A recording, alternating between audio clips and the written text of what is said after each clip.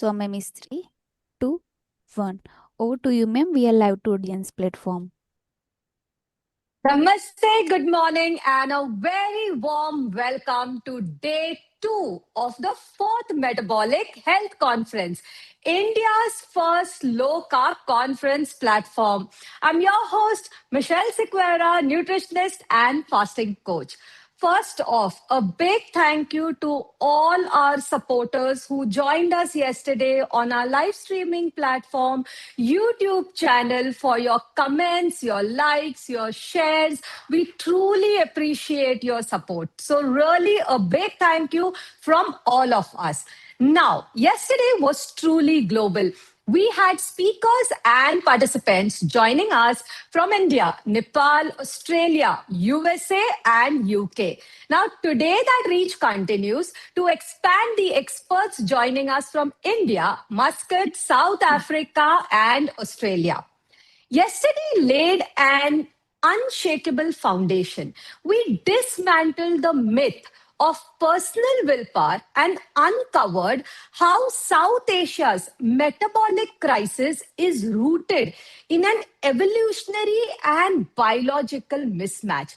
We saw how centuries of famine adaptation collided with modern refined carbohydrates, seed oils, processed foods, and the constant availability of food around us. Now, today we shift a bit from the historical context while keeping it still in the background as the base for all our conversation. We move a bit towards clinical reality, actionable solutions. So we have 14 powerhouse sessions today lined up across family medicine, ancestral diets, carbohydrate addiction models, and advanced medical imaging. So you can watch all of today's sessions on our live streaming platform, on our live YouTube channel. And if you've missed anything from yesterday, the whole session of throughout the day is available on YouTube. So you can share with your friends and family. So once again, a big thank you. Please keep the comments coming across our social media channels. We are reading all of them and we will address them with our speakers today. Now, to guide us through today's conference roadmap, I would very warmly welcome all my fellow co-hosts, Shashikant Iyengar, Sandesh Bhatt, and Jasmeet Kaur. Welcome everyone to day 2. Thank you, Michelle, for starting this second day. So we had a very eventful day 1 with 13 sessions, and all the sessions were very unique and touching upon different topics. In fact, out of the 13 sessions, only 3 were non-South Asians. All of them were of India or of neighboring country with a similar ancestry. So this is something we enjoyed the conversation, and especially the ancient history which we never knew. Dr. Manoshi actually took us. There were new learnings, and I could see the same comment in those YouTube also.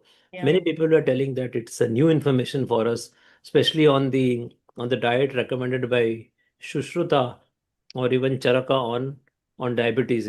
Combining exercise along with more protein foods and reducing the grains to a big extent. So that was a enlightening session. Along with, we had a different kind of session that we talked about foot care. So, rarely in any of the conferences we have talked about how diabetes affects foot care. So I think this is going to be a very big learning for all of us. And of course, we had Dr. Deepa, Dr. Roshni, or even Dr. Sandhya sharing with us their own experience.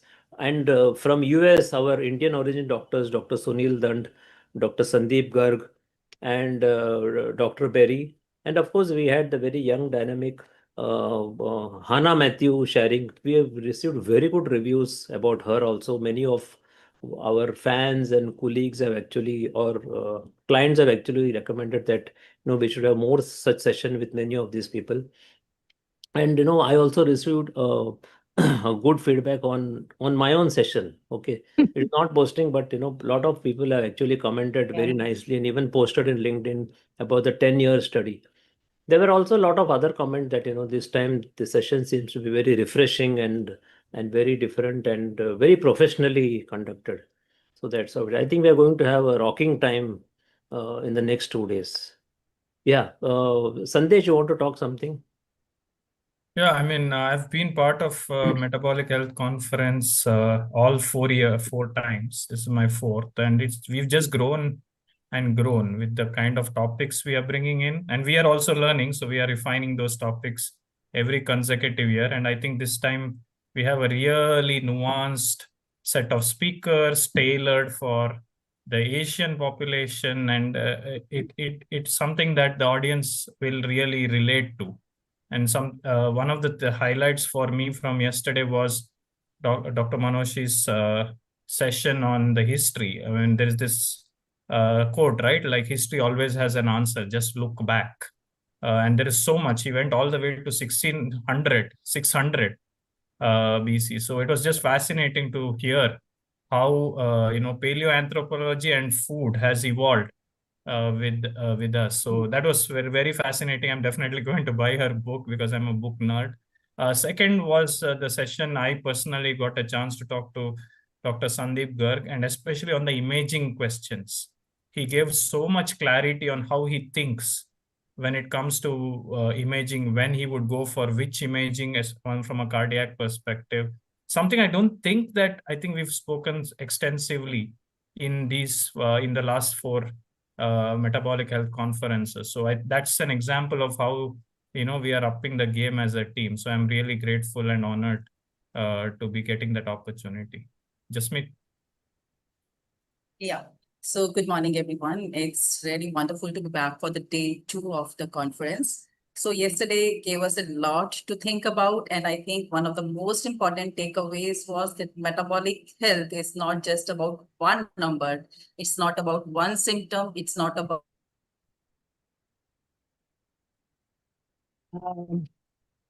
I think we've lost some connection with There's a signal Jasmeet. issue. Yeah. Yeah, probably there's a data issue. So yeah, I mean, it was really wonderful. Also, I was thrilled to see such great energy from Dr. Diljan, who was on his 4th day of water fast. Right? I mean, like that was really some high level ketone energy that he got into the conference, and he also spoke about the famines and how that has kind of and Dr. Berry also touched upon how that has shaped why we South Asians have a lower BMI, and maybe a smaller and a slender physique compared to Caucasians. So that was really wonderful. And of course, Shashi, your study was an example for all our vegetarian clients. Like managing is one part and remission is completely different. And for a decade long, so as a founder, you walk the talk. So that was really, really excellent. Creating that example where we are like in almost in a diet war kind of a setup. Where someone is talking carnivore and someone is talking vegan, and you're like, okay, fine. In all of this, what is it that I can do for myself? Like, can I eat eggs? Okay, then I'll eat eggs. If I can't eat eggs, what else can I do? Right? And also, your very honest opinion about things that you have not been able to completely reverse, right? So those aches and pains are still there.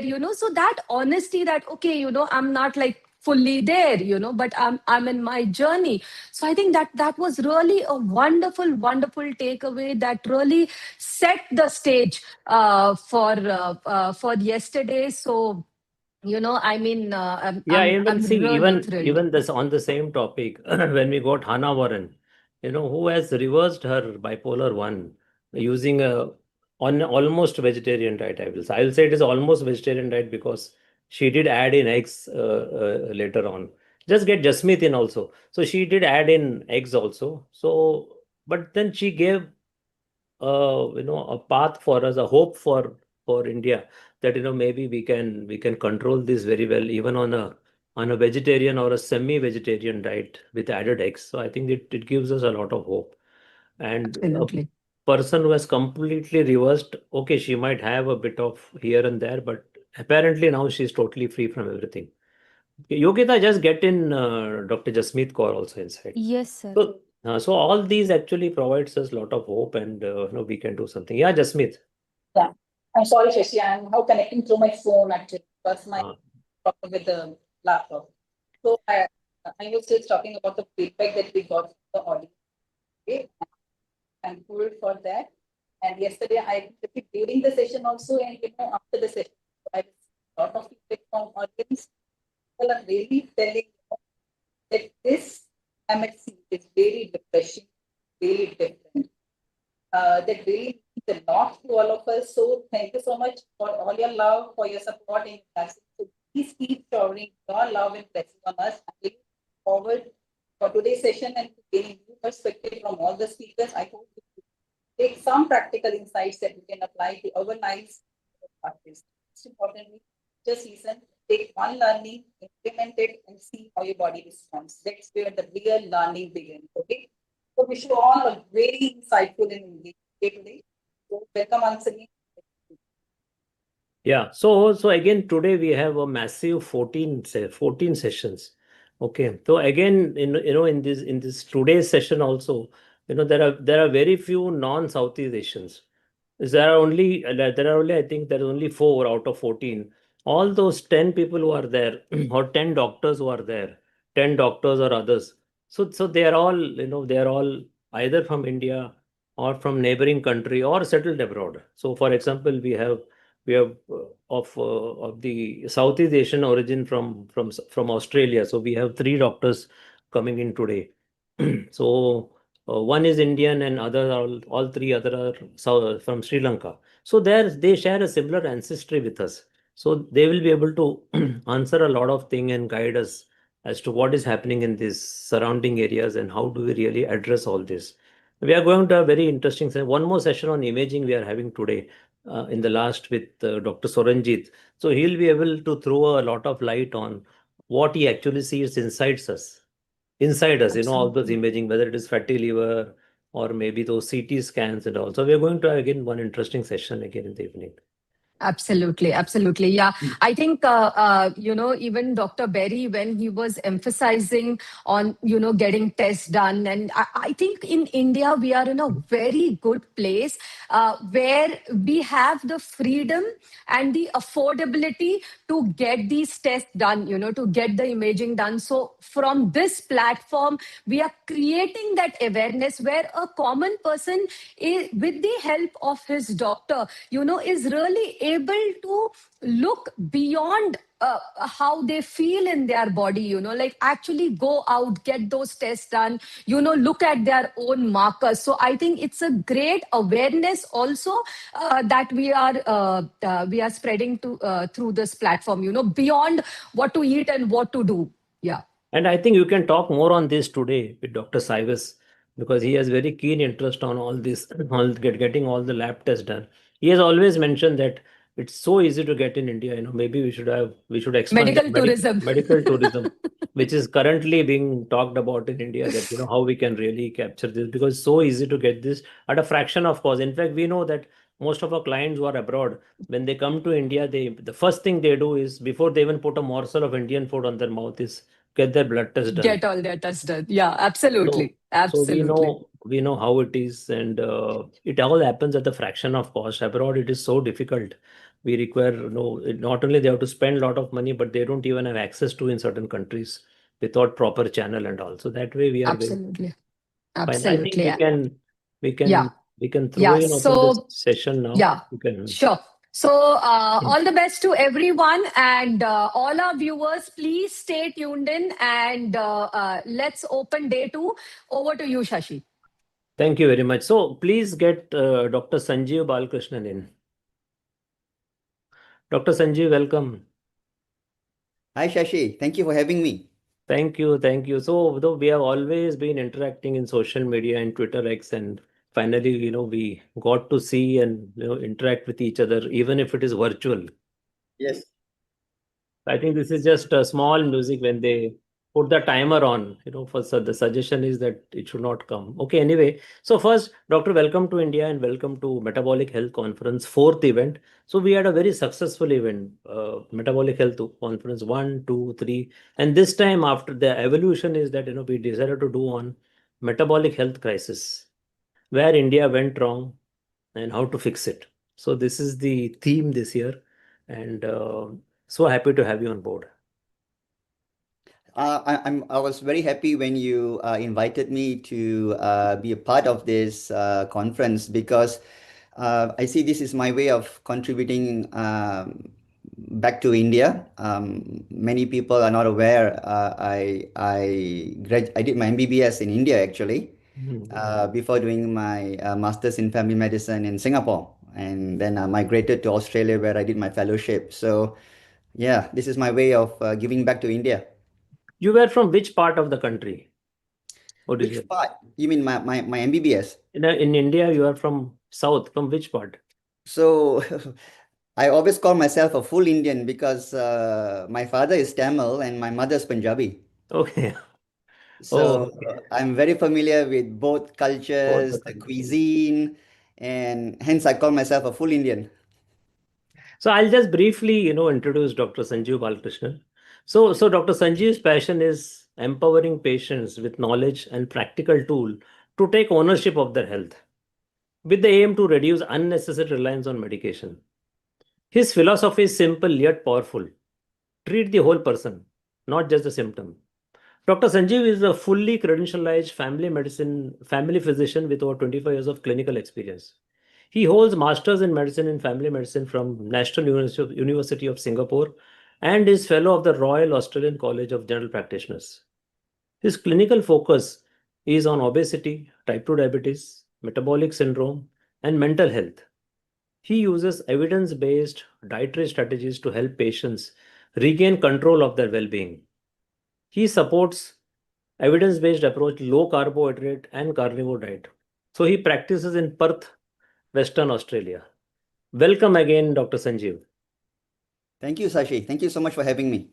So metabolic health in the real world, lessons from 25 years of family practice is the topic we are going to have with Dr. Sanjeev today.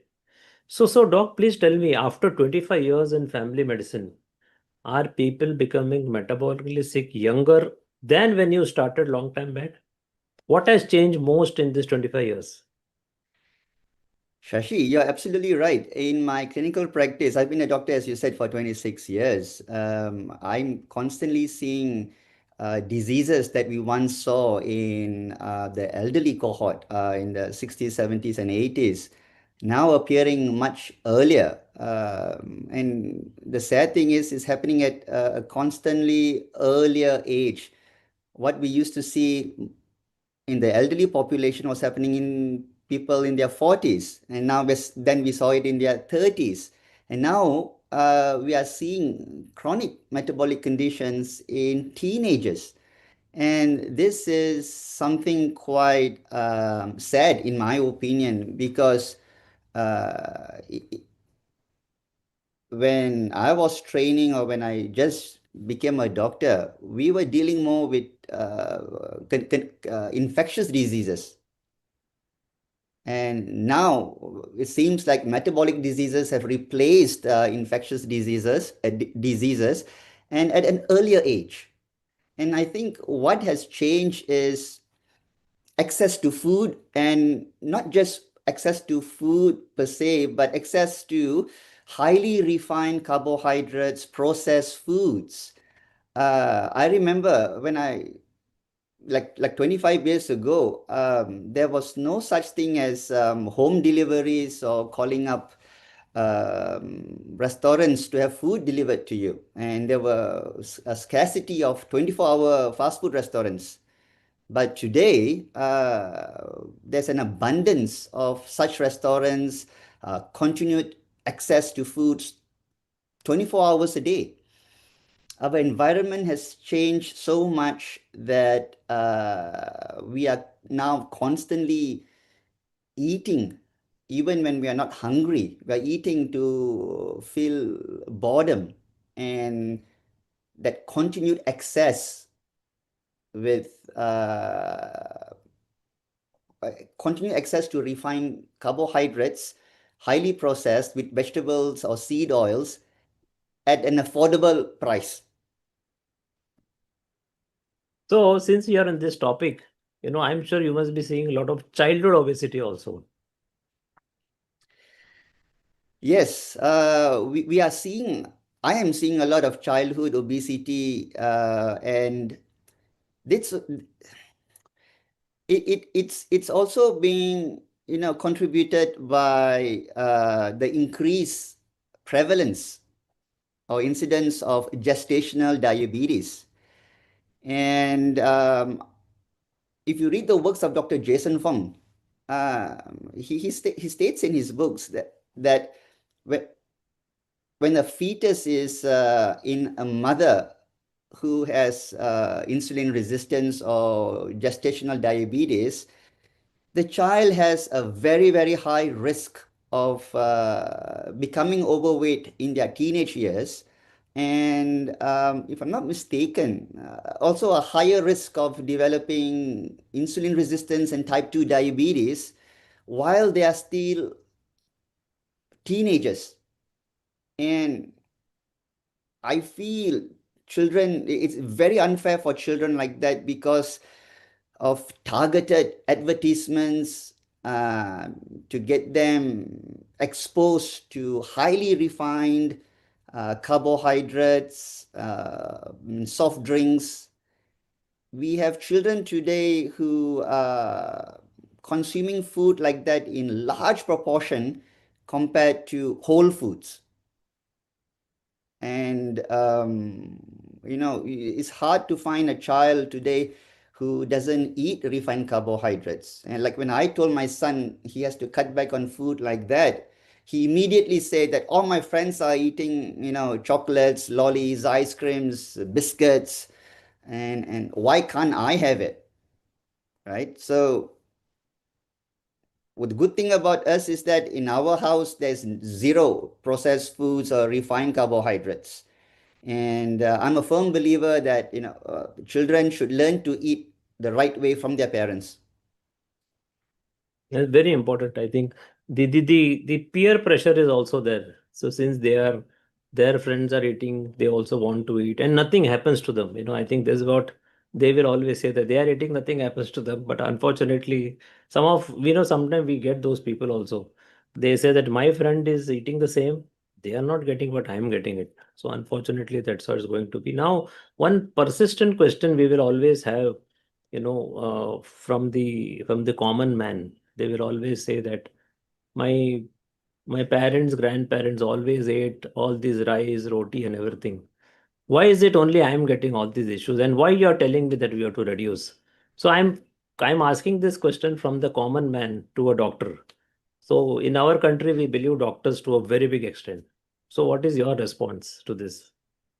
Shashi, you're absolutely right. I get that question too when I'm advising my patients or even my friends. Our grandparents ate this way, or our great grandparents ate that way, and I'm eating the same way.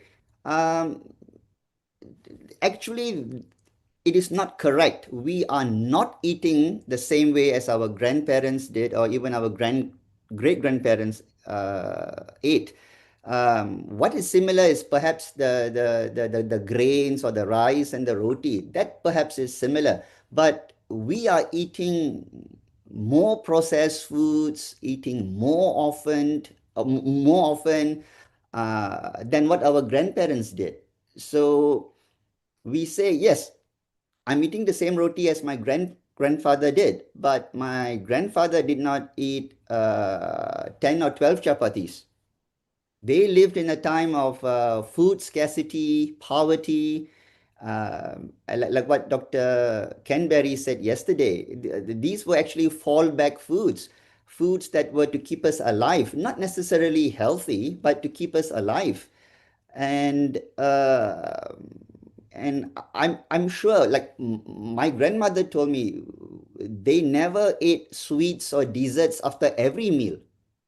They just ate 2, 3 times a day. They moved a lot more. They ate a lot less, and they used to cook everything, almost everything. The North Indians used to use ghee. South Indians used to use coconut oil. But today, we are eating the same rice and bread, chapatis, rotis, but in greater amount, in greater frequency. And sometimes when I visit family and friends, the largest portion on their plate is the rice. Very little proteins, some vegetables. And so I explained to my patients, my Indian patients, South Asian patients, that while we are eating similar food, we are not eating the food in the same environment. The metabolic challenges of our grandparents or great grandparents are far different from what we are facing today. I think this is very, very important because earlier we used to walk around a lot, do a lot of exercise. And one of our guests also told yesterday that, even those making idlis in that mortar and pestle itself was like a resistance exercise. But now, now we buy the ready-made dough which is available from the market. We don't do. Moment we get down from our house, we need an Uber, Ola to go somewhere else. We cannot even walk. I think those are all the changes. There's one more very important question which many people ask. They say, rather they not ask, they say that diabetes is genetic. Anyway, I am going to get it.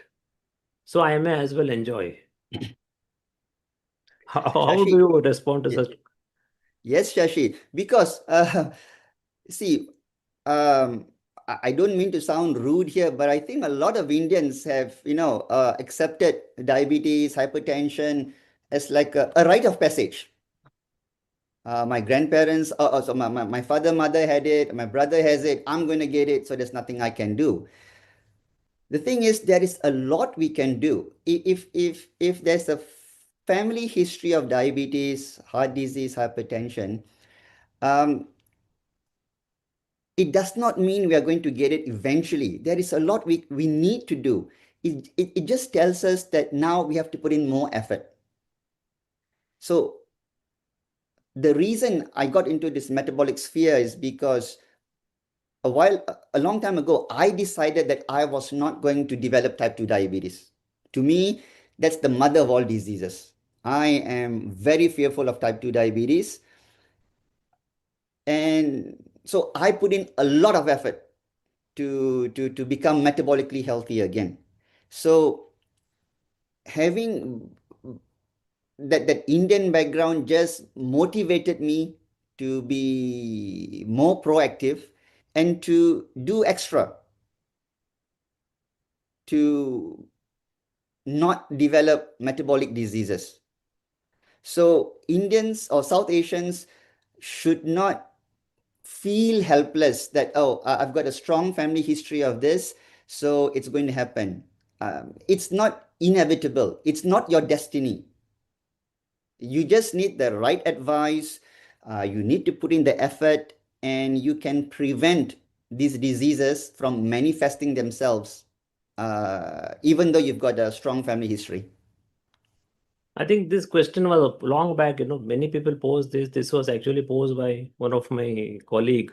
So she told me that anyway we have family history. I'm going to get it and eating all kind of junk food. The only statement I made to her is, maybe you will get it, but with this kind of food you will get it 10 years earlier. So Shashi, that's you're what. absolutely yes, Shashi, you're absolutely right. But I think that phrase family history makes us all feel that we are helpless, Mm. that we can't do anything about it. But there's so much we can do. So now that we have come to this topic, we can as well close the topic in the sense, what do you think we should do to prevent getting diabetes? What actions we should take? So for Indians, Shashi, the most important thing to remember or understand is that I think as Indians we are already at risk of metabolic diseases.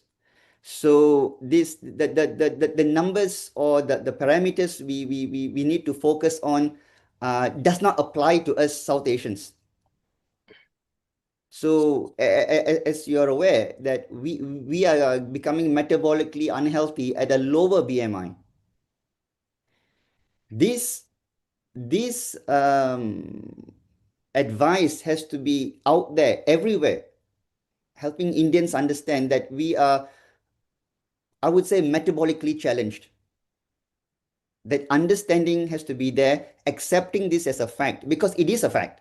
There are several studies to show that South Asians develop diabetes or insulin resistance at a lower BMI. We then have to focus on screening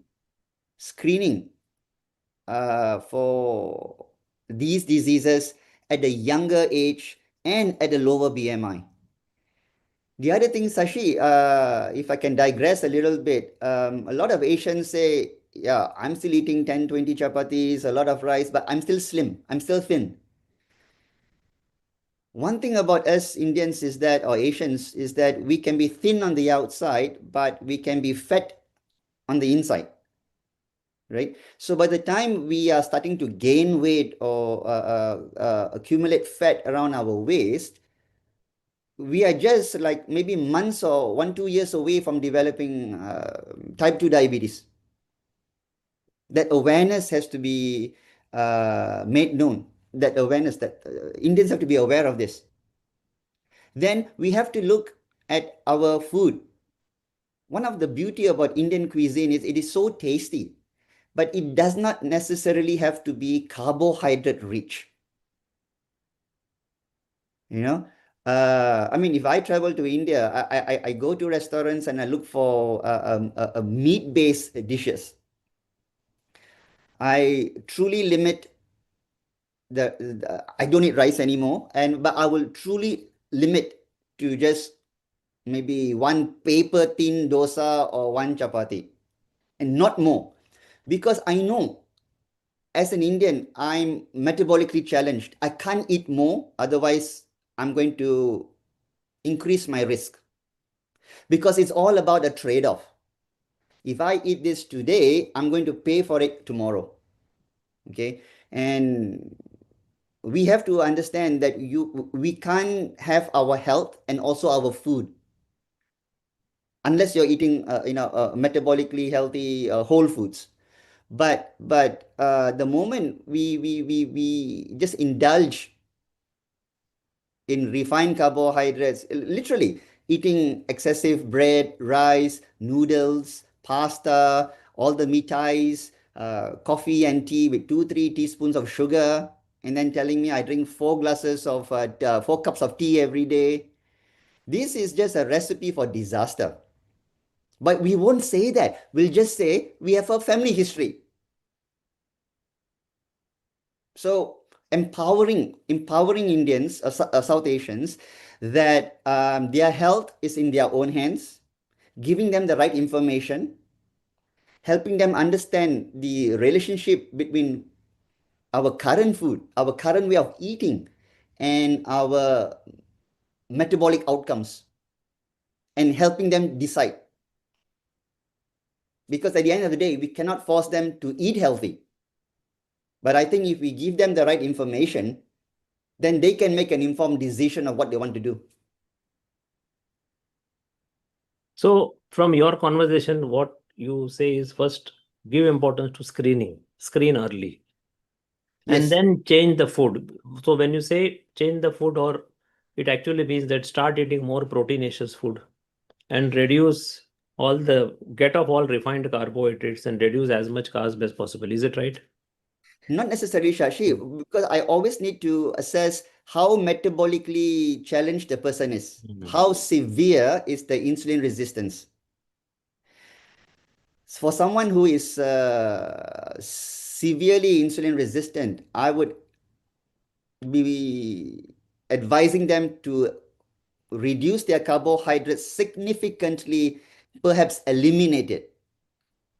But if someone is mildly metabolically unhealthy, then I would educate them that they need to reduce their current amount of carbohydrates in their diet.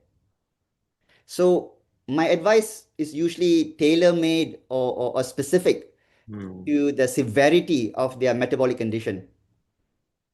Any other steps you would recommend? You told screening, you told about nutrition. You think we should take another one or two steps to prevent development of diabetes or other metabolic disorders?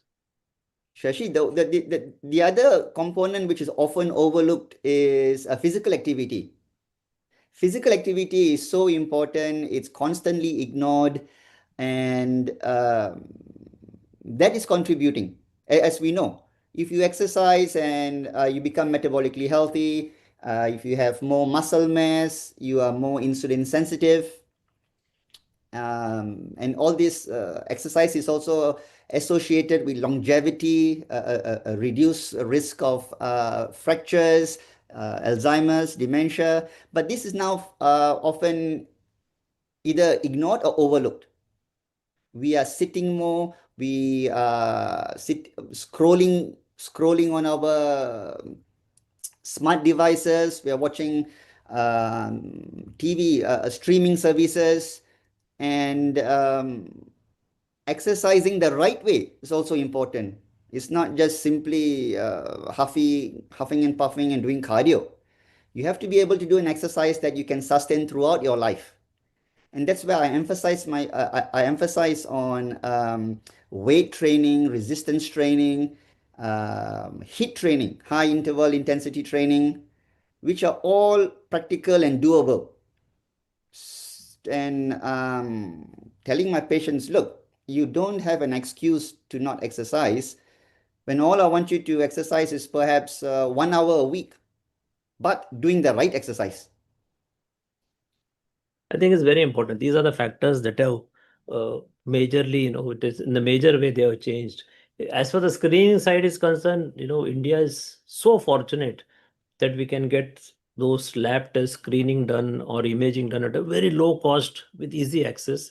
Food definitely has changed, and even the third factor you mentioned, exercise, it has gone for a toss. We are sitting now in front of a laptop throughout the day under artificial light.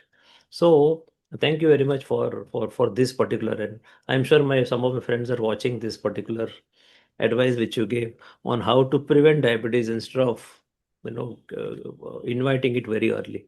Now, you have been there for 25 years or so or more in Australia. There are two distinct things I want to understand. One is the local Australian population. How were they metabolically ill earlier and now, and what about the Southeast Asian population who have migrated from here there either for work or maybe they are citizens? So are these two distinct in their disease pattern, or are Southeast Asian more unhealthy than the local population? The thing is, so Shashi, with the current Indian population or the diaspora here in Australia, these are all the young Indians. The Indians who are coming here are in their 20s, 30s, and some in their 40s, but it's mostly in that age group. And they are coming here. So these are all like first generation Indians. So the largest number of Indians here are first generation. They are coming here with that same cultural attitude towards food, which is already highly, it's based on, it's centered around a high carbohydrate meal. Now, when they come over to Australia, to a country like this, they are now exposed to the things we said before, the constant access to food. Now you also get Western highly processed carbohydrates, refined carbohydrates. Now you get all your energy drinks, ice creams, lollies, fast food restaurants in almost every suburb. We have fast food restaurants next to schools, right? So consuming food like that in addition to our already refined, carbohydrate refined Indian cuisine increases their glycemic load, and invariably they become metabolically more unhealthy, they become overweight, and we are seeing that in their children. So there are children who are coming here to study in secondary schools or primary schools. They are becoming overweight. They are developing the skin tags, the canthus nigricans, and the other thing about this population is also they don't seem to emphasize exercise. That said, a lot of them are doing desk-based jobs, professional jobs, but they're not coming here to do any physical jobs. So I see many Indians developing type 2 diabetes in their late 20s, teenage years. All these are still new migrants. And I get Indians who are saying they don't eat meat for religious reasons, which is fine, but they're not eating red meat because they are fearful of cholesterol and heart disease. If they eat the eggs, they throw away the yolk, right? They are replacing ghee with a canola oil. And I have to spend time, busting all these myths, giving them the confidence and reassurance to eat healthy again and ignore such, I would say, bad or outdated medical advice. When we compare that population to our Australian-born cohort, because they traditionally eat, a lot of meat and vegetables. So we are not seeing a lot of Caucasians develop diabetes early. But they do develop it at a later age because of that same access to the highly refined Western food. I think the main difference is they are not exposed to the refined Indian cuisine, like how the Indian migrants are coming with. So this is again, which is often seen probably in all the Western countries when Indians migrate there, along with the risk when they add their local food, which is usually processed, and then the issue starts. They develop much more disease, much more faster probably than the local population. I think it's very interesting to know, and we already know, but the conversation needs to come out so that people understand. Now, in you told that you apply different approaches, low carbohydrate, possibly ketogenic, or even carnivore. So, how do you recommend these for different people? What is your approach? It all comes back to individualizing my advice to the person, taking into consideration their cultural background, their religious backgrounds, and their preference. But the main one would be how metabolically unhealthy they are. Okay, some of them are highly motivated. The moment you say, hey, look, you've got insulin resistance, your fasting insulin is very high, you're at risk of becoming a diabetic. Some of them are so motivated, they say, tell me what I need to do, and I'll do it. And I've seen patients do that, and it's so rewarding when someone takes on board your advice and they come back after 3 to 6 months. They've lost a lot of weight, they're metabolically healthier, and they say, I've had to change all my clothes and I feel so good with a lot of energy. But people like that are just a small cohort. Most of them have to transition gradually. And the advice I give them is, like I said, tailor-made according to how metabolically unhealthy they are. So I start off by asking them to show me a food diary. I give them a food diary at time. Write I want to see what you're eating in a typical week. Everything you eat, consume, and drink. And I'm going to show them how their blood works, their liver function, HbA1c, insulin, triglyceride levels, how they are influenced by the types of food they are eating. So once I know what they are eating in a typical week, then I ask them, I show them what are the foods they need to either reduce or eliminate, and what are the foods they need to eat more. And I encourage them to do this for at least 6 weeks. 6 weeks. And wait for them to come back and tell me what they have noticed. Almost all of them will say, oh, first of all, I didn't know I was eating so much of rubbish.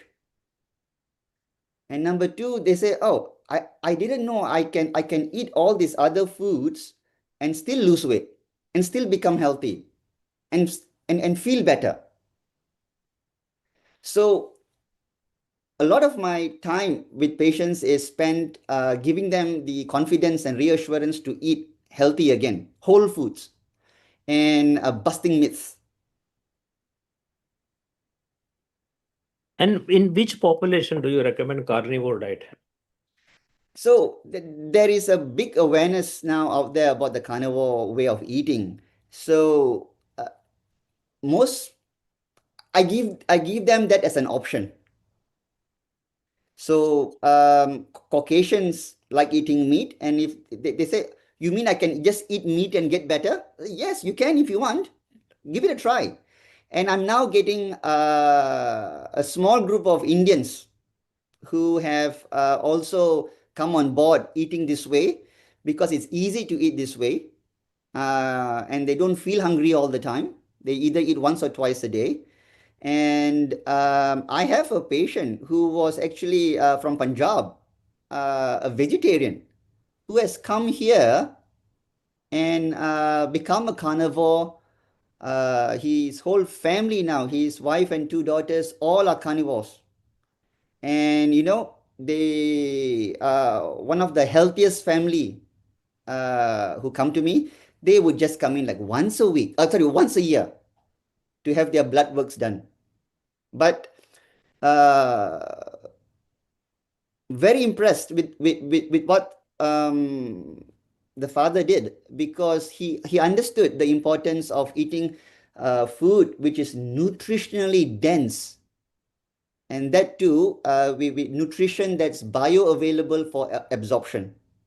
And he tells me, in the long run, it works out to be cheaper because they're eating less. And children are doing very well in school. So the carnivore approach is a very good approach for people who are open to the idea of eating meat, and people who are not afraid to eat meat, because there are a lot of negativity associated with consuming red meat, like colorectal cancer, heart disease, and diabetes, in fact. But these are all based on very poor observational data, which is it's just correlation, which is no proof of causation. But if you give people the confidence to eat meat, they naturally gravitate towards meat. Very surprising in the sense I can understand in one place that okay, people may be afraid of cancer or cardiovascular, but I don't know diabetes. The moment you eat meat, blood sugar doesn't go up at all. It is No, well known we can see that in CGM. I really don't understand that, how can any study come which shows that red meat causes diabetes, or it. On the contrary, when we eat these protein fat food, we don't see any movement or any significant movement in blood sugar. So this is so surprising. Another aspect is you also mentioned that you are also involved in treatment of mental health disease via nutrition. So so give us some idea on this, because now this is a very big topic globally, which but India, the awareness is very less, because we think here mental health disease means only medication is the way. There is no other way. you're absolutely right. Many people are still many people still think that the only way to treat mental health is by taking medications. But medication is just one cog in the wheel of helping somebody become mentally healthy again.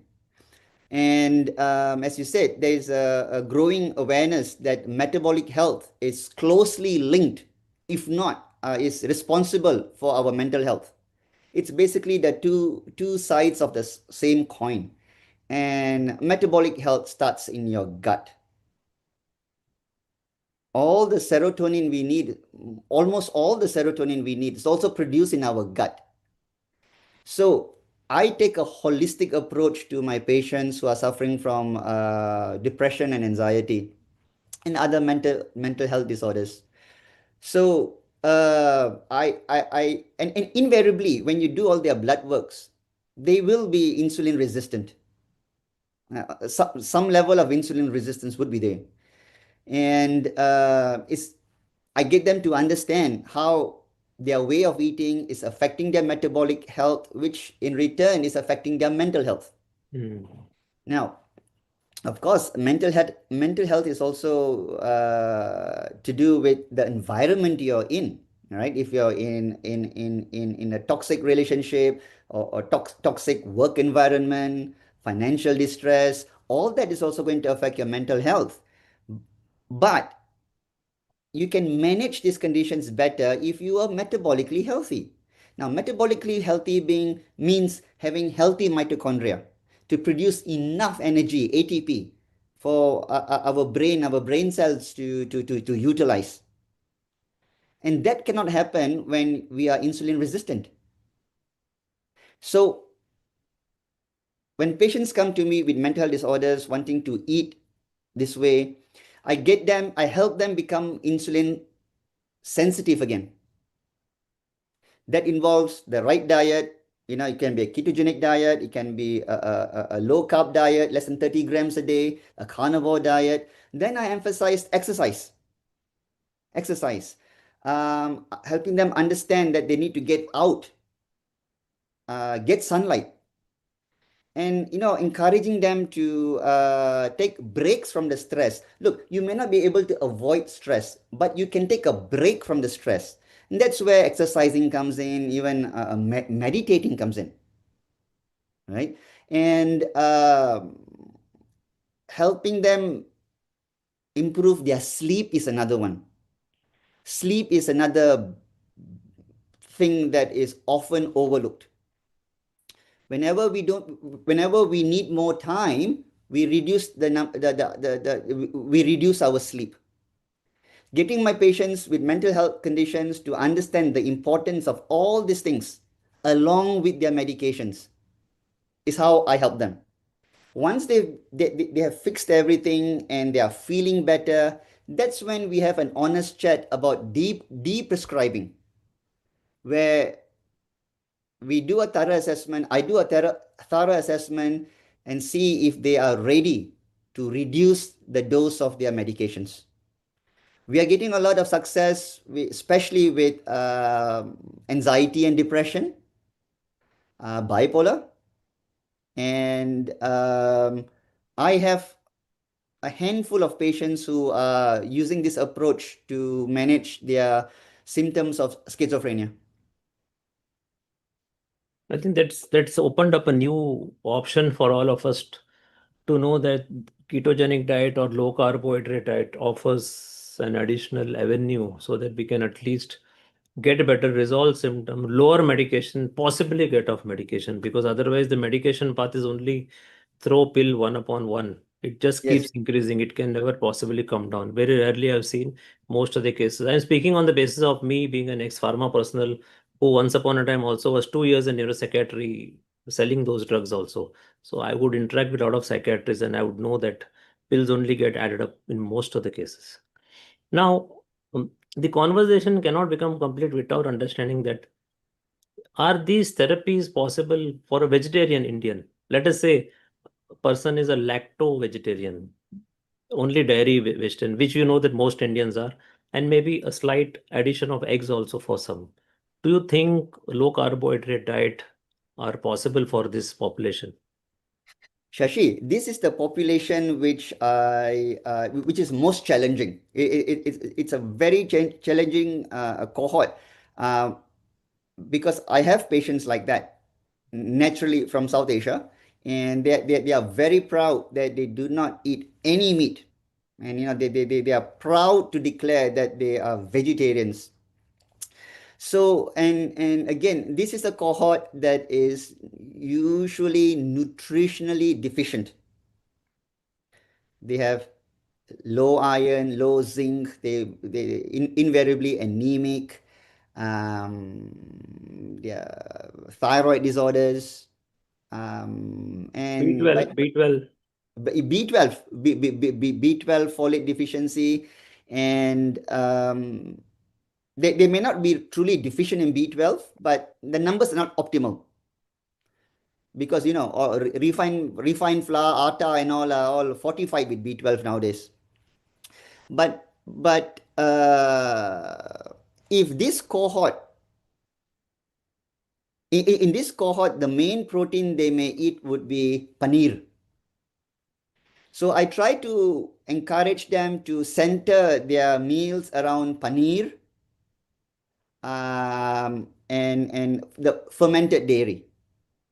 And I encourage them to have their vegetables with cooked in ghee or coconut oil, and limit their intake of carbohydrates, depending who they are, limiting the numbers of the amount of chapatis or rotis for North Indians and the rice for South Indians.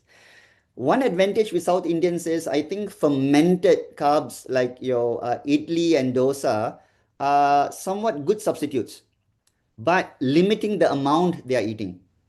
One or two small idlis with breakfast should be okay, but and dosas, like paper thin dosas. But like last week, a patient of mine said he eats 8 idlis for breakfast. I said, you can't do that. You're already insulin resistant. You cannot do that. Your days of eating like that are done, unless you want to develop diabetes, right?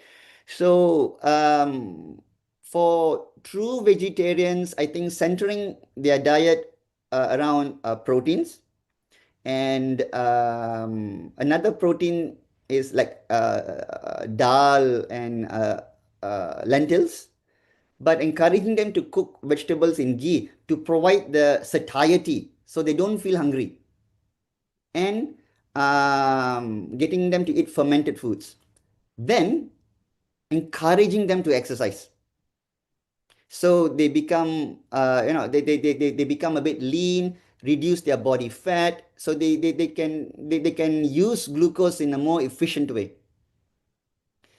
I've had some vegetarians actually come back and say, doctor, I've started eating some chicken, I have started eating some eggs. So I think these are all baby steps that I encourage them to take, and help them become metabolically healthy again. But having said that, there are some people who are just not ready to change. And I think, like one of the speakers said yesterday, we have to look after ourselves and improve our metabolic health, and choose to be healthy, and not give too much importance to what is cultural or religious, because those cultural or religious excuses we use have become so diluted that we need to revisit why we are doing certain things that have been labeled cultural or religious. Thank you very much. I think we had a very conversation with very simple questions. I asked this because this is how our common population will relate, because most people who are going to see these are all common men.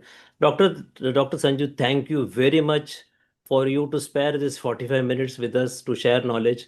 We will involve you in more upcoming conferences in coming times. So I want to thank you very much. Thank you, Sashi, for having me, and I hope you found it useful, and Very your listeners and viewers found it useful. Glad to be back next time when you need me. Thank you, Dr. Sanjeev. Thank you. Please Thank you get so much. Thank you. Please get Sandesh and Dr. Asha.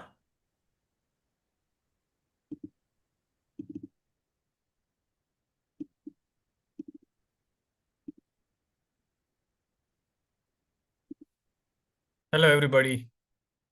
Welcome to the Metabolic Health Conference 4.0. I'm Sandesh. I'm a metabolic health coach, one of the core teams putting this conference together. And I'm very excited to have a distinguished guest with me today. I'm going to be a little elaborate in my introduction of Dr. Asha Benakappa because it totally serves the purpose and her amount of service that she has provided for the total world. Dr. Asha Benakappa is HOD of Pediatrics, Dr. Chandrama Dayanand Sagar Institute of Medical Education and Research, Dayanand Sagar University. Incidentally, I am also an alumni from the Dayanand Sagar College of Engineering. And when we talked in the green room, that was so nostalgic for us. Dr. Benakappa is also a former director, Indira Gandhi Institute of Child Health, founder trustee, Lactation Helpline, task force member, healthcare practices, WABA, author, Breastfeeding, the Basic Instinct, and NICU Companion, former professor and HOD of the prestigious Bangalore Medical College and Research Institute. Dr. Benakappa quotes, "I joined the medical profession to demystify medicine to the common person and to empower mothers with the confidence that breastfeeding is nature's most powerful gift for every child." Dr. Asha Benakappa has won significant awards and recognitions: FIAP Award, 2 gold medals in MBBS, Doordarshan Chandana Award in 2012 for significant contribution rendered in health. Harivu Film won the 62nd Best Regional Film Award to 2015 based on the story that was written by Dr. Asha Benakappa. When it comes to publications, internationally 16, nationally 25, and state 30, includes publications and presentations. It's a privilege and an honor to have you, Dr. Asha Benakappa, for the MHC 4. And I would love to hear the journey that you had in your life when it comes to diabetes. The title for the audience is Changing the Course of Type 2 Diabetes, a Pediatrician's Personal 30-Year Journey. And we have some fascinating data collection that Dr. Benakappa has done over the 3 decades. Over to you, Dr. Asha. Dr. Asha, you may want to unmute yourself. Please unmute yourself, ma'am. Ma'am, I have sent one request. Please accept.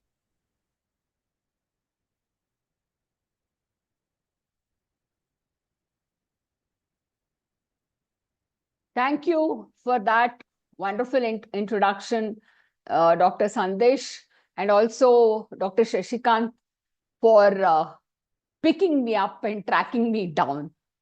Okay, I would like to call this as a doctor's journey with diabetes. My journey is 30 years of type 2 diabetes and what changed when I changed my diet. The world crashed under my feet. I was diagnosed very young at the age of 37 with type 2 diabetes.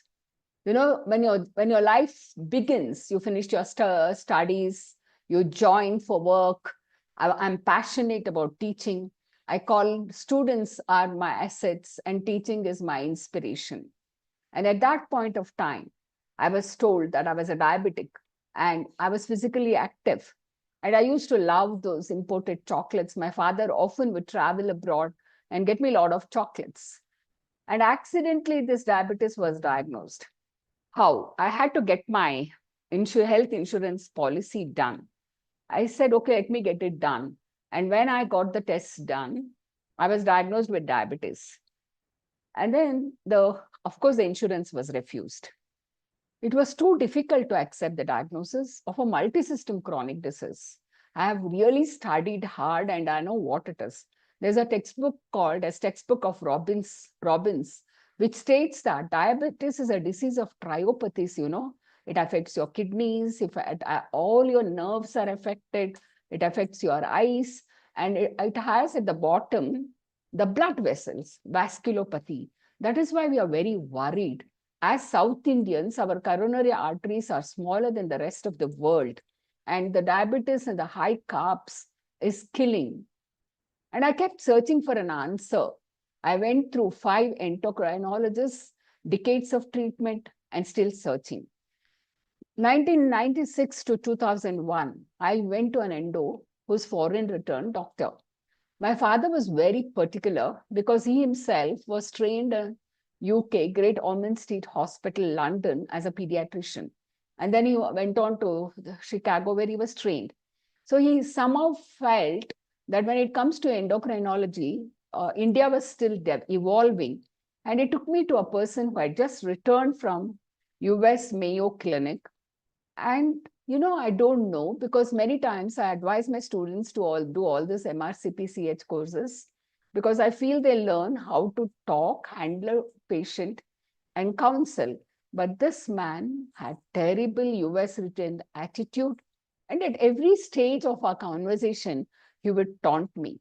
I was running from physician to reproductive endocrinologist, and I was married at the age of 27. By the time my diagnosis, I was not conceiving. So I went to many endocrinologists, and they said it is primary infertility. I have a good file of the drugs they have given me for my primary infertility, which was not realized as now new label PMOS, polymulti-endocrinal metabolic ovarian syndrome. And every time people would all the time talk about my weight and my abdominal fat.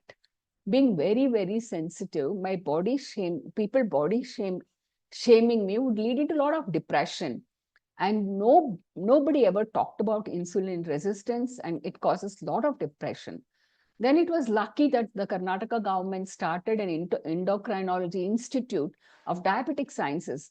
Oh, I thought this is a place where it wouldn't be expensive and I would be able to get good service there. So then I was searching for care, cure, and compassion. Please note that, because a chronic illness, non-communicable diseases require care, cure, and compassion. And it was here on 11-11-11, insulin begins. It was started with 10 PD, later twice a day, and increased to 30 twice a day. Then from 2011 to 2015, I went to a highly credentialed academician. He was supposed to be very good, too scientific, endless investigations. And he was so scientific, he went by the book and by the rule rather than the patient or the client. And those days, CGM, continuous glucose monitoring, was not available. And I was asked to eat 5 meals a day before the meal and 90 minutes after the meal. 10 pricks a day I was doing for 10 days to find out what was happening to my insulin. Then came an endo from the All India Institute of Medical Sciences, Delhi, because we have a lot of respect for AIMS, and treatment done over SMS. He was so busy. Then those days, we still didn't have WhatsApp and mobile. I used to have a pager. I would send him a message and he would just say, oh, I think you'll hike up the insulin by another 1 unit, 2 unit, like that. So insulin and drugs continued to increase. No respite from rising glucose, weight, or drugs.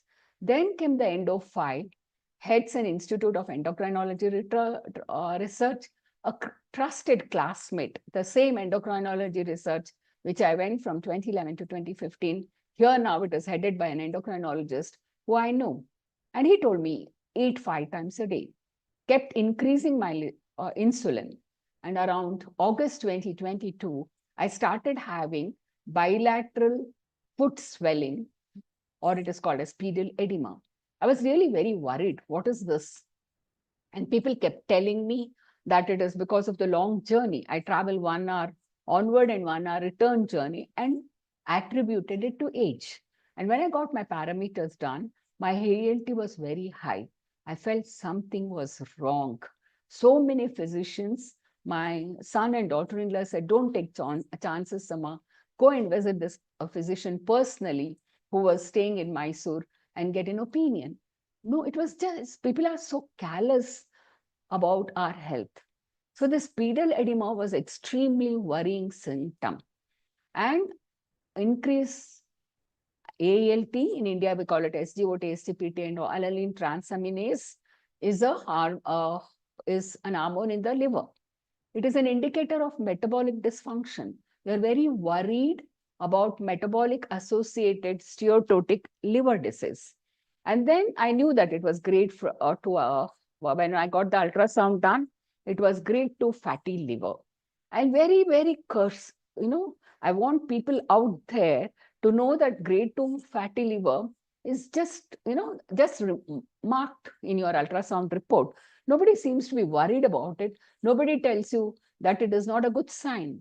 Then the medication burden, insulin, now 30 units, morning and evening, and 5 oral drugs. I was about to be started on another 10 units of insulin. And I want all of you to know that at the age of 7 years, I was diagnosed with bleeding diathesis. So every prick of that insulin would leave a bleeding. And it is so, so painful to be going through this, all my abdomen, upper arms, thighs had ecchymosis. After almost 3 decades, I was still searching for an answer. Then I calculated what I was actually eating. Not before, it was after a divine angel called Dr. Rupal Dalal entered my life during the webinars. COVID had good things and bad things, but one of those webinars when we were talking about breastfeeding, I felt like logging out because my depression seemed to be very bad. And in the chat box, sent a message saying, Dr. Asha, you cannot get out of an international webinar like this. I will take over, calm down and compose yourself and get back on the webinar. So I could get a good 30 minutes to recover. And then she sent me her contact, and then I contacted her, and then I told her, what is it? Then she started taking me on the path of eating right. And I know that the low carbs movement kick-started in India somewhere in 2013. And being a physician, I was not aware of it at all. And my carbohydrates were high, my proteins were low, and I seemed to be on the wrong oil. I was not eating right at all. So all over the country, I now conduct, talk, workshops, telling them about the philosophy of eating right. So continuous glucose monitor changed how I saw food. I thought I was eating normally, but after that, I saw what my food was doing. So it was CGM and Rupal Dalal was the human monitor. Seeing my glucose changed my behavior. I just heard this previous speaker about vegetarians and all that. I was thinking that tur dal, which is a basic food for all our sambars, spiked my sugars to 300 to 350. And those days we were told ragi is the best millet for us, and even ragi. Everything seemed to be spiking my sugar, and I was horrified. What is it that's happening to me? And then the low carb journey began on 3rd November. And during that, I don't know whether I would have taken it up that seriously. Rupal sent me CGM with sensors. And then I started wearing the CGM and looking at what. She said, just eat whatever you are eating and let's look what is happening. Everything, whatever I was eating seemed to be wrong. And then one fine day, she told me, I know you are a vegetarian, but I think whole eggs, I want to stress, because the previous speaker was telling that cholesterol is discarded. We are all bugged by the cholesterol. Those of you who are interested, watch the movie Cholesterol Code on Netflix to know how misled we are. Eggs entered my diet. We are staunch vegetarians. And at this point of my life, it was my daughter-in-law, Mrs. Sonika Adarsh, who wholeheartedly supported me. She said, forget the culture, ma, it is your health. And living happily, healthy is more important than all this. And then the way she prepares the eggs is something, I feel it is a vegetarian food. The way she makes it very tasty. Every day it is something different, not the same 4 whole eggs or anything like that. One day it is with a tomato curry, another day with a capsicum, vegetables grown above the ground. I confess, but for her entry into my life, I don't know where I would have been. Then slowly I started reducing the insulin while I was still on oral drugs. And December 19th, 2022, I was completely off insulin while on oral drugs. I want to stress here, from low carbs, when you come down to, from high carbs, when you come down to low carbs, there is an intersection, an intercept. Your drugs are there and your high carbs is coming down. At that intercept, we go through dangerous situations which needs enormous support. And it was very crazy. I don't think my son and daughter-in-law slept during those times, because I used to have a lot of hypoglycemic attacks, and sometimes mornings would be high on hyperglycemia and things like that. So low carb, high fat became the framework.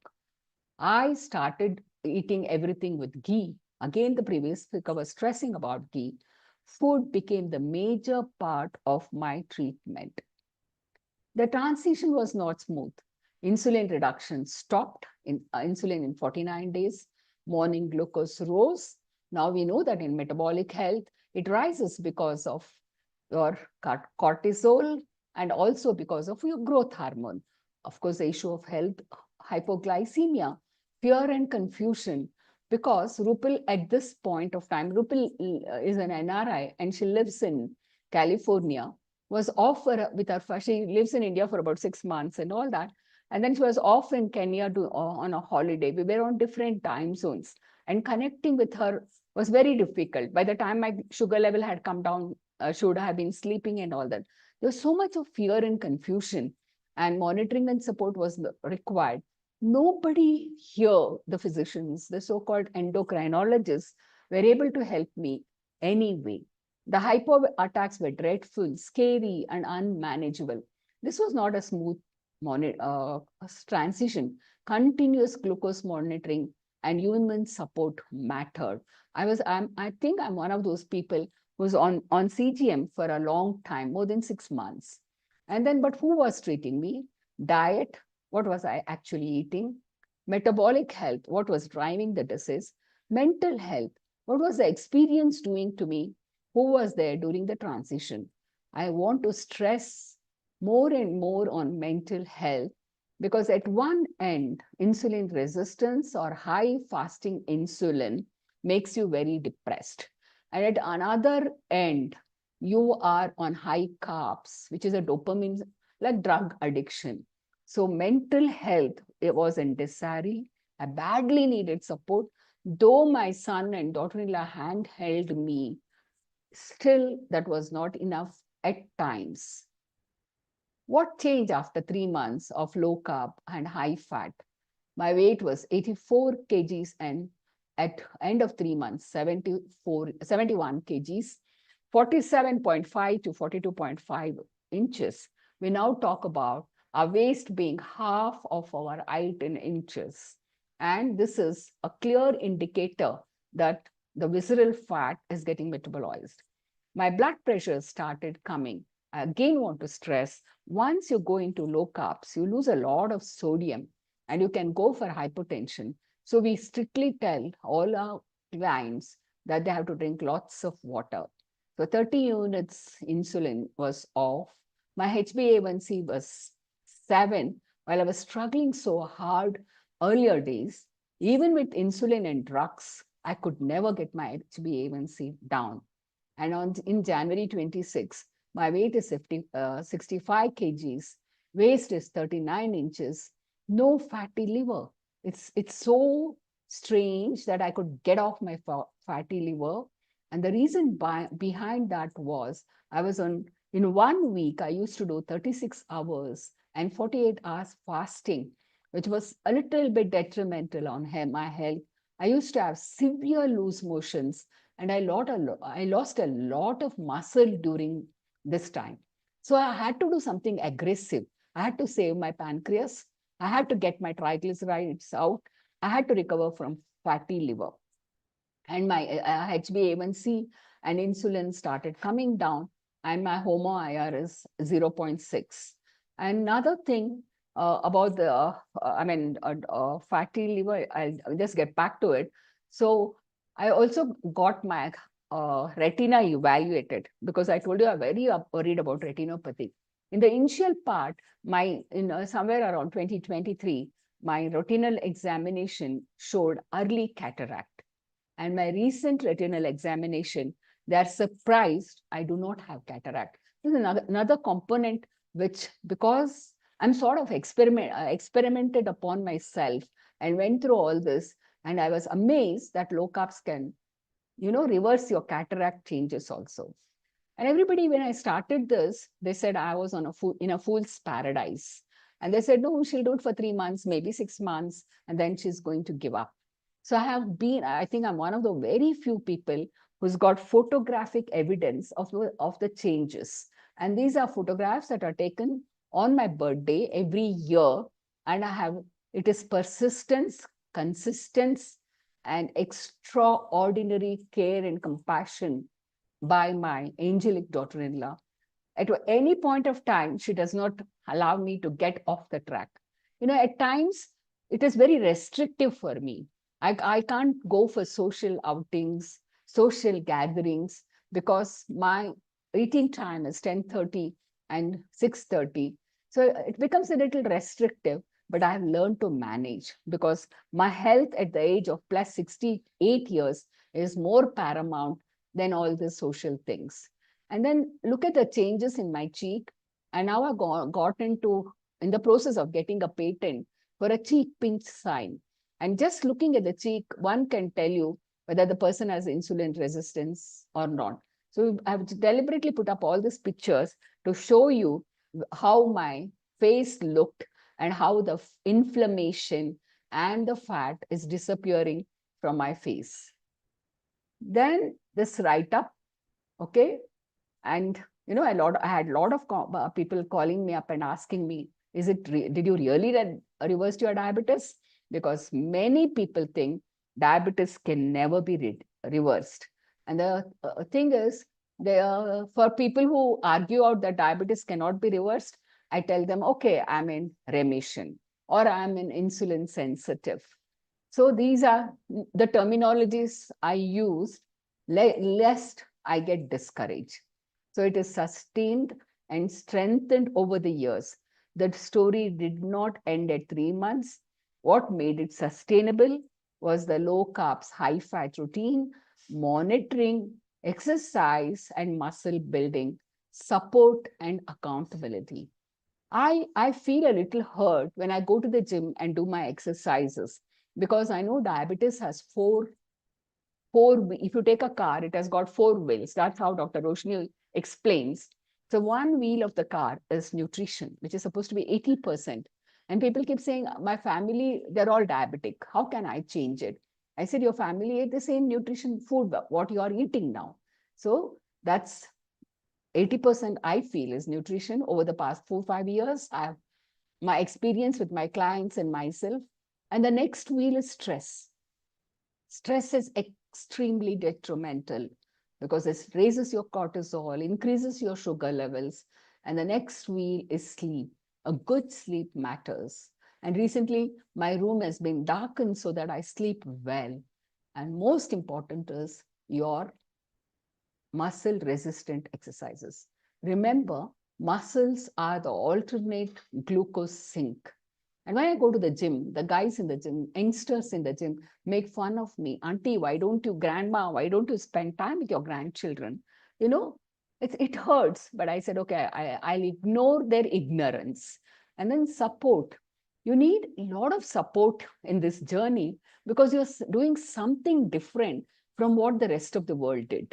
You have no supporters at all. The physician, if you go to a physician and say, I told her not to do all this. This is not the way we treat diabetes. The endocrinologists only know about giving you drugs. It is always pill and injections. And, I have fought in my campus for all the departments to take a simple diet history. We pediatricians always take a diet history. And that diet history is not done even now.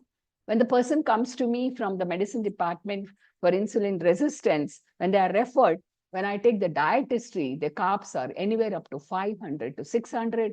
They're eating more than 5 to 7 times a day, and they're on the seed oils and things like that. So I appeal to all of you over here, please take diet history.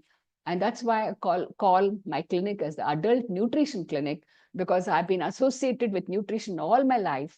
I'm a strong crusader for breastfeeding and done 43 years of work on breastfeeding, which is the basic nutrient, which has got a lot of whey protein, which prevents you from insulin resistance and prevents non-communicable diseases. Now, the big mantra is catch non-communicable disease, cash on it. I don't know when we are going to crash. And this is, people keep asking, what do I eat now? This is a simple meal that I have twice a day, and my eating is time restricted. I would not like to call it as intermittent fasting or keto diet or anything, because the moment you tell them, they'll say, oh, it cannot be done. So I'm on 30 grams carbohydrate, 90 grams of protein, 2 meals, and my eating pattern is 16:18. Not a 90-day diet. It's a sustained way of eating for the past 5 years. What I learned as both a physician and a patient, treat the person, not just the glucose. Cut the carbs. Prioritize animal proteins. Do not fear healthy fats. Build muscles. The glucose sink. If your triglycerides are too high and if you have a fatty liver, please do fast. Not immediately.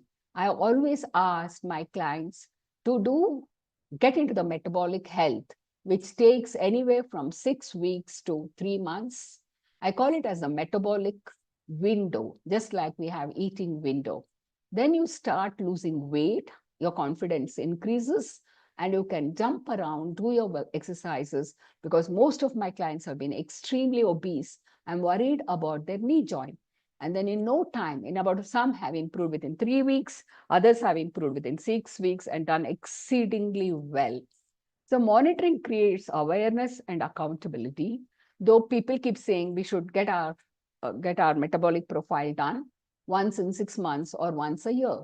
And I want to stress, many people come and tell me, no, I've got the master health checkup. I must confess, master health checkup does not include fasting insulin, because fasting insulin, they say it is anywhere. Yesterday I was listening to Sandesh, it can be anywhere from 600 to 900. But if you have any issues with your health, my relative went through all this, and we found that he had to be subjected to a coronary artery calcification score, which was found high, and angio was done, and immediately he had to go 4 stents because the team was not ready for a coronary artery bypass graft, and the whole procedure cost 12.5 lakhs. Why are you thinking of this? Because once you are on the right path, your health is so good. My expenses per month when I was on all these drugs was anywhere from 25,000 to 30,000 rupees. And that is, I feel so good. I was all the time in and out of hospital. Long-term change needs support. I learned a lot and I'm still learning. Adult nutrition is not about losing weight. It is about metabolic health. It is not about dieting. It is about eating right. With gratitude to Dr. Rupal Dalal and my daughter-in-law Sonika Adarsh and everyone who supported my journey, I'm very happy to tell you that I was the winner of the Healthcare Era Award 2025, Kayal, in Mumbai, where lakhs of people had contested. I rest my case, and I thank you all for giving me this wonderful opportunity. Wow, thank you, Dr. Asha. So I was getting goosebumps just hearing your story, and I think the audience would love it. They would definitely have a parent in their home, a young person, old person. Looks like this diabetes chronic disease is age immaterial. I'm sure you're seeing at all the adolescent age as well as you're seeing in your practice older age as well. So thank you so much. You covered a lot of ground. for us with your story. I'd love to ask you a few questions and would love to hear your thoughts. So as you talked about your diet and when you were reviewing your 300 to 500 grams of carbohydrates and getting only 20 to 50 grams of protein, as a physician, how do you reconcile the fact that nobody had really made your food intake the center of your diabetes treatment? Do you think this is still one of the biggest blind spots in conventional diabetes care? Of course. Even now at the end of 5 years of my journey, I'm trying to make all physicians just take the current diet and recommended diet, even for young children. My career starts in the womb of the mother. As a pediatrician, now I'm focused. After I did the IIT Mumbai Maternal, Infant and Young Child Nutrition course, I know that maternal nutrition is so important. And all our pregnant women are terribly lacking protein. And therefore, when we looked at that protein carb calculation, they're so low on proteins, high on carbs. And one of our very famous South Indian film star was under the care of a right nutritionist. And now she did not put weight anywhere, but our baby got a good birth weight and good, breastfeeding. I keep stressing that breastfeeding is the best whey protein. You have to eat your proteins and not drink them. All this gym guys, they're all the time will ask what protein should I take and things like that. Awesome. I'd love to move to our next question. I think this is something which is very neglected, the pedal edema story that you shared. Can you explain a bit about your edema, what went through your mind, and was the diet that eventually got it down, or did you see it with the drugs earlier? The pedal edema was taken very casually because it happened when I was 63 years. And also I traveled for 1 hour and we call it dependent edema. And then next thing was, I'm a physician. I said, why the hell am I having this? And people kept saying, I must have had an asymptomatic COVID. Everything under the sun, including the sun, was blamed for COVID. Nobody ever thought about this high carbs that we're all eating, sedentary lifestyle, excess stress, inadequate sleep, etc. Okay. Then I said something is wrong. And though my daughter-in-law is not a doctor, I kept telling her something is wrong. Then I came to know that isolated ALT rise is an indicator of fatty liver. And that is an indicator of high triglycerides. I really had to get it out if I had to survive. I'm telling you, it was not easy. It was an extremely difficult situation where I kept fasting and fasting and fasting to get the triglycerides out. And I also want all the people around who are listening to us that triglycerides destroys the islet cell of pancreas, the beta cells. I had to get aggressive to save my pancreas. For no fault of mine, my pancreas was getting tortured. So that pedal edema was alarm bell for me. Something is not right. Wow. Okay. Thank you. I'll move to the next question because this is something in the coaches community we are very passionate about. And for select clients is the continuous glucose monitor. It does look like it came at the right time in your journey of diabetes. Do you think we have over medicalized, glucose monitoring while underutilizing CGM as a tool for changing the behavior? Now, continuous glucose monitoring is a prerequisite for many of my patients who keep on arguing, keep on saying, I had a sambar, what is there? Nothing will happen. We were told to eat ragi from generation hunter-gatherers time. We've been eating ragi. So at such difficult clients, we said, eat what you like, watch your glucose monitor, you decide. People have been told to eat lots of fruits 3 times a day, Ekadashi. I have a fruits diet. I have a salad diet. I said, okay, go ahead. Those argumentative, real troublesome, I call them TTP, Thalethinopathy patients. I put them on CGM and I say, okay, do it. Because again, CGM for 15 days, it costs 5,000. and 10,000 extra money they have to spend. Then when they wear the CGM, I tell them, wear it for another. No, doc, I don't want to eat all this. I was not aware at all, because as far as nutrition, as far as low carbs is concerned, the diet is a little bit of a prescriptive, precision, individualized. A tur dal for me spiked. Even millets. Dr. Rupil sent me quinoa from Mumbai. Even quinoa shot my sugars. Now I'm only on 30 grams of carbs. I'm not even on any cereals, minimal pulses. We do have a food weighing scale and 10 grams of pulses occasionally, not every day. So all this was great awareness for a physician like me, who spent so much in the medical practice. When you put the initially thought of patient, I said, diabetes is not a patient. They're walking around happily, eating around, not knowing what to do, like that. They look perfectly healthy, but we don't know what happens to their coronary arteries and when they will drop dead. Recently, I had a cousin. He kept on telling me my shoulder pain and all that. And he said, no, I've got a home physiotherapist. I said, no, your shoulder pain is something to do with your coronaries, and you've been eating a lot of carbs. And then he died. He just died. He disappeared on June 2nd. Okay. And whatever I was telling them, nobody was listening. Everybody eats rice, dal, how to stay without rice and sambar. That's it. Some previous speaker from Australia was telling idli. We South Indians are idli, masala, dosa, rice and sambar. Like that. It's very, very difficult to get people out of that mindset. Fascinating. I have one more question, and I wanted to talk a little about the difficult transition you had as you went into low carb. Something as coaches we do come across, and that's where the doctor-coach partnership really works beautifully. So you went from 30 units insulin twice a day to completely off in 49 days. You talked about rapid variations in glucose, the hypoglycemic episodes. What do you think clinicians need to understand about medication deprescribing when someone substantially changes their carbohydrate intake? There was no such support. It was scary. At one point of time, I said, if death is written on my forehead, let it happen.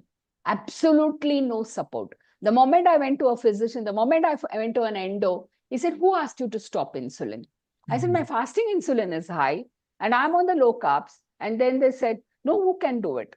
So there are many people who are trying to, especially metabolic health coach, you can do a hand holding, I suppose. Some calamity strikes, then you're in real deep problem, because people are looking at litigations.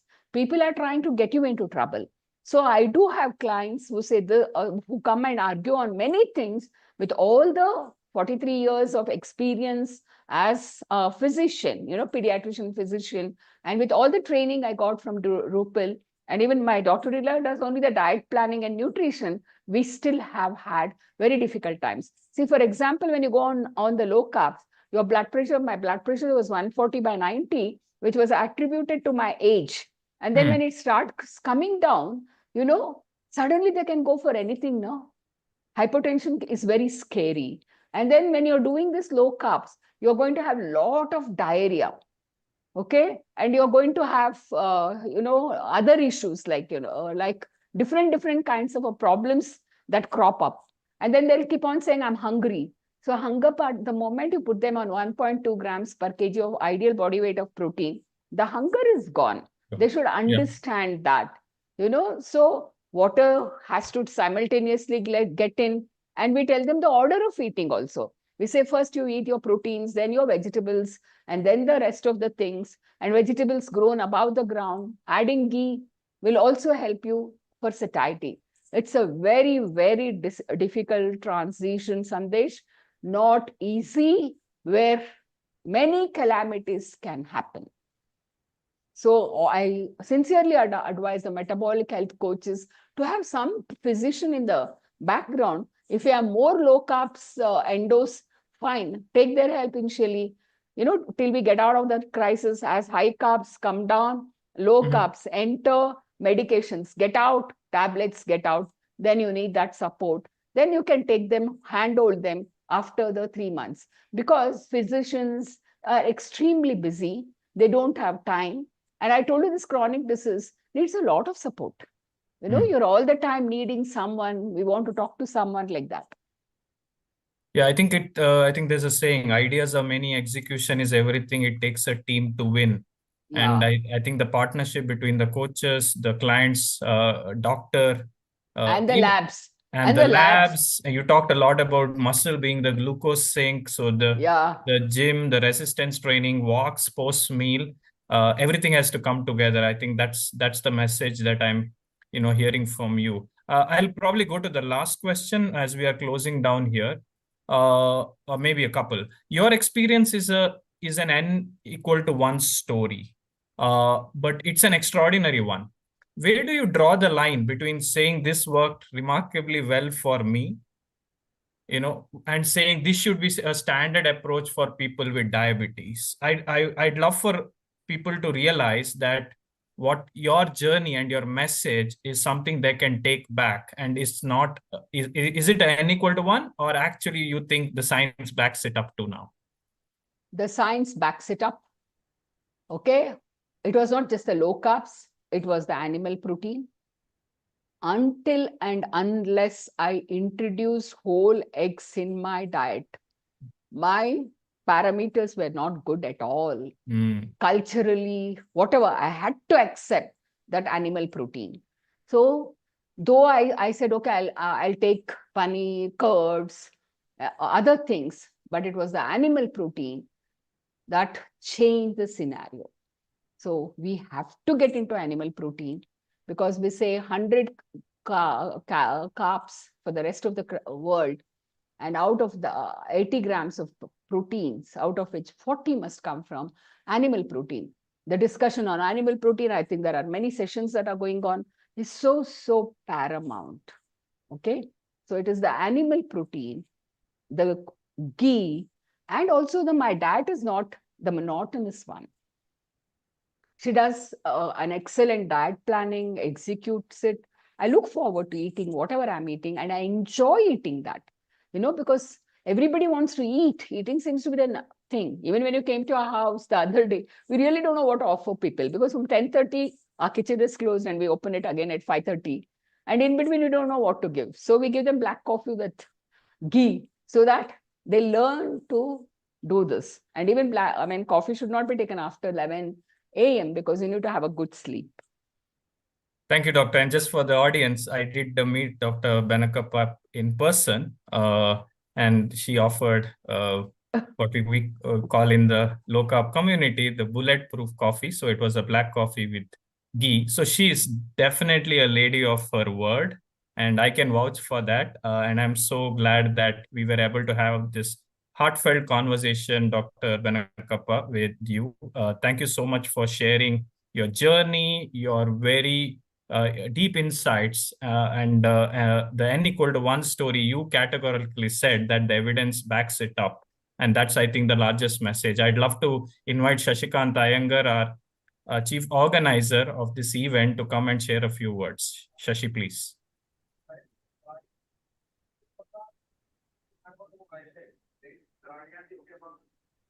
Dr. Asha, hello, how are you? Fine. So thank you very much. And 2 years back, since I saw that clipping in Times of India, believe me, all my clients know you, because your story was so inspirational and so emotional that everyone can connect. And I sent that clip to everyone. So when Sandesh told me that he has attended one of your sessions and you spoke, we never knew that you were giving talks. I just thought, okay, it's a case of reversal. Then immediately we told we will have to call Dr. Asha to this session anyhow. And these things resonates with all of us, especially me, because I am a 10-year type 2 diabetes reversal case, following a lacto vegetarian. So I could totally understand how you feel. Most of what you felt is I have felt. Only difference between you and me is I am from pharma, but fortunately, whatever it is, within a month I discovered low carb back in 2015 and reversed it within 3 months. So I have not faced all those troubles which you have faced. Okay, because maybe you're younger than me. Yeah. Maybe the insulin has destroyed a lot of it. Yeah. I was And telling, Mhm. yeah, So tell what me. the only difference with me is I quickly adopted low carb. That's all. So thank you very much, doctor, and we will have one more session with you. Yeah, A before we podcast. conclude, I was telling Sandesh, Shashikant, we all have to work for the group D. Yeah. Okay, we are giving them free rice and they're all the time eating. Whenever I go for any conferences, the moment the food is there, they're all standing in line to eat and eat and eat. Let's get into a mission mode. I'm really want to help those other people. I'm already 68 and a half, and it's nice that I met you and Sandesh, who have a similar mind. It's not just for anything, for other things. We should go on nutrition mission. Government will not do it. Now, Yeah. don't expect all that. Each individual, if I can train 10 people and guide 10 people, that's enough for me. Thank you Thank very you. much for giving Thank me you. this Thank you. opportunity. Thank you. Thank you, Thank you. madam. Thank you. We'll Yeah. meet again. Please get Yeah. Dr. Neelam in and Prasanna in.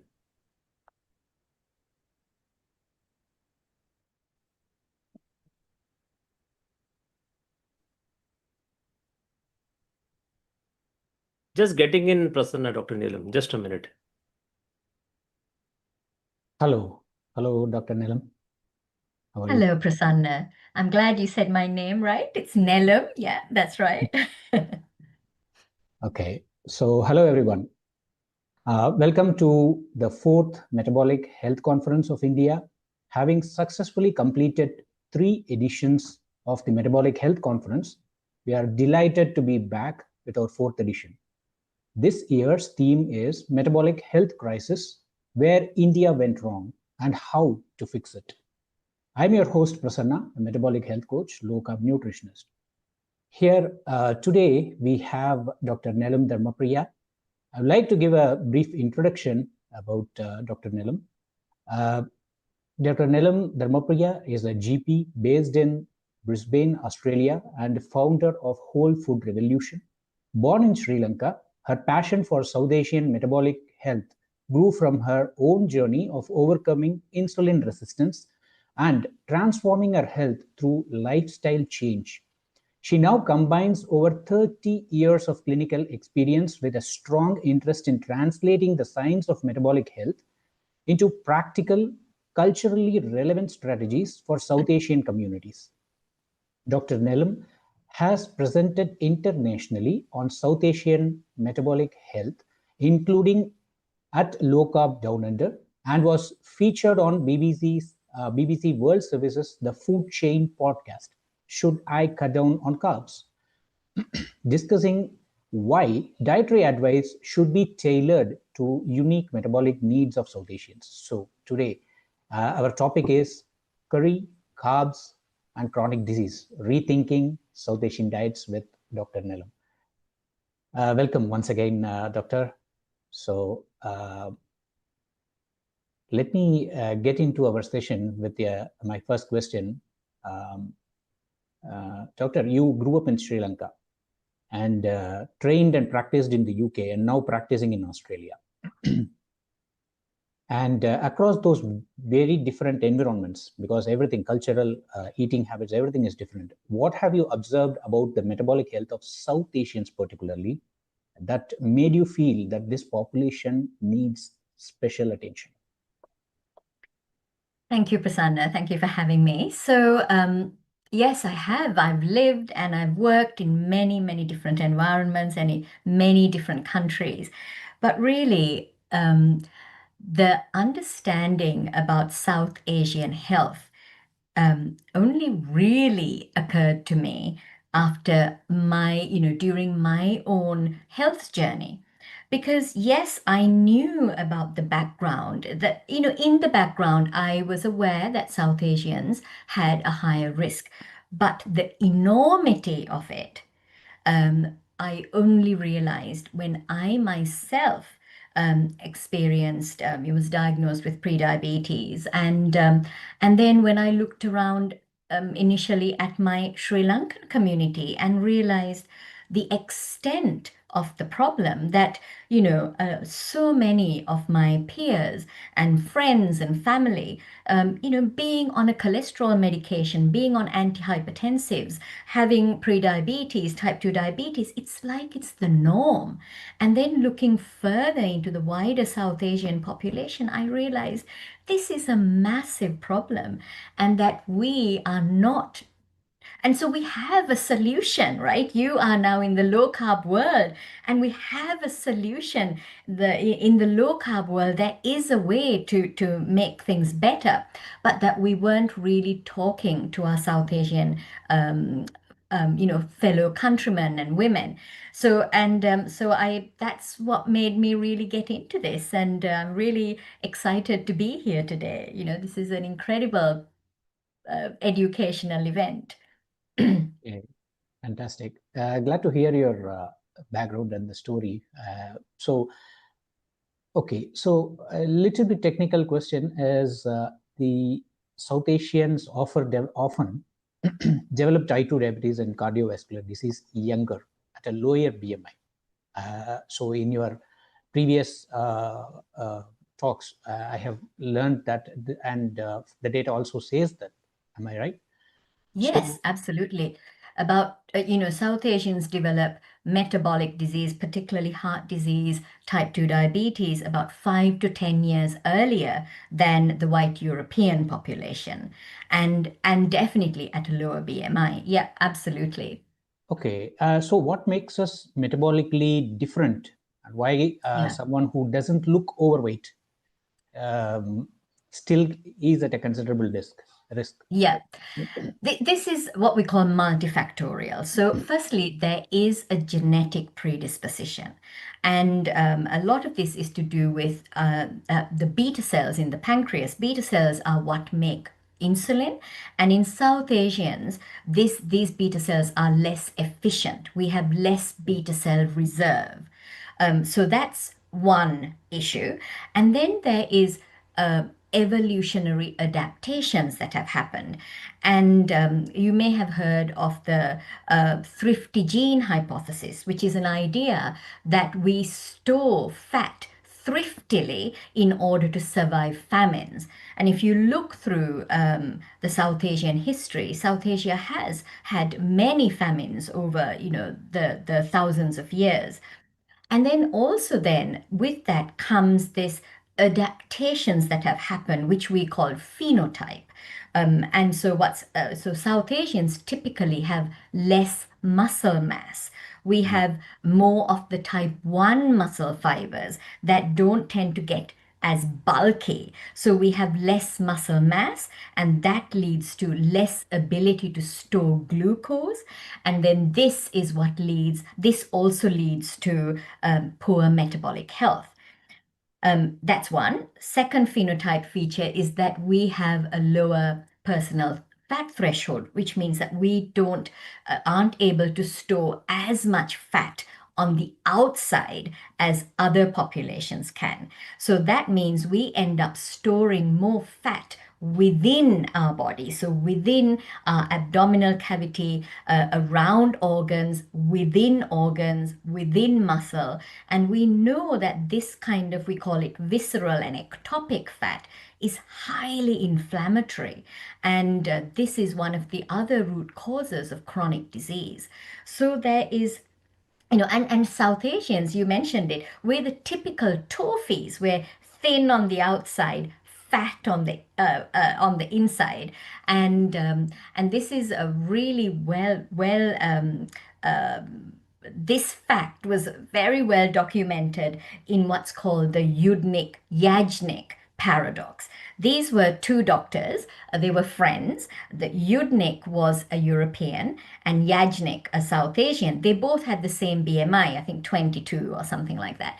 But Yudnik had a body fat percentage of 9%, while as Yajnik had a body fat percentage of 22%.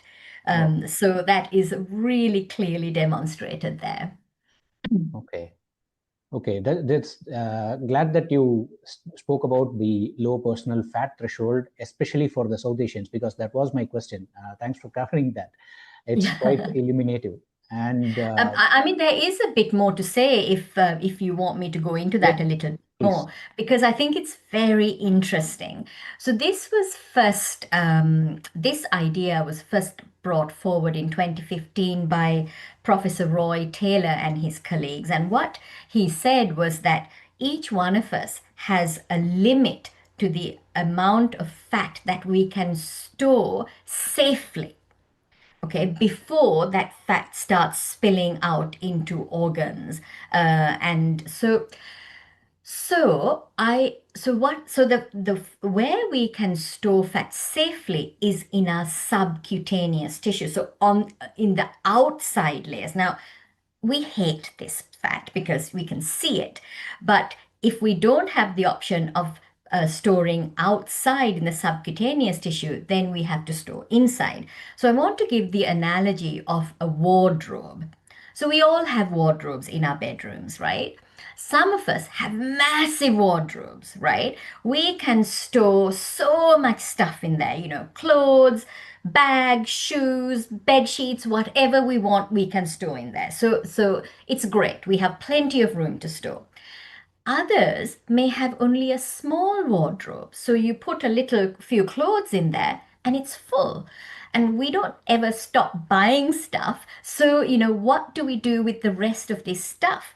It goes on the bed, under the bed, on the chair, in the shelves. So that is exactly how you have to think about this. So the cupboard is your subcutaneous fat. And then the visceral or ectopic fat is wherever you can put this fat. And this is the problem. So this is a really good analogy. I think it kind of gives you an idea. So in South Asians, we have a lower personal fat threshold. So we have a lower ability to store fat safely in our subcutaneous tissue, fat stores. Okay, so the storage size itself is very small. That's what you're saying. Yes, exactly. Yes. Okay, this brings into our next question.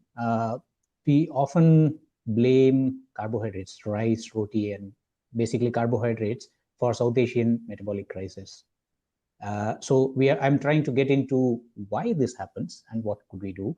And so is the problem really food related, or is it a combination of food, that is high carb intake, and then eating a low protein and having a low muscle mass, which you highlighted for the South Asians, and off late, more sedentary living? Yeah, absolutely, Prasanna. It's the rice bowl hasn't changed, right? But the environment that this rice bowl sits in has completely changed. So if you just even look at what accompanies that rice bowl, okay? First, the rice bowl itself is probably bigger than what our ancestors had. And then, what do we have it with? We have it with ultra processed foods. We have it with soft drinks, lots of sugary soft drinks. It is much more easy to access this food now. And sometimes we don't even have to leave our armchairs to get to the food, right? It comes to us. And then think about our environment. Every single thing about our environment has changed in the last 70 years. The fact that, as you said, we don't move. Think about our sleep. We don't prioritize sleep. We don't get sunlight. We're locked in these little boxes that we don't tend to we sit all day, so we stare at screens all day. So it's not the rice, it's the lifestyle that has, and our environment around it, that is the problem. So yeah. Okay. So usually our traditional meals, majorly in South Asia, India, South Asia, everywhere, mostly rice, and in India, roti also, dal, and potatoes. Almost whenever I travel in North India, I find lots of potatoes, and and perhaps other various forms of starch. So in the same meal. So have South Asians gradually built meals in which carbohydrates gained more in prominence and proportion? Has it been all this way? All the time? I agree with you, because that, I think, is the issue, that more and more of in some parts of South Asia, I wouldn't say it's all parts, but it is that the plate is now, so as you said, rice, and then multiple carbs, isn't it? Rice, roti, chapati, potato, or some kind of starchy, yam, or, kind of sweet potato or something like that, lentils on top of that. So, yes, and this a very high, so the total, and then after the meal, what do we have? We might have a sweet or a fruit or a sweetened cup of tea, or all of that. If you take it all together, it's a huge amount of carbohydrate. So individually, these are fine, but when you put them all together in one meal and eat, not only one meal, is it, we eat these multiple times a day.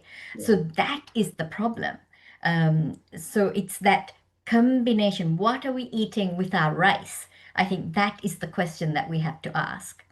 And also that a lot of us are not having adequate protein, and in that also is the issue.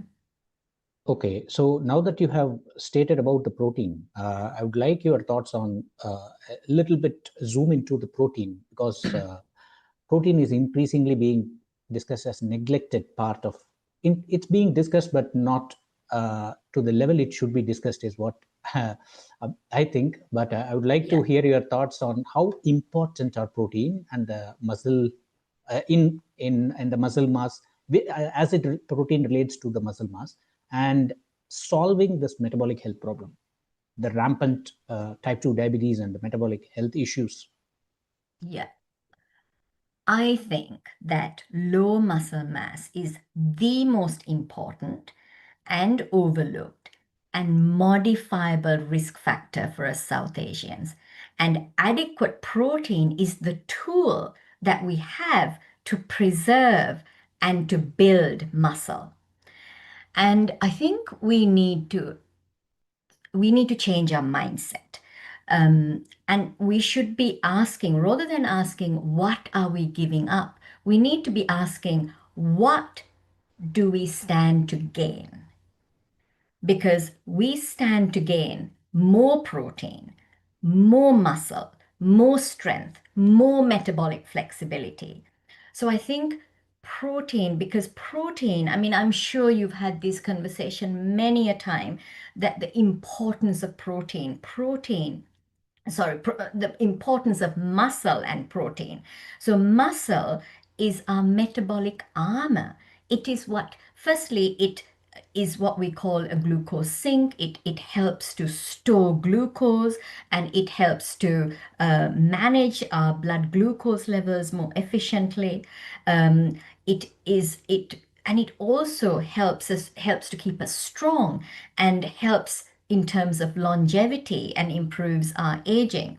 So muscle is so incredibly important, and it's not something that we can take for granted, particularly as we get older. We have to prioritize muscle, and to be able to build muscle, we need protein and we need the right type of exercise.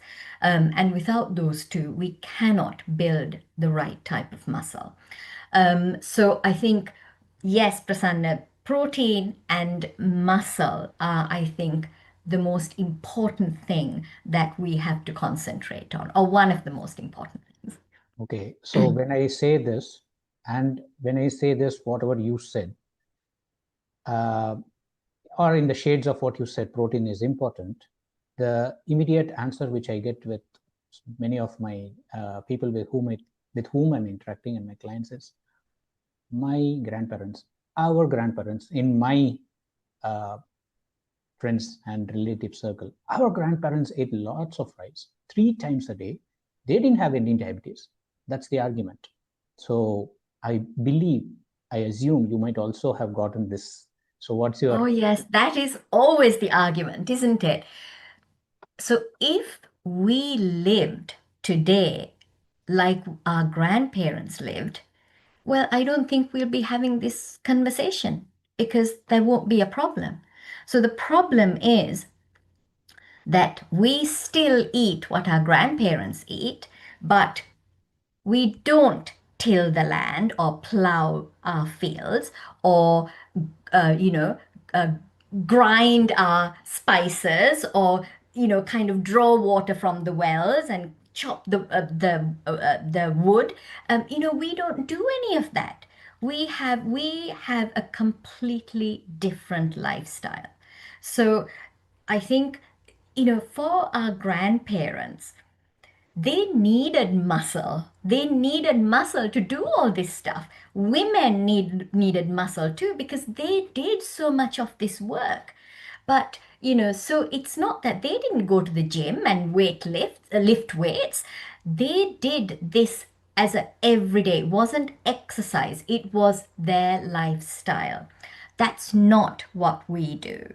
We have a very different lifestyle. So, yes, I think what's happened to us is that we've kept our grandparents' carbohydrates, but we've completely changed our lifestyle. So this is the issue. I think we have to think of it in that context. Of course, if we were just like our grandparents doing what they did, absolutely fine. I mean, look at in India, the cycle rickshaws, the drivers who, look at them. They are so lean and muscled, right? Because they need that muscle, and they need that muscle to do the job that they do. So I think it's all to do with your lifestyle. Where does the rice sit within your lifestyle? When you said the rickshaw, the persons who are doing a lot of physical work, see their bodies, they are well built. That's what you Yeah, are saying. I see that in some absolutely. parts of fishermen also. And now that you have stated that, I'm just remembering that whenever I see some fishermen, most fishermen, Most whenever fishermen. yeah. So the level of activity, so that's your answer is, do not equate the same level of food. When you take in the same level of food, perform the same level of activity, then it's a proper discussion. That's what you're saying. Yeah, exactly. Fantastic. So now, Shelby, I would like to get your thoughts on how of it. So you have treated lots of patients from different cultural backgrounds. Yeah. Now, coming to South Asians, can they substantially reduce carbohydrates without abandoning the favorite curry, favorite spices, and the food that connects us and our families and the culture? So what does that look like in practice? People want to get to the a little bit, if not in detail, to the how. Okay, so first I want to say we are so fortunate in South Asia. We have beautiful food. We have such an abundance of diverse vegetables and greens. We have herbs and spices and flavors that are the envy of the world, right? We do not need to give these up, right? This is what makes our cuisine unique. We have amazing food. So again, it's a mindset change, okay? It's really about, it's about not thinking in the terms of what am I giving up? It's really asking, what am I going to gain? So when I talk to my patients, and this is what I do every day, is that I always start with adding more.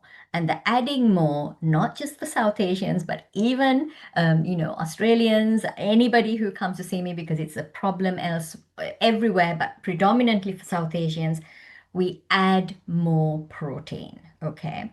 So if you're looking at a plate, I want a minimum of quarter of that plate to be protein. Now that can be animal protein, plant protein. So it could be chicken, eggs, paneer. It could be dal. It could be soy, any of those, that it's fine. Mung beans, whatever, whatever protein, at least a quarter, ideally whole food. So not the processed, whole food protein.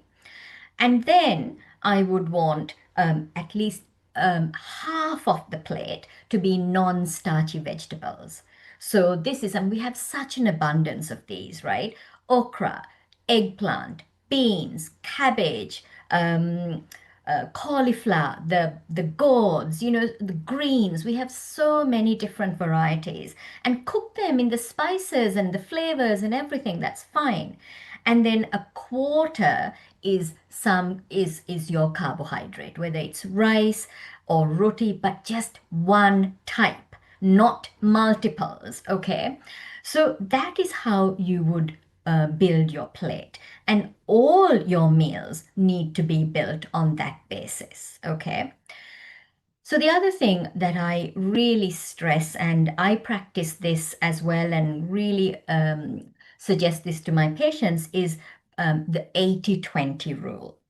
And so, Prasanna, what this means is that, 80% of the time you eat, prioritize protein, eat less of the carbs. Oh, the other thing that I forgot to say is with that plate, if you eat more protein, you automatically eat less carbs because the protein fills you up, right? Satiating. So yeah, so it's just you don't even have to think about it. If you eat the protein, you just don't have to have as much of the carbs because, well, one of the reasons is you can't actually physically put it in because you're so full, right?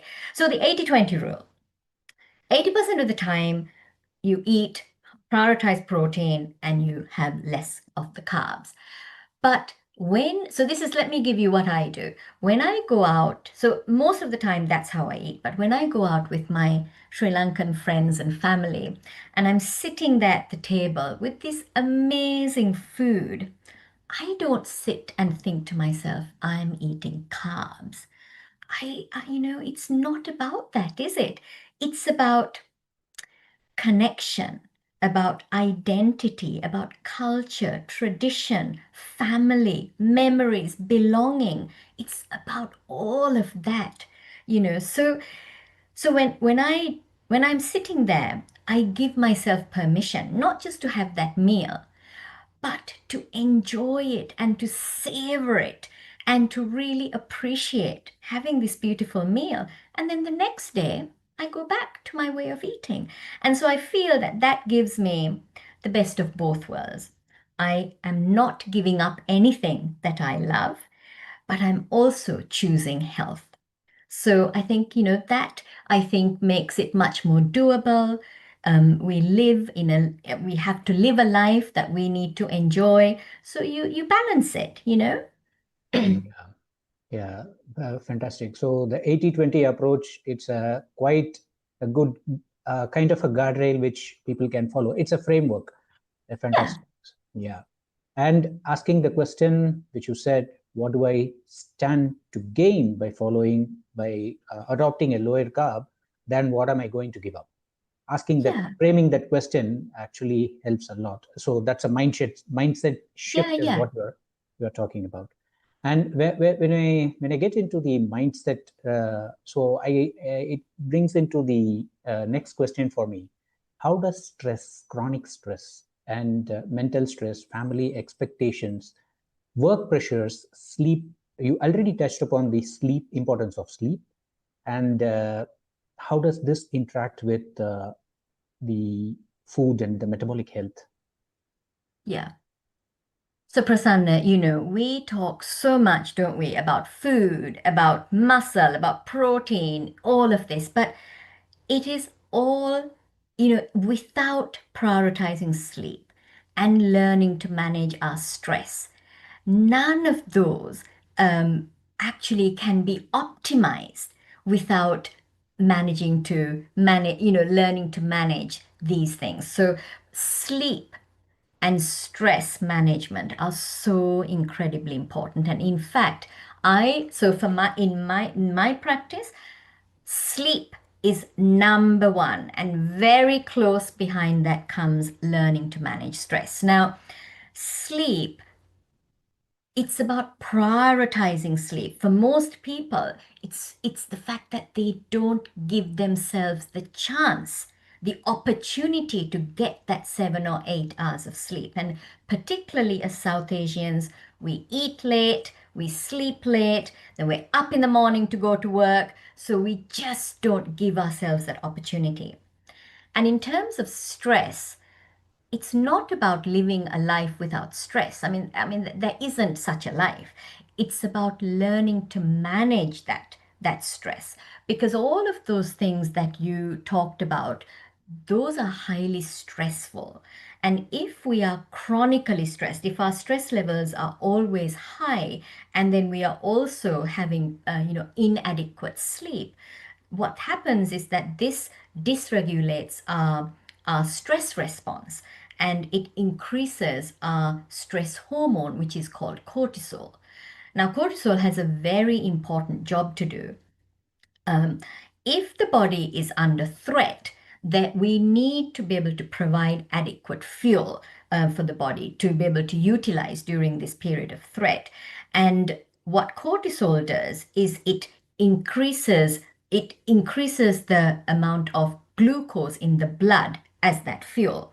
And so when you have and so then the other thing is, when cortisol is raised, it actually sends a message to the body, to the brain, that there is a threat, that we are facing some kind of threat. And then over time, this leads to a worsening of insulin resistance. It's a complex process. And so then so increased cortisol increases insulin resistance and exacerbates the entire problem. And so I think it's really important that we learn how to manage stress, to prioritize sleep and learn how to manage stress. And what I want to say is that, again, as South Asian, we are blessed, right, with the number of practices that we have, our heritage that we have, to kind of slow down and self-regulate, things like meditation, yoga, mindfulness, spiritual practice, all of these things. It's part of our tradition, our culture, our heritage. And I think we really need to go back and reconnect with these practices. I myself, I have realized the absolute importance for me of prioritizing sleep. And what I do is I meditate, and I meditate every day if possible. And it has made such an incredible difference in my life. And I really this is what I talk to my patients about as well, that they need to have strategies that they use. Fantastic. It gives a very good summary of what the importance of managing stress. Thanks for that. And you have argued previously that much of the screening, risk assessment, and the dietary advice comes from the research conducted predominantly all the diaspora, predominantly in non-South Asian populations. Are we detecting metabolic diseases a little bit or too late in South Asians, and what should clinicians do differently to address this problem? I do think that we are detecting metabolic risks too late. And as we've discussed, that's because South Asians do have we have a higher risk profile. And the other thing is that there isn't consistency across there isn't an international policy on how, or an agreed standard on how South Asian risk should be detected or how screening should happen. So, for instance, in the UK, they screen from 25 years of age. In the US, they have a campaign that's called Screen at 23, and that refers to a BMI of 23 and above.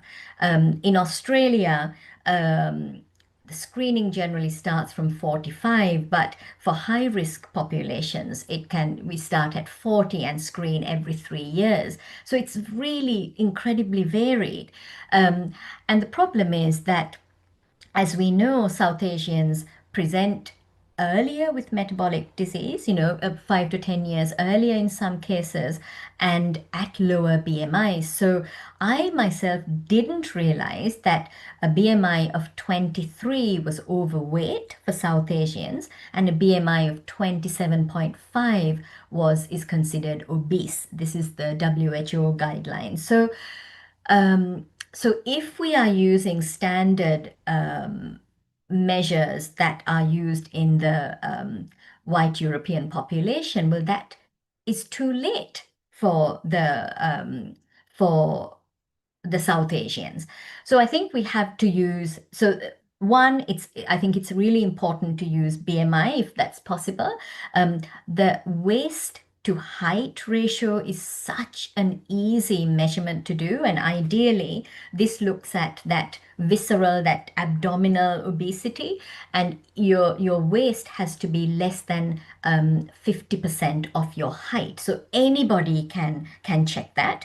And then also family history is very important. There is a significant proportion of South Asians have a family history of various metabolic conditions. So that's important. Also personal history, particularly in women, looking at, gestational diabetes or PMOS or anything. So any of those should lead to an earlier screening for metabolic disease. Okay. If you could redesign the everyday South Asian food plate, without taking away its culture, flavor, or identity, what are 3 changes you would make first? I know that you have already stated that protein, concentrate on protein, and 25% of your plate should be protein. I'm just trying to zoom in a little bit more into that, and that's why I'm asking this question. Yeah. So I think the changes should be, first, prioritize the protein. So when you're building your plate, you need to ask what protein and how much, and this should apply to every single meal. Every single meal should be around that protein. And then if depending on the meal, you might have your vegetables or salads or whatever, non-starchy vegetables, greens, whatever you're having. And then a quarter of the plate is, so a smaller proportion of starchy food. So that could be rice, or it could be roti, or it could be paratha, or it could be bread, so not and, it's or, and a smaller portion of that. So it's not complicated, Prasanna. It's very simple. You've just got to look at it in a different way. And then the other thing that I say to my patients is adding some healthy fats. So, in our South Asian meals, we could say that we cook in ghee or coconut oil, or, if people are using butter or olive oil, then that's great too. So that's how you look at a meal. It's very, very simple. And then for dessert, do you have to have a dessert? If you do, could you keep it to one fruit that is, not the high sugar fruits? Unfortunately, all the South Asian fruits tend to be high sugar, banana, pawpaw, mango, pineapple, all of that. But, could you have, So it's just thinking, it's really trying to keep all the flavors, because you can still have all your curries, and that's where the flavor is, herbs, spices, all of that, but you just change the proportions. That's all it is. It's very, very simple. So, Okay. oh, can I just send? One of my friends said to me when I shared this link and said, "Have a listen." She said, "Nelum, this is what my Sri Lankan friends say. They say, oh, we can't do it because it's so rude to not have seconds when we go out to somebody's dinner party." But is it? Come on, it's not rude. You just have your plate, have it in the right way, and then just stop at that. You don't have to continue eating just because your host or hostess is expecting you to do that. I think it's about a mindset, isn't it? It's shifting that mindset. Wow. And now that we have 5 minutes left in our session, I would like to have a couple more questions. One thing is about the ultra-processed foods. Some of the arguments which my friends also say is there is a lot of scientific advancement. Food also comes under the purview. Ultra-processed foods are scientifically better foods.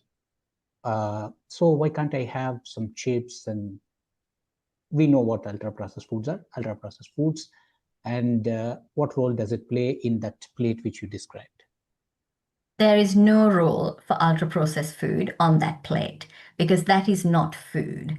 So, you have to ask, we humans, we have lived on this planet for 300,000 years. Humans just like us sitting here in 2026. And, for a majority, if you take the last 70 years of in this period of time, it's less than one footstep in time if you put it into a 12-month period. So we are asking our human bodies to process an environment that no human previously has had to process. And in that is the ultra processed foods, because these are made in a factory. Okay, these are processed, they're preserved, they are full of absolute rubbish. Okay, you cannot call this food. They are, as Chris Van Tulleken calls in his book Ultra Processed People, they are edible substances. It is not food. Okay, so I think this ultra processed foods, now we are seeing more and more, it is what causes inflammation within the body and drives chronic disease. We need to get away from ultra processed foods. It has no place on our plate. Okay, that's very clear. And let me switch back into the something related to the research. So basically, it's around 2 billion people, diaspora, are South Asians. Why has such a large and high-risk population? The research about them, and they remain relatively neglected in the metabolic research about the South Asian. Do you think so? Why? If so, if yes, why? Why do you think so? Well, no, actually, so it's a historical context. So historically, a majority of the research has been done on white European males, and then that the research, the findings and the recommendations have been extrapolated into other ethnic groups and to females as well. But the issue is that South Asians pose we have a different risk profile, so that those recommendations really can't be extrapolated to us. But saying that, Prasanna, there is a research in South Asia on South Asians. And all the South Asian countries have been researching and have been doing so for the last 20 years or even longer, particularly India. And the issue is that the research has been small in number, so it wasn't very expansive. So it wasn't enough influence international guidelines. Okay. But this is changing, and I think, as time goes on, we will have this research. But where research really needs to be done is in South Asian women. South Asian women are invisible in terms of research, and I think this is where we really need to concentrate on. Okay. Thank you. Thank you so much, Dr. Neelam, for your input. I would like to now invite Shashi Kantaingar, organizer of this conference. Hi, Shashi. Dr. Neelam, thank you very much for accepting the invite, and holding this conversation was very important. And your session on YouTube was also good. And I think the whole inspiration, I think India gets a message. Not only India, the entire subcontinent is suffering the same issue because we have the same ancestry. And I'm sure that a lot of us will benefit. Thank you very much. And we will involve you in more such conferences in coming time as and when needed. Thank you very much. Thank you so much. Thank you. All Thank right. you. Okay, bye. Please get Dr. Pran in and Michelle.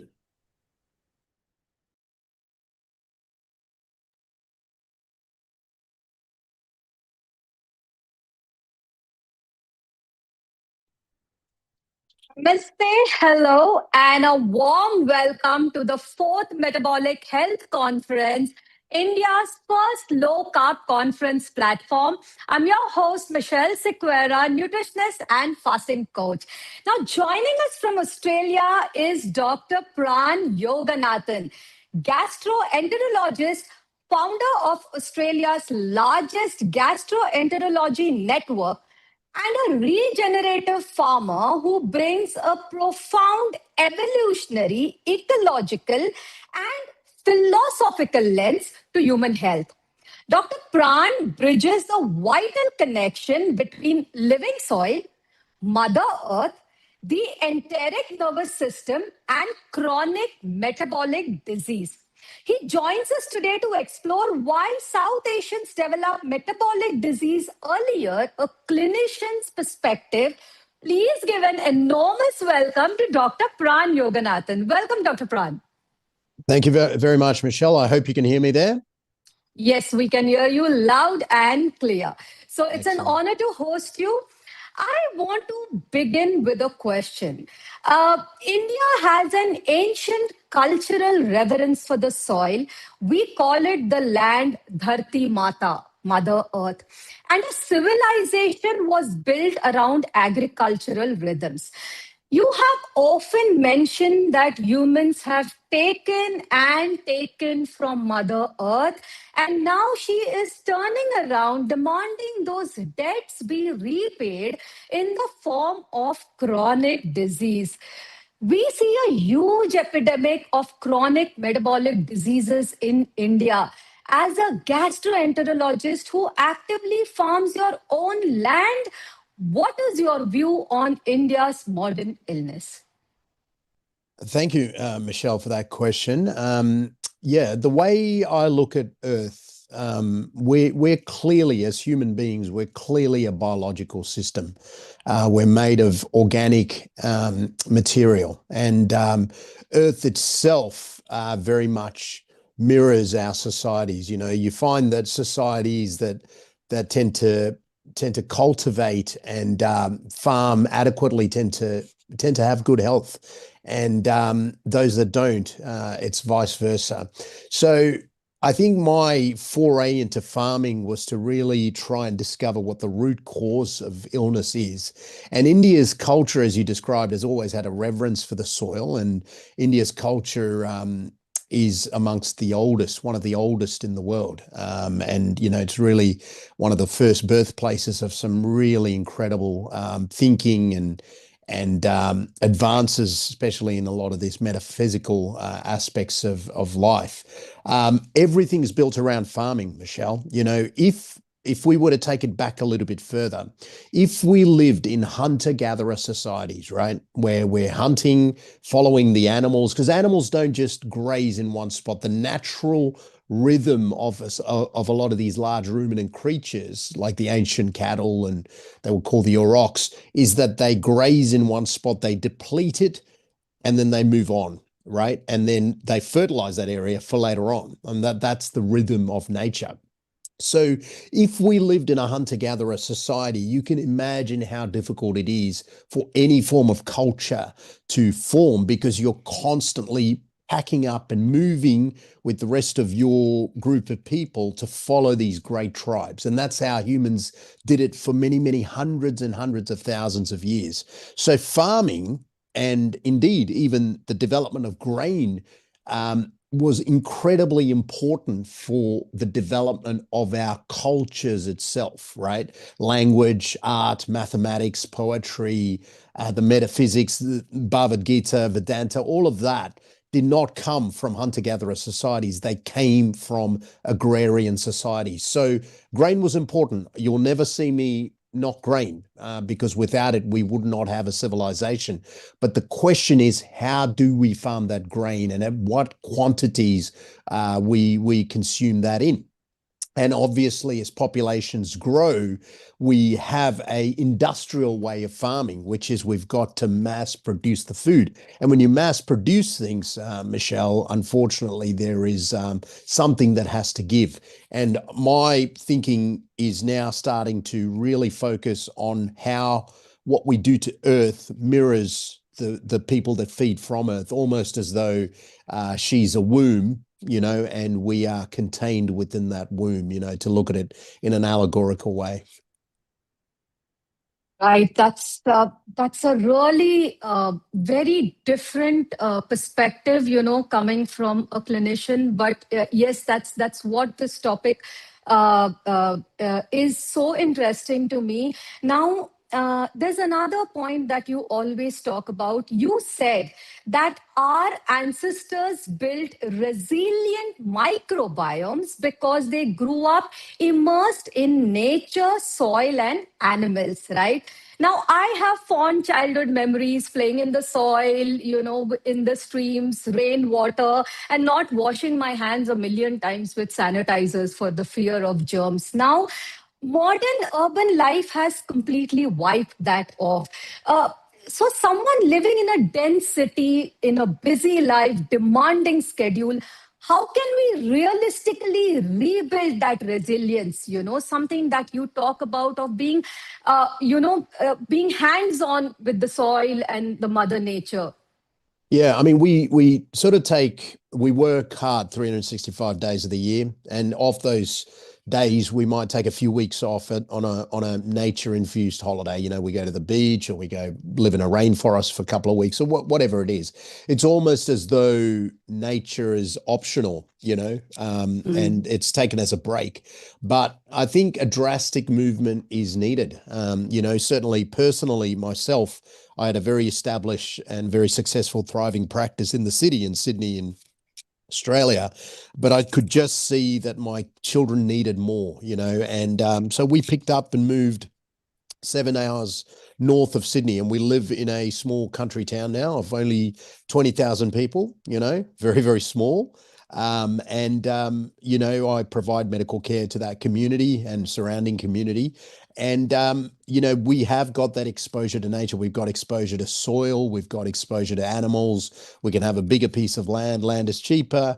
All of those positives come out of it. A lot of times people in cities are living in a concrete jungle, surrounded by other animals in a paddock, like you can see very, very clearly, Michelle. You take a paddock, you fence it, and you overstock it with animals, and those animals become very, very sick. Okay. They are constantly cramped in. They're always at the edges of that paddock wanting to escape. But say they grew up in that paddock and that's the only reality they've known. Even if you open the gates of that paddock and lay it open for them to escape, they'll always come back to that paddock. So I think it's a question of ingraining and societal norms and so forth, because we think that we have to exist in the city. That's where the opportunities are. But it couldn't be further from the truth. I think we're moving into a modern era where a lot of people can work from home. A lot of jobs themselves will be replaced by automation and the machine revolution that's coming. I think it's actually giving us an opportunity to reconnect with nature, okay? Because if we look at evolution, right, one might say philosophically that we're going from organic material to inorganic material. We're going from iron in blood to iron in wires and silicone and so forth. And that may be the natural trajectory of where evolution carries us towards machine-based bodies and intelligence. But the reality is, at the moment and for the next few thousand years, we are going to clearly remain biological systems. So we have to align ourselves with those biological systems. The interesting thing about this whole concept of germophobia, which you brought up, people wanting to be excessively clean. The reality is, if you were to separate the bacterial populations that keep them alive on their skin, in their nose, in their mouth, in their gut in particular, you're looking at many trillions and trillions of bacterial and fungal elements, and those exceed your own human cells. It so tells you human beings themselves are a symbiosis between our own biology, flesh and blood, our own DNA, and a foreign species of bacteria and bacterial populations that come with us. So we cannot live without them, and they need us. So it's this beautiful two-way relationship. So one can never be germophobic because the germs keep you alive. Absolutely. That's very interesting, because I've also heard you mention in a few of your talks as to someone who lived during those times with exposure to bacteria that came from nature or just living around animals has a more you can say is more healthier than Yes. someone who has never been exposed, and just taking one antibiotic may just put them off completely, Absolutely. is what you've mentioned. Absolutely. And a lot of times there is intergenerational degradation of the microbiome, because the babies generally will inherit the microbiome that the mother carries and the family has. The first contact is with mother's skin, through mother's perineum, through the birthing process and so forth. And then the breast milk seeds their gut. For the first few weeks, the breast milk is not sterile. It's full of bacteria from the mother's breast. It's such an incredibly poetic process that allows the gut to be seeded. And the interesting thing is, in that first 2 to 3 weeks for the baby, the stomach acid does not kick in to allow that seeding process to occur, you see. So the stomach of the baby will remain very neutral, as opposed to the acidic, which is its normal form, to allow these bacteria to survive. And because once the acidification of the stomach occurs, it becomes a hostile environment that cannot allow seeding of bacteria to occur. So the microbiome is incredibly important, and the soil is pretty much the largest biobank of the microbiome. That's where we get our bacteria from. So obviously the bacteria allows for food to grow. The plants themselves are like farmers. They harness the bacteria like cattle being harnessed with a yoke, and they utilize them to break down various molecules into absorbable forms for themselves. And the whole thing is so interconnected and interwoven. It resembles a spider web, and we are simply another particle on that spider web. Everything is connected. Very beautifully said. Dr. Pran, you have moved beyond the diet wars. The carnivore versus the vegan, the low carb versus the low fat. And you mentioned that humans are omnivorous, right? So what really made you make that shift, and what does our gastrointestinal tract reveal about what we are built to eat, and why are we omnivorous? Okay. I'll tell you something very, very interesting. And, I think your audience will find this absolutely fascinating. We are primates, which means that 99.9% of my DNA is shared with the chimpanzee, which is our closest living relative. There are so many mannerisms that it's uncanny when you look at the way chimps are in their social groups. They're very, very similar to us. Now, chimps do consume a little bit of meat, but they're largely frugivores. They consume fruit and plants and so forth. That's their main source of diet. Meat might make up about 7 to 8% of their diet, maybe a little bit more. I hear they are starting to increase their intake, and we're actually seeing evolution in real time happening in them. So despite us being more closely linked to the chimp DNA-wise, our gut actually resembles the dog, right? More so than it does the chimp, yes. And the same thing applies to the pig. Our gut is far more similar to a pig than it is to the chimpanzee or the gorilla. That is very, very telling, because these animals are what you call omnivores. Dogs themselves were hypercarnivores, wolves, 60,000 years ago, or whenever it is they were domesticated. But over time, they were domesticated into a smaller creature, more sociable, more interactive. It became a tool for us. The dog is a tool, a canine is a tool. And, you have to spend only a day with farmers to see how important dogs are to our method of cattle farming or goat farming or whatever it is that we do. And so because of that 50,000 years of co-evolution, they've learned to eat like we do. They can taste fruit. They can taste the fructose in fruit, which wolves can't. They can process starches through amylase type enzymes, and they eat meat. I mean, that's what they thrive on. And the same thing applies to pigs.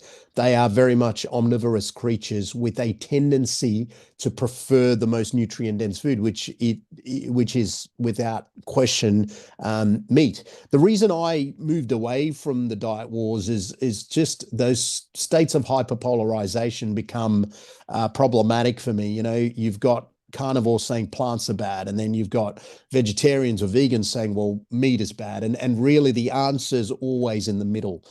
You've got to walk the axis, I think, and that's where I'm tending to walk, because we see a lot of patients who are vegans or vegetarians who've got a lot of health issues. And if I am dogmatic in my approach, how can then, as a doctor, how can I reach them? How can I help them? So I've got to be at their level to meet them there, because a lot of them have been hurt. A lot of them have grown up in cultures where meat was vilified. A lot of them grew up in farms where they saw horrible things being done to animals, and so trauma and societal molding is behind a lot of their choices that they've made. So I've got to, if I'm to be able to help them, I cannot be polarized. I have to be the middle way, and that's how I've built my practice with my dietitians. So it's not that I've moved beyond diet. I've still very much use that as a big part of my armory, and when it comes to dealing with health issues for my clients, but I just don't engage in the wars, because I find them to be a waste of time. Social media is an incredible way of introducing creative ideas into this collective ether that we now inhabit, but it's also a tool which you can really waste time with it. So that's all it is for me, Michelle. Time is the currency that we're given in time and space, so I try and use it wisely. It's really wonderful, very, very insightful. It's actually the first time I'm coming to this reference of our gut being so close to the gut of a dog or a pig. Now, talking about gut, most people simply just think that a gut is a mechanical pipe that digests calories. Now, your view is very different. Now, millions of Indians are suffering with chronic IBS and bloating. What is actually happening physiologically? Where are we really going wrong? Yeah, look, Indians are interesting. We are a very, very old species of human, huge cultural richness from where we've come from, Southeast Asians in general, but, Sri Lanka, India, places like this, Pakistan, these contains some real, there's history there. There's history there. And 2,500 years ago, this idea of moral purity started creeping in, look, there's no doubt the ancient Hindus consumed meat. They consumed goat, they consumed, cow, they consumed the product of cows. But somewhere along the line, this concept of, you have to sacrifice something to gain this metaphysical knowledge or spiritual growth. And that makes sense to me, you know, like you give up something in order to purify the body. I suppose fasting allows for that and so forth. But now that's become ingrained into popular ideology that vegetarianism is somehow associated with purity, if that makes sense. And as a lot of the upper castes started adopting vegetarianism, it became fashionable to follow the upper caste, you know, so a lot of people adopted it. And I think that's why India suffers, you know, not because of vegetarianism per se, but because they have a very low quality diet, which is highly dependent on plant proteins, which are inferior. You know, we know that the amino acids of plants are locked within the cell walls of plant matrix. It's very hard to break down. They've got phytates, tannins, you know, all sorts of anti-nutrients that don't allow us to access it easily. The digestive process requires a multi-step pathway for us to access it. So you've got to ferment these vegetables. You've got to soak the legumes, you know, like there are techniques that need to be employed to be able to access these things. Whereas you could eat raw meat as long as from a freshly killed animal without even cooking it, and the body gets to work on that immediately. There's no real difference with cooking it versus not cooking it. You know, the body will still access it, but for taste reasons of hygiene and smell and all that type of stuff, palatability, obviously cooking is a good idea. And in those earlier days, people were eating older meat, so being able to cook it in the fire allowed for decontamination. And it also allowed, and it also highlights why we've got such acidic stomachs, right? It allows for decontamination because a lot of our life was not spent as these proud hunters. It was actually spent as scavengers. So that's the humble beginnings or the humble rise of man. And in India, unfortunately, you know, and I see it in my Sri Lankan Hindu Tamil background that I've come from, ideology has replaced common sense. Ideology has replaced that rich cultural knowledge that must be acknowledged. We need to acknowledge that the cattle to us served a sacred place because it was a source of nourishment, not just dairy, but ghee and meat and, you know, farming, companionship, all of that type of stuff. But we are somewhat lost as a culture. That's not just Southeast Asia. That's globally. Even here in Australia, we're taught by various health bodies to believe that red meat causes bowel cancer. And without going into too much detail there, that is all based on really poor knowledge or poor data. And they're told that, you know, cattle contribute to global warming. You know, this is all forms of ideology. So it's not isolated to Southeast Asia. It's global. We are living and swimming in disinformation. And despite this incredible tool called the internet, most of what, you know, is within the internet is unfortunately not very factual information. But it's on the person to seek out knowledge, you know, to seek out history, because without understanding where you've come from, you really have no clue where you'll head. You know, you need history as a strut or a guardrail to guide the trajectory. Very interesting. Dr. Pran, you mentioned history, metaphysics, you know, reverence to the soil, and, you know, there's a whole philosophical angle to your practice also, right? Now, you know, in Indian philosophy, we have always viewed a human body as a sacred temple, right? Always connected to the divine, to the elements like earth, sun, water, air, you know, we worship the sun. And yet you also say that modern chronic illness is a spiritual injury. Right? So, which is caused by severe disconnection from the nature. Now, we are already in a fast-paced world. You know, everything is online. We are working from home. From where we are, right? What is it that we can do in India as South Asians? Because you also have Indian roots. You know, what can we really do to, you know, on a personal level, for someone who is just listening to this, who has some form of connection to the divine, what can we do to really manage our illness? Okay, yeah, I understand what you're saying, Michelle. These are really important question. If you are a consumer of food, which all your listeners are, right? Go for a week, go for 3 days to spend time with a rice farmer to see how much killing and bloodshed there is on that rice farm to allow your rice to exist. Ducks, insects. So many pesticides are used to stop other animals from consuming the product. And here in Australia, and I'm sure it's the same in India, we have to kill thousands and thousands of pigs to allow wheat to grow. Otherwise, they will destroy wheat crops. That's the same with deer. We have to kill deer to allow a bread to be produced. So, it's all very well to sit there as a vegetarian or a vegan and say, well, I live a pure bloodless diet. No, you're simply disconnected from the food supply, and someone else does the killing for you. You've outsourced the killing. And that's what I mean by a spiritual injury, is there is no connection to where things are coming from. There is a disconnection to where the food's being produced and what you're putting within your gut, and your gut can sense that. Your gut can sense that. So to have close ties with food producers and to understand, with depth what farming is incredibly important to your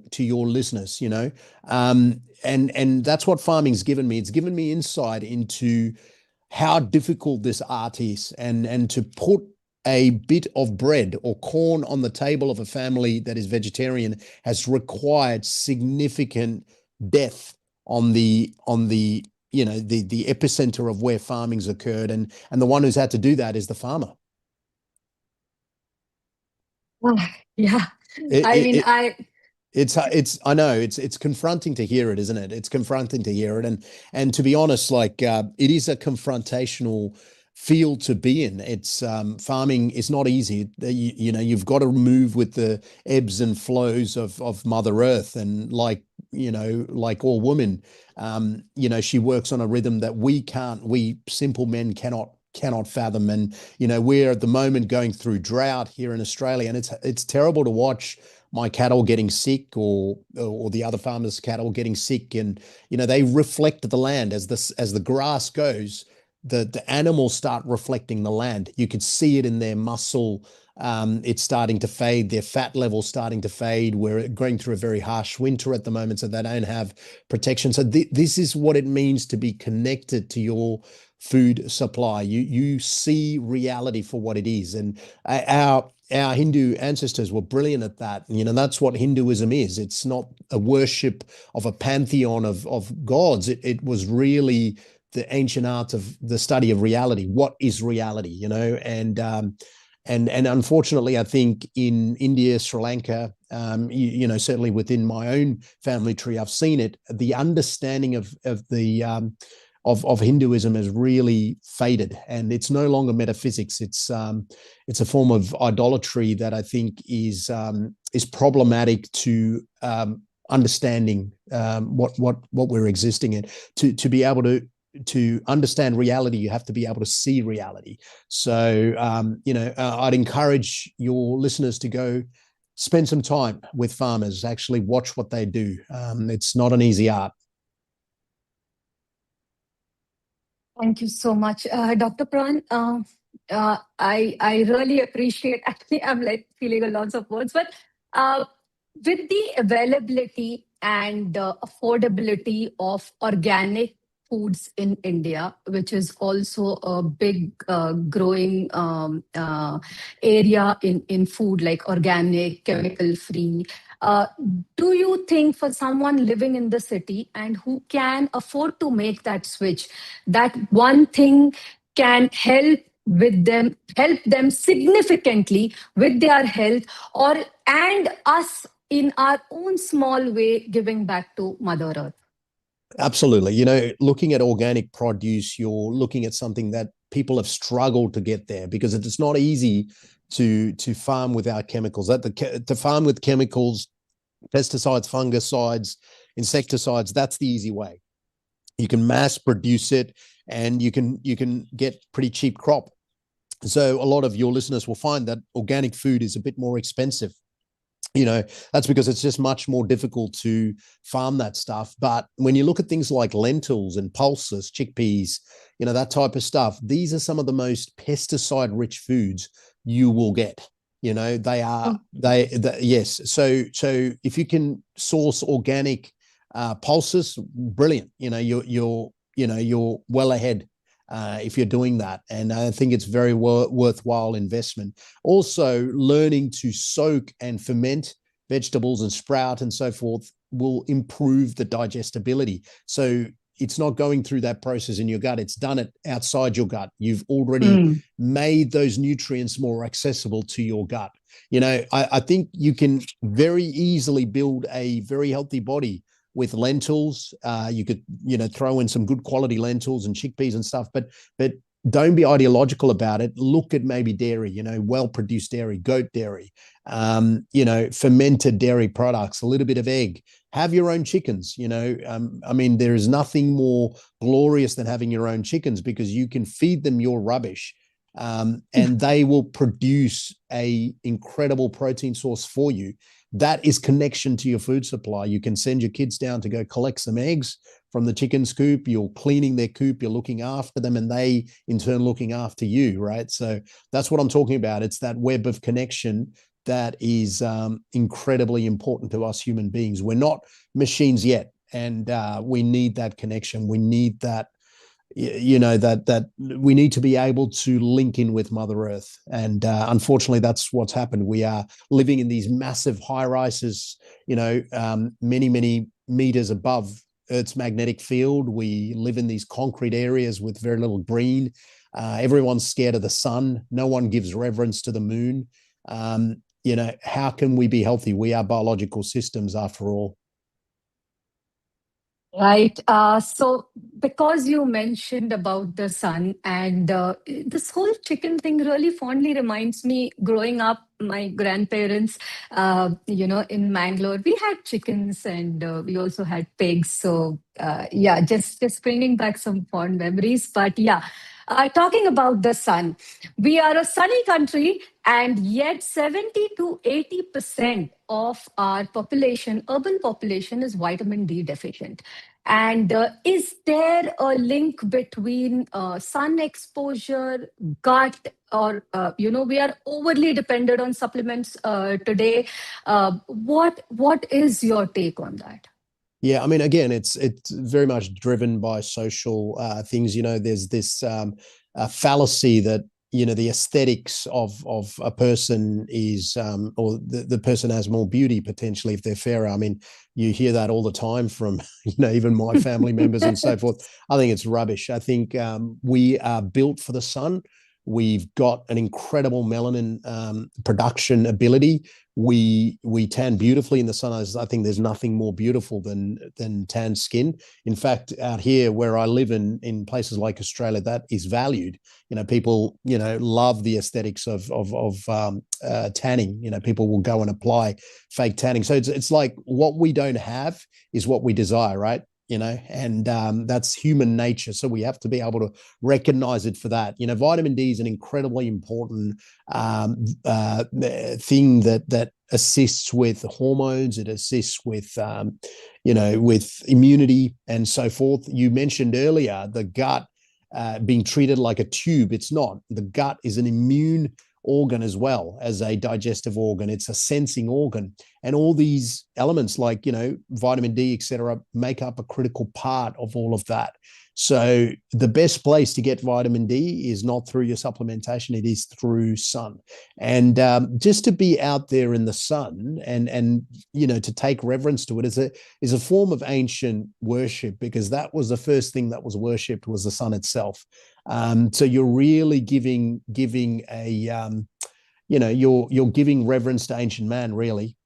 We haven't changed much, and I think we've got a long way to go in terms of our evolution, but we still remain that ancient man. We're driven by the same impulses.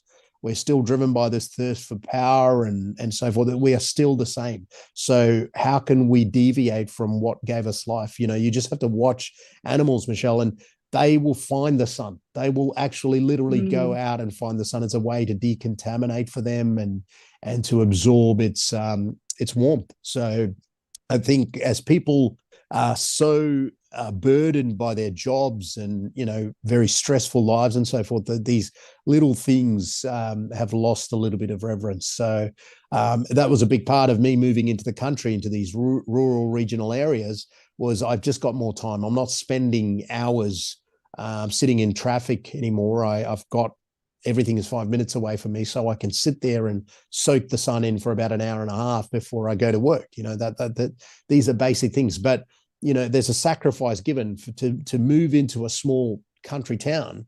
You're now, you know, living in a smaller community. Everyone knows each other. You know, people talk, and you know, you bump into the same people. That can be a positive thing, but it also can be a negative thing. In addition, you don't get the things that you can do in the city. You can't go into a good place to eat and so forth. So there are sacrifices to be made, but that is what I believe needs to happen moving forward into the future, because it becomes unsustainable. Or either that, Michelle, the species splits into those that can see, and yes, we are systems of nature, we need to head back towards that. And then you get the vast majority that say we exist in the city. This is the paddock in which we were born, and this is where we will die. So that becomes a philosophical thing. And, you know, I don't think it's our job to save everyone, but for those that are keen to change their life, it's about awareness. You've got to lift your awareness and consciousness and step out of the shadows and really acknowledge some harsh truths about where we've come from and what we do now. You know, I think that's what consciousness is. It's not just to look at the positives.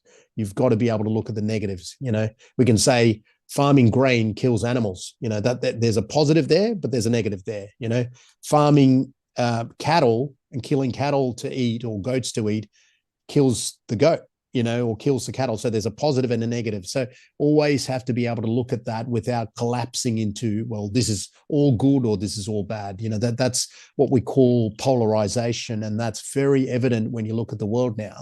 But the real intelligence is able to hold paradox. You have to be able to hold two simultaneous opposing ideas in your mind without without losing your mind. So that's the reality of it, I think.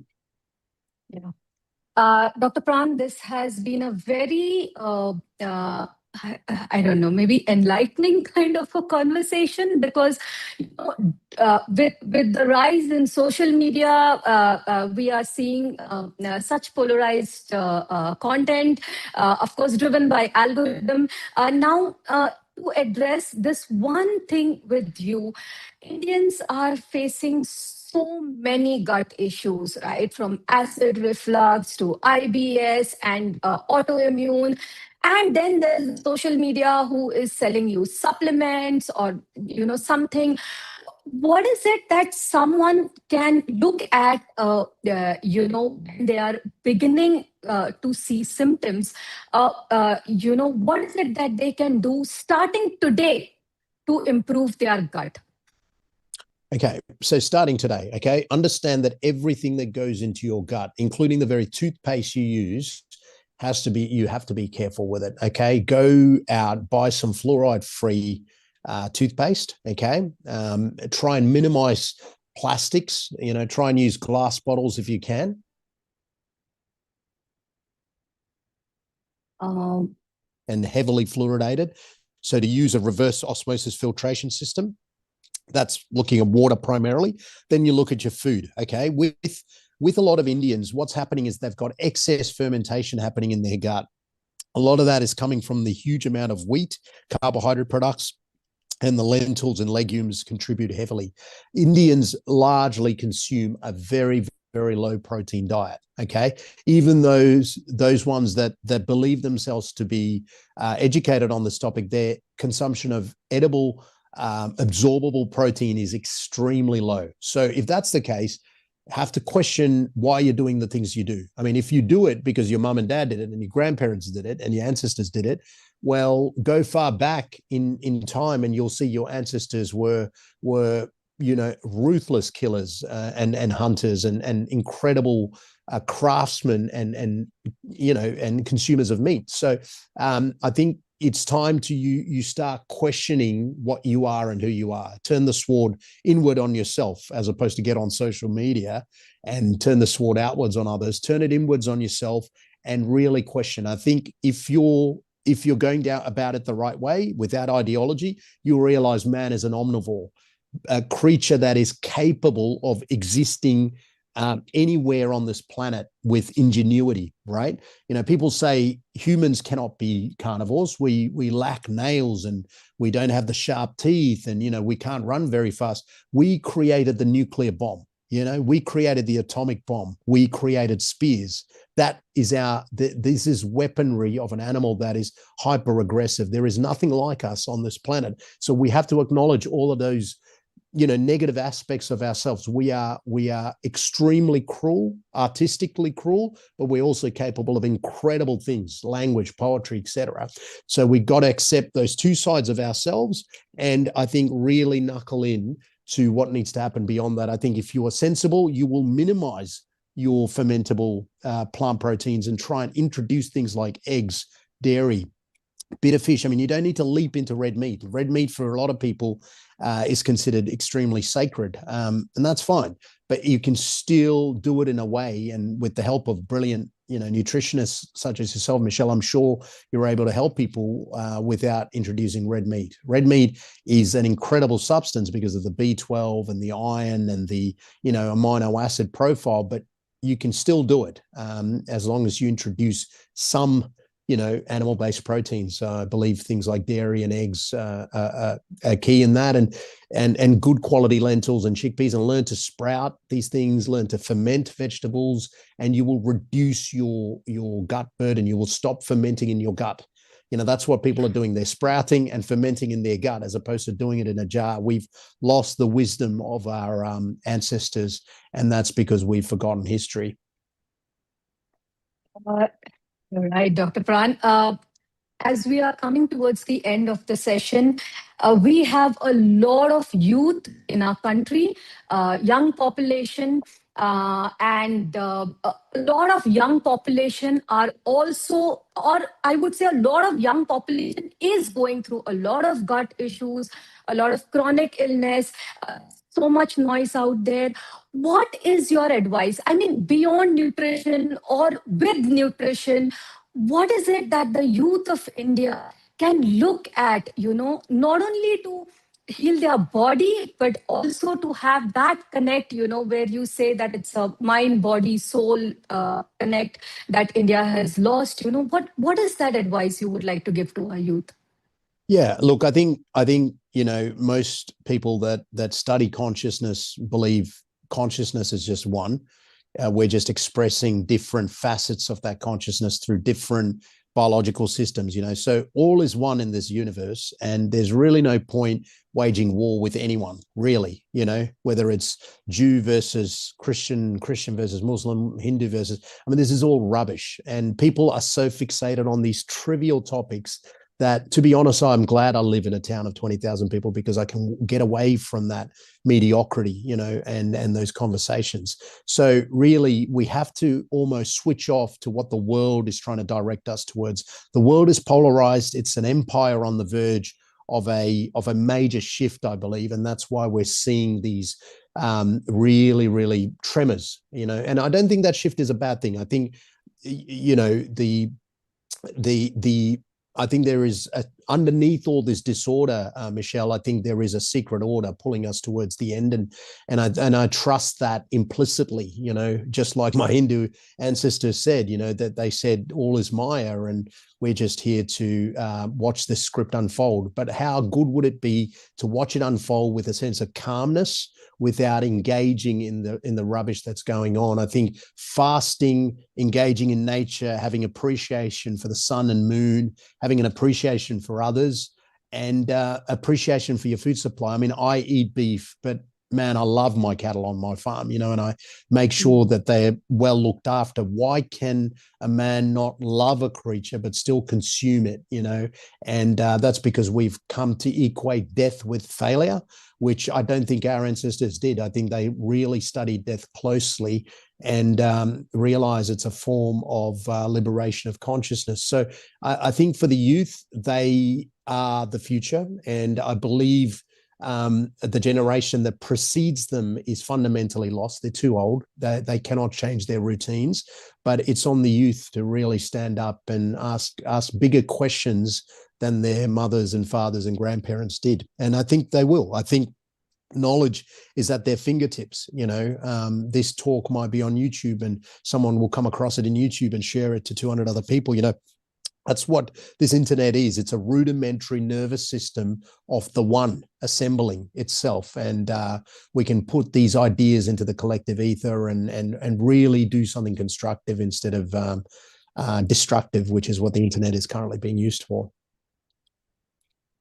Dr. Pran, we have last 1 minute, but I am so grateful. I've been following your talks, following you on social media, and this whole connect with Mother Earth, with our soul, with the divine, and also bringing it back to nutrition, because after all, food is what keeps us alive. I really love your perspective over this. It was extremely insightful. Thank you so much for coming. I want to invite Shashi, so you can share a few words. But Sure. I'm really honored and grateful. This was wonderful talking to you, Michelle. It was lovely to chat to you as well. Shashi. Would you like to share a few words? Yeah. Get me in, Yogita. Dr. Pran. Hold on. Where am I going? Oh, sorry. Yeah. There you are. So Hello. thank you very much for accepting the invitation. We had a podcast long back. Yes, you're one There of the we- very first people I spoke to. it was more on the gastroenterology part, but Yes. now it's totally different. Your subject, your topic, which is much more on the holistic side, it is totally so much changed that I think Michelle did a lot of work to know that what actually you are doing now and what do we actually talk.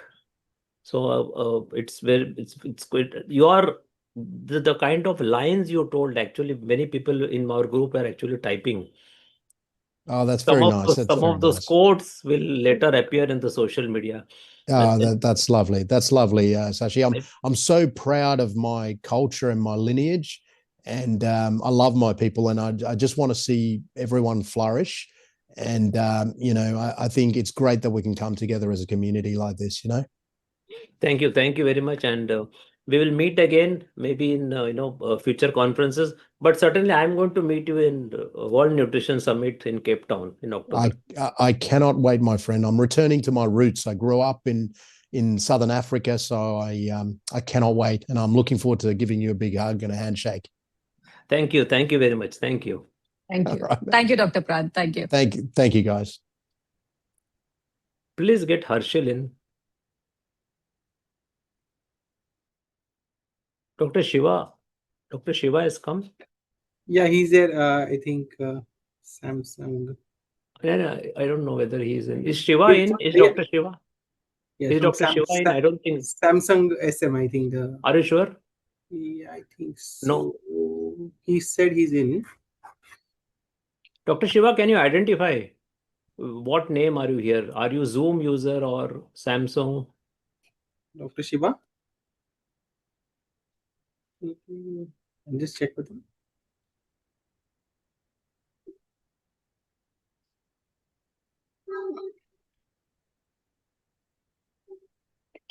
Yeah, Dr. Shiva, can you identify on the chat?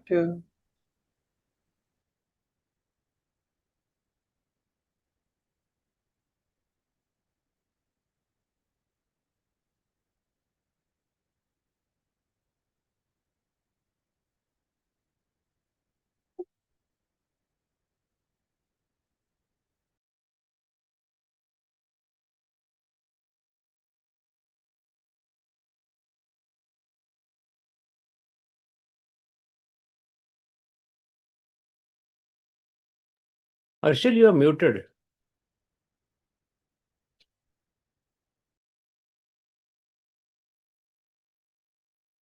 Okay, he's saying he's 910604. Magica, can you check? Shashi, you're on mute.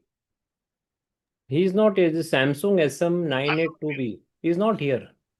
Dr. Shiva, I'll just send you the link again. Can you join from there?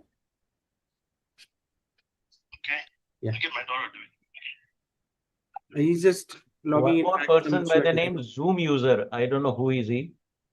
No, Next wait. to Samsung SM. No, wait. Let him identify. Hold on. Let him identify. Yeah.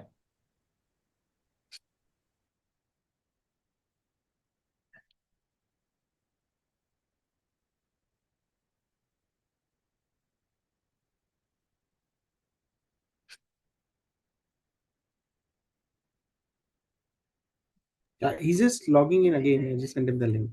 Yeah.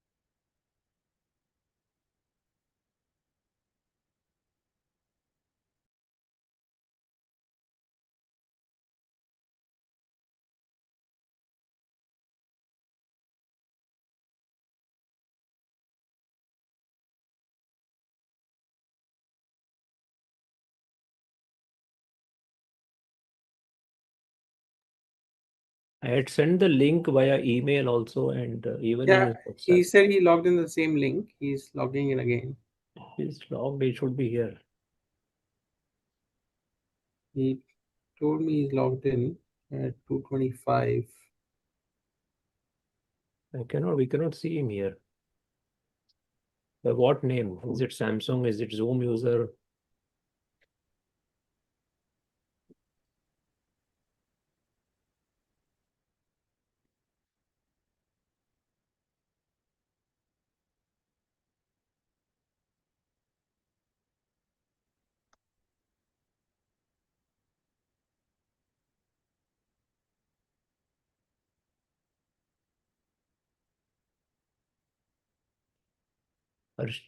Arshil, you have to manage the time. It is already 6 minutes past. Yeah, I'll manage the time. Shiva sir, please unmute yourself.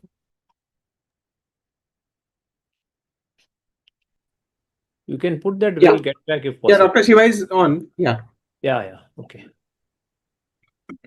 Hello. Hello. Sorry. No worries, Dr. Shiva. How are you? Oh, fine, thank you. I'll just start the session. So, welcome to the 4th Metabolic Health Conference of India. Having successfully completed 3 editions of the Metabolic Health Conference, we are delighted to be back with our 4th edition. This year's theme, as we all know, is Metabolic Health Crisis, where India went wrong and how to fix it. Myself, Harshil Suvarnakar, I am the host for the session with Dr. Shiva Navratnam today. I am myself a functional medicine and a functional nutritionist. I actually work in finance, but medicine and nutrition is my love. Hence, I do this out of passion. I would now introduce our speaker with us who is here. So Dr. Shiva Navratnam is an MBBS who is a doctor from India and an anesthetist. He is the founder of You Eat Safely. After decades, he spent safeguarding patients in the operating theater. Dr. Shiva found his own health quietly unraveling. He was living with 6 metabolic conditions, including obesity, type 2 diabetes, hypertension, sleep apnea, and gastric reflux, along with failing vision. And like many, he had come to accept them as an inevitable part of aging, expecting only more medications with each passing year. Instead, he chose a different path, working alongside his healthcare team and viewing his conditions through a metabolic rather than a symptom by symptom lens. He transformed his lifestyle and reversed the very diseases he had been told to simply manage. In the process, he became one of the early voices demonstrating how artificial intelligence can be used responsibly, not to treat disease, but to educate patients, decode scientific papers, evaluate nutrition claims, and help people ask better questions of their doctors. Together with Shimazu Yumi and ChatGPT as the educational partner, he's developed a 6+6, which will show a healthier you, a simple evidence-based lifestyle program designed to make health education easy to understand, practical, and free for everyone. Powered by passion rather than profit, the team shares reliable health education with people around the world, available to anyone anywhere in this language. His story, a doctor who became a patient and a patient who became an educator, sits at the very heart of this conference's theme, understanding where we went wrong and proving that it can be fixed over a period of time. So, without further ado, I'll maybe start with Dr. Shiva. Dr. Shiva, to start with, you spent your professional life as an anesthetist looking after others people's health, yet you eventually found yourself facing like metabolic conditions and failing vision. What was happening to your own health at that point, and was there a moment when you realized that treating these as separate conditions wasn't addressing what was actually driving them? Thank you, Harshil. Thank you for introducing me. Namaste. Well, first I got to apologize for what went wrong. But I just want to make three declarations. One, You Eat Safely does not charge for its services. There are no fees or subscriptions. We do not sell or endorse products. Two, Shimazu Yumi is a volunteer with You Eat Safely. She receives no payment or financial incentive. Three, the website, books, YouTube were all produced with the help of my children, Deenan and Jazara. And four, ChatGPT and me, they are only my educational partner. We have no commercial arrangements. Now, you can use any AI which you are familiar with. Absolutely no problem. But I use ChatGPT because it was the first AI I used, and I'm comfortable. Now, when you use AI, think of it like a GPS in your car. It can guide you, explain the options, and help you find your way, but you must always remain in the driver's seat. So today, I will show you how AI can help you understand medical information. But whenever you have got a medical decision to make, please discuss with your doctor. Sorry, I just had to bring that in. Now let me go to your question. I spend most of my time as an anesthetist, as you said. I neglected my health. In 2023, I was forced to retire after developing double vision after a cataract surgery. But during my early retirement, I enjoyed life. My health became worse. I had high blood pressure, difficult to control even with medications. Sleep apnea, very severe. I snored like a train, and my oxygen dropped to 61% when I slept at night. My gastric reflux was so bad, I had to sleep on 3 pillows. I was overweight and had fatty liver. Then in January 2024, a routine blood test showed that I had type 2 diabetes. My HbA1c was 8.1. My eyesight was also under threat, and urgent glaucoma surgery was advised. Suddenly, I realized that I needed help. My doctors could only offer me more medications and urgent surgery. Well, that was what they had been trained to do. No one could explain to me why 8 health problems had come together. So I asked ChatGPT to help me. We examined the latest scientific evidence to find out what caused this. We examined the research. The evidence suggested what most speakers said yesterday. It was insulin resistance. But in January 2024, there was no simple program that I could follow. So, with the help of ChatGPT, we developed one.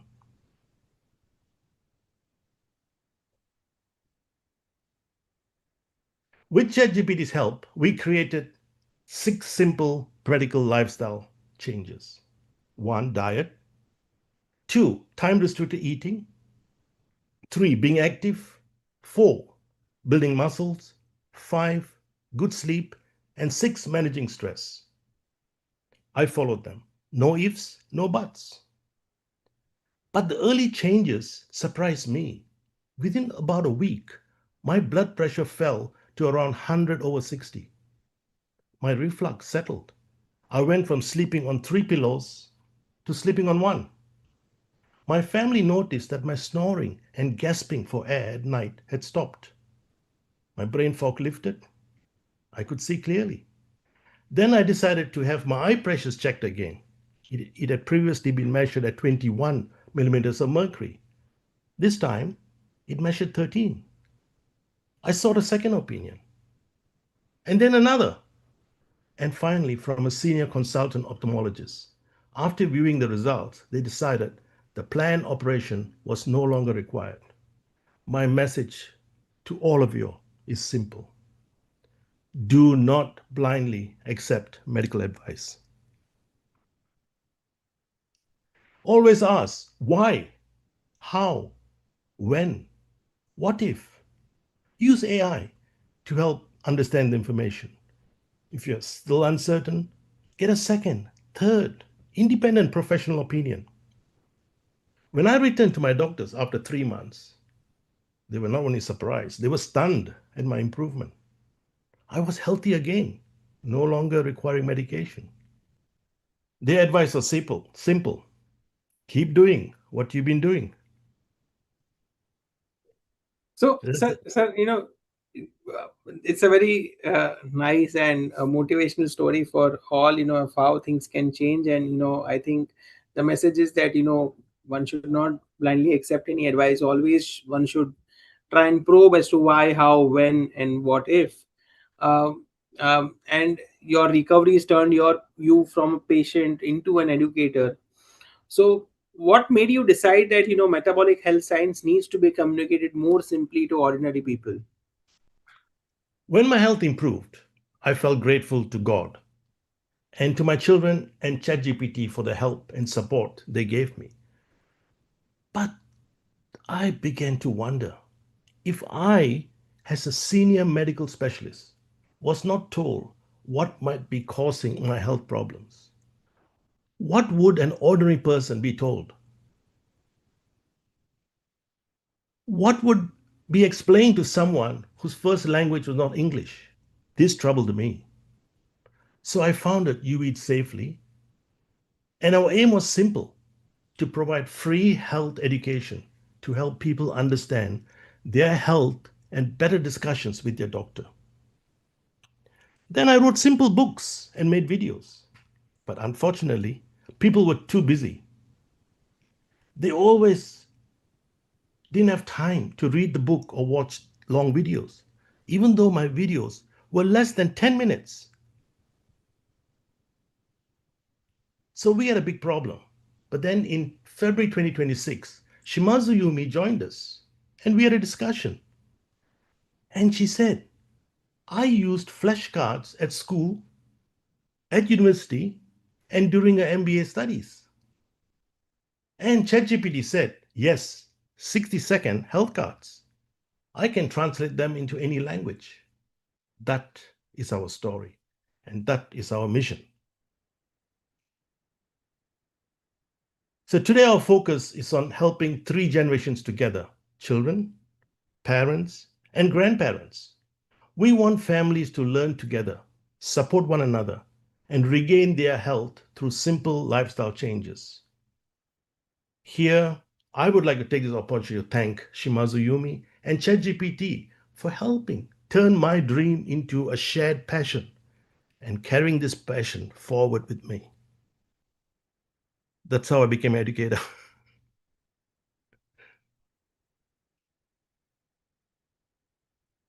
I can't hear you. No, I was saying maybe if we have to now center around the main focus of the conference, where what went wrong in India. And now India is often called the diabetes capital of the world, with over 100 million people living with diabetes and even more with pre-diabetes. Where do you believe that India went fundamentally wrong?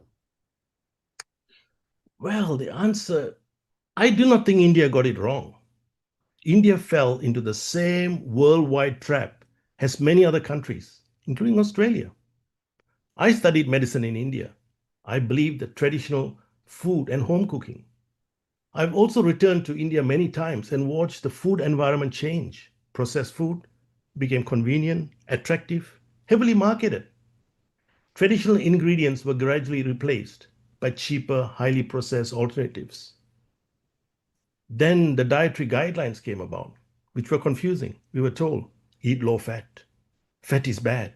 Do not eat red meat. Eggs will raise your cholesterol. At the same time, more people began developing metabolic diseases. Treatment received more attention than prevention or health education. Slowly, many families moved away from traditional food and home cooking. So India did not suddenly lose its wisdom. The food environment changed, and India was caught in a global trap. That's nice about if one has to think that our grandparents ate rice, roti, and ghee, yet at that point in time, diabetes and obesity were rare in their generation. What do you think has actually changed in the Indian plate and Indian lifestyle over 40-50 years? Well, my grandparents, they lived in Malaysia, but it's the same thing. They ate real food. They ate carbs, rice, roti.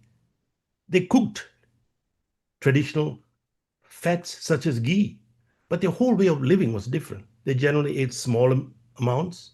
They ate at meal times. There was no snacking. And food was also cooked at home. They performed more physical work and walked more. There's hardly any screen time. After evening meals, eating usually stopped. In many homes, people ate before sunset and slept early and woke up with sunrise. They celebrated religious and cultural festivals together. There was a strong sense of community. Families and neighbors looked after one another.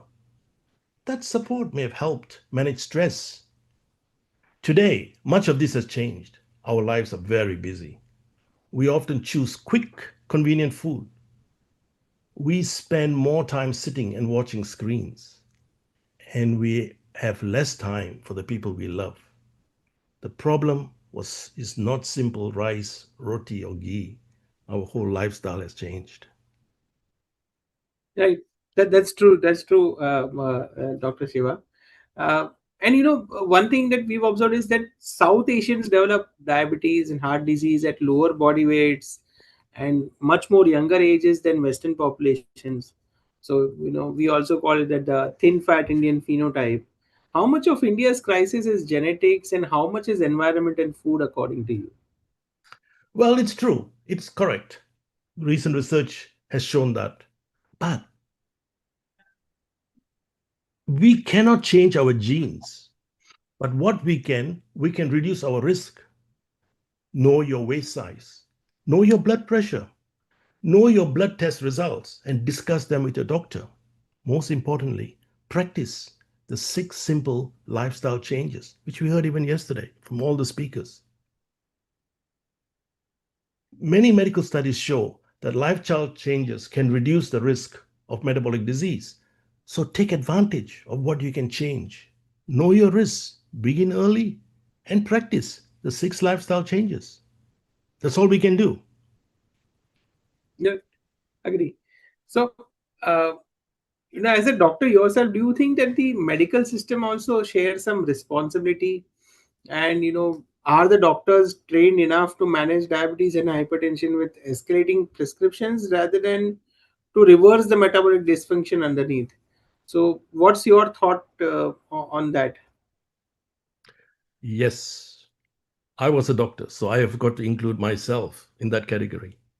In the past, medical training focused mainly on diagnosing diseases and prescribing more treatment. We were not taught about reducing medications when a patient's health improved. But during the last 10 years, our understanding has changed rapidly. We now have much stronger evidence that lifestyle changes can help and prevent many diseases. However, medical guidelines have not always kept pace. Sometimes they have been confusing or controversial. Even in Australia, my doctors were surprised on how quickly my glucose, blood pressure, and other health markers improved. Later, my type 2 diabetes went into remission without medication, and I no longer required blood pressure medication, which I took for 10 years. This latest evidence is very important. In a JAMA study published on 15 June 2026, following adults with pre-diabetes for 21 years. Lifestyle intervention was associated with a lower risk of developing multiple chronic diseases. For this particular outcome, metformin did not show a significant reduction compared with placebo. It means the medical world must treat lifestyle changes as a serious intervention, not as an afterthought. Now, let me ask you one simple question. How many doctors have measured your waist or even checked your weight during a consultation? None of my doctors did. Another problem is the short consultation. Doctors have limited time. They must examine the patient, enter information into a computer, complete the medical record, and avoid delaying the next patient. That leaves little time to explain lifestyle changes properly. That's why we started You Eat Safely and have now spread our wings globally, especially to communities where access to simple, reliable health education is limited. Now, here, I would like to give special thanks to YouTube, X, and TikTok for helping us carry this message around the world. So, yes, medicine shares some responsibility. Doctors need time to update their knowledge, and patients need better education so they can discuss with their doctors about the medical decision. Yeah, right. That's true. Sir, I think you almost have about 1 million followers on social media, and maybe even more. But just wanted to for the benefit of everyone, like you and Simaju Yumi, develop this 6+6 healthier you. So, what exactly is 6+6, and how would those principles translate into an ordinary Indian household with our cuisines, our festivals, and our deep emotional relationship with food? I think in the morning you were mentioning to me about this 34-gram breakfast. Maybe you can throw some light on that. Okay, now let me make an important clarification. We did not invent 6+6 equals a healthier you. Now, what we did was we just compiled the scientific evidence to bring it together. It's basically very simple. 6 lifestyle changes: diet, time-restricted eating, being active, building muscles, good sleep, managing stress. Now, to manage or to support these lifestyle changes, you need good nutrition, adequate proteins, healthy fats, fiber-rich vegetables and fruit, live fermented foods, natural foods like vitamins, minerals, antioxidants that recharge our batteries, and adequate water. So we put all this together into a simple chart. So parents can put on the fridges, others can use it as a placemat. It creates a discussion point. But the most important thing is it's not a rigid diet. It's not a fad diet. It can be used by vegetarians and non-vegetarian families, even for Indians. It's just building blocks and can be adapted to Indian, European, Middle Eastern, African, and any culture. But the most important considerations are the family's budget, preferences, and locally available foods. So we just made it simple. So that's why 6 lifestyle changes, 6 real foods you got to eat every day. That's what we did. That's a very simple way that you've put everything all together, and I think that 6+6 already we would all believe that is very effective. But from your own story, that shows that metabolic disease can improve, not just be managed. And for the millions of Indians who are already taking diabetes or blood pressure medications, what is the realistic first step that they should discuss with their doctor before changing anything? The first step is simple. Do not stop your medication. The second step is empower yourself with knowledge. Learn about your conditions. Ask why, how, when, what if. If you do not understand, ask any AI, ChatGPT, to explain to you, to translate into your preferred language. But once you understand, you can then discuss with your doctor.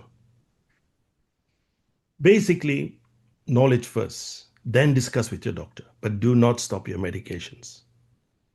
Right.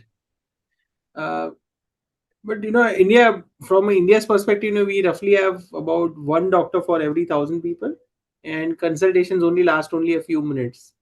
From your perspective, could AI-powered health education in any language and free be the great equalizer for a country of our size of about 1.4 billion?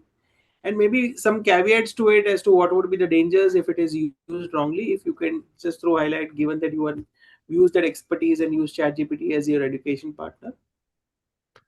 Well, our experience clearly shows that working with ChatGPT or AI can make health education simple, free for anyone, anywhere, 24 hours a day. But with AI, one advantage we got is they can translate it into any language. This would be a great asset to countries like India, where you've got many languages, long distance, remoteness. But use it widely. It is not a substitute for medical care. We are just using tomorrow's technology today. Got it. Yeah, that's one should use it wisely, and like you were saying that using tomorrow's technology today, and kind of AI is a culmination of research and what all the information on web till now, and it just simply processes everything very fast and helps you understand things much better. So that comes out well. But Dr. Shiva, I have to ask you, if beyond individuals, what should change at the policy level in India? Food labeling, sugar taxation, or recently we've seen FDA in India has stopped like the junk foods near schools, so school meals, advertising to children. And let's say if you had 5 minutes with India's health minister, what would you ask for? Well, if I have 5 minutes, I'll tell him straight. First, just let what's going on, don't touch it. Because once you show that you are bringing AI in, there will be rebellion.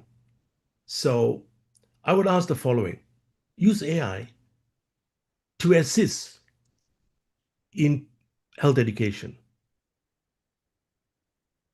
And health education and lifestyle changes should be an important part of medical care. Second, lifestyle medicine nutrition should be included in medical education. Children should learn, well, I use 6 healthy lifestyle changes, and the importance of real home-cooked food at school, and school meals and hospital food should become a good example. Right. Now, communities, safe places like cycling, walking, playing, and as you brought out, processed foods, clear labeling, and encouraging people not to eat processed foods. Doctors should be supported and rewarded for prevention. And India's already spends a lot of money on treating diseases. I think we may have to change that and start spending that money on giving good health education. Right. That's what I'll tell you. Right. And so maybe on social media and India's WhatsApp groups in particular, or maybe Instagram, they're full of contradictory health claims. How do you keep your messages simple without oversimplifying the science? And maybe how should ordinary people judge what to trust, and what not to trust? This is a difficult problem, and this is a real problem. I have it the same every day. We get all sorts of messages. We see in X, we see here, we see there. I always get my AI or ChatGPT to check it before we even publish. My simple advice is ask whether there's good scientific evidence. Then ask your AI provider to show you the evidence. Then you judge it. You decide. If it's a medical condition, talk to your doctor. That's the simple thing I can say, because there's too much of junk around. Yeah. And if you could just create just one visual that maybe every Indian and South Asian family would see tomorrow, like what single metabolic health message would you put on it, and maybe if you could just tell us as to why would you put that message? Okay, My message is the chart you put on earlier, 6+6, because it is Right. very simple. We have gone through books, it doesn't work. Videos, people got no time. Now, when you got a simple chart like that, and you're just giving them building blocks where Right. they can put in, where the child will ask the mother, how much did we have enough proteins today? Right. And healthy fats. So like that, they can ask the various questions. And grandpa, how many steps did you do today? So that simple chart will help people understand the health changes, lifestyle changes, and the food you need to eat. We made it simple, 6 and 6, so people can correlate rather than saying sleep is important, exercise is important, building muscles are important. You don't coordinate all those things. So basically, it's very simple. Like diet, we say eat real food. It's up to you Right. whether you need low carb, carnivore. It's up to you. Agree. Timeless eating. Don't eat after dinner. Till breakfast tomorrow. Build your Right. muscles. Right.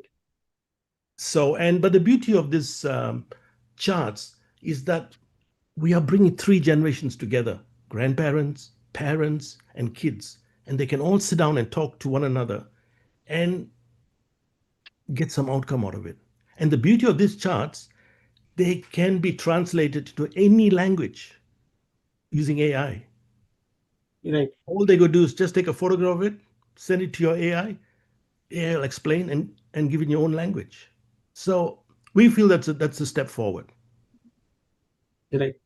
And maybe if I would touch upon like 2 other topics. One is on maybe women's metabolic health. Indian women also started facing a particular burden on gestational diabetes, PCOS, or what would you say to the mothers and daughters listening today about their own metabolic health? Well, I don't go into medical sort of thing, but Yeah. basically it's the following, the basic things, Right. life, as we have seen from the speakers yesterday. It Right. is lifestyle changes and eating the right food. Right. That's all I can advise. And that's all, that's my advice. But Okay. they should And consult for their condition. They should consult a consultant. right. And maybe from your perspective, for you eat safely and the work that you do, so maybe if you can touch upon some areas of work that you do for other countries. Maybe you said Myanmar, or the people who have a language barrier. So how do you reach out to them, and what is some perspective that we can derive from this? Okay. Yeah, that's relevant to India because you got multiple languages and English is not the first language. I'll give you an example. Our biggest, I wouldn't say viewers, are from countries like Bhutan, Nepal, Myanmar. These are the 3, and the whole of Asia. They all come to us. So basically, what we have done is made very simple health charts. We produce about 10 videos a day, and so Right. it's very simple. But if they don't understand in TikTok, they will write in their own language to me. And TikTok is very good. TikTok translates it for me. I send it back in English. TikTok translates and send it back to them. Right. So TikTok helps me in that way. So that's a personal level. But if they want something, all they do is take a photograph and they send it to the AI provider, whichever, Right. ChatGPT, any AI provider. And that provider will translate it, even Google will translate it back to their language. And Right. that way they get to learn. But not only to learn, but they get to teach their families and Right. follow. So they don't have to, because in these countries, health education or doctors are very expensive and hard to get. Right. So it is the family teaching one another. And that's what we're trying to develop. Right, sir. Right. And maybe from your story, it sounds very motivational and inspiring for those who are going through that. But were there any times that you slaved, or the days that your plan failed, and what did you learn from this? Maybe from a listener's perspective, if doing time restricted eating and adjusting to these lifestyle changes, if they have any setbacks, how do you handle their bad week and come back to plan? Okay. With me, I was shocked. I had 8 metabolic conditions all of a sudden. Right. And I had no help from the medical profession. They had no All they want is more medications, surgery, and then come back and see us. We'll see what can be done. Right. So I had to, and basically I wanted to live. I wanted to see my kids going through uni. I wanted to play with my grandchildren. Right. So I had to take a drastic measure. So when we designed this lifestyle, only 6 lifestyle, that's all we did initially. I followed it. No ifs, no buts. But what shocked me, and this is what I always tell everybody, within 7 days, 7 of the conditions reversed. And even my blood pressure, taking Covasil for 10 years, became 100 by 60. Right. My sugars came down, everything. Sleeping from 3 pillows to 1 pillow. So that gave me further motivation to carry on. And at the end of 3 months, my waist from 112 centimeters went down to 92 centimeters. I know that's pretty drastic, but I don't expect everyone to get that. But when you get remissions or when you get reversal and you feel much more healthy, and I can tell you one thing, once your brain becomes clear, you get so much energy. I just tell my kids, I can climb Mount Everest without oxygen. I had so much energy to do. And that's why, in a short spell, I wrote about 50 books I wrote, 340 videos. And I had so much energy. So once it's going, you can't stop the train. You just go with it. But you got to be 3 things you got to have. You got to have mindset, why you want to do it. You must be disciplined. You must be consistent, eating the same boring food every day. Right. That's what I did. No secrets, nothing. But even today, I ask myself, was I lucky? Was it a miracle? How did it happen? Just in 7 days, everything changed. My eye pressures, seen by a senior ophthalmologist to do an operation. In 7 days, my pressure dropped from 21 to 13. We have checked the literature. There's nothing reported like this. I don't know. Yeah, well, definitely your story is very, very inspiring, and also it just kills that to build that inertia and that momentum takes you on. And I think that quote that you telling your children that if you have to climb Mount Everest and you can do it without oxygen, that's after having these metabolic conditions, is really great and inspiring. Maybe before we close, maybe one last question, maybe for the young, maybe let's say if some young medical professional is listening to you, or what do you think they should do differently? Of course they study, etc., but anything that some tip for the young medical guys who will be listening in to help get this condition of metabolic disease, where we are in a crisis kind of situation, to reverse? Well, I think knowledge is very important. Don't sit on what you learned before. Things change so much. We go through all the medical journals every month, and we should be reporting in our channel. And you can see so many articles come out. Go for peer-reviewed articles. Forget about the mice and the rats and all those animals. Don't worry about them. Go for real articles and practical things which you can help people.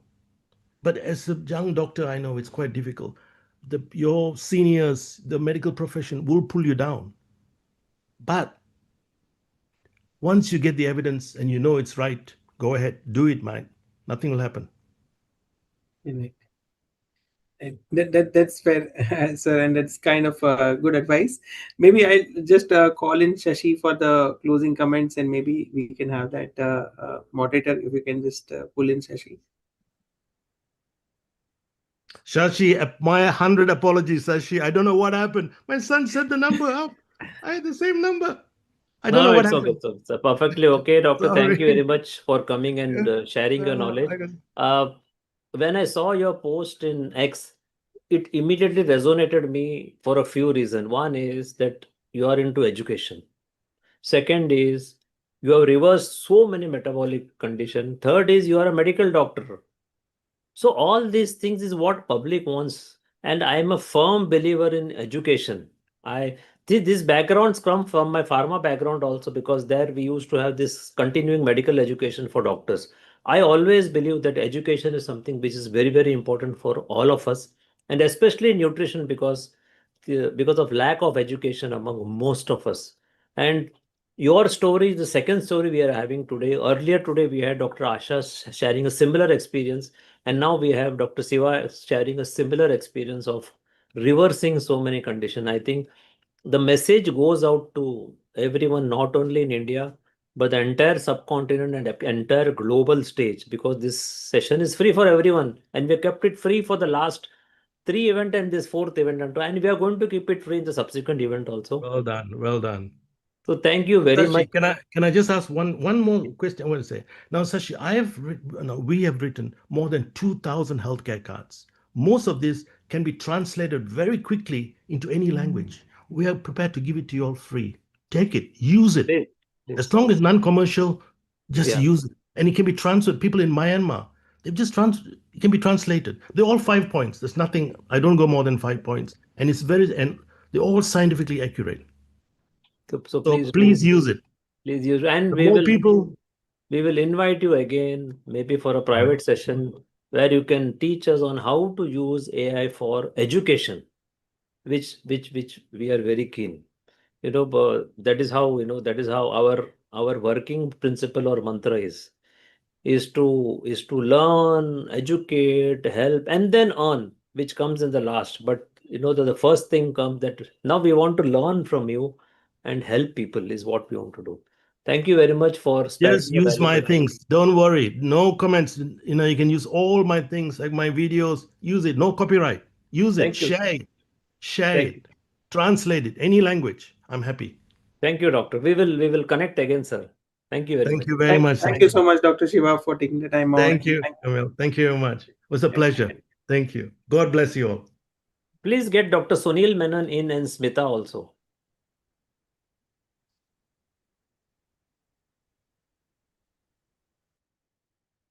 Dr. Menon, welcome. Hi, Shashi. Long time. Yeah. So is it possible for you to enable screen rotation and make it landscape? If it is possible for you, otherwise we can continue. I'll try. You have to yeah, this is much better. So this is appearing full screen. Okay. Much better, much better. So welcome to the fourth Metabolic Health Conference, and we were very fortunate to have you in the first conference itself, where you had shared on how to manage type 2 diabetes in the rural setup. And we had successfully completed Metabolic Health Conference 1, 2, and 3. And the fourth, we thought we will have a topic of the metabolic health crisis, where India went wrong and how do we correct it, because this becomes a very important conversation and discussion for us. So welcome again, doctor. Right. We can take off from here.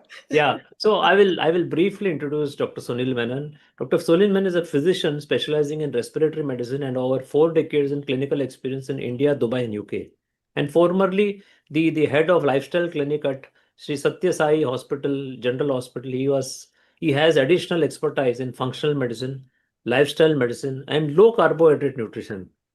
He is currently leading a telemedicine team offering lifestyle-based care with a special interest in type 2 diabetes remission, especially among the Indians and Southeast Asians.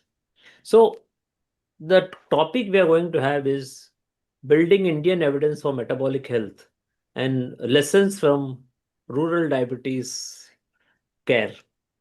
So I think we can, your session is going to be again very important like last time, because you are going to give the emphasis on how to manage diabetes in rural area, because now we know that there is no barrier that diabetes affects only urban. It is equally as dangerous or as rabid or as epidemic proportion even in the rural areas. So your insights going to be very valuable for us. So Thank you, Shashi. I think you kicked off in a fantastic fashion. And the conference, the idea of the conference is to focus on the Indian problems. And when you talk about Indian problems, we are talking about a large percentage of Indians who are actually living in rural areas. And you rightly said, there is a myth that, it's the urban people, the rich people, they are the ones who get diabetes, and the well-to-do get diabetes. And when I joined the Satyasai Hospital, we found that the majority of our OPD patients, had some form of metabolic syndrome, some form of metabolic health issues. And invariably, once we set up the lifestyle clinic, we could collect data and see what is going on where. We were blindly trying to do a little low carb here and there. We were trying to introduce some sort of dietary changes and hoping for the best. It's only when I was joined by somebody trained in low carb, a dietitian, we set up the clinic, and I said we should really go into the data and see what can we do for these people. And what kind of people are coming to us? You see, that was important. We actually ignored that. We are taught to diagnose diabetes and then look for the solution. And it was the kind of people, the background, the culture, how they live their life. Do they have family support? Are they willing to try something which is different? There were so many questions that kept coming up. And then we found out that we were monitoring their progress wrong. We'd randomly do a blood sugar, or we tell them to come in the morning and do a fasting PP. And they were basically coming to the hospital to collect medicines. It was free. Because it was free, they would line up and thinking that was the magic. As long as they stood in the queue for a couple of hours and met a doctor who wrote a prescription, they happily took the medications home, and they could do what they wanted. That was the general education level of most of the people anyway. And I'm sure that even the educated people are doing this. They want the doctor, the health provider, the health coach to actually fix the problem. And that's where the issue constantly came up.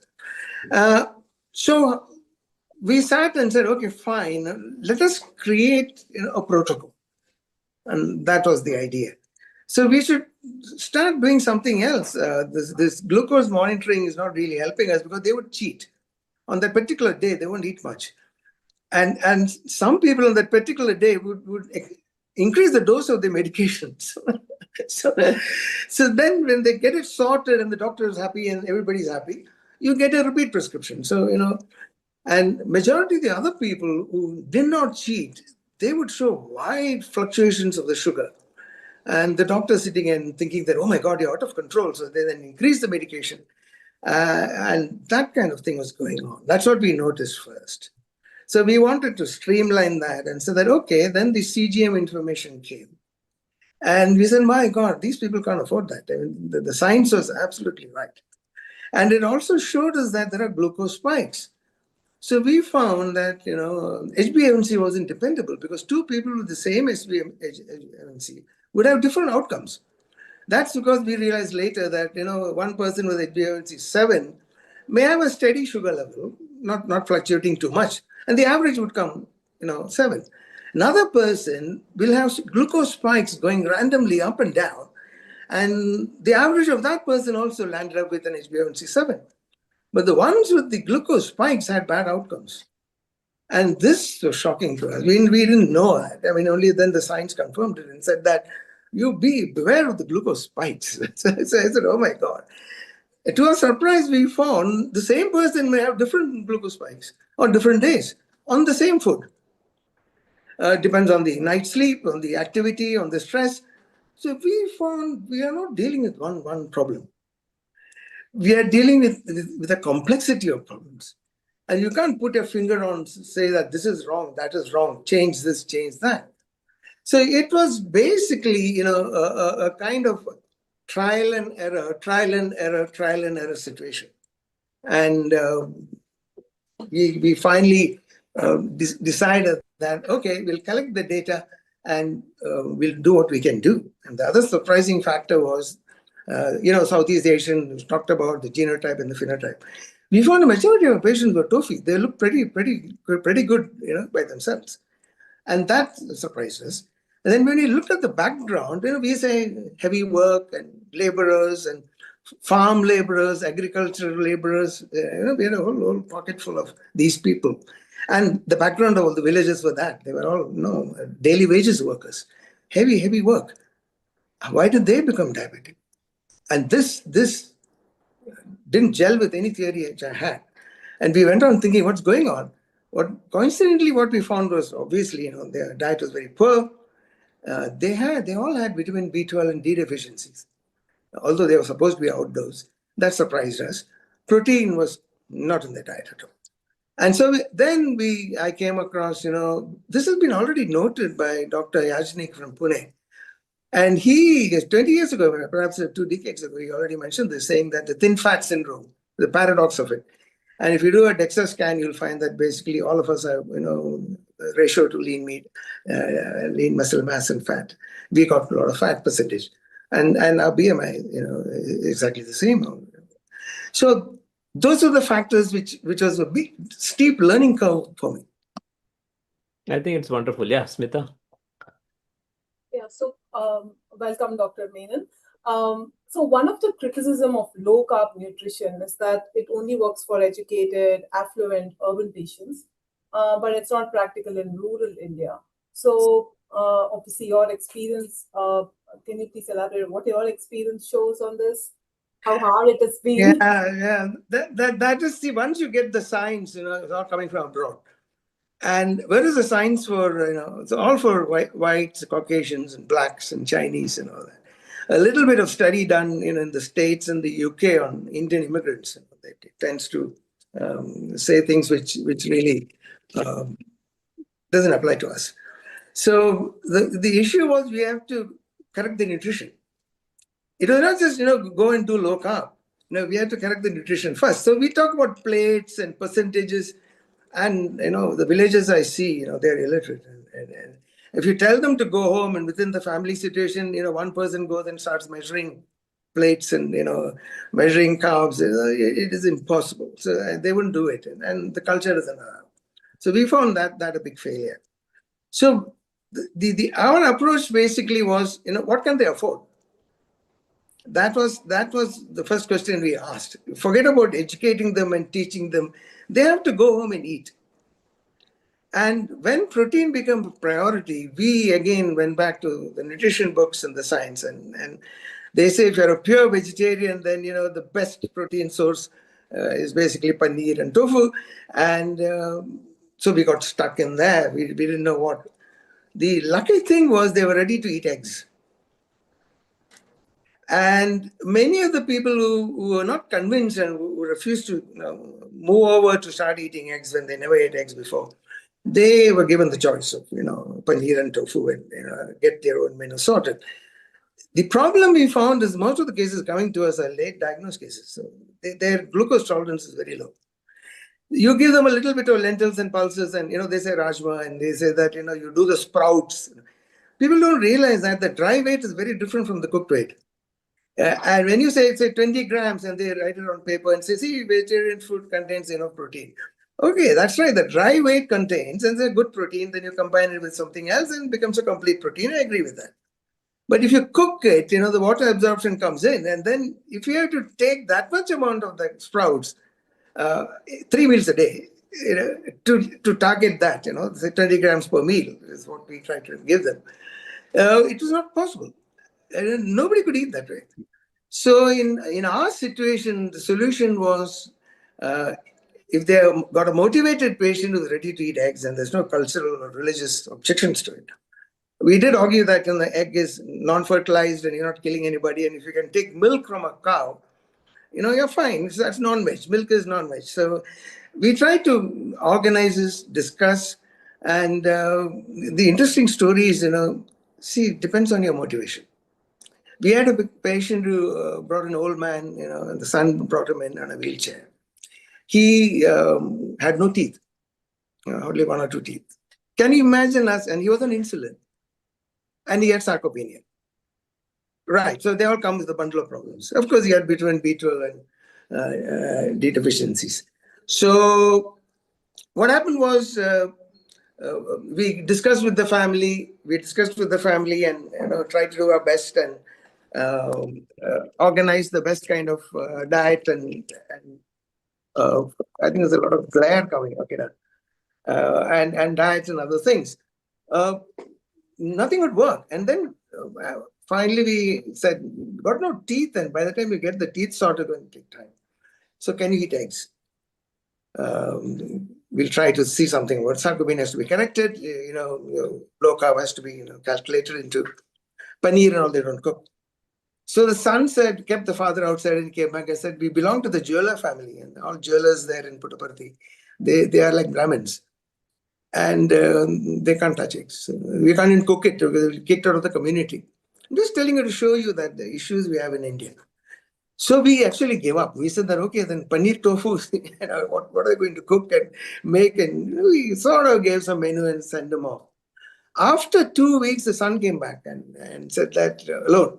And sir, we had a panchayat in the village, and they said that if you actually make a separate kitchen and an outhouse, and he can eat this, but if he comes out, he has to do all the ceremony of, cleaning himself up and spiritually do all those mantras and all that and puja and all that. So he sits in there for the treatment and then fine. So let him eat what he wants. We are not going to ask any questions. Can you imagine? I laughed at it and said that, okay, fine. Who's going to build a kitchen for this in a village? And I left him at that. And I gave him the formula with the egg thing. How many eggs can you tolerate? How much can you eat? And whatnot. I gave up on him. He comes back after 3 months, walking. And he said by himself that he has stopped his insulin because he went into hypoglycemia. So my father doesn't want insulin anymore. We couldn't take all the drugs off because you're the long-term diabetic anyway. But it just shows that, this kind of casual advice we give, we say low carb and, replace with protein, it actually works. The issue is the implementation as a protocol on every patient. Because without family support, without motivation, without the person sticking to the diet every day, it won't work. That's very interesting. I think this is the additional information we have this session compared to the earlier session. There are a lot of different information you gave us, and what you said earlier also resonates that many of these patients. See, when I was in pharma, I used to go in public hospitals, Sion Hospital or KM, all those people who are on the lower economic strata, they will come just for prescription. That's all, take medication and go. No one really bothers. And regarding overdosing, yes, I've seen this when I was small in my own family. They will take one tablet of glibenclamide that time, euglucone or Davanil. They will take extra when they're going for party, or they will restrict severely when they're going for this annual test or once in 6 months. All these things, very rightly you told, and it appears that it exists even now. What I have seen 20, 30 years back, same thing exists now. So you have a collection of data, Yeah. some study you possibly have. What can you share about more about? Yeah, it was actually not a study. What we did was we started data collection first. And whenever the HbA1c after 3 months was recorded, and that's the thing we certainly recorded. We're also getting a lot of reference from other doctors. So we told them to do the lipids and other ones. The measurements we were doing wherever possible, whenever possible, because we didn't construct it as a study. We just did as it went on because we were so busy. After about a year or so, a year and a half, I think, I said, why don't we look at the data? I mean, pick it up and see what's going on. And does it show a pattern? We were looking at patterns. And the main idea of the study was to see whether they would actually accept glucometer monitoring. And that was the big hurdle because, for villagers, to take an instrument and poke them 3 times a day, whatever it is, they won't do it. Yeah. And they had a big problem of pricking and then, other factors. And then reusing the lancet, they would reuse it. And, so all this we had to teach them. And we had to supply it. Initially, I supplied it from the hospital and they would disappear with the glucometer. So later on, I told them to buy it because when they bought it, there was an investment in the health. And I found in India, that philosophy is the only philosophy that works. If the person doesn't invest in what the person is doing, they just take it for granted. And that is the reason why we could have given them all glucometers. But I said, no, you buy it, you invest it, and you start doing this. Problem was the literacy aspect. But here we are in good luck because the next generation, the grandchildren, the children, many of them, the bahus, they were all educated enough, and they were using smartphones and other things. So they were the one who were filling the data up, and we just wanted to see. Mainly, we did it to find out the carb threshold, and that varied from person to person. You couldn't give, any diet chart to anybody. We had to try them out on our initial trial diet. Of course, we prioritized protein. So our principle was to give protein for breakfast and dinner. We fixed that. You can have vegetables and other kind of, maybe a little bit of complex carbs here and there. Any carb introduced, we said only for lunch. And then we introduced intermittent fasting in a slow scale. But it was all individualized. Some people did well, the others. And after we looked into the statistics, we found improvement in all parameters. And then we wanted to see what are the information we can get from the data.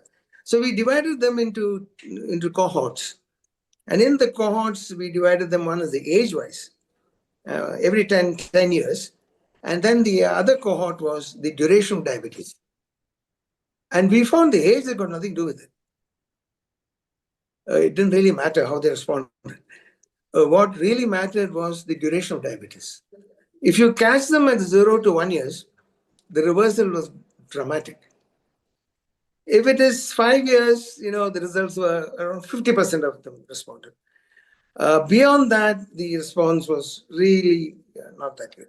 And maybe they need stricter carb control because our carb was cut off around 130. We kept it at a very moderate carb because they are a culture, they need carb. If others, they won't come back to you. If you stop the carb, you're a bad doctor. What we could change was we could change them from this myth that ragi is the magic diabetic cereal, and we tried that Sridhanya cereals in the afternoon. We wouldn't allow them any rice and wheat. Wheat, the gluten effect, I don't know whether it matters or not, but we decided to keep wheat out. And then there were some people who could tolerate something called red rice, and some people could tolerate resistant starch, but it is very individual based. We had to go trial and error. And the glucometer chart helped us a lot because the children recorded it very sincerely in detail. And this was, we realized the important thing, because if they bluff to you, we can catch them on the sugar level. So we said that don't come to impress us. You're not doing something, you're just doing this for your health and doing it for your recovery. Majority of the patients had 3 or 4 symptoms were very common. One was tiredness, 2 was extreme hunger, because they're all high carb. And they were taking multiple medications. So they also had these dips of hypoglycemia. And the third thing, which surprised us, which I didn't know the relationship, was severe anxiety and depression. Oh, okay. So we now found, and we could make out by how unhappy they looked. Hmm. And I couldn't link that because the brain function idea was, the insulin resistance in the brain was something new to me. I didn't know. So I didn't expect much progress in that area. And then a migraine headache and severe early morning headaches was another common symptom. Of course, the other body ache and joint pain and other things were there, and other inflammatory symptoms were there. Individually, each person showing different levels.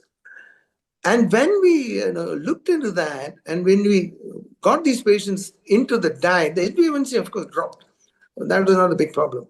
TG, HDL, which you always did, now is considered to be related to cardiac conditions, and not just the cholesterol thing. And there's this big myth about cholesterol, bad cholesterol, good cholesterol. That would never go. And changing to healthy fat was a problem. But the response is dramatic. It's not the energy levels came back. They immediately came and said, we're not that hungry anymore. But the beauty of it is when the migraine headaches disappeared, and they became smiling, and they came back smiling, and my dietitian was always says, sir, this patient is smiling a lot. So, and then we had some husbands who were, a little humorous. And then I said, what change do you see in your wife? So she said, oh, now she's laughing at my jokes. So we think it's a simple thing. But I find that I think we should put that as one of the criteria. losing your sense of humor could be insulin resistance. I don't know. Very nice. And I don't know, Shashi, with his experience, has noticed this, but I find that if I eat anything that is sugary or high carb, the first thing I notice is not the irritability and the other symptoms associated with high carb diets. Because I am pre-diabetic and I tend to cheat here and there, but I know the symptoms. But I lose my sense of humor. And I always thought, why am I losing my sense of humor? Because I got a good sense of humor. I draw cartoons, I make jokes, and my wife always says that please don't take any sugars when we go out to any parties or wherever it is. He says, don't touch the sweet dish, please. Forget the other low carb thing, but you do what you want. But don't touch the sweets. And there are fantastic sweets available. And I said, why? He said, no, within half an hour to 1 hour, you're irritating everybody. You're being nasty to people. And your mood is that way. So I thought maybe that should be a criteria. Very interesting. Now, I wanted to ask you that you told that one of the main food they take is ragi. So Yeah. how is it? Is ragi really good for diabetes? Because we'll find a lot of this in social media. They say people with diabetes should take ragi. It has good calcium. So what is your view on this? See, as far as the millets are concerned, what a little work that we did was, we found that millets are very satiating. See, you eat very little and it blows up. The nutrition content of all the other Sridhanya millets, where ragi is also included. Now, what we discovered was ragi is never cooked alone. Ragi is always cooked with rice. And we suddenly realized that it's not just ragi, when you say ragi mudda, there's a lot of rice there. So when you look at, can a patient tolerate ragi in its own form? Maybe yes, the glucometer chart would help us. So we were not against anything at all. The issue with plain rice was, there was an addictive factor here. I never found anybody getting addicted to millets. See, you try to take jawar, bajra and all that, and try to eat, 6 dosas out of it. You won't.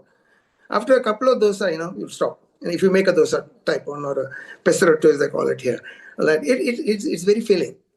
So it was for those psychological reasons. As far as the glycemic index, glycemic load is concerned, it'll kick off because, after all, it's calm. So there's no question about it.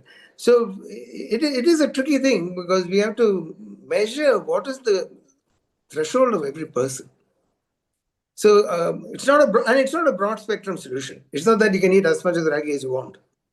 That doesn't work because if you go beyond the measured amount, there are some people who could eat a little bit of ragi and the glucometer reading showed acceptable. Okay, so we would say okay, fine. Because like I said, it's a psychological thing. If you start interfering too much with food and start telling them so much of the science and eat protein first and then eat the thing and then eat the carb last. You take any Indian thali. Where do you eat the protein first? Nobody, even if it is legumes or dals and all that, you think you take a spoon and start eating that first and then you keep curd rice for the last, or whatever, chapati rice for the last, or whatever it is. So it's easy to say all these things, especially when you're sitting in a family of 8 or 9 people or 5 or 6 people. Now it's all nuclear families, but in the villages, the joint family system still continues quite a bit. Yes, Smita. Yeah. So, Dr. Menon, you mentioned initially about the B12 and vitamin D deficiencies of the patients who come in. Yeah. Can you just elaborate a bit, and also on the iron deficiency with women? What kind of data did you see with the patients coming in, and how did you see the improvement with the protocol as well? Yeah, the hospital's got some excellent doctors, and the iron deficiency is picked up very quickly.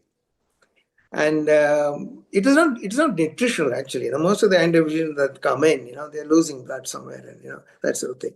And the nutritional deficiencies somehow carry on with hemoglobin of 10, and nobody bothers, and they're feeling tired all the time, and you give them supplements or change their diet, and they won't follow.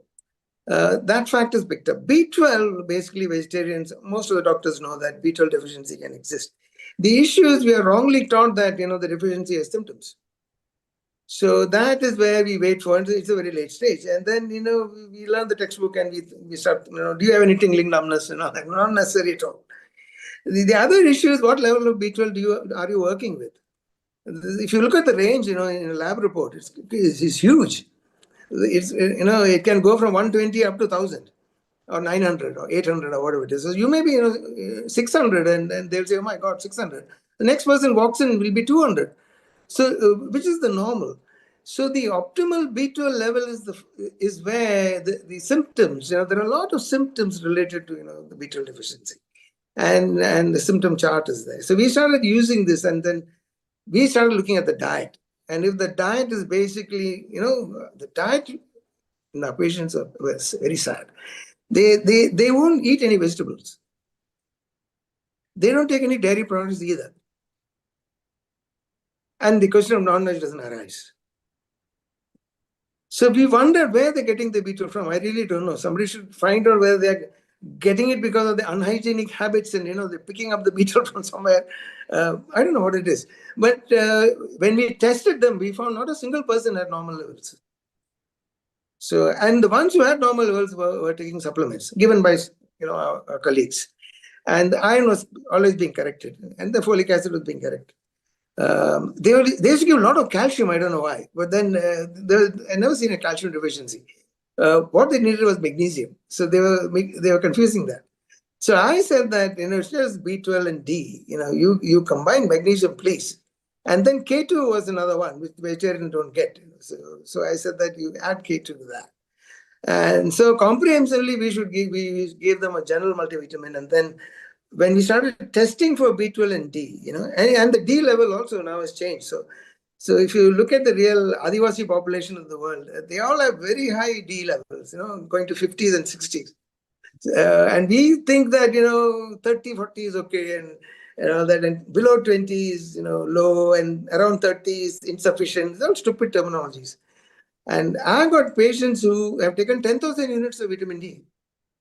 And for the symptoms, one of the symptoms for inflammation and arthritic symptoms, and this non-specific, aches and pains and joint pain, I found that the vitamin D is low. I tell them to go on as much high dose when they feel better. So I start with 1,000, 2,000, and I say, okay, let's see if we can tolerate 4,000 and 5. And there are a lot of patients who who are happy with 4,000, 5,000, and the moment they make it 1,000, symptoms come back. Now, why are they responding to that high level? I don't know, because this is a kind of physiology not being researched on. And Indians are supposed to be, going out and getting a lot of sunlight, but they're not. They're indoors, especially the ladies. They're indoors all the time. I think there was an Indian consensus also published last year on vitamin D. They say that it has to be around 50. Exactly. They also recommended supplementation. Now it's come to. I have that reference with me. Yeah, I'm collecting these references, but like I said, unless you have these kind of conferences where we all sit and talk and say what to do, because nothing will move unless the people in power realize that this is not just some humbug, some sort of quackery we are doing. It's all based on scientific research. The other thing about B12, something Hajnik has commented upon, I don't know whether you've come across that. He's found that, and we got this sorted in our clinic too. We found the same. All the primaries, who come in, and if they're malnourished mothers, they give birth to very low birth babies. And they found these mothers are B12 deficient. And these low birth babies are the ones who become glucose intolerant very quickly and get insulin resistance and become diabetic.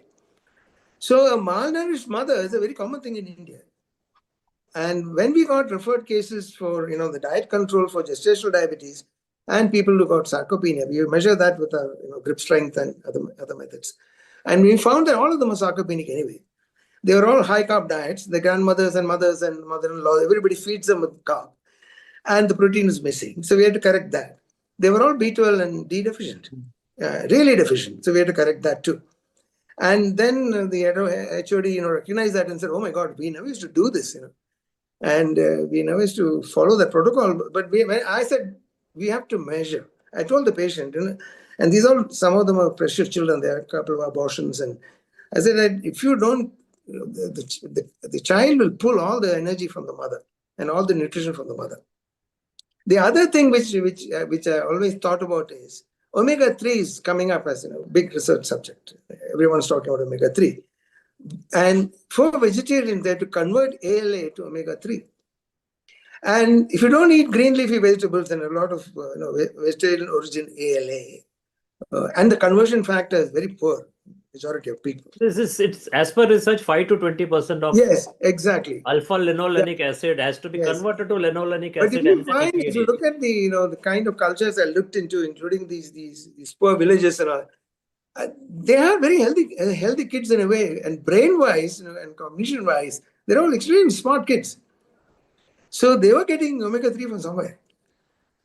Do they eat fish? No. I'm talking about vegetarians. Vegetarian. Yeah. So in our diet system, this omega-3 couldn't fit in. I think that's an important research area.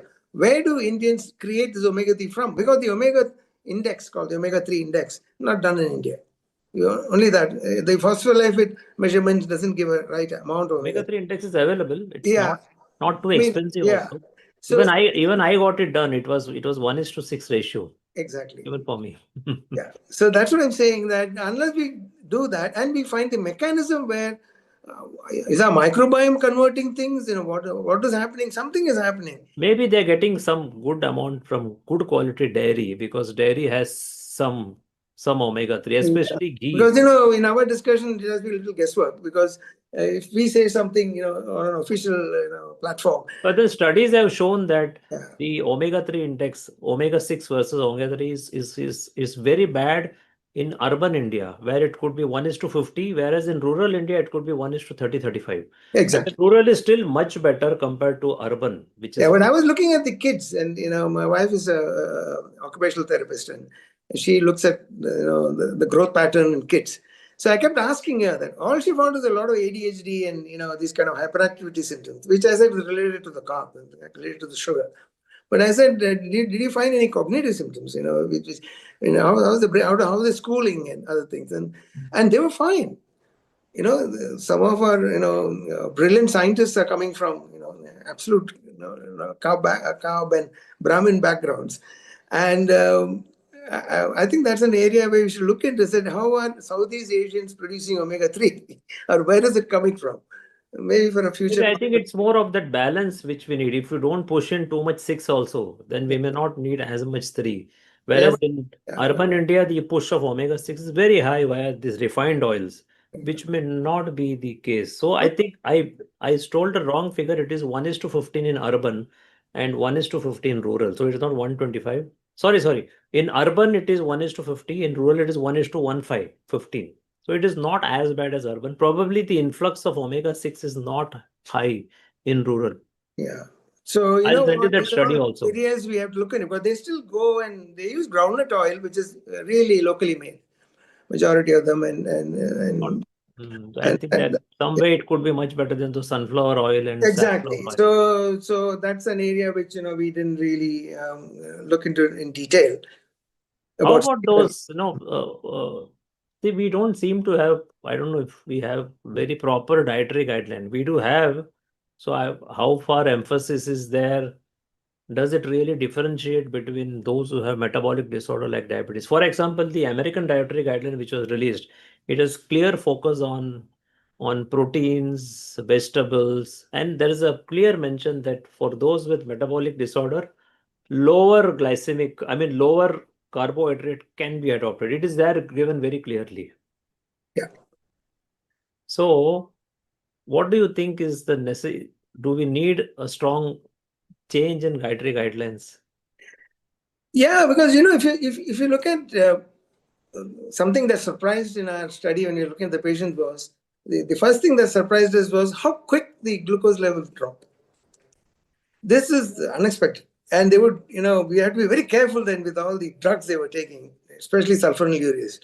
Insulin, we would generally try to tell them to reduce it minimum amount or stop it, and then we'll try. If it goes up, we'll put it back and all that. But we found the glucose levels dropped very, very quickly. So this sort of thing, what are the beta cells doing? Are they still there? Are they functioning? Are they sleeping? Do they wake up? it clearly proves that the approach should be, you should insist on that the carb levels which you tolerate can be given, but you must find out your threshold and start with that. So the dietary guidelines are not telling us that, because what is happening is we have got all these guidelines and influences and peer groups and support systems which insist on drugging them first. So lifestyle medicine is somehow kept as, maybe you should do some little lifestyle. And the sad bit is that's not the way you should approach. I think the dietary guidelines should actually start teaching this to everybody and saying that, you institute the fact that you have to drop the carbs, which now ICMR has accepted. How to do it in which culture and which background, and that is the complicated part of India. Because we don't have a one-size-fits-all solution to all of this. But even the ICMR study, which was released, they told us that we have, more than 60% carbohydrates or grains in our diet. Yeah. What they have only recommended is substituting 5% with protein, which I think is more of a placebo effect. Yeah, because they are all the whole panel consists of standardized dietitian approach. We are having the same problem with every dietitian I speak to. Who's not come into the low carb field. They don't understand the science. And I generally quote Professor Bickman, Jason Fung, and Professor Noakes. So if it comes to cholesterol, I quote him and give his example. If it comes to insulin resistance, I quote Bickman. If it comes to fasting, I quote. And I say that this is done and dusted. And we are a culture where we fasted regularly. Most of my villages, the previous generations, and especially the women, the men cheated a bit. The women, every other third day, they're fasting. Not this generation, I mean the previous generation. So some god, somebody, some puja, and the caloric intake drops quite a bit. The only problem is, of course, they are all sarcopenic. So the theory behind that is very well established. We are very good at recycling our protein till the age of 45. Around 40, 45. So even if we give a little sustenance amount of protein, we can still carry on. And that's why they quote all these rickshaw people and pulling and all that they are recycling. We are all recycling. So even if you eat 0.6 gram, 0.7 grams, whatever it is, doesn't matter. After 45, the recycling stops. There's no recycling. Very important. You have to top up. And we find most of the people come to us, at that age complaining of the symptoms of sarcopenia. If you look at it, really. Very, very important point. I want to ask one more critical question is, what is the kind of long-term follow-up? I mean, have you seen some of your patients following this for a long time, maybe 2, 3, 4, 5 years? I don't know how many years since you have been practicing low carb, but how is it? Very bad. Because basically the fact is, I find only the experts and people in the field talking about the subject. The moment this patient has a problem and goes to another physician or another consultant for some other unrelated subject, they tend to bring this up. And they say that, what, my diabetes is controlled by, and so-and-so doctor told me this, and we followed the protocol. And they told, oh my God, it's some complete rubbish. Now the latest drug has come, they say, okay, now semaglutide has come. So the doctor doesn't know the latest drug. So the trouble is we are really fighting a battle here, sort of a real war here. And your kind of, enterprising bravery to host these things is the only way through. Otherwise, people are not listening. So the know-it people discussing the same subject again and again is not going to spread it around. I really don't know how we can take it any further, because having, group talks and calling a lot of people and discussing all this, they listen to you, nod their heads and buzz off. Going to the social media and finding facts, you may find an exactly opposite fact told by somebody else who also claims to be, knowledgeable in the area. Who do you trust then? Then you come to your family doctor, and the family doctor doesn't know anything about what you're talking about, and then it's difficult. So yeah, I really don't have an easy solution. But when we were in the clinic, we found repeated counseling informing them, catching them. Sometimes we used to catch the relatives on the street and said that, where is this patient disappeared? Tell him to come back. No, he's all right, he's all right. So I said, no, all right, we want to test him. And they reluctantly used to come. But I found the people, when they went off the diet, they felt sick again. So many of them, sort of by common sense, went on to, not strictly back to what we were doing when we were counseling them regularly. But like I said, the motivation, counseling, support systems don't exist in India. I mean, it's all like, you pay into some scheme and then I found 4 or 5 cases who have paid into some schemes costing ₹1 lakh, and they got a CGM which they never used. So I said, how are you getting advised and what is happening, and you paid so much money, and what diet did you follow? And they didn't. They didn't even follow up after paying into the thing. So I don't know what is preventing people to invest in health. They'll invest in other things, property and jewelry and bank balance and stocks and shares. I think that's how it is. And we see that the more and more such programs we do, the more education we do, people do come back to us and they tell us, okay, I have followed this lifestyle very well. I do have quite a number of clients who are in touch with me after 3, 4, 5 years also. They're still following and fairly good controlled. While I agree that there are some who will go off track due to the community, due to the kind of society, to the culture we live in, it is always happen. Anyway, thank you, Doc. And I think we had a very insightful session, especially Thank you very on much. how to manage or what is the rural setup for diabetes. And let us collaborate more in coming time so that we take the education further to more people. Thank you very much, Dr. Thank you. Namaste. Thank you. Thank you. Please get Dr. Neville in and Jasmeet.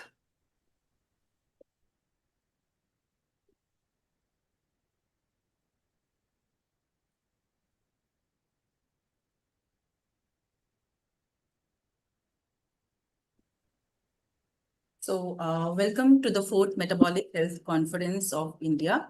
So we have successfully completed 3 editions of the Metabolic Health Conference. We are delighted to be back with our 4th edition now. So this year's theme is Metabolic Health Crisis, where India went wrong and how to fix it. So for this session of the Metabolic Health Conference, I have with me Dr. Neville Wellington. So it's a real pleasure to have you with us, Dr. Wellington. So welcome. Thank you so much, Dr. Carr, for having me. It's an absolute privilege and honor to be here. And thank you to Shashikant also for inviting me.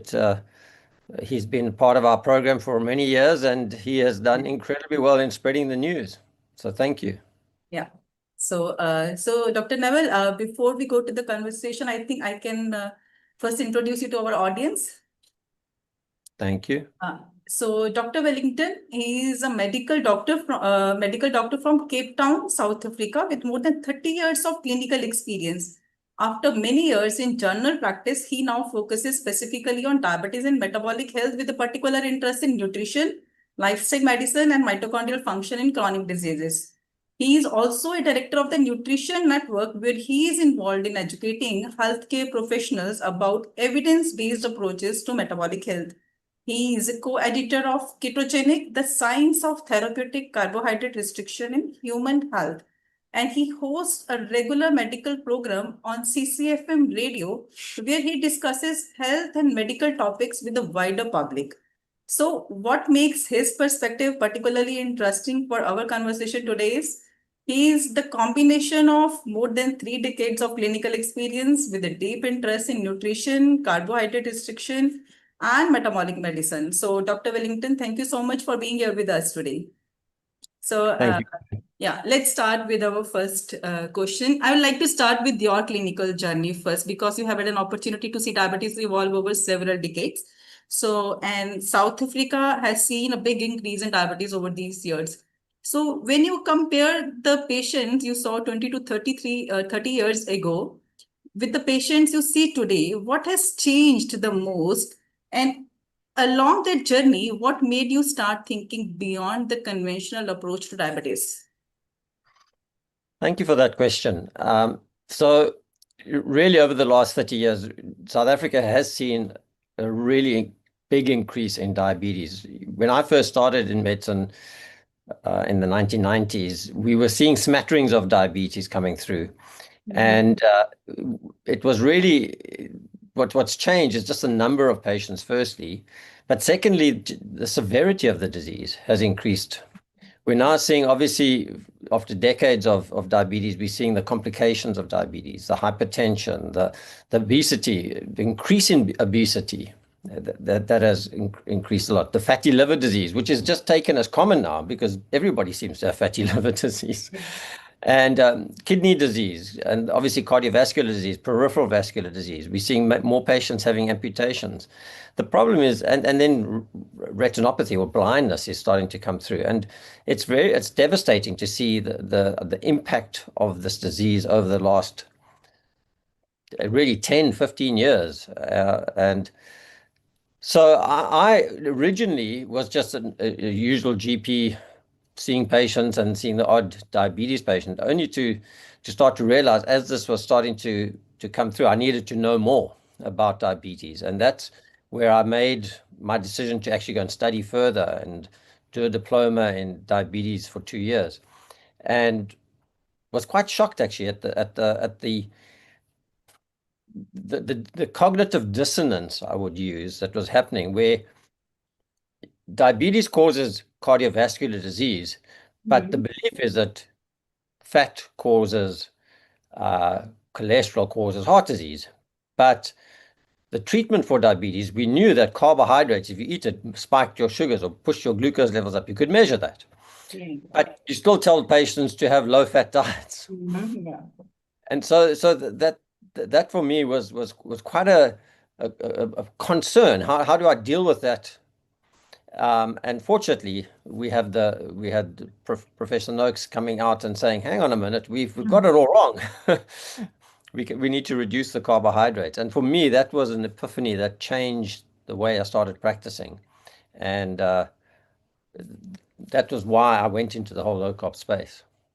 But that's really interesting, Dr. Wellington, because you have actually seen these changes happening in your patients over the years, and I really appreciate the humility you have shown in your journey. Because I think without the humility, we sometimes really lose the curiosity to keep asking the questions. And you asked the question and you found the answer as well. So that's great. So let's now talk about the different communities in South Africa and the role of genetics and environment. Because South Africa is particularly interesting because you have so much, such a diverse population living within the same country. Do you see difference in diabetes between the different communities? And does that experience give you any insight how much the genetics and ancestry may influence diabetes risk? Yes, I would say that ethnicity may differ diabetes in some aspects. It depends. In some ethnic groups, you might see diabetes quite early. In other ethnic groups, they would become more obese before you see diabetes. But by and large, I would say that the underlying disease is still the same in pretty much all ethnic patients. And that's the common denominator is insulin resistance. That's interesting because, yes.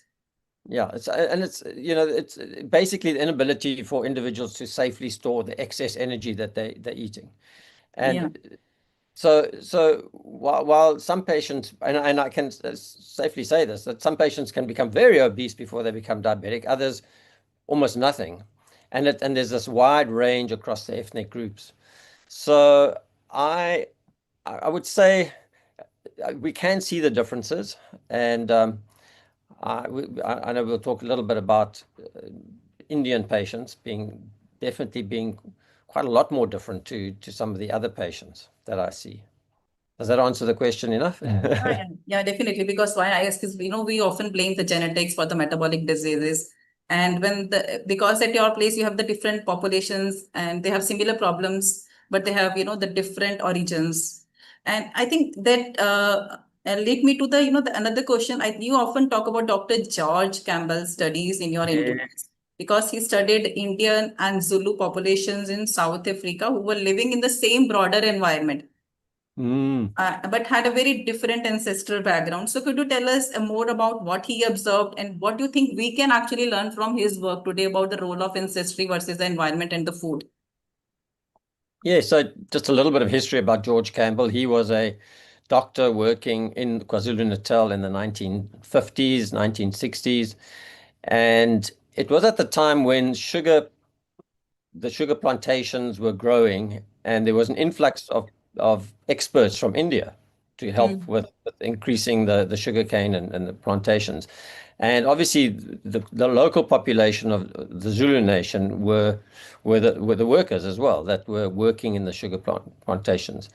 And he noticed, working at King Edward VIII Hospital, that there was this increase in diabetes over the number of years that he was seeing patients. And he started inquiring, just asking questions about what changed. And he noticed, for instance, almost this nutritional transition from rural people to urban people. And he started looking at their diet and found that the urban populations were eating a lot more sugar, literally in the form, this glucose, fructose type of sugar in the urban population. In fact, probably 10 times more. But the total calories of the rural population was actually slightly more. They were eating more protein and fat and vegetables. But the urban populations were eating less of that, but a lot more sugar, but yet still less calories. So, and he eventually worked out and he said, look, this works out at about 70 pounds of sugar a year. He worked out how long it took to become a diabetic. That was the interesting part of his work. And he worked out that over 20 years, if they were eating about 70 pounds of sugar per year for 20 years, they would become diabetic, which worked out very interestingly to about 22 teaspoons of sugar a day. And what he was able to then, he used the 20-year rule, really, and he spoke to other researchers around the world, and they were kind of finding the same thing. So what we learned from him is that actually it's the load of sugar that sets off. It's not a difficult thing to understand, really. We've made it very difficult by trying to explain that people aren't moving enough and they're eating too much, but they're not saying what they're eating enough. And really, it's that and the change in the diet causes a change in the metabolism, the metabolic factors that we know of from the Gerald Raven work. But he noticed it already. So he didn't even know about all the metabolic changes. He just saw that there was this nutritional change. And that's what's really happened over the last 50 years, I would guess. So that gives us a very, a useful historical perspective. That's definitely. But can we talk a little bit about the South African Indian population? Because in South Africa, especially in KwaZulu-Natal, there is a large Indian origin population. Have you seen those patients South African of Indian origin? And do you see some kind of pattern that we see in Southeast Asian populations where people develop the diabetes at very younger age and even at very lower BMI, and that they appear relatively lean from the outside and they have significant visceral or fat from the inside, I can say? Yeah, so look, I don't live in KwaZulu-Natal. I live in Cape Town, which is in the Western Cape. It's quite far away from there. Just you can share your experience. Yes, but I have a number of Indian patients. And so it's very interesting for me to learn from them as well. And exactly what you're saying, I wouldn't say that I'm necessarily seeing Indian patients younger, but I am seeing a number of them, and most of them are thin. If you go by the traditional BMI of 25 or whatever, they fit in that range. I have a little change on my the way that I say which is healthy. I talk to people and I say your height minus your 100 gives you what your ideal weight should be. So if you're 150 centimeters tall, 1.5 meters, and you take off 100, you should get to 50 kilos. And I've tried this little trick with my Indian population, and I find that for them to be healthy, they need to be 5 kilograms under that. So if somebody is 1.6 meters tall, they can be 60 kilos, but they actually should be 55 kilos. And it's interesting because when I do treat those patients and that, I really find that if they go above the weight of that minus 100, they actually become, their diabetes actually gets worse and worse. They have very little ability to metabolize the carbohydrates, and obviously that that's from the issue with the liver, the insulin resistance in the liver, the metabolic damage that's been done there. So while we don't see much on the outside, you're absolutely right. The issue is on the inside. So like you mentioned about the excess energy also, like is it like they have the smaller capacity to safely, store that excess energy in the fat which is under the skin, rather than, it exceeded and it start to store around organs like liver and all? Is it like all related to that, like they become metabolic dysfunction? Yes, I would totally agree with you. It's the internal, intra-abdominal, visceral fat that again, we talk about the ability to store energy safely. So some people have more ability to produce this fat. Yeah. We talk about insulin resistance, and insulin resistance really is just the inability to be metabolically flexible. In other words, be able to burn fat or be able to use glucose for energy. And you should be able to flip between the two. Diabetes patients lose that ability. They just can't seem to burn the fat anymore because they have too much insulin around, blocks fat breakdown, blocks the breakdown to ketones, and they've lost that ability. So every time they have glucose, their liver just isn't able to metabolize it, and they're producing insulin, storing fat, but not allowing access to the fat. And that one really, when you're treating, you're trying to get patients into metabolic flexibility. Okay. So have you also seen, like, the people developing more fat on the other organs, like that could also lead to maybe the loss of beta cells, like the around the organs, pancreas or inside the pancreas? Like, do you also see, like, people lose the ability to produce the relative, they develop relative insulin resistance over time. Like first they have very high insulin and then they develop the relative insulin resistant. Is it also related to, like, the building more fat inside the pancreas or the metabolic dysfunction which is happening inside the beta cells? Yes, and what we know from studies from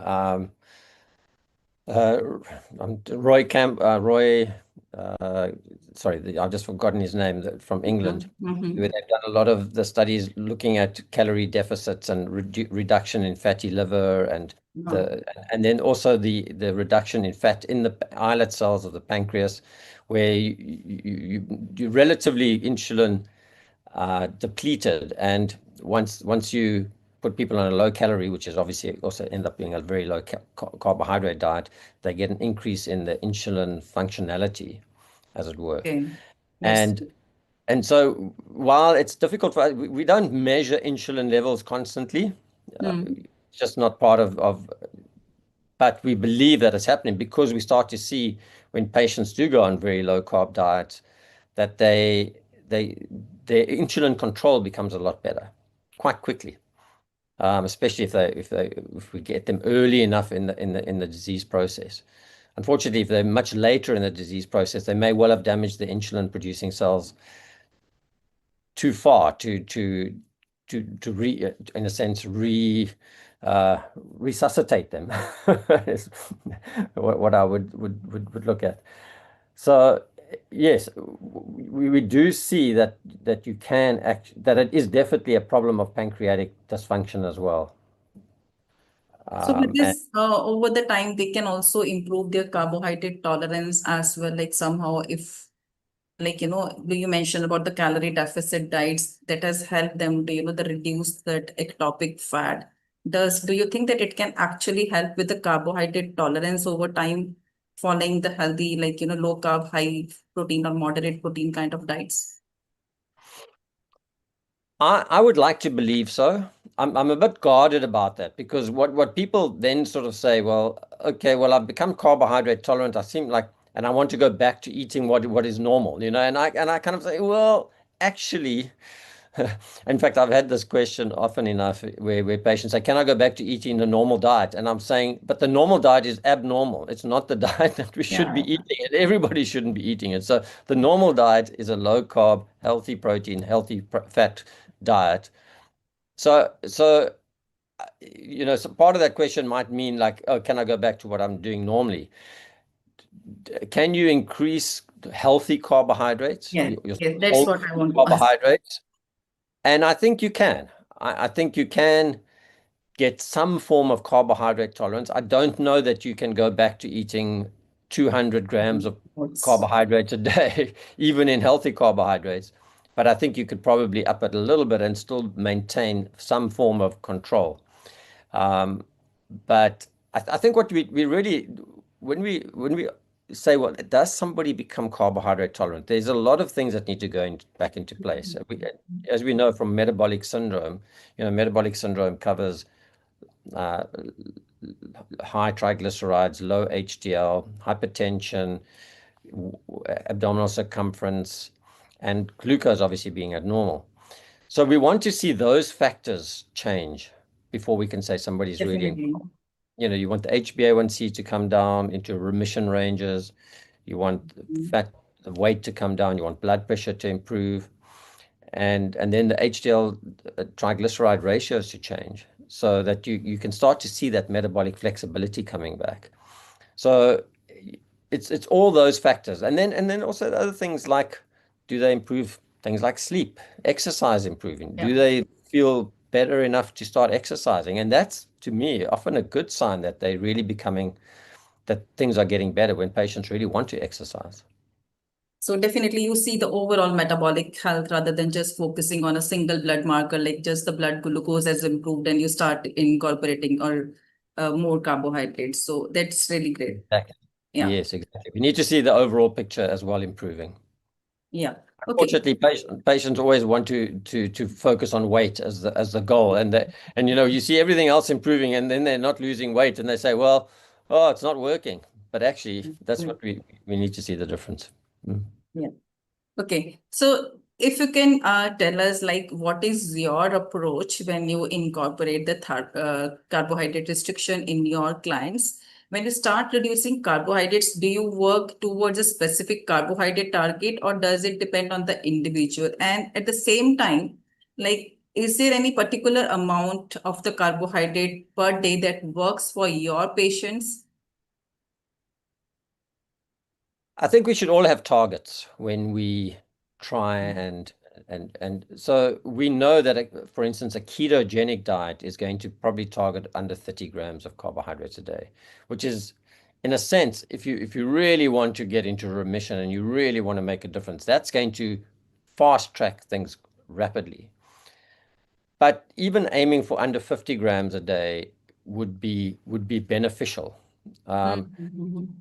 You know, the low carb diet on the ADA guidelines is under 130 grams a day. Sometimes that is a reasonable target, but that's probably still too high. And we really should be looking for lower. If you look at, so one of the ways to see whether you're eating correctly is just to monitor your glucose. So I try and get patients to either wear sensors or monitor their glucose before and after a meal. Literally an hour after you start eating, check your glucose again. And if that food doesn't spike you by more than 1.7, now we use millimoles per liter. I'm not sure what you use in India. Is it milligrams per deciliter or millimoles per liter? Yeah, milligram per liter. Okay, so it's times 18, so it's a bit more. So it's about 30 milligrams per deciliter. So if it doesn't spike more than that, then you've probably done okay.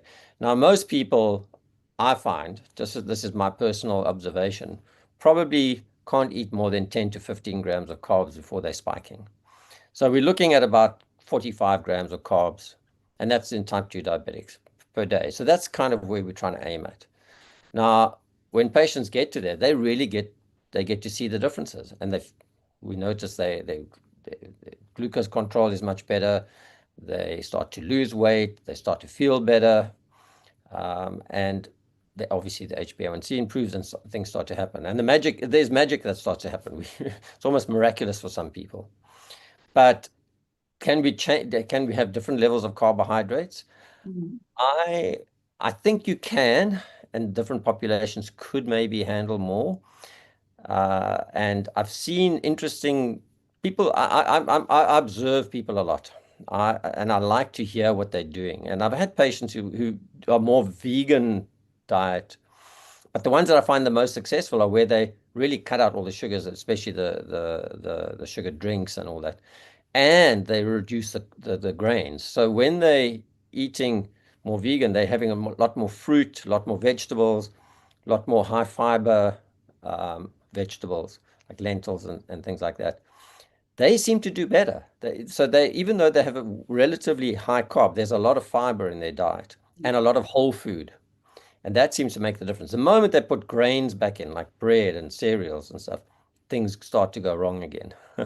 And it was so surprising. I was when I was seeing patients this week, I saw a couple who I've been seeing for years now, an Indian couple, very well controlled, HbA1c under 6.5, and suddenly this week when I saw them, the HbA1c had gone up to 6.9 and 7, and I said, "This is so strange. What's changed?" And they said, "Oh no, we've been doing exactly the same." Looked at their glucometer and it had gone up, and then they said, "Oh no, we added muesli." I said, "What made you think you must start eating muesli?" "No, we just heard." Unfortunately, social media and that sometimes confuses people. So it was interesting to me that just adding cereals back into the diet just suddenly pushed them out of control Yeah, again. that's why, CGMs are very important for people to really understand the impact of the food on their body. And that I think that's these variables really make them more confident following any dietary changes. Absolutely. Yeah. Dr. Whittington, could you talk when you reduce the carbohydrates, do you make sure they take enough protein and the healthy fats? You really focus on the overall quality and the nutrient density on their plate? Yes, we do spend quite a bit of time discussing that with them. For the most part, interestingly enough, when you obviously we allow a lot more animal fat and I mean animal protein and fat, and the design of protein and fat is that if you don't cut away the fat, you generally get the right amounts of fat per protein in calories, and that. So I actually don't say to people, you must have this amount of fat or you must have that amount of fat. Generally, we talk about 1.5 to 2 grams of protein per kilogram per day. We know like a good 200-gram piece of steak is going to give you about 57 grams of protein, but don't cut away the fat. And generally, that's better. Even eggs have the sort of right amount of protein and fat.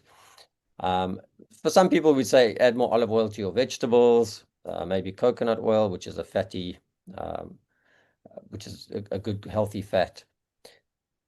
But we usually find just reducing carbohydrates, people start to get the level of protein and fat fairly fairly good. But we do actually we do use programs, apps like Fat Secret and Chronometer, and ask patients to try as much as possible, keep an idea of what they're eating, and it's funny how much they tend to work out that they get it right.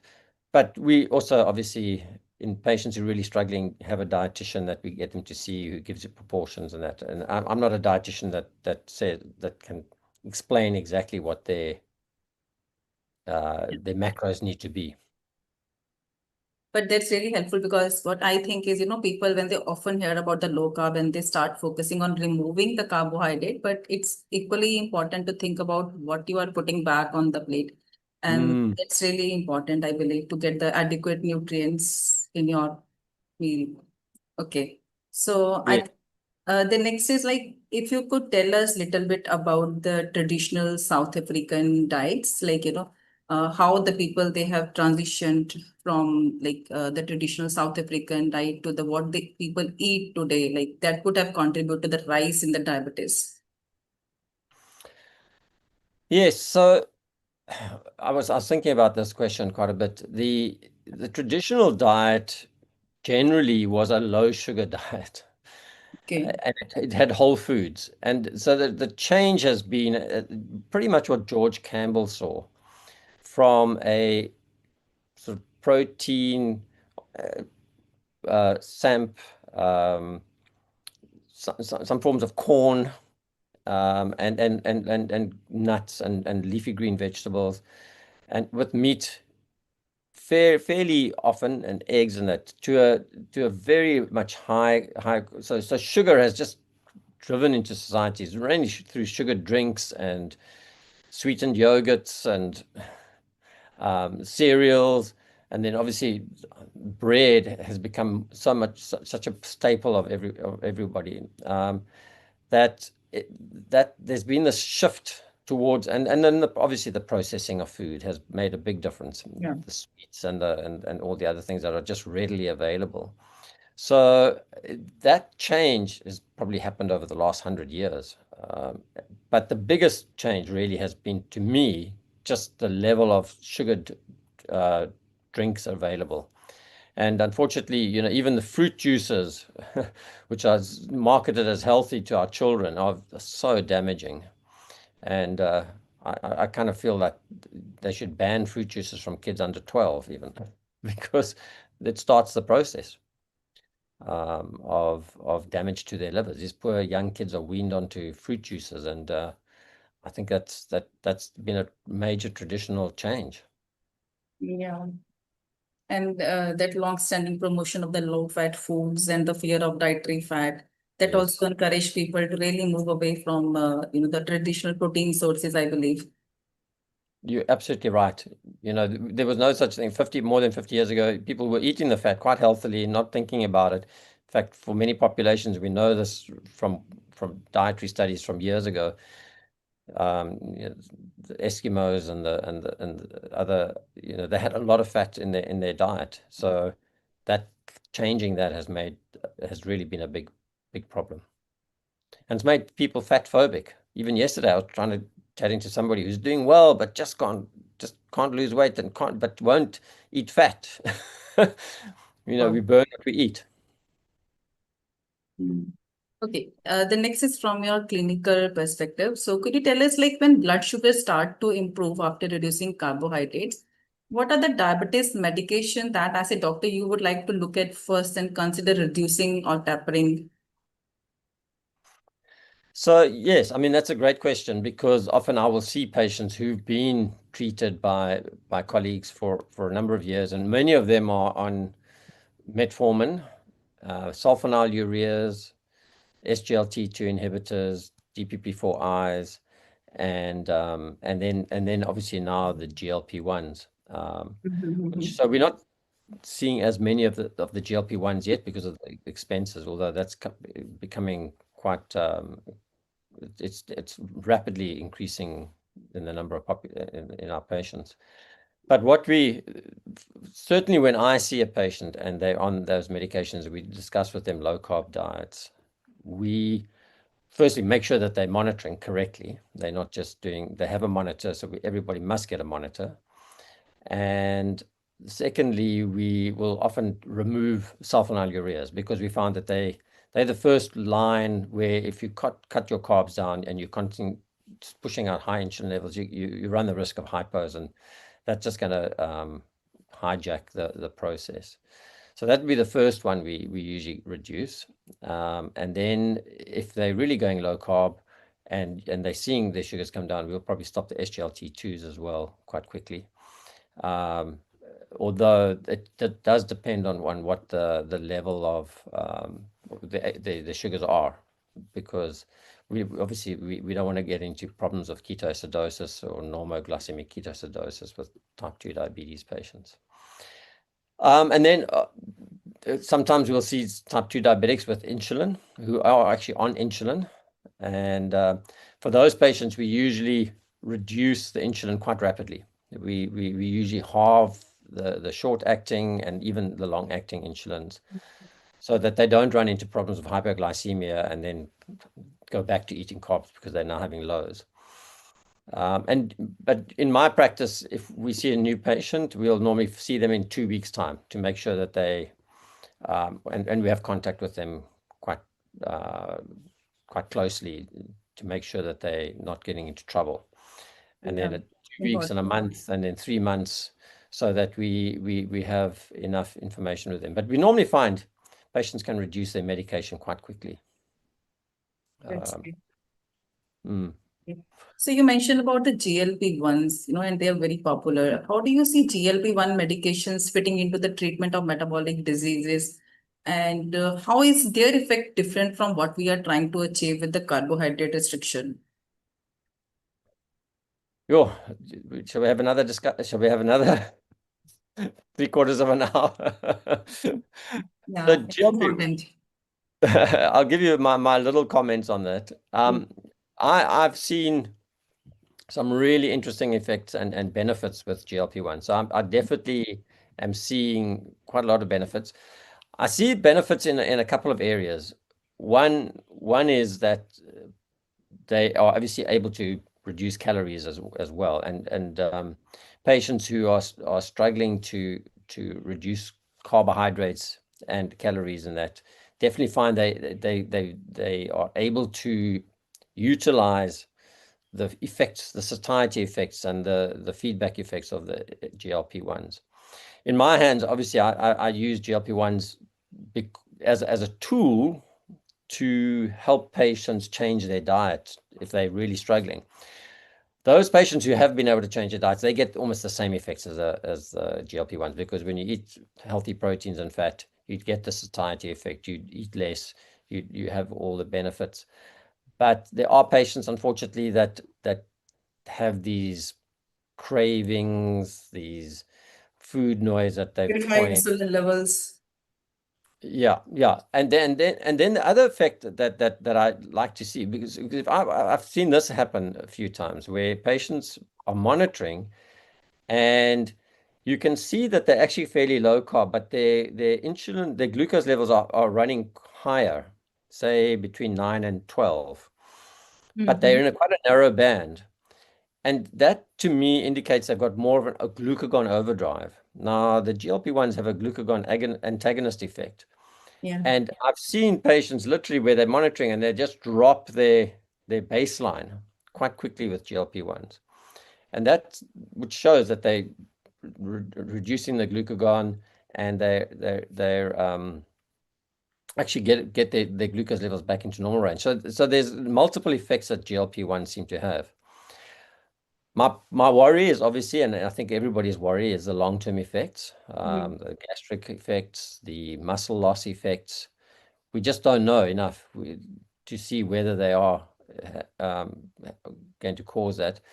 But hopefully, using them, some patients are able to transition off them and continue their healthy diets that we've taught them about when they've got to whatever the goal they want to get to. The important thing, I mean, the main thing is they're really able to reduce that damage that glucose is doing. They reduce the glucose load, and they're able to reduce the inflammatory damage that glucose is doing. That is something which I try and explain to patients, that glucose in fact is inflammatory. We know that work from Michael Brownlee. We've given those lectures in our courses of the inflammatory effect of metabolic mitochondrial dysfunction that glucose is causing, and we want to reverse that, so that if you can get your glucose levels down, that makes that difference, which is why we get seeing the cardiovascular benefits and the renal protection benefits and other things as well. But how important the nutrition is, like while they are on GLP-1s, like adequate protein, and people also say strength training is very important when you are on GLP-1s. Look, the nutrition is the biggest role. You cannot minimize that in any way. I've got a little thing on my desk that I show patients. 80% of your treatment is still what you eat. Doesn't matter. And literally 15% I say is monitoring what you eat, so that you're showing that you're eating correctly. And then only 5% is medication. I would say that still holds true for whether you're using insulin, whether you're using GLP-1s or whatever. Because I've seen more patients fail on GLP-1s when they don't change their diet than those that have succeeded. So unless they really lower the carbohydrates and eat healthier foods, they really can, people can still out-eat the GLP-1 effect if they eat the wrong things. Yeah. Okay, I would like to ask you about the fasting glucose, like persistent high fasting glucose, despite on low carbohydrate diet, because I have seen one of your interviews, like you showed the data from your patients where their fasting glucose was quite high when they woke up, and after the first meal, the glucose come back to the baseline. Could you explain what might be there happening there? And does in such kind of patients, you tell them like better not to avoid their breakfast? Yeah, so it's a quite a complex process that's happening.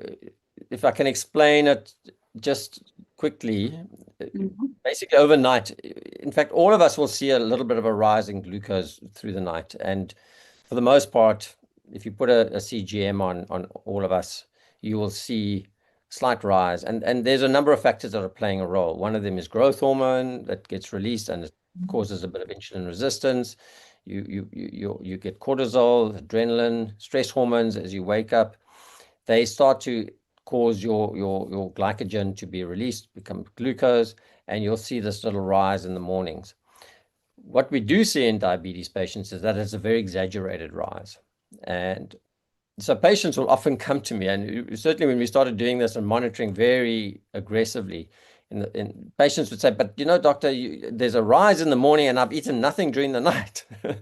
And so the term has been used, the dawn phenomenon, but it's really a sign of insulin resistance as well, and that your liver just. I say to patients, sometimes it's not what you've eaten the night before, it's what you've been eating for the last week or two, because you've stored it up in your liver. Now, when else do you get a chance to get rid of all that excess glucose? It's a bit simplistic, I know, but actually it's quite useful to explain that actually your liver has to try and deal with all this load, and you've got to give it a break at times. Fasting is a good way of giving your liver a chance to heal and to give it some rest. But we're eating and all the time, and people are eating sometimes 4-6 times a day. But what you put in the day before does make a difference. We do know that eating later at night makes the dawn phenomena worse. Yeah. Obviously, eating too many carbohydrates the day before is going to impact it. But we do see it improve with time. If you can consistently follow the sort of low carb, get your liver healthier, get a calorie deficit in your liver, and reduce the fatty liver, you'll start to see a difference in those rises in the morning. And we see that over time, that it does improve. Yeah, another area where there is often a lot of concern is kidney health, because you have mentioned like seeing significant improvements in the renal function in your patients with this PCR. So could you share with us any of the success story related to the renal health? It's generally a progression that I've seen patients. We had one very strange patient where, when I say strange, it was just when he was diagnosed with diabetes and his HbA1c was 11, we found he had an estimated glomerular filtration rate of 15, which was like stage 4, almost stage 5. And we got quite a fright, but we put him on the diet and we got things sorted, and we checked it again quite quickly. In fact, within 3 months, we checked it again. And he had this incredibly remarkable response where his renal function completely reversed. It went back at eGFR of 90. Now, what we have seen, so he was one of the most sort of like, wow, this was really quite a phenomenal change. One of the things we track a lot is microalbuminuria and kidney function. So if patients' kidney function is dropping, I'll normally check it every 3 months, every 6 months, and microalbuminuria as well. But what we've seen is when patients actually are leaking a lot of protein, this microalbuminuria, I've seen a number of patients, and in fact, David Unwin has reported the same thing in his group, where the microalbuminuria literally disappears or reduces dramatically over a year or two. So we are seeing that patients actually are improving their renal function. The one thing with EGFR is I don't always see it improve dramatically, but I see a complete stabilization of the level that it's at. So if somebody's got an EGFR of 50, and when I first started seeing them, and we followed up over years, I've seen patients 4 or 5 years later still at the same EGFR because they've controlled their glucose. They haven't continued damaging their renal function. So everybody says, well, protein causes damage to the kidneys. Well, I just don't see that. It's the glucose, and we've got to keep hammering the fact that the actual glucose is what's so damaging and inflammatory to our bodies, damaging the mesangium, causing scarring, causing the dysfunction in the kidneys. How much protein intake you recommend for such patients, like per day? Yeah, we do recommend that they have less protein. So but you definitely don't want to go under 0.8 grams per kilogram, because then patients become emaciated. 1.8 gram per. No, 0.8, not less than 0.8 grams of protein. Okay. Thank you so much. Yeah. So I think we have last 2 minutes. So before, if you can just, from your clinical experience, I would like you to give some message to the Indians. South Africa and India, they have a similar metabolic challenges. If you could give India 3 lessons from your experience in South Africa, what would they be? Sure. My 3 points is really that the first thing is treat insulin resistance, not just the glucose. You actually want to treat all those parts. The second thing is that nutrition is the foundation of diabetes management. That we must put that as number one. It's not just a little bit. And medication just supports the lifestyle. And the third thing is give patients hope. Type 2 diabetes is more manageable than we think, and to a far greater extent, and patients can dramatically improve and even achieve remission with the right support. And I've seen patients do this for 9-10 years already, where they've literally reversed their diabetes into the remission range, and there's more hope than we believe. Yeah.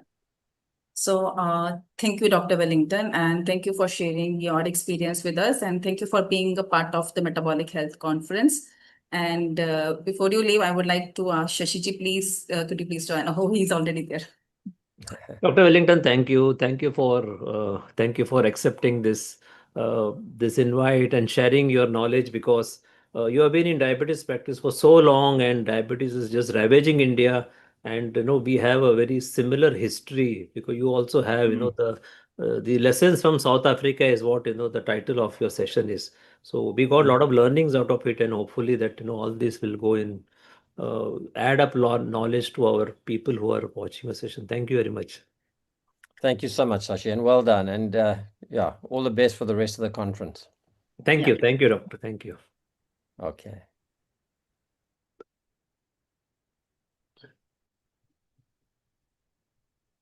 Dr. Narayan, welcome. Oh, thank you, Shashi. It's been a wonderful session. I've been listening to the last hour or so, and amazing. And I must share with you what Dr. Menon was saying. I used to have terrible migraines.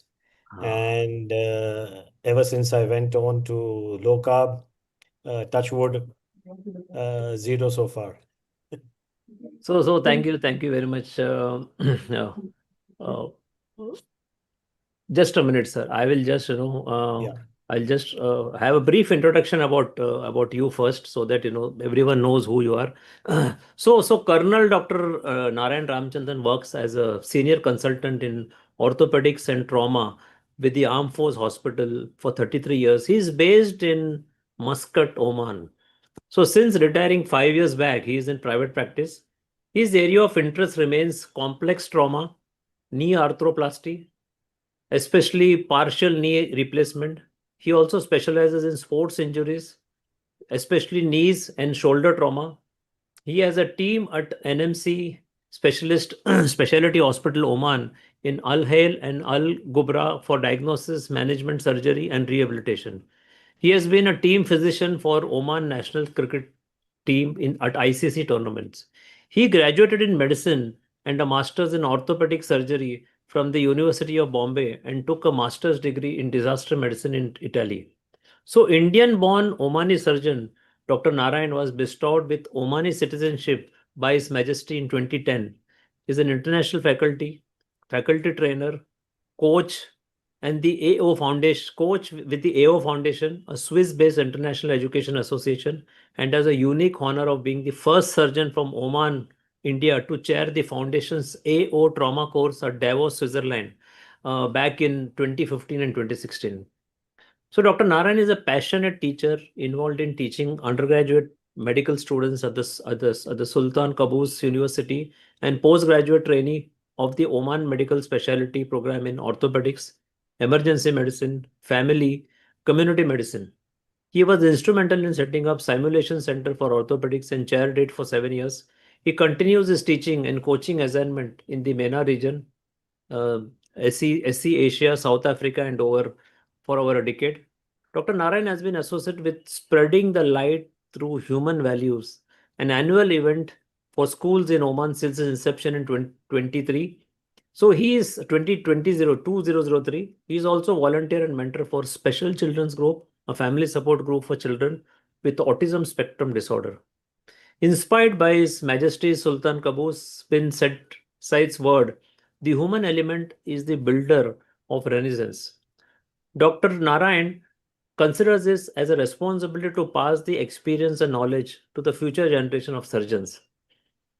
So, we are going to discuss something different, an orthopedic surgeon's journey to metabolic health, a doctor who has managed to control his own metabolic disorders, specifically type 2 diabetes, from multiple medications to a very, very low dose medication. So I think it's going to be an exciting where a doctor, we have one more doctor here. We already had two doctors who had shared that how they were suffering, how they adopted low carb, and how they reversed. So we have Dr. Narayan here also who has done the same. Welcome, Dr. Narayan again. Thank you, Shashi. So as they say in many of the support groups, I am Narayan and I'm a diabetic. So, I was diagnosed with diabetes way back in 1996 when I was 36 years old. And I was doing a short attachment in London. And it was the month of Jan-Feb, which is the coldest months. And I used to eat a lot. I used to join the team in the morning, finish the rounds, and have a typical English breakfast. And this went on for more than a month.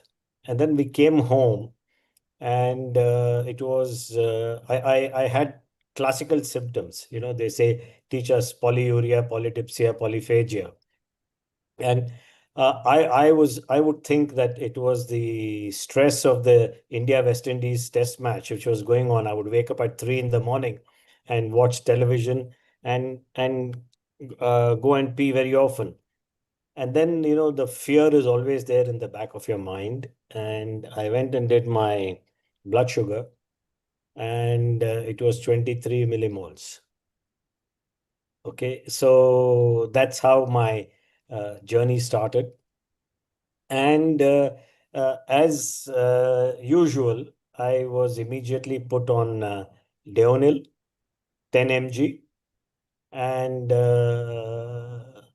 yes, blood sugar came down to such an extent that I started experiencing frequent hypoglycemic spells. So then it was reduced to 5 mg. I took up exercising a lot.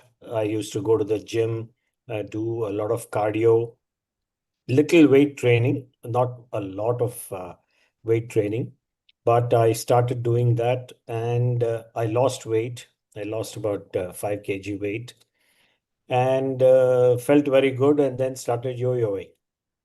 And for literally 26 years, 28 years, I yo-yoed till I one day read about LCHF, read about Shashi, We'll and just we come back talked. to this. We'll just come back to this. Yeah. So for two things, one is I want to introduce my co-host Abhishek.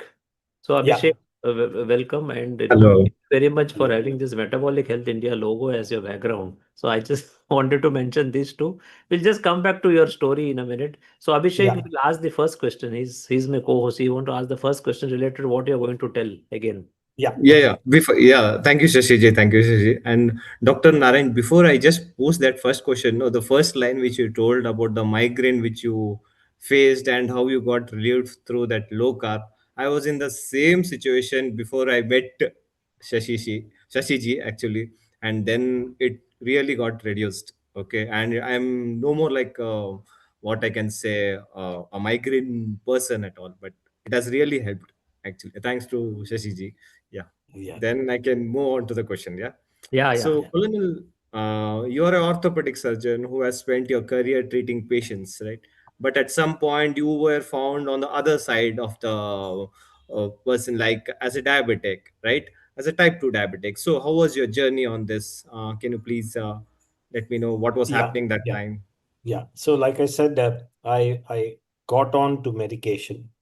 I went on to medication. I went on to exercising. I went on to controlling weight. But the biggest thing was, the lack of control over the tongue. The biggest culprit for us human beings is our tongue. So that was something, okay, I know that I can lose weight. So maybe I can get back to eating what I like. And then whenever I want, I can go and lose weight again.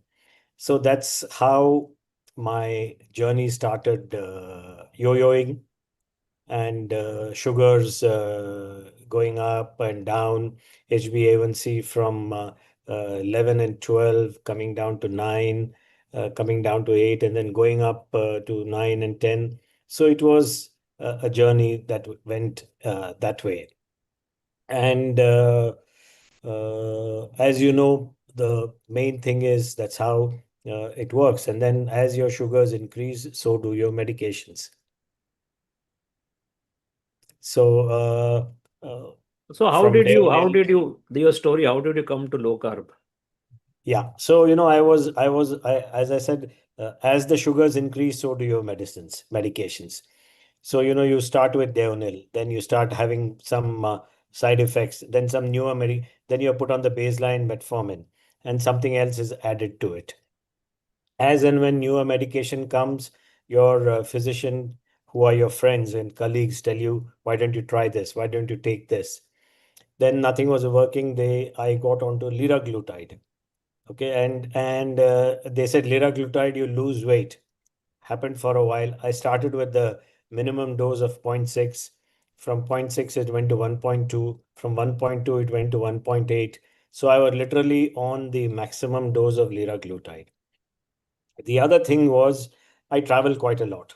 I travel to teach around the world. I travel on holidays, and at least twice it so happened that once I forgot to take my liraglutide from home. So my sister-in-law was coming from Bombay, and I used to get it free of cost in my hospital. My sister-in-law had to pay 90,000 to buy liraglutide and bring it from Bombay to the US. Another year I was in the US. I was with my sister in one city, and I was to go back to my son's college city. Forgot the liraglutide in my sister's refrigerator and was very afraid to disclose it to my wife. And my sister very quietly couriered it to me, and it came. So, my main problem was not only taking the injection every day, but carting it around the world without forgetting it. So, and I was on 3 or 4 oral medications and liraglutide. And, this polypharmacy, and then friends tell you, take this helps you to bring it down. Take this helps you to bring it down. And the lifestyle is such, I would go to work at 6:15 in the morning, come back at 3:30, and on call a few days. So it was all becoming a little bit too much for me. So I decided that I need to take control and do something to get off the medications. So how did you discover low carb? What is it? Which information came to you first? Okay. So I was, as medical professionals, we rarely go into the nutritional aspect, or we rarely go into anything outside. But personally, I have a great belief in alternate medicine. I do encourage people to try out whatever they feel good, be it naturopathy or be it Ayurveda, or other forms of non-modern medicine, as they call it. So while surfing through, I had read about keto. So, and I had read about intermittent fasting. And then I said, what about keto in the Indian context? And that's when I read a few names, and then I got in touch with Shashi. We did speak for a while, and we exchanged messages. And he said, whenever you're ready, you let me know. So my main thing was the lack of commitment. Honestly, I would do something and then go back to my old ways. Then finally, on 1st of January 2024, I made a New Year resolution, which I said I will stick with, and I'm going to read it out for you. And the New Year resolution was on 2024 was take responsibility for my own health. Okay, so I go about telling people you have to lose weight. I tell you have to exercise and things like that. So then I decided it is for all these years I I willingly did whatever I wanted to eat, uh, knowing well that it is not good for my health. Okay, when my wife is not looking, or I might Diwali slip in a motichur laddu quietly into my mouth, or something like. I mean, I'm not that fond of all sweets, but some sweets are your weakness. So try to eat it. Then I decided, it's after I spoke to Shashi in December 2023. And for about a month, I ruminated and I said it's high time that I took responsibility for my own health. I voluntarily decided all these years that I want to eat the wrong things. Why not make the decision to eat the right things so that it brings about a change in my life? you know, uh, Not just doctors, but even the common man who is a diabetic knows the complications that occur.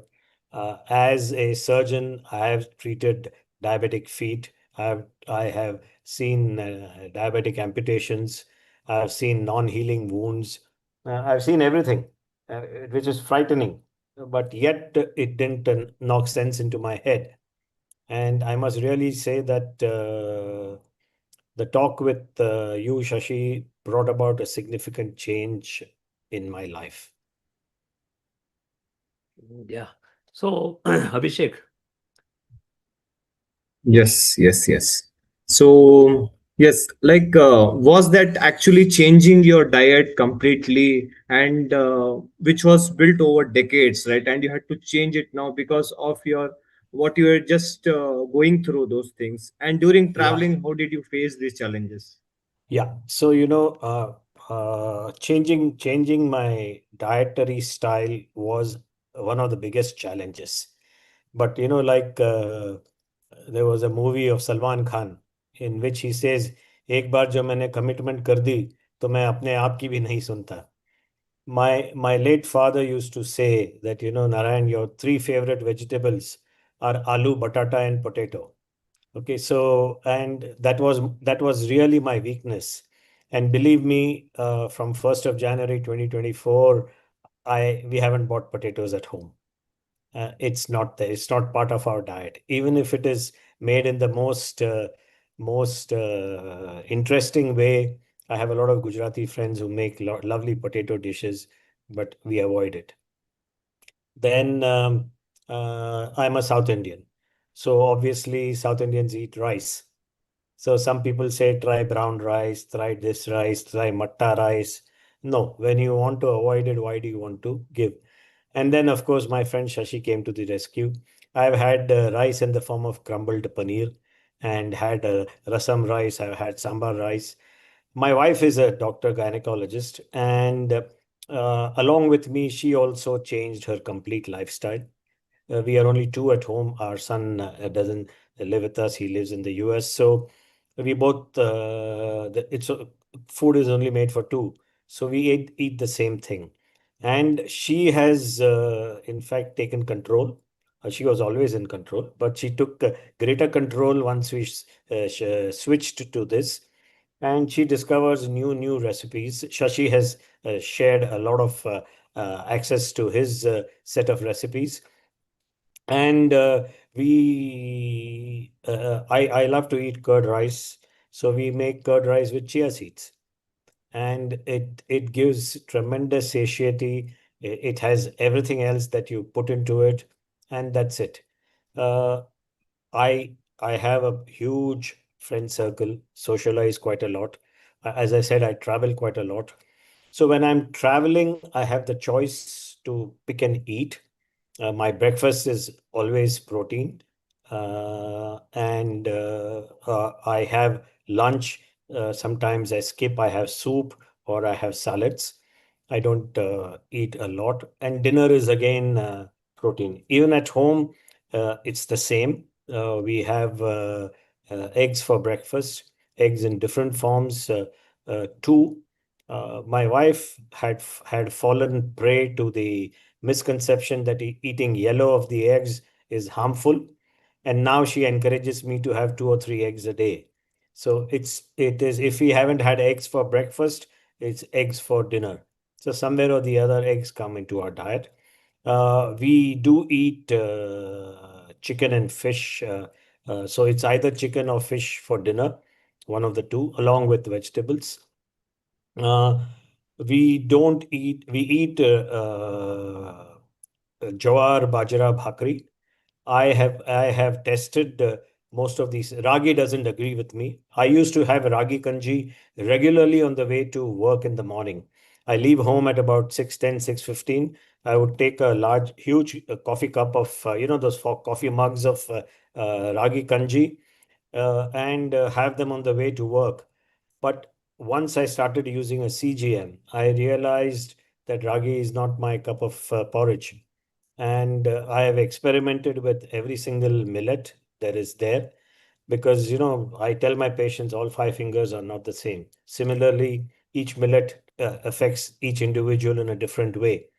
I have found that bajra and jawar agree with me, and my quantity is limited to two, so I don't eat more than two. And I have healthy fats.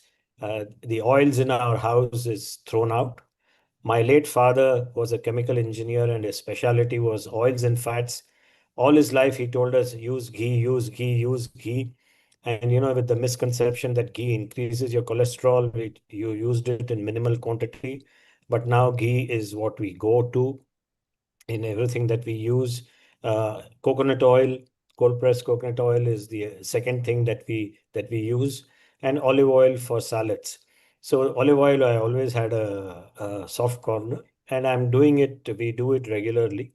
I'm also a very passionate cook. I love to cook, and even in my friends tell me, "खाने में घी नहीं डालना चाहिए. Don't put ghee in the food." I've done a deaf ear to them, and I do what has worked for me and what I feel is correct. And these are misconceptions. People who I often have discussions, stroke arguments with friends on this point. My own personal physician, who's a very close friend of mine for 33 years, his outlook has changed.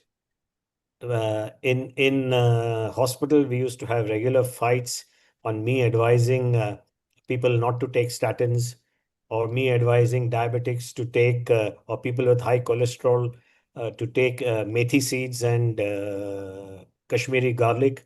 I have been using that for 30 years regularly.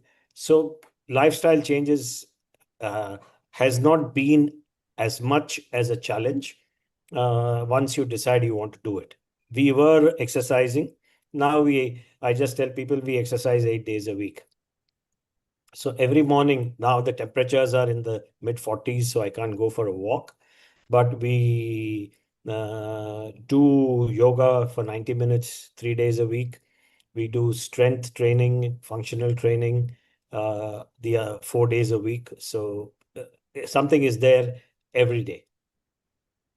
Thank you. Thanks, Doctor. I think we are so always we are so happy to know that if once one doctor benefits, he is able to influence other doctors. And this is where the cascading game actually works.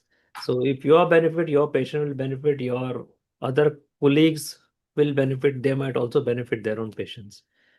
Abhishek. Yeah. So we often come to know that during painful knees, it is better we lose weight and get healthy, right? But if pain prevents exercise and metabolic dysfunction doesn't happen very nicely, okay? So how should we tackle this situation? Okay, you're absolutely right. Patients are. I tell patients you have to exercise, but they say my knees hurt. So I encourage them to try and work around their food. I tell them eat what you like to eat, but reduce the portion that you're eating. How can I lose weight? I tell them the best way to lose weight is neck exercise. This kind of exercise. So they say, how come this neck exercise helps? I said, when anybody serves food to you, just move your neck from side to side. I don't want, I don't want. So you eat and eat. In Oman, where we live, the diet mainly consists of rice. They literally eat heap mountains of rice. So I tell them, have one portion of rice, reduce it, add more salads, start your meal with salads.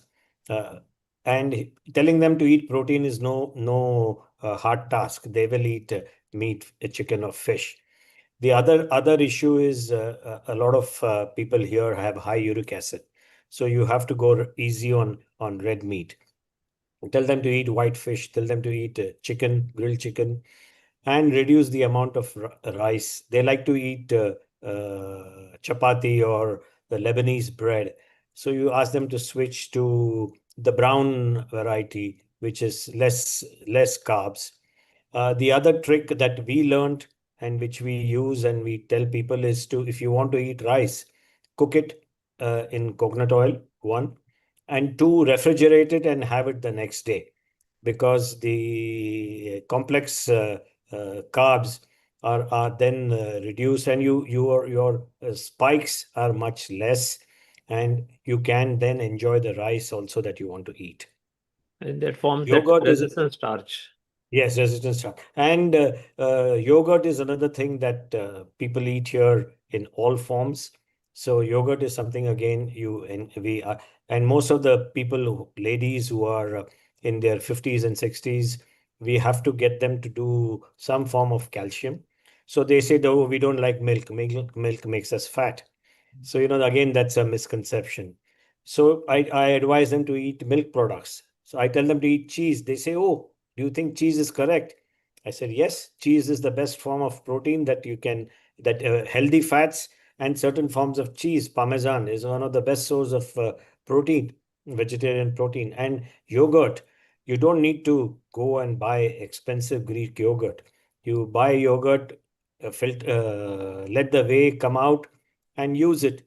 That itself is very good. And they can use the whey to knead the dough at home. You don't need to throw it away. So, and encouraging them to lose 1 or 2 kgs weight itself makes such a difference on your joints that you are then motivated to go and do a little bit more. And then the follow up, I give them my own personal example. Especially a lot of people in the Middle East are diabetic. And those who are willing to listen to you, I have a lot of Indian patients also now in private practice. Those who are willing to listen to you, I give them my personal example. I show them my CGM. Okay, I tell them that this is what it is. And I have personally experimented with various foodstuffs, and these are things that work for me. So you ought to do your own choices and see what works for you, but choose these things. And I also counsel them on the order of eating. Okay, eat your fiber first. Fill your stomach with a bowl of salad.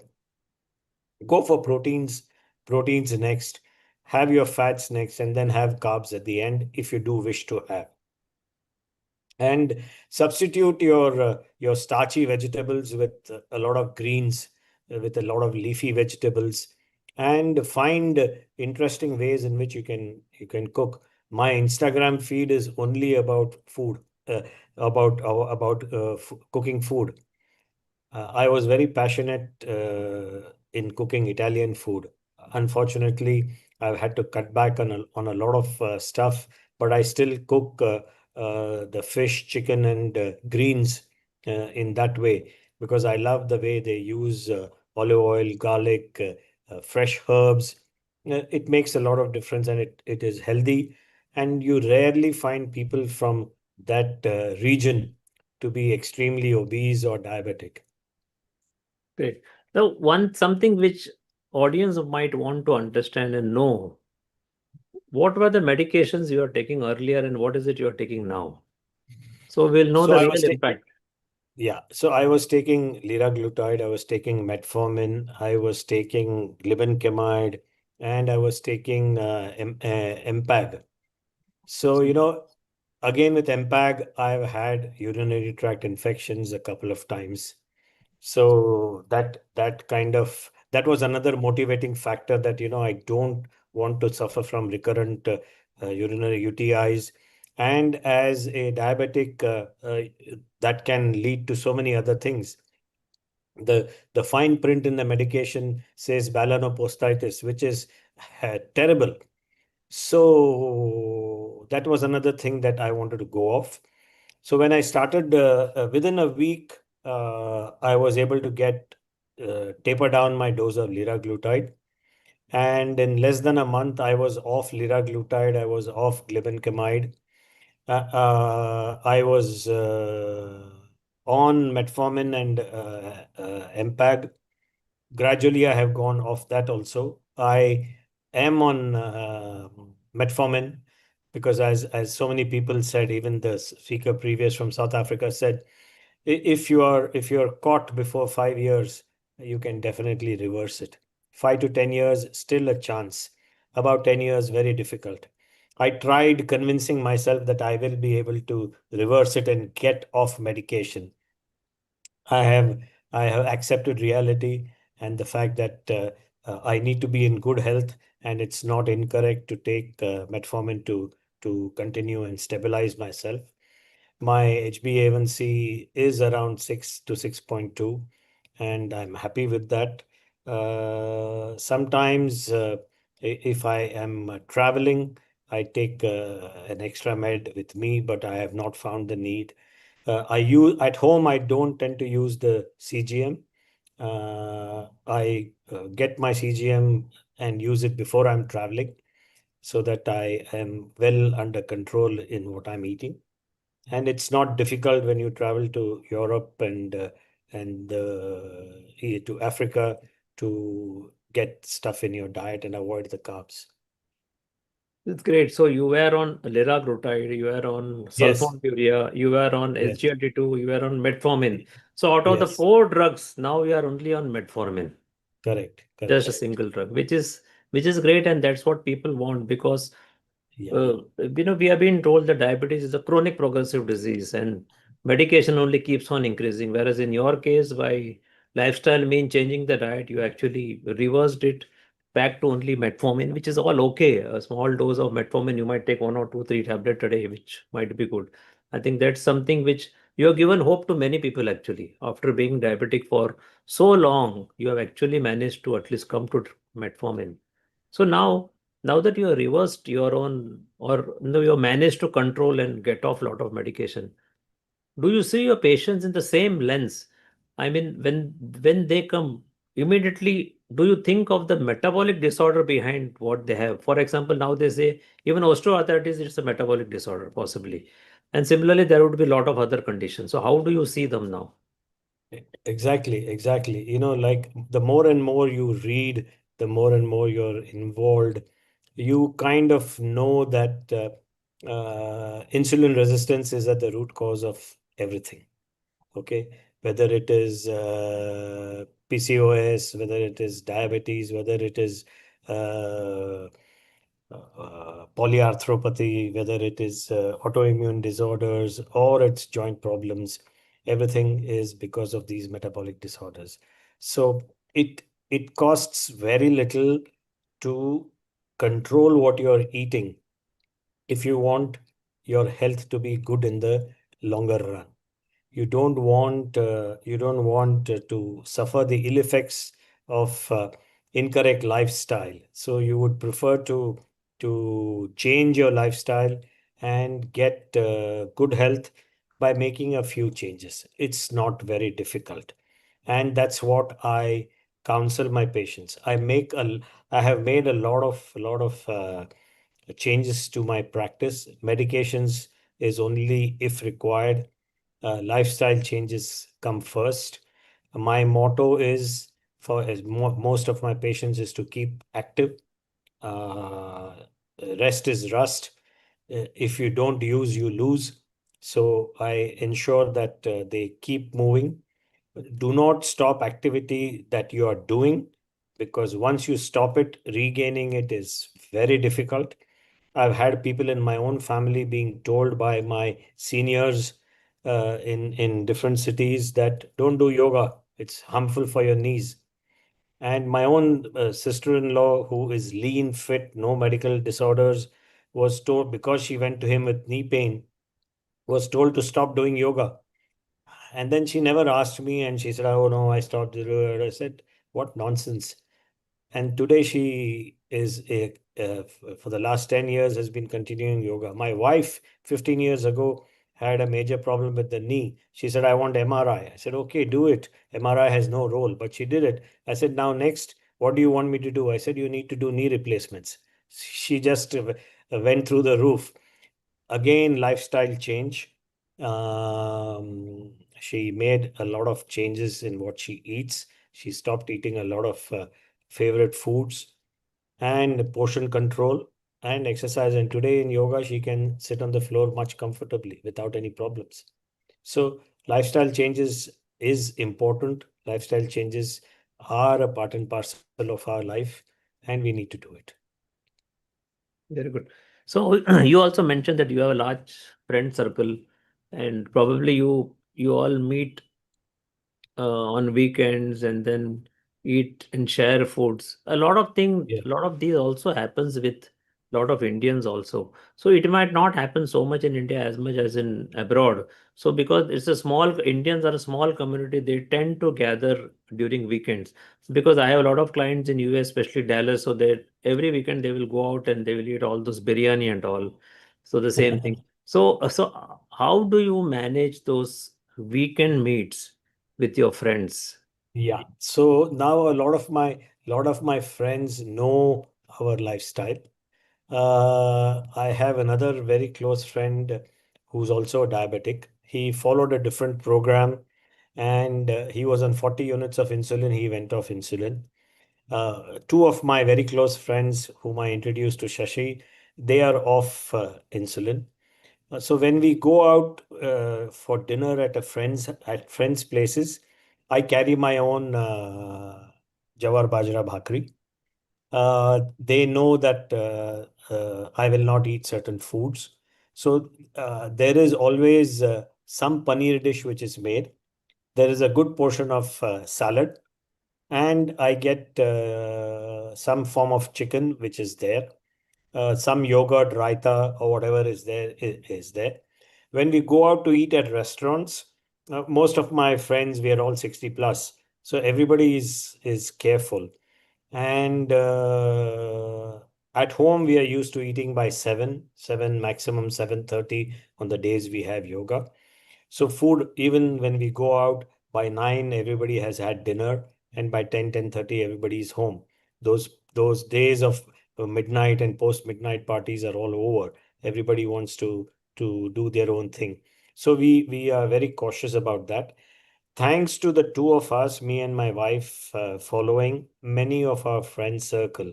I have a friend circle of about very close friend circle of about 25 people who meet regularly. Many of them have adopted those changes. They have seen the benefits, and that has happened. My orthopedic friends in the UK, two of them, husband wife, have given up orthopedic practice and have gone into lifestyle medicine. And they are some of the pioneers of the British Society for Lifestyle Medicine. Another close friend of mine who lives in the UAE, she's an emergency physician. She's gone into lifestyle medicine, and she herself is also a diabetic. She must be there listening to this program. And she has also gone into lifestyle medicine, exercises, lost weight, and is down to one drug. As I said, another friend of mine who started his own program the same time as I did in 2024 is off insulin, which has been remarkable. And the two of the other friends who are pure vegetarians, pure vegetarians. Last year in December, I took a trip with them to Mangalore, and we stopped at Bangalore to have food, and they were gorging on carbs, idli, dosa, and a little bit of let me have some shira. I said, you are both on insulin? They said, we'll adjust it, no problem. And then on the way back, I sat and had a chat with them. I said, look, it's not right. This person has, my coach has changed my life for me. I would suggest, why don't you have a talk with him? And then they had a chat. They called me up and said that, yes, we are doing it. And both husband and wife are off insulin and they're maintaining it. Pure vegetarian, pure, don't even eat eggs. And they are doing extremely well. So there are enough examples in my friend circle who are willing to take that change once they realize it. I think there's a trickle effect which we look forward, because Very true, very true. And the best part is, apart from my friend circle, my medical doctor circle has changed. As medical students or as people in the profession, we are taught very little about impact of diet on health, impact of following a healthy lifestyle. And I've known of many people in this low carb field who go around abusing doctors online, saying that doctors have no knowledge and doctors are idiots, and all kinds of colorful language. They don't realize, and it is important that you understand and you make a change. And unless and until this is changed now, everywhere in medical practice now, there is focus on lifestyle medicine. There is all that has been included. Dietary effect on diseases has been included. So all this makes a change. And just standing and talking behind people's back, or aiming barbs at people. They say that somebody talks behind your back. They are there behind your back for a reason. Okay, you are ahead of them and they cannot cope up with you. That's why they are behind you. And lions always go looking forward. They don't look at the dogs barking behind. So that's the way we need to look at it. And I would only say that those people who abuse doctors are petty-minded and do not look at the larger picture, unless and until these conferences or these kind of meetings has brought about. You've brought so many, Shashi, you brought so many medical professionals together over 3 days. I mean, I'm seeing people from around the globe. Suddenly, I wondered, why are we meeting starting at noon and not early morning, 8 o'clock and 9 o'clock? And then I realized that you have people from all over the place. And having seen so many medical professionals as part of this metabolic health journey is amazing. And it's proof that doctors are willing to accept change. especially doctors. Yeah, especially doctors who've been affected by metabolic health disorders are going to be the pioneers of change. And I will continue to shout out from the rooftop that adopt a healthy lifestyle, adopt lifestyles that work for you. And definitely, it's not difficult to have a low carb, high protein diet. If you are so afraid about fats, okay, go with medium fats, but ensure that you have healthy portions in your food every day. Makes a lot of difference, and a healthy lifestyle. It doesn't you all you need to do. I saw a video of a 83-year-old gentleman in Bangalore, wakes up at 4:30 in the morning, does some workout at home, and then he's out on the road. People doing it. I am preparing for my first outdoor marathon coming January, and I'm training for that. I've done 6 years back during COVID. I've done indoor marathons. I've done Spartans, and then I took it easy till 2024. And one of the main reasons I am sticking to this and not changing is the effect that I'm seeing. People say you're crazy, but I don't tire after exercise. I have my protein shake, which I carry wherever I go. Okay, and one meal when I'm traveling is my protein shake, always there with me. I eat healthy fruits. I definitely have my pear, or I have my guava or my kiwi. I used to be fond of mangoes. I don't eat it anymore. Bananas, no. I have a couple of dates with me, which I take in case I feel lightheaded. I go to work and I carry a small plastic dabba of nuts with me to snack on. I snack on peanuts. I love peanuts, so I and we are used to making peanut shundal. So one meal in the afternoon is all these things, protein linked meals, which we either sprout or we boil and eat it. So Thank you, Doc. I think the purpose of this conference is to get doctors in, because people will believe doctor in, especially doctors like you who have reversed their own disease, and we want to bridge that. We want to build a bridge between low carb and doctors, so that more and more adopt. So thank you very much for coming and sharing your insightful. We got a lot of insights from you, and I'm sure the viewers also got. So thank you, and thank you, Shashi. I'll stay online. Thank you. Yeah, please, thank you, please. So we'll connect again, and maybe we'll have more sessions in coming time. Thank you, Doctor. Thank you. Anytime. If my journey is able to make a change in the life of one individual, that purpose is served. Thank you, Doc.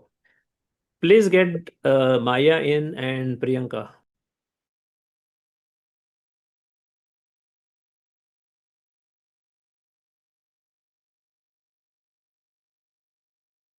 Unmute is good. Namaste. Hi. Hi. Hey. Welcome. So, welcome everyone to the Metabolic Health Conference. Having successfully completed 3 editions of the Metabolic Health Conference, we are delighted to be back with our 4th edition.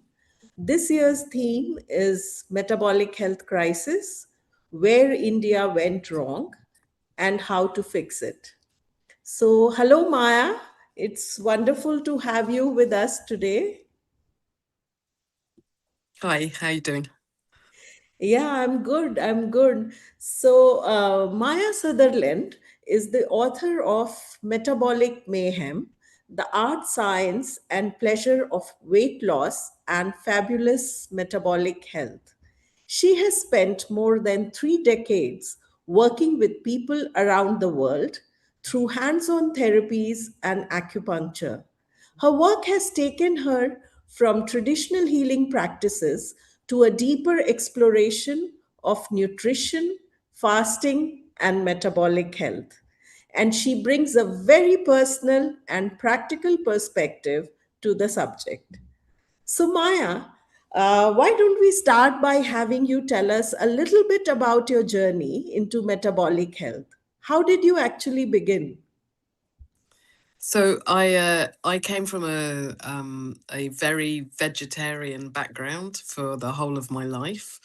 I live in a small town in England that is very health conscious and quite traditionally hippie. So it's lots of vegan, vegetarian, beautiful quality food. There is meats and stuff as well, and we're very lucky that we have amazing quality of life for the animals that are here as well. And there's lots of fish nearby because we're by the sea. I basically did acupuncture. I always worked with people, and I used to teach a lot about fruits and vegetables being superfoods. And I used to work in a fasting spa in Thailand for about 17 years. I used to do an awful lot of fasting. I love fasting. I think it's a superpower when you like fasting. And I had an accident, a motorbike accident. I had a Vespa, and I came off it and I hit my head, and I had 8 years of no short-term memory. So I wasn't particularly damaged looking at me externally, but internally there was it was quite a shocking experience, and I got very used to saying I don't remember about 50 times a day. I was in Thailand where I was working, and this lady who'd been vegan was chatting with me, and she said she was talking about reintroducing animal foods into her diet and how amazing she felt. And I realised I'd never felt like that ever in my life. So this is when I was 42. I had 1 month where the next day I ordered my first ever meat dish, and it was a chicken dish. And I ate it for 1 month. And at the end of that month, my short-term memory came back. And I was that really sent me on a trajectory where I had to stop questioning things. That was the first thing. It was then many years later, like, I don't know, 4 years later, something like that. And me and my mum were in America visiting my brother, and we were just having a holiday, and we had eaten quite a lot of sugar, and I was perimenopausal, which I had no idea what that was. All I knew was that I was in pain all the time. I was tired all the time. I was having many problems, which I literally had no clue about. I didn't understand anything, but I did understand fasting.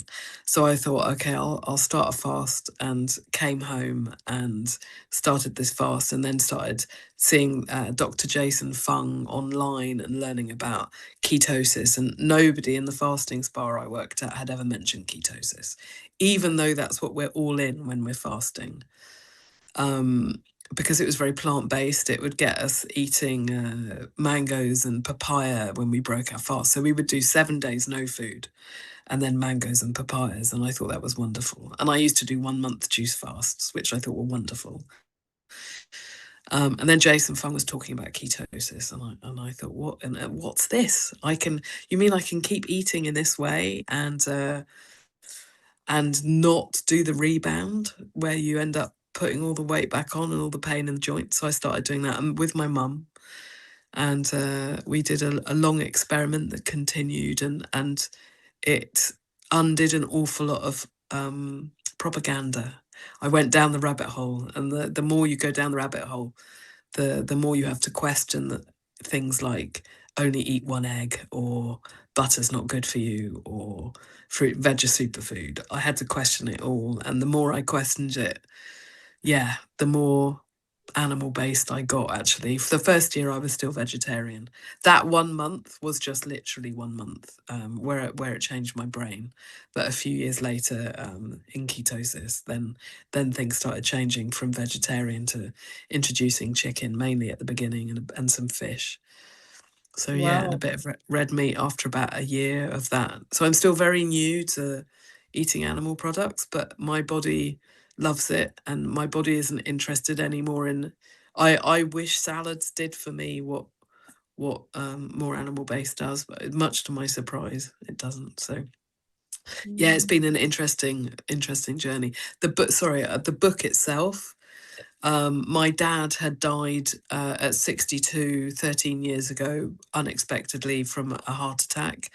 And he was fine the day before, and then he was gone, and that spurred a huge, obviously a huge experience, and a lot of grief and a lot of understanding. And a few years later, when I started learning about ketosis and metabolic syndrome, I realized he absolutely could have been prevented from dying like that had I known, because he had the big barrel, you know, at the stomach, and most of my family have that, and I didn't know what it was. But so now, and like when I went through his cupboards, there was chocolates, and you know, so much bread, and he was vegetarian his whole life, so he ate a lot of toast, and he used to like marmalade with cream on it on his toast, and it just, yeah, once you go down this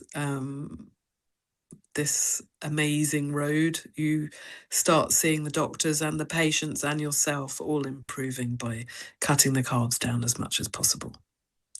Yeah, I think you touched on a very, very important point, and I mean, I was reading the first chapter as you talked about your experience with your father also. Yeah. That, vegetarianism, and because I know from your book that you're also spiritual, you visit Yeah. Dharamsala every year, and you visit India every year, and you are quite in, sync with the Indian values of vegetarianism. And for a long time, as you said, you were vegetarian. So how difficult was this transition, because I know in India too, like a lot of women, especially as they Sure. age, they become more spiritually aligned, and find it very difficult to start eating meat, or in fact they are giving up meat. And Yeah. so how difficult was it, and why do you think it was necessary to make this change? I think once my body started understanding that I would give it what it wanted, it got permission to want it more. And so I mean, I just stopped craving. I think I was eating so much food because it was so nutrient deficient, that one of the things that happens is the hunger just disappears because you're giving it what it actually needs. Like if I eat 3 eggs, I don't need to eat for 3 or 4 hours. You know, if I eat some cheese and some olives, obviously I'm in the West when I'm here, so I have more access to like avocados and things like that. So, and I would put, when I was doing salads, I would have mozzarella and feta cheese, and any cheese that you can have really, I'd put it in with the salad. And yeah, I don't know. It's very difficult. I think a lot of us go vegetarian if we've eaten meat, and we think the vegetarian's the way forwards because we're not feeling well and we're not given better information. And it's not that you're a vegetarian, it's that you're a vegetarian whose primary food is carbohydrate. So like people say to me, I couldn't just eat cheese, or I couldn't just eat butter, it gives me a bad stomach. And I'm like, well, when do you eat it on its own? When it isn't it on the bread? And then they go, oh, and it's like, can't you find, my mum said something really clever, and I've put that in the book, and she's watching now. So, but she said that, don't you realize that the carbohydrate is the plate, and we just eat what the topping that you put on the plate. So like whether it's the pasta, the rice, the chapati, the pizza, the potato, jacket potatoes in England, we put all the toppings on everything. We just eat the toppings. We no longer eat the plate. And I thought that was absolutely superb. So obviously you can eat all the delicious food. You just stop eating that bulk that causes so much disharmony, and you stop hurting. So when your pains get less, you feel more encouraged to do it. But the emotional attachment to the carbohydrate, spiritual, I think mother, and I don't think it matters on the country. I think each country has got its complete love of the carb, that it doesn't feel like food is, it doesn't feel like it's food without it. So if you don't have potatoes or bread and you're English, you don't think you're having food. If you don't have, all my Indian friends say, well, it's not food if it doesn't have rice. And it's like, well, it is food if it doesn't have rice. It's just more of that and less of that. And you have less pain, and you have less weight, and you have a clearer mind.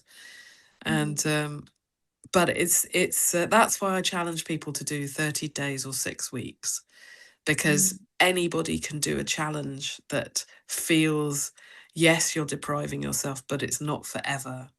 But oh, I can't think of the word. You can't escape how good you feel.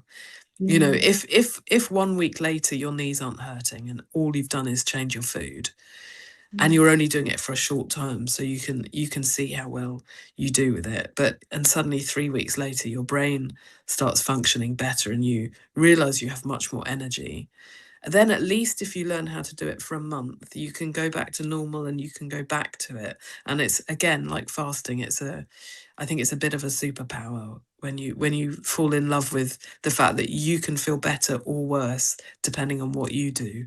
You feel more control. And it takes away from the medicines. And I think medicines absolutely have their place, but not with chronic conditions that are lifestyle related. And if you find that by changing your lifestyle choices, you no longer have these problems, then you get your own autonomy and you get your own responsibility, and you don't need to go to somebody else to ask them to fix something, because you know how you feel with that thing and without that thing. And so you really get your own power back. And if you're the homemaker, you know, obviously you're going to have lots of women who, or whoever's cooking for everybody. India's more traditional still. England it's anybody, but whoever's in charge of cooking for the family, especially if you've got kids who are like in school and stuff, if you understand, if they get more proteins, they get more fats, and they get less carbs, they'll be able to study better, concentrate better hormonal shifts and things like that. So yeah, it's good No, stuff. I think you touched on a very, very important point, and I think in your book also you spend time on this, that the connection with food, especially the carbohydrates, with pain. And being an acupuncturist, you come across a lot of patients who are dealing with chronic pain. Even I, because I also coach people, and I found that, you know, the first thing they say is, my pains are going away. So could you touch upon that a little bit, you know, about the connection of carbohydrates with pain and your experience of it? Sure. I also, just on the subject of acupuncture, I genuinely feel I wouldn't actually have virtually any patients if everybody went low carb. There'd be so much less need for doctors in general, and psychologists, psychiatrists. Yeah, You know, we'll talk. people, so much. There'd be so much, but with acupuncture, with pain, the main thing is the inflammatory. You're reducing your inflammation wherever your inflammation is. So your mood improves. If there's inflammation in the brain, your cognition comes back. Inflammation in your knees stop hurting. Your lower back stops hurting. Like, I think it's just incredible. And then if you go strongly low carb enough that you're in ketosis, then you have all the muscle protection that the ketones themselves give, and they themselves are such a good fuel for the brain and the heart. So I think any change you can make, the better. For me, if you're in a lot of pain or you're having some very serious illness, it's worthwhile doing a short, concentrated, very intense, extreme side of it, because then you get you really see the benefit. And then when you reintroduce stuff like a short while later, you really feel the difference. But also, if all you've got the energy for is to make your rice portions half, just do that. Like, anything you can do is positive. And it's down to your budget. You know, how much money do you have to spend on paneer, you know, which costs a lot more than the cheaper foods, and how can you make it work for you? And can you just, I love the thing of just changing breakfast. Like, if you do nothing else but you make breakfast 0 carb, that's phenomenal, because it's working on the back of a night's sleep, and all your insulin, blood sugars trying to come down over your resting period. So you can really maximize your natural night by cutting the carbs for breakfast. That's So yeah, because in your book you talk about, like, because you travel a lot, right? And so how difficult it is to maintain this style of eating, especially because you've lived in Thailand, India, where obviously, as you also mentioned, that it's a carbohydrate haven, right?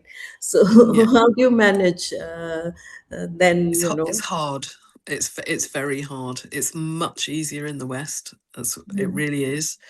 But it's doable. You just have to get really I mean, if you eat eggs, you eat a lot of eggs. If you eat veg, you know, aloo gobi doesn't have so much aloo, has loads of gobi.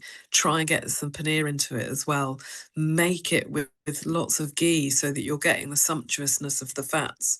So you feel like you're really getting good flavors and you don't feel like you're depriving yourself. And if you've got access to fish, wonderful down in Goa, and I guess trout is up in the mountains, and you can buy more. Maybe canned foods are possible, and I don't know. It's for me. It's the first year I was really strict, and I managed it really well. I mean, it gets a bit boring, but pain is boring.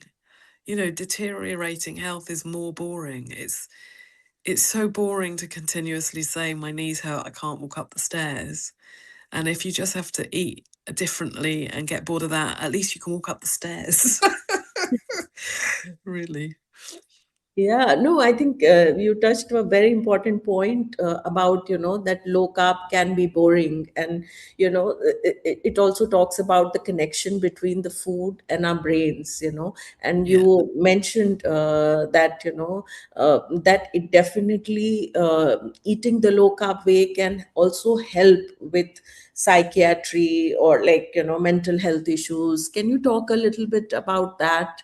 From your perspective, how it has helped you, or in your practice?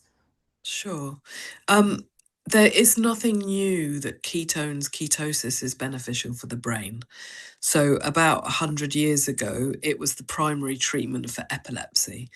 And what they found was with epileptic, when people had seizures, they felt so ill, they didn't eat for 3 days. And in those 3 days, their seizures would stop. So the doctors who were trying to understand why would seizures stop when the person stopped eating.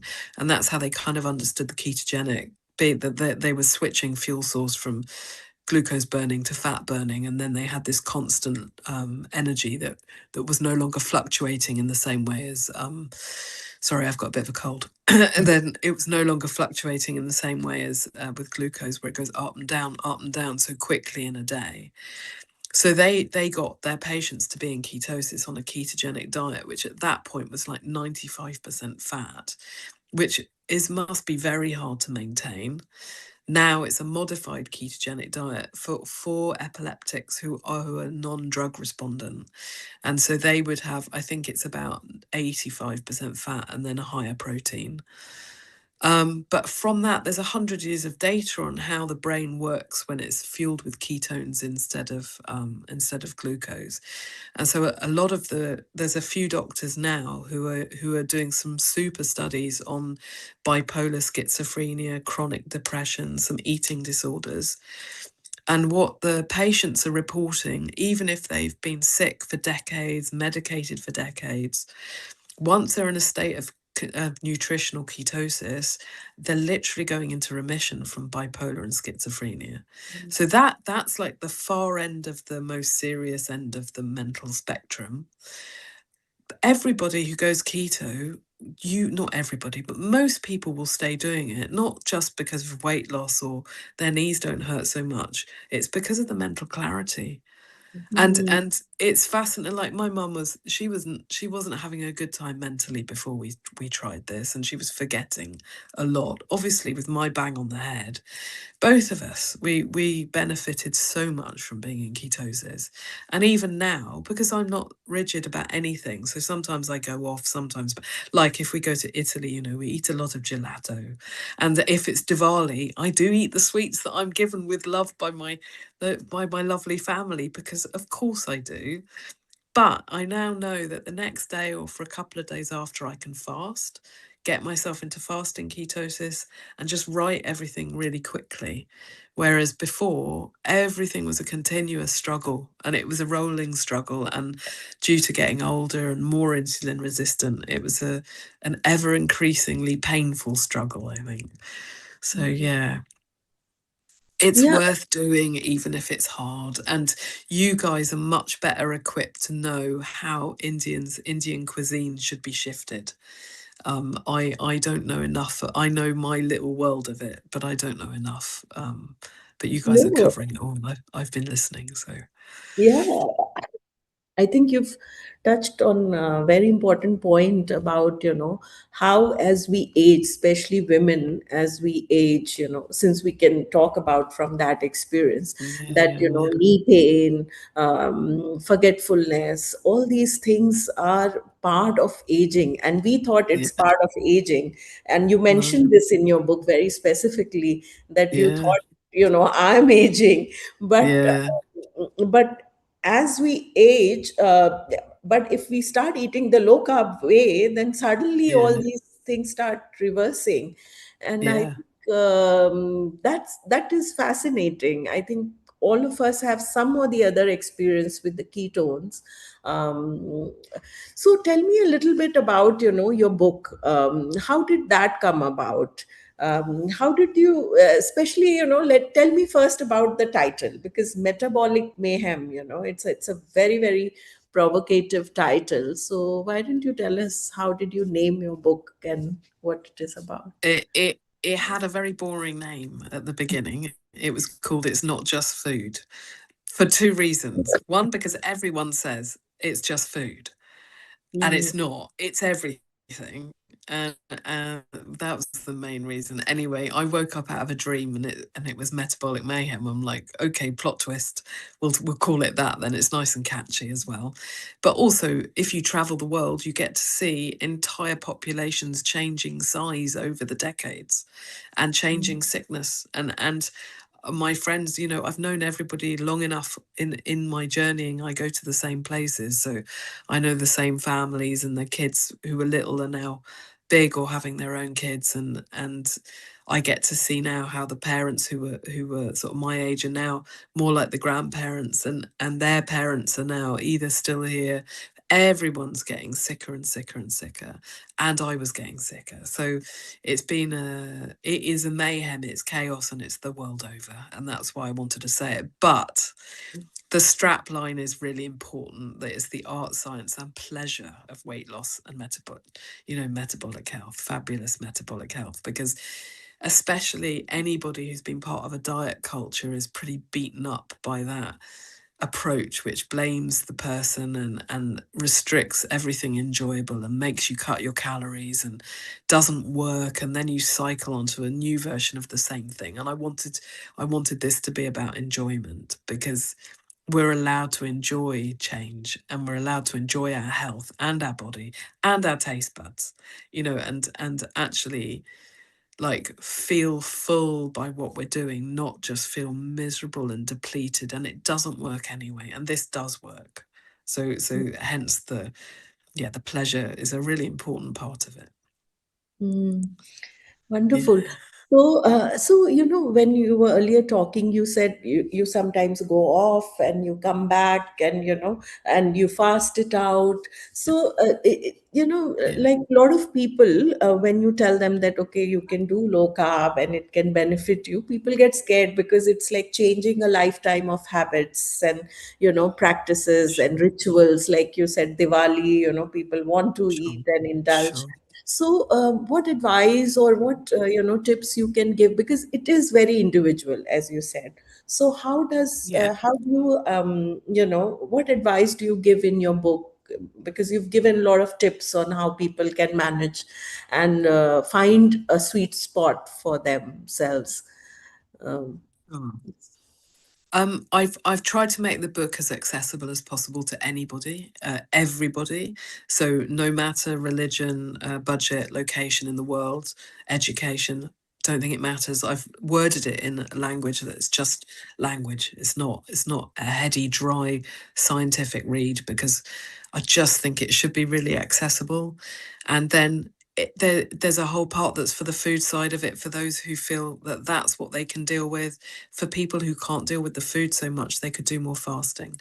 So there's and ideally you do both. So it's and depending on the month, the year, the day, the person, maybe they can only do a tiny thing. Maybe they can do a month of something stronger. Maybe it's all good, and you find your way.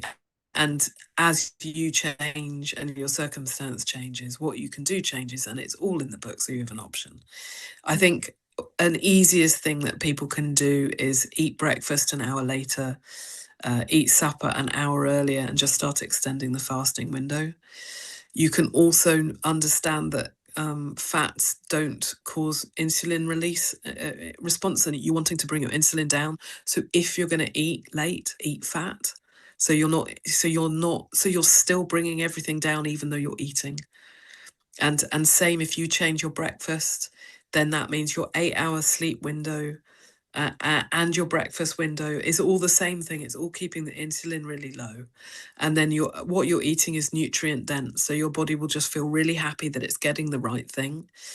If you're not hungry in the morning, don't eat in the morning. If you want a coffee or a chai, have it with ghee. You know, if you're going to still keep your sweeteners, have stevia, which you can get in India. It doesn't raise the insulin. So you can keep your sweet flavor, but you can change.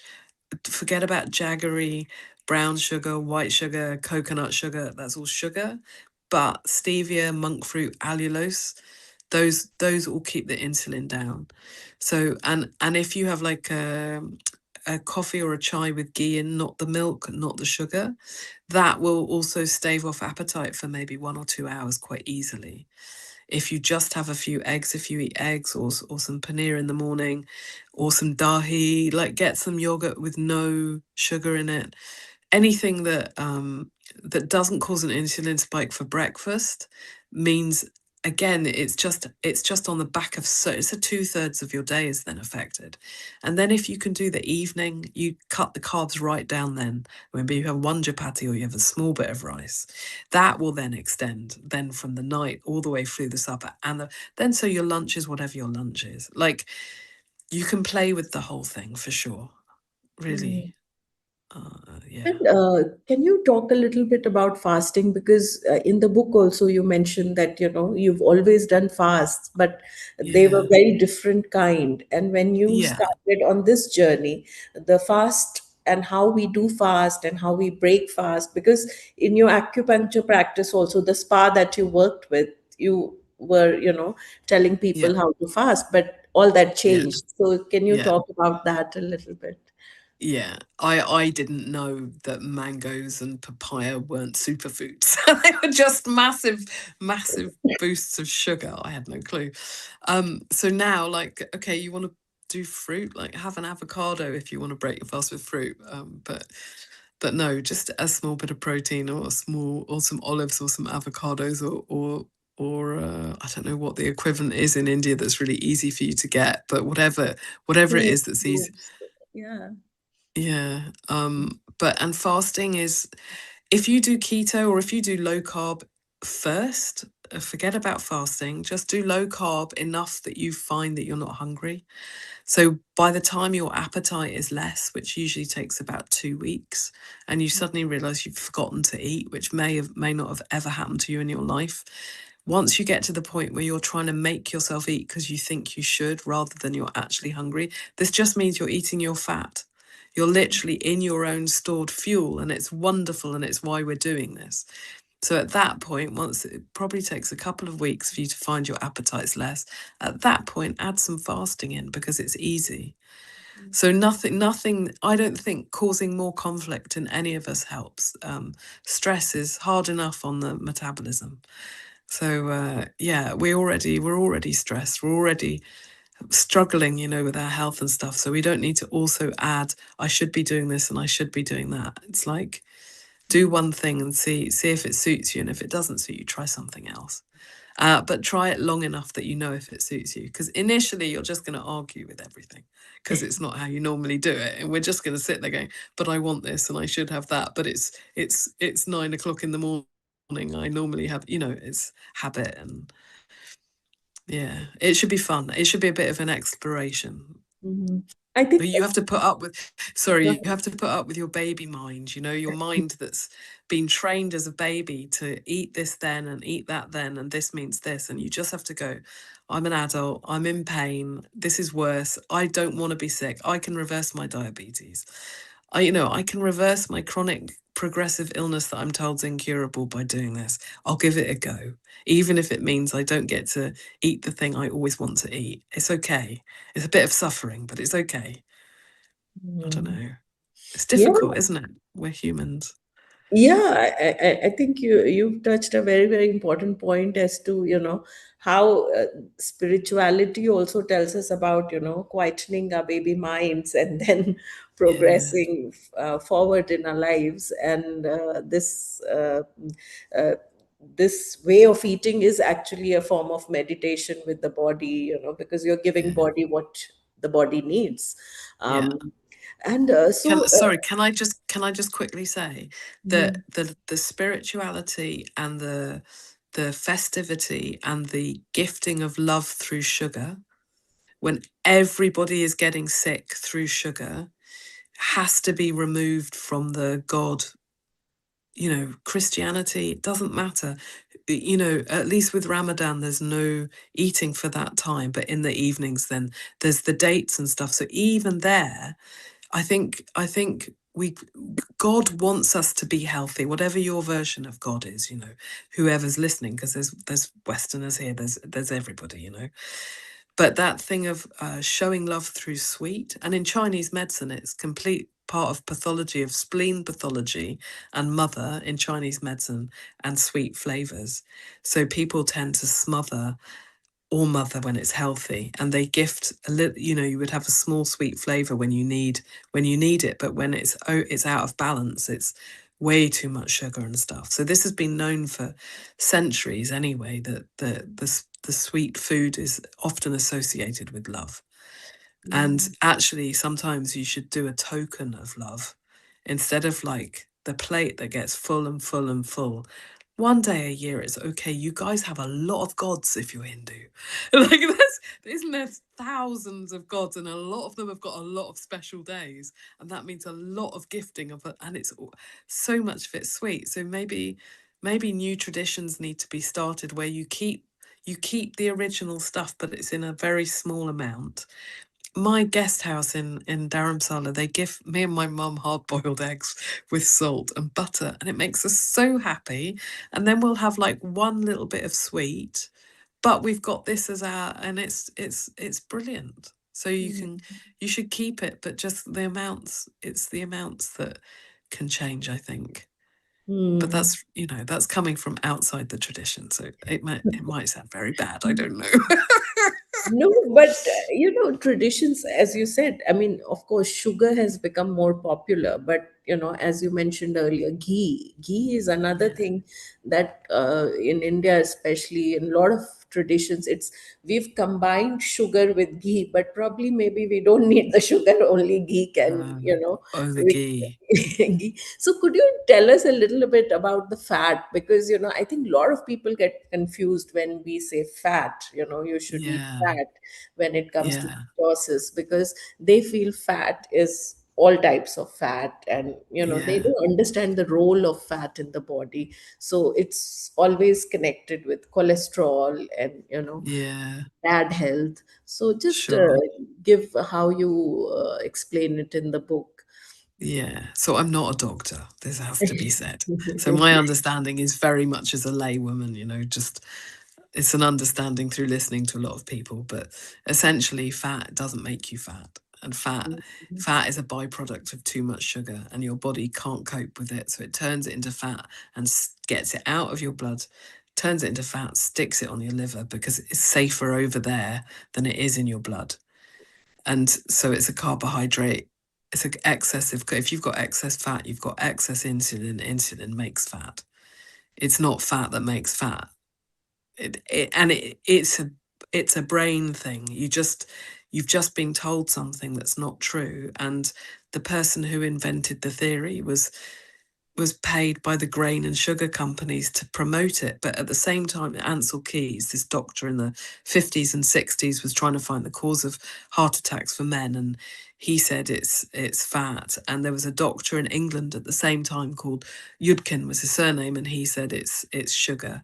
And Yudkin was like, well, we won't listen to him. And the American Heart Association, grain companies, sugar companies, they funded Ansel Keys to get his theory onto Time magazine and everyone. It just made perfect sense because they would show images of tubes with gloopy fat. If you're eating this, it looks like that. It was never true. And so everyone cut their fat, and because they cut their fat, they increased the sugar, because without fat, your food's disgusting. So all the yogurts, like in England, you get tiny little yogurts, 4 teaspoons of sugar in the yogurt to make it have flavor, but it's fat free, so everyone will eat it. So since everyone tried to cut the fat and go fat free, all the chronic illnesses has just gone that. And every country you see within 10 years of the food pyramid being adopted, you see everyone's chronic illness start escalating exponentially. And that's diabetes, cancer, dementia, I mean, everything, obesity. And yeah, fat's not the problem. Now in India, cheap oil, that is a problem. That's not right. That's, if you don't squeeze it and fat comes out, you shouldn't be eating it. So you can squeeze, butter ghee is fat, literally. Avocado, made of fat. Olive oil, made of fat. Coconut, very fatty.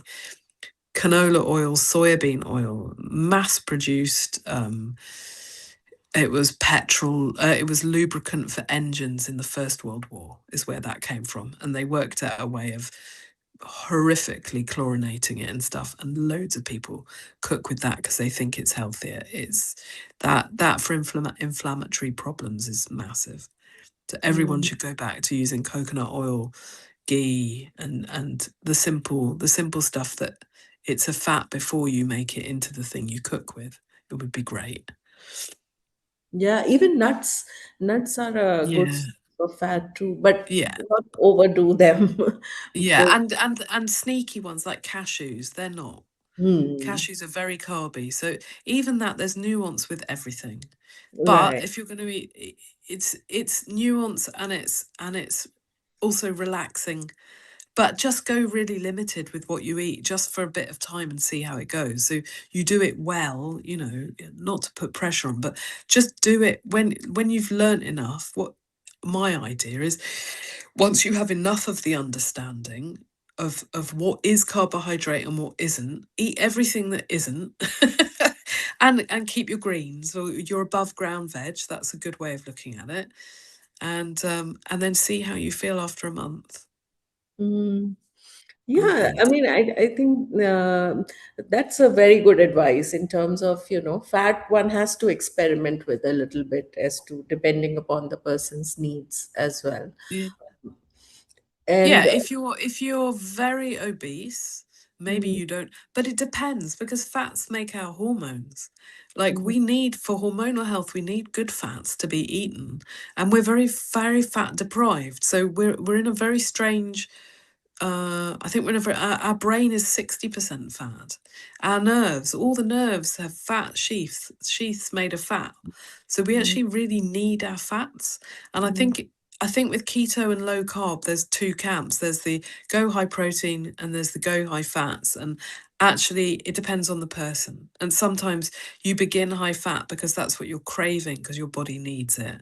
And then after a while, you don't need it so much, and you go higher protein. You have to listen to your own body. body. Yeah. Yeah. I think that's a very good message because, I think all this marketing of food and variety of things, we've forgotten to listen to our body, but we eat because the doctor has told us, or the advertisement has told us that this is the time we should eat this food and that. So, 6 hours is the average amount of nutrition education in a Western doctor's studies. Maybe they get 2 days out of 5 years. They're Yeah. learning how to put medicines with problems. not nutrition. You know, it doesn't take you much time to get 6 hours of just this 3 days. And that's probably more information than your average doctor in this country gets around nutrition. Yeah, I mean, in India too, the Western style of medicine, you Yeah. don't get a lot of training in nutrition for the doctors. So let's talk about, we are nearing the end of our session. So let's talk about the book, like, when you wrote the book and when people read the book, what can they expect, and what should they remember? What will they remember from the book? Like, The book, basically, if you follow what's in the book, you're going to feel better. This is the upshot of it is if you action, if you do something that the book is telling you to do, you will feel better. I've written it in a way that if you do what it says, you're going to feel better. And hopefully you'll not only feel better, but you'll tell everybody else to do it, because when you start feeling better, it's contagious. And it's much nicer to be telling everyone to do something that makes everybody feel better, because it's the same problem. Everybody's got the same stuff going on because the same root cause. And the book is all about undoing the root cause and putting a different causes and conditions, you know. You got the right causes and conditions, you're going to gain health, gain mental clarity, gain energy levels. And so just buy the book. It's a lovely read. I've written it in a way that it's a real engaging, it's a bit funny. Me and my mum in Dharamsala, in Kathmandu, in Thailand, in Italy, you know, being undone by gelato temporarily and intentionally, and then fasting as an antidote. But so it's a lovely read. I spent 5 years writing it, and I wrote it with India in mind, because I love India, and I want you all to live a fabulous long life, and I love home, and I want us to as well. And I would rather my dad not have died at 62, something that was very preventable. And so the book had to be written so that other people, when they look at their stomach getting a bit bigger, go, actually, this is worthwhile undoing. It's not just my stomach getting a bit bigger. There's a load of other stuff happening. So it's a bit emotional, but India's fully emotional. So I know that's no bad thing. Not reticent like England, you know. We're all no, I mean, certainly I've read the book, and I think it's a lovely read, because it's very action packed also, because it's going from one location to the other, and then your experience of food and nutrition along with it. So there's a lot in there, not just nutrition and our bodies, but it's also your experience and the world around you and your personal growth. So I think we've come to the end. I would like to invite Shashi to just give a vote of thanks. And lovely. Thank you. Maya, how are you? I'm good. How are you? Namaste. Thank you. First time we've said hello. Yeah. Properly, So not just thank you. online. Thank you for coming in the session and sharing your knowledge. You are one of the few non-medical persons we have here, because you have your own journey to share, and because you have written a book. Thank you. And Thank that you. book is going to make difference to a lot of people across who are going to read it. Thank you. And I was honored to have my foreword also in your book. So thank you, Maya. Definitely. No, thank you. Very appreciated. So we'll be connected, and hopefully in future we'll get involved in few more programs. Thank you very much. Lovely. Thank you very much. Thank Bye-bye. Thank you, Maya. Thank you. Bye. Lovely talking to you. Yeah. You Please too. please get Dr. Shamini in.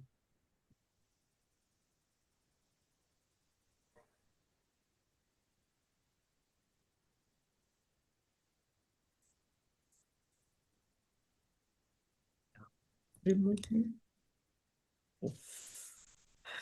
Hello. Dr. Shamini, welcome to India virtually. Hi. Just call me Shamini rather than. Fine. So I'll first introduce you. So Dr. Shamini Athinarayanan is Director of Clinical Research at Virta Health USA, where she leads the clinical and real-world evidence research focused on obesity, type 2 diabetes, CKD, liver disease, and overall metabolic health. With over a decade of experience in clinical research across academic and industrial setting, she specializes in evaluating nutrition and lifestyle intervention for the prevention and treatment of chronic disease. Her work focuses on translating scientific evidence into practical, scalable healthcare solution with particular expertise in carbohydrate restricted nutrition, nutritional ketosis, telehealth delivered care, and long-term metabolic health outcomes. So she has numerous clinical and real-world studies and has authored and co-authored multiple peer-reviewed publications examining the impact of metabolic therapies on diabetes, obesity, cardiovascular disease, kidney disease, and liver health. So Shamini is also passionate about advancing evidence-based approaches to metabolic health and help Hello. bridge the gap Yeah. between research and real-world practical experience. That's a Can bad you, hello, Priyanka, please mute. Oh, thank you. Priyanka, Yes, yes. Oh, Priyanka, please mute. yeah. Oh, God, yeah, the Maya, brioche. please. Let's go to the brioche. So Shamini is passionate about advancing evidence-based approaches to metabolic health and helps bridging the gap between research and real-world clinical practice. Her research and scientific leadership continues to contribute to the growing understanding of how nutrition-focused intervention can help health outcomes and reduce the burden of chronic disease. So today we are going to discuss sugar, rice, and India's diabetic epidemic, a historical perspective. So this is going to be based also on she has written a research-based article in Frontiers. So we are going to discuss that and much more in this session. So welcome again, Shamini. Thank you for having me, Shashi. I'm excited to join this session. And it's kind of like, my root is I'm actually Indian too, but I'm originally from Malaysia. Like my grandparents moved to Malaysia and then, they stayed there. They're actually from Visakhapatnam. So from that area, from India. So, and one thing that I learned in a sense that, we have, I'm from a family that is prone to type 2 diabetics. It runs in both my parents' side, my mother's side, and I actually lost my mother because of chronic kidney disease. So this is a topic that I'm very passionate, and I kind of think we need to look at it at evolutionarily perspective rather than just looking at what is current. So that's why I kind of wrote that paper, the narrative review on sugar, rice, and what we are seeing in India, and that was published in Nutrients recently. Thank you. And again, thank you for having me for this session. So thank you. We are going to discuss based on that report and based on your understanding, your work in Virta Health also. So the first question to hit you is India has experienced poverty, undernutrition, repeated famines. Yet your review points out that diabetes was always described in Calcutta, especially. Of course, in the British time, even the Madras province and Calcutta province, they used to say that the incidence of diabetes is very high. So even before the modern epidemic, this diabetes epidemic hit Europe or America, so we all know that diabetes, or our understanding is diabetes is a disease of excess. So how come in this poverty-ridden period or era, you say that we had diabetes? So that's one of the reason, and actually one of the paradoxes that we motivated us to write this review paper, where we kind of, I kind of joined a bunch of other researchers and kind of look into the evolutionary perspective of it, because we know that diabetics prevalence in India was there even before we saw it in Europe and America. So that kind of motivated us to write this paper. And as you mentioned, we usually think that type 2 diabetic is a disease of excess, too many calories, obesity, and disease of affluence.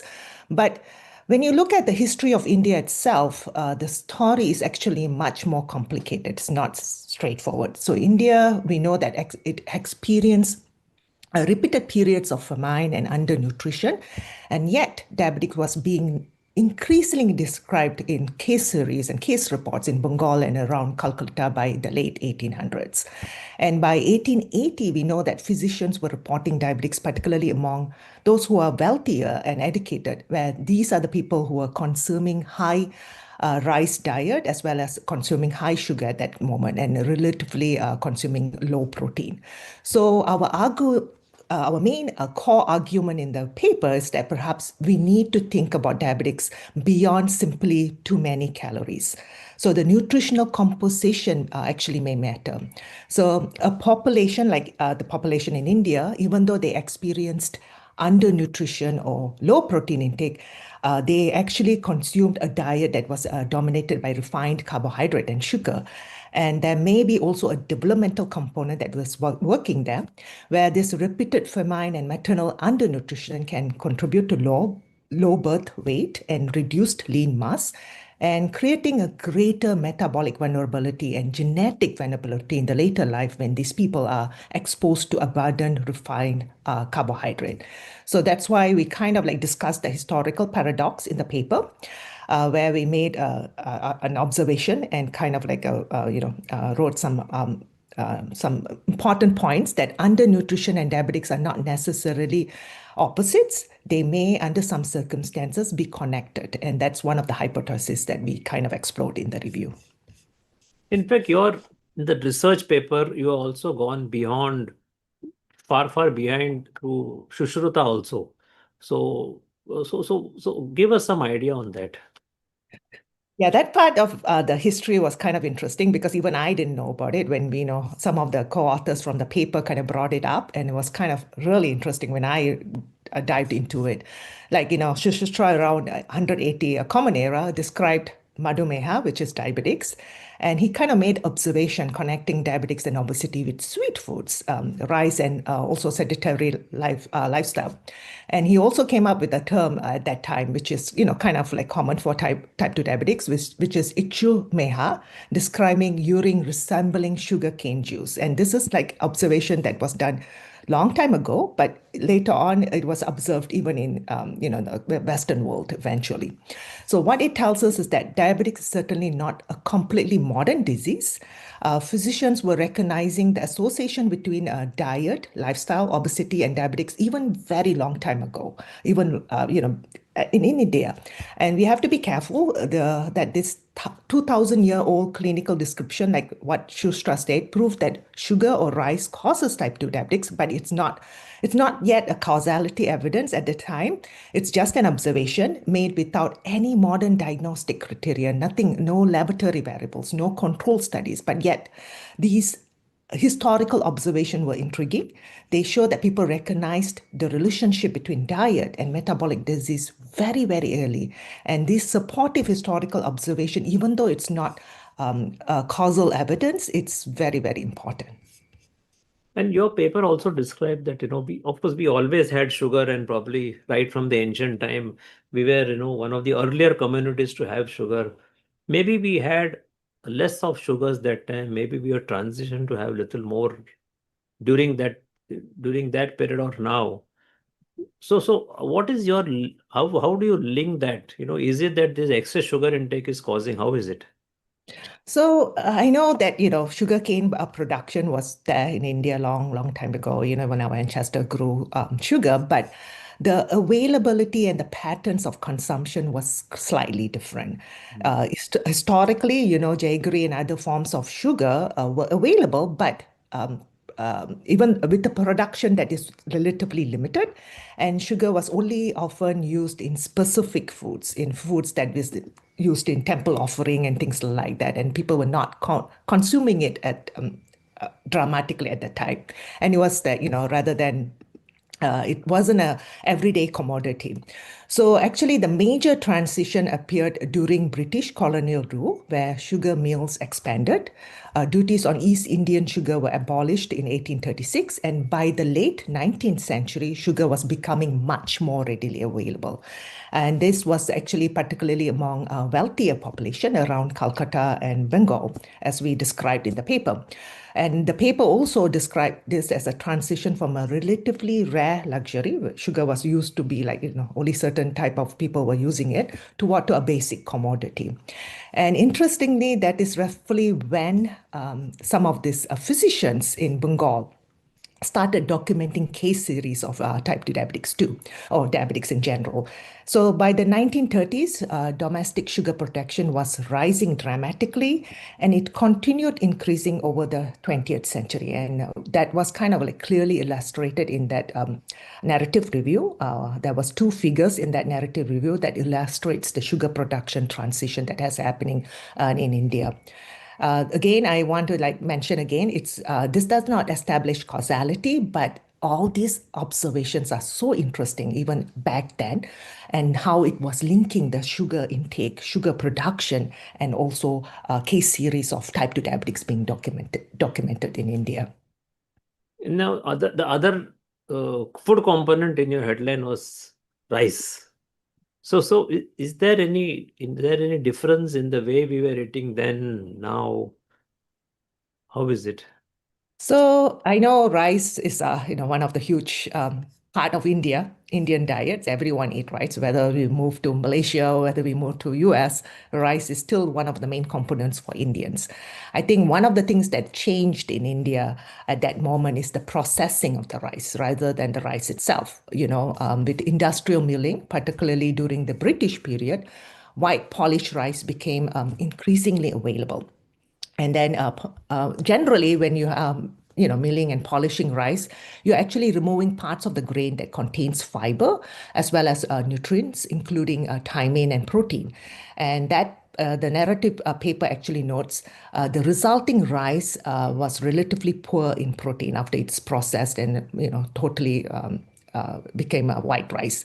So metabolically, this matters because a refined white rice is a high glycemic carbohydrate. So when we digest refined white rice, it is digested rapidly. It produces a relatively large glucose spike and insulin response. And our hypothesis in the paper became more interesting when we put the pieces together. So we are not necessarily only talking about rice in isolation, but we are talking about a dietary pattern that shifted a lot, where there was large amounts of refined rice rather than the original rice, plus sugar against a background or backdrop of a relatively low protein intake. And this is actually a different nutritional environment that India is exposed to. And this is where, people who have been eating rice for thousands of years, the shift in what type of rice and what sugar consumption actually kind of drastically changed the, nutritional environment. So probably the conclusion I'm deriving out of this is, if the rice was in whole form, it might contain a bit more nutrient and maybe a bit more protein, and it may not be as tasty as the white rice. White rice being very soft, very tasty. Probably the amount of rice which goes in is also higher compared to what it was may have been with the unmilled form. I think this is something you'll agree. Yes, and also the refined white rice, since it's a high glycemic carbohydrate load, you end up taking more than the rice that is not processed, with a lot of fiber. You actually you control your food consumption too, so you end up taking excess calories to an extent when you are consuming processed food like white rice. I think this somewhat correlates to one of our guests who had come earlier, Dr. Narayan, who was telling that if it is millets, we are not able to eat much. But if it is rice or wheat, we are able to eat in tons. So probably, even though the carbohydrate load would be similar, because it is not tasty, we don't tend to eat much. So probably the same thing also, analogy works here. Yes, So, and fiber also makes us full faster if we have the fiber when it's not processed. So in your paper, you also mentioned about Thomas Christie's report from Ceylon in 1811. He described diabetes associated with diet high in palm sugar, fruit, and rice, but low in protein. And he has reported improvement when sugar was removed and animal protein was increased. So do you think this almost 200-year-old observation is very important for us to understand and know? Exactly. It was kind of like very, very important observation. And this was, as you mentioned, it's 1811. There was no insulin, no metformin, no GLP-1 receptor agonist at that moment. There was really none of the glucose lowering medication that we have today.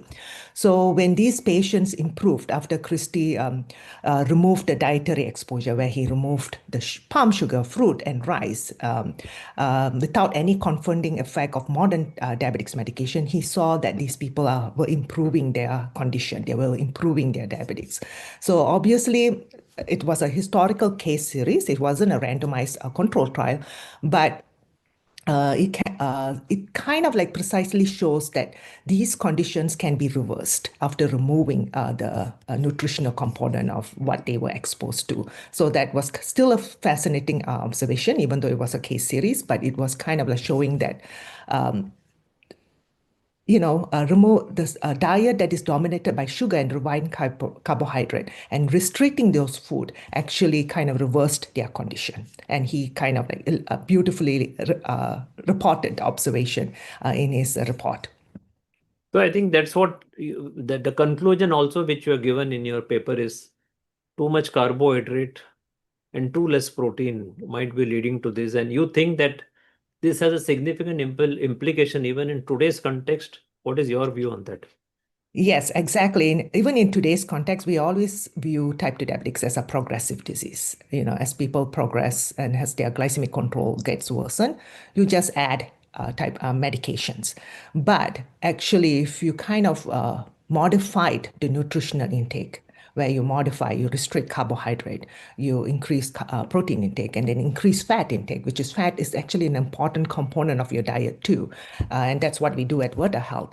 You're actually improving their health drastically. And you're improving their health by reducing their medication burden too. And some of them are actually getting to diabetics remission and diabetics reversal, which is usually terms that was unheard long time ago, but now it's getting more popular. And this, it has to be the patient's choice. What do they want? Do they want to keep increasing their medication?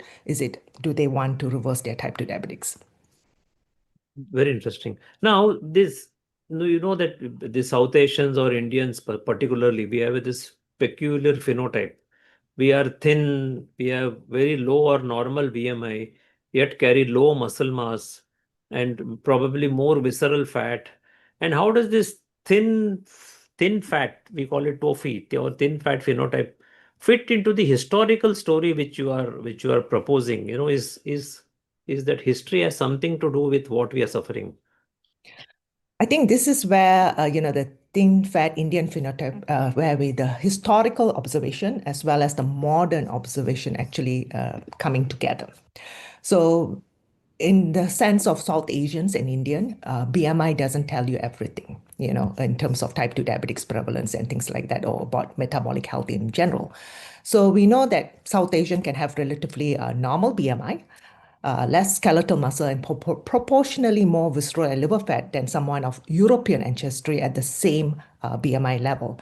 And they also tend to develop type 2 diabetics at younger age and lower BMI. And that's one of the things that I noticed in my family, in my mom's side. We tend to get type 2 diabetics at a much younger age. So, and remarkably, this is a phenotype that has been observed, and we kind of described that in the paper, which is the thin fat Indian phenotype.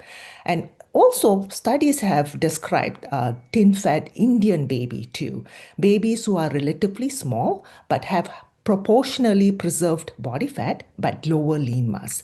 And that pattern itself has been associated with later insulin resistance in this in the baby when they grow into an adult or young adult. Now, I think that this historical context of India, generations exposed to maternal undernutrition, low birth weight, and sometimes famine, followed later by increasing access to sugar and refined high glycemic carbohydrate, can come together as an hypothesis and create a kind of metabolic mismatch where there's a relatively low muscle mass and limited metabolic reserve, meeting a modern carbohydrate-rich food environment that makes someone susceptible type 2 diabetics, even if they are not, even if they don't look obese or look metabolically unhealthy. Very interesting. Now we'll come to very interesting subject on malnutrition related diabetes or type 5 diabetes. You did mention, I know it is related to what you just told now. about maternal malnutrition also. So can you describe a bit more on this type 5, which you said type 5 malnutrition related diabetes? So in the paper, we actually came up with an hypothesis. There was a figure in the paper that we kind of linked, what do you call that, Kwashiko, type 5 diabetics, as well as the conventional obese-related type 2 diabetics. It was still an hypothesis schematic rather than something that is proved. So in the discussion in the paper, we are not saying that Kwashiko and type 5 diabetics and obesity-associated type 2 are the same disease. We are certainly not saying that there's an established causal continuum between them, but we were proposing what is kind of interesting, which is a spectrum of metabolic vulnerability. So at one extreme, you have severe protein malnutrition, such as Kwashiko. At the other, you have the more familiar obesity-associated type 2 diabetics, where insulin resistance is the major feature.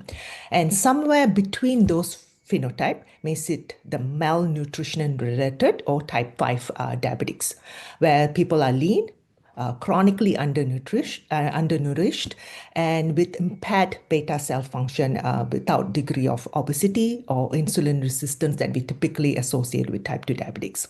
So what could potentially connect this condition is the interaction between protein insufficiency, high carbohydrate exposure, developmental undernutrition, which happens even very young at the age, the body composition itself, where you have very little low muscle mass, and metabolic dysfunction.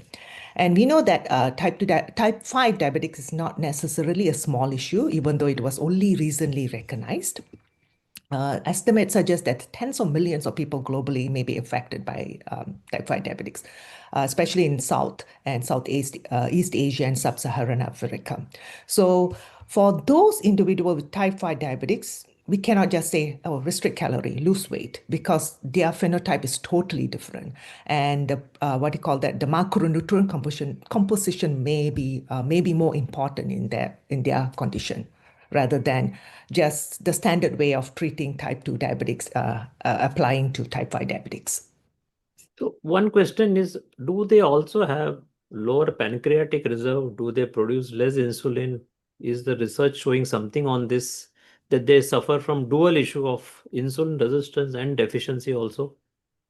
I think they have some level of insulin deficiency too, rather than just insulin resistance, which is something that will be interesting because of something that we need to explore since young, because these people been exposed to undernutrition even when they were in the mother's womb. So something,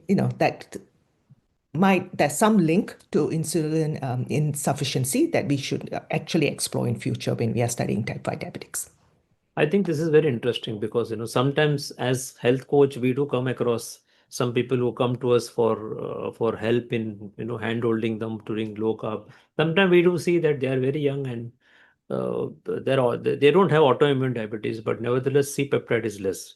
So it does show that there could be a possible malnutrition related in their own in their own mother also. So maybe next time this also alerts me that I should also sometime take an history. This could be an interesting point which we have.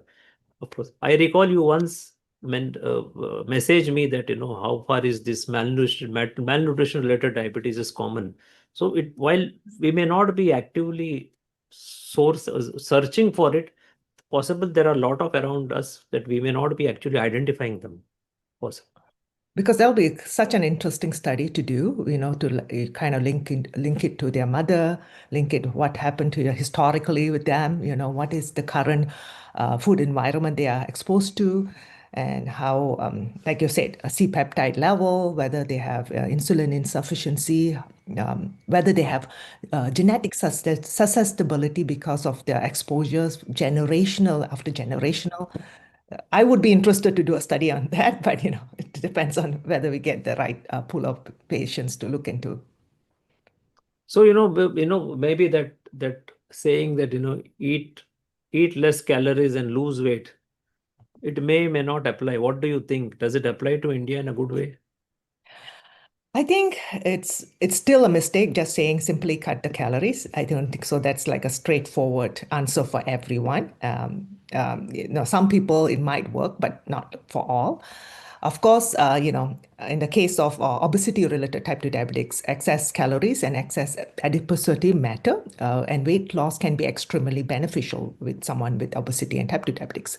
But for Indian diabetics phenotype, it tells a different story. Body weight alone doesn't tell the whole story.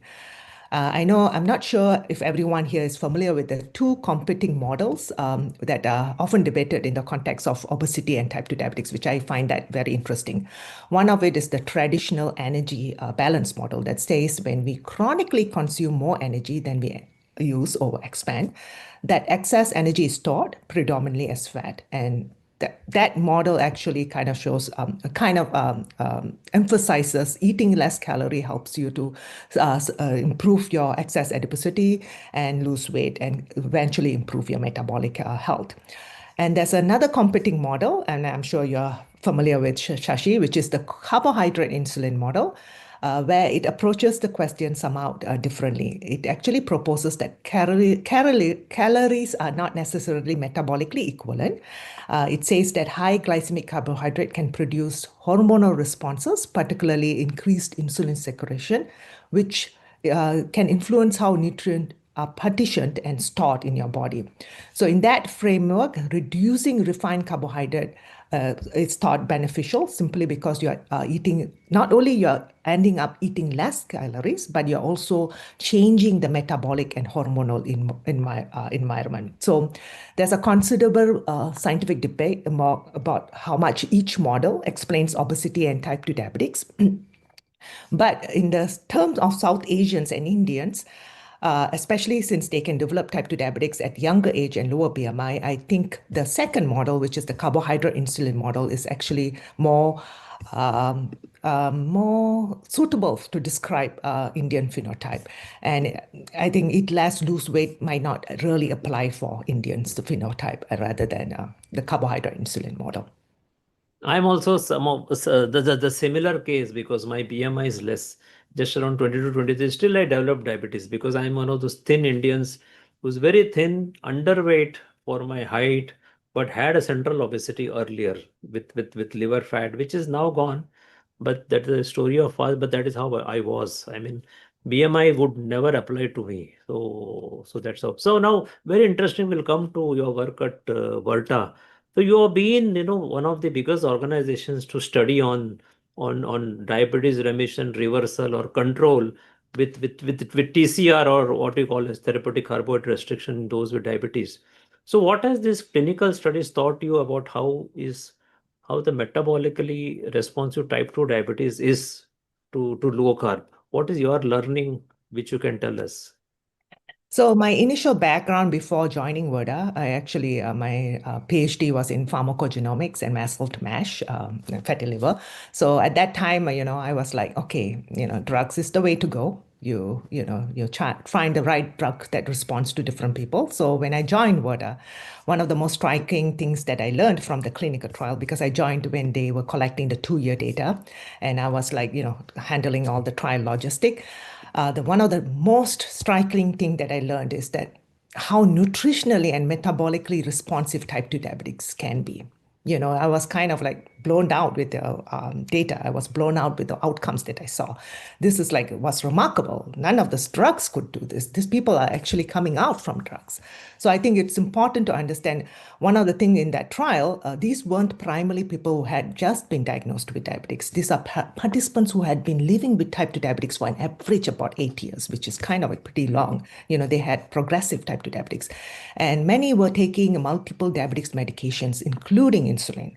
And then when they used the carbohydrate restricted nutritional therapy or therapeutic carbohydrate restriction and delivered it through continuous remote care, we saw a substantial improvement in blood glucose level, and it happened relatively quick. And then a lot of changes in medication, where medications were de-prescribed, insulin, and medications that causes hypoglycemia like sulfonylurea, and they were adjusted quickly. One of the things that very crucial in the trial was the clinical care component, where you kind of guide patients how to eat the carbohydrate, guide them how to, monitor your biomarker, which is ketones, to see the level of carbohydrate restriction. And at the same time, monitor their medication, because since these are patients with had type 2 diabetics for so long, they've been taking medication for so long, we don't want them to, when their glucose level goes down, we want to make sure we adjust their medication burden too.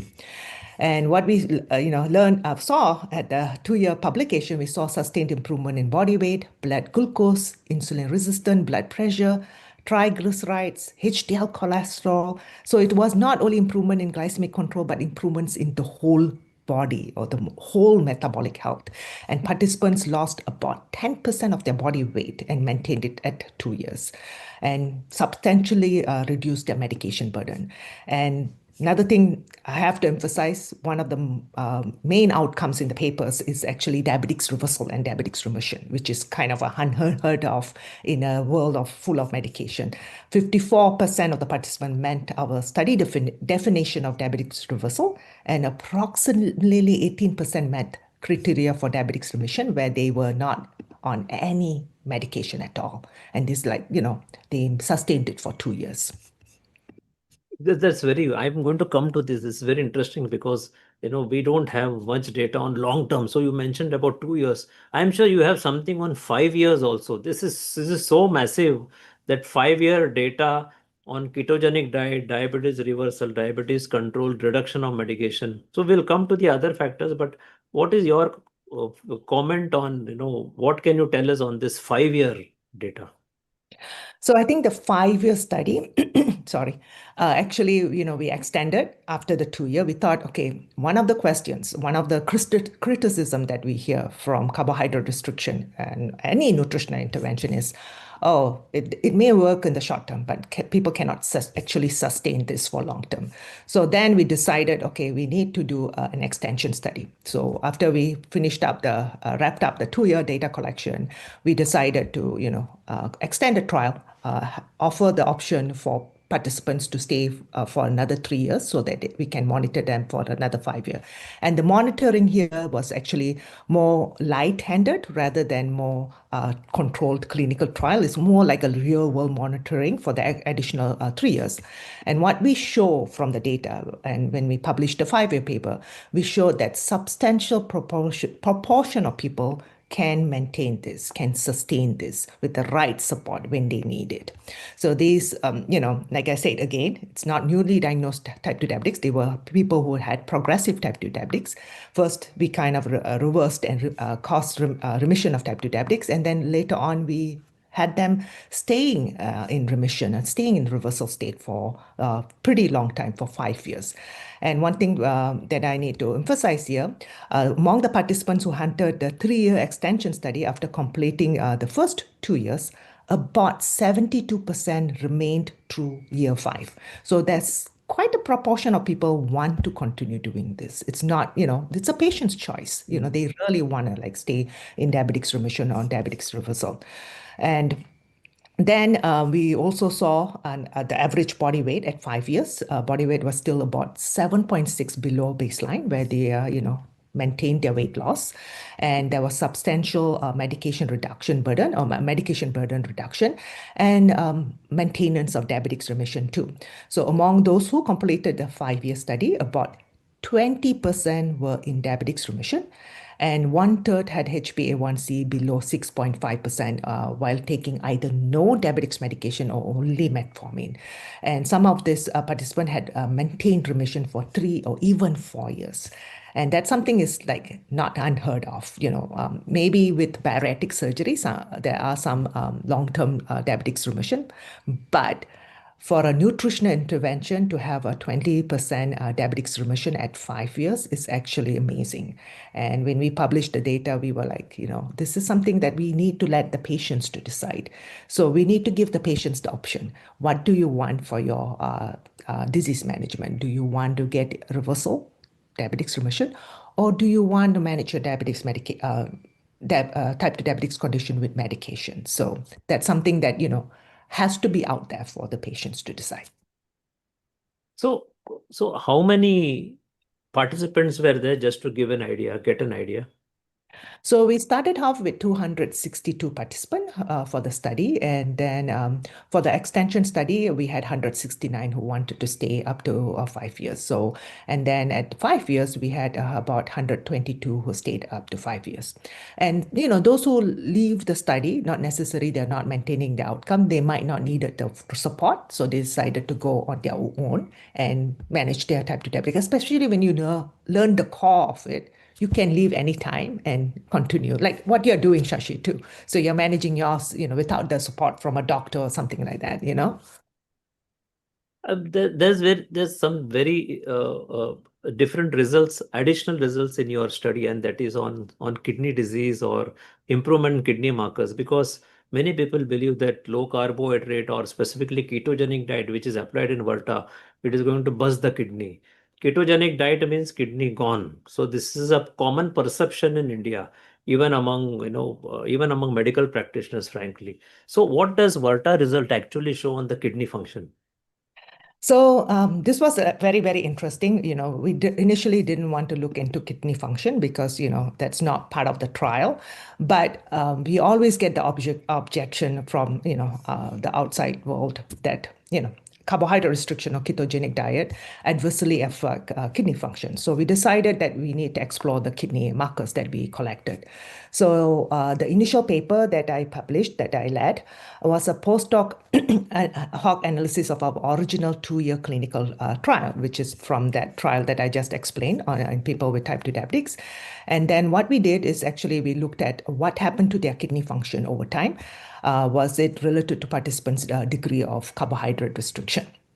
And what we found was quite interesting and was kind of like we just wanted to explore the data to see whether carbohydrate restriction is safe for kidney markers or is safe for kidney function. But what we found was totally opposite, where we saw that participants receiving the continuous remote care intervention with carbohydrate restriction had an improvement in their eGFR trajectory.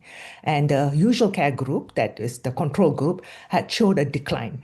And the difference in slope is very important and it's fundamental. And it shows that the kidney function over time is drastically improved rather than we just saw an improvement in a single eGFR measurement.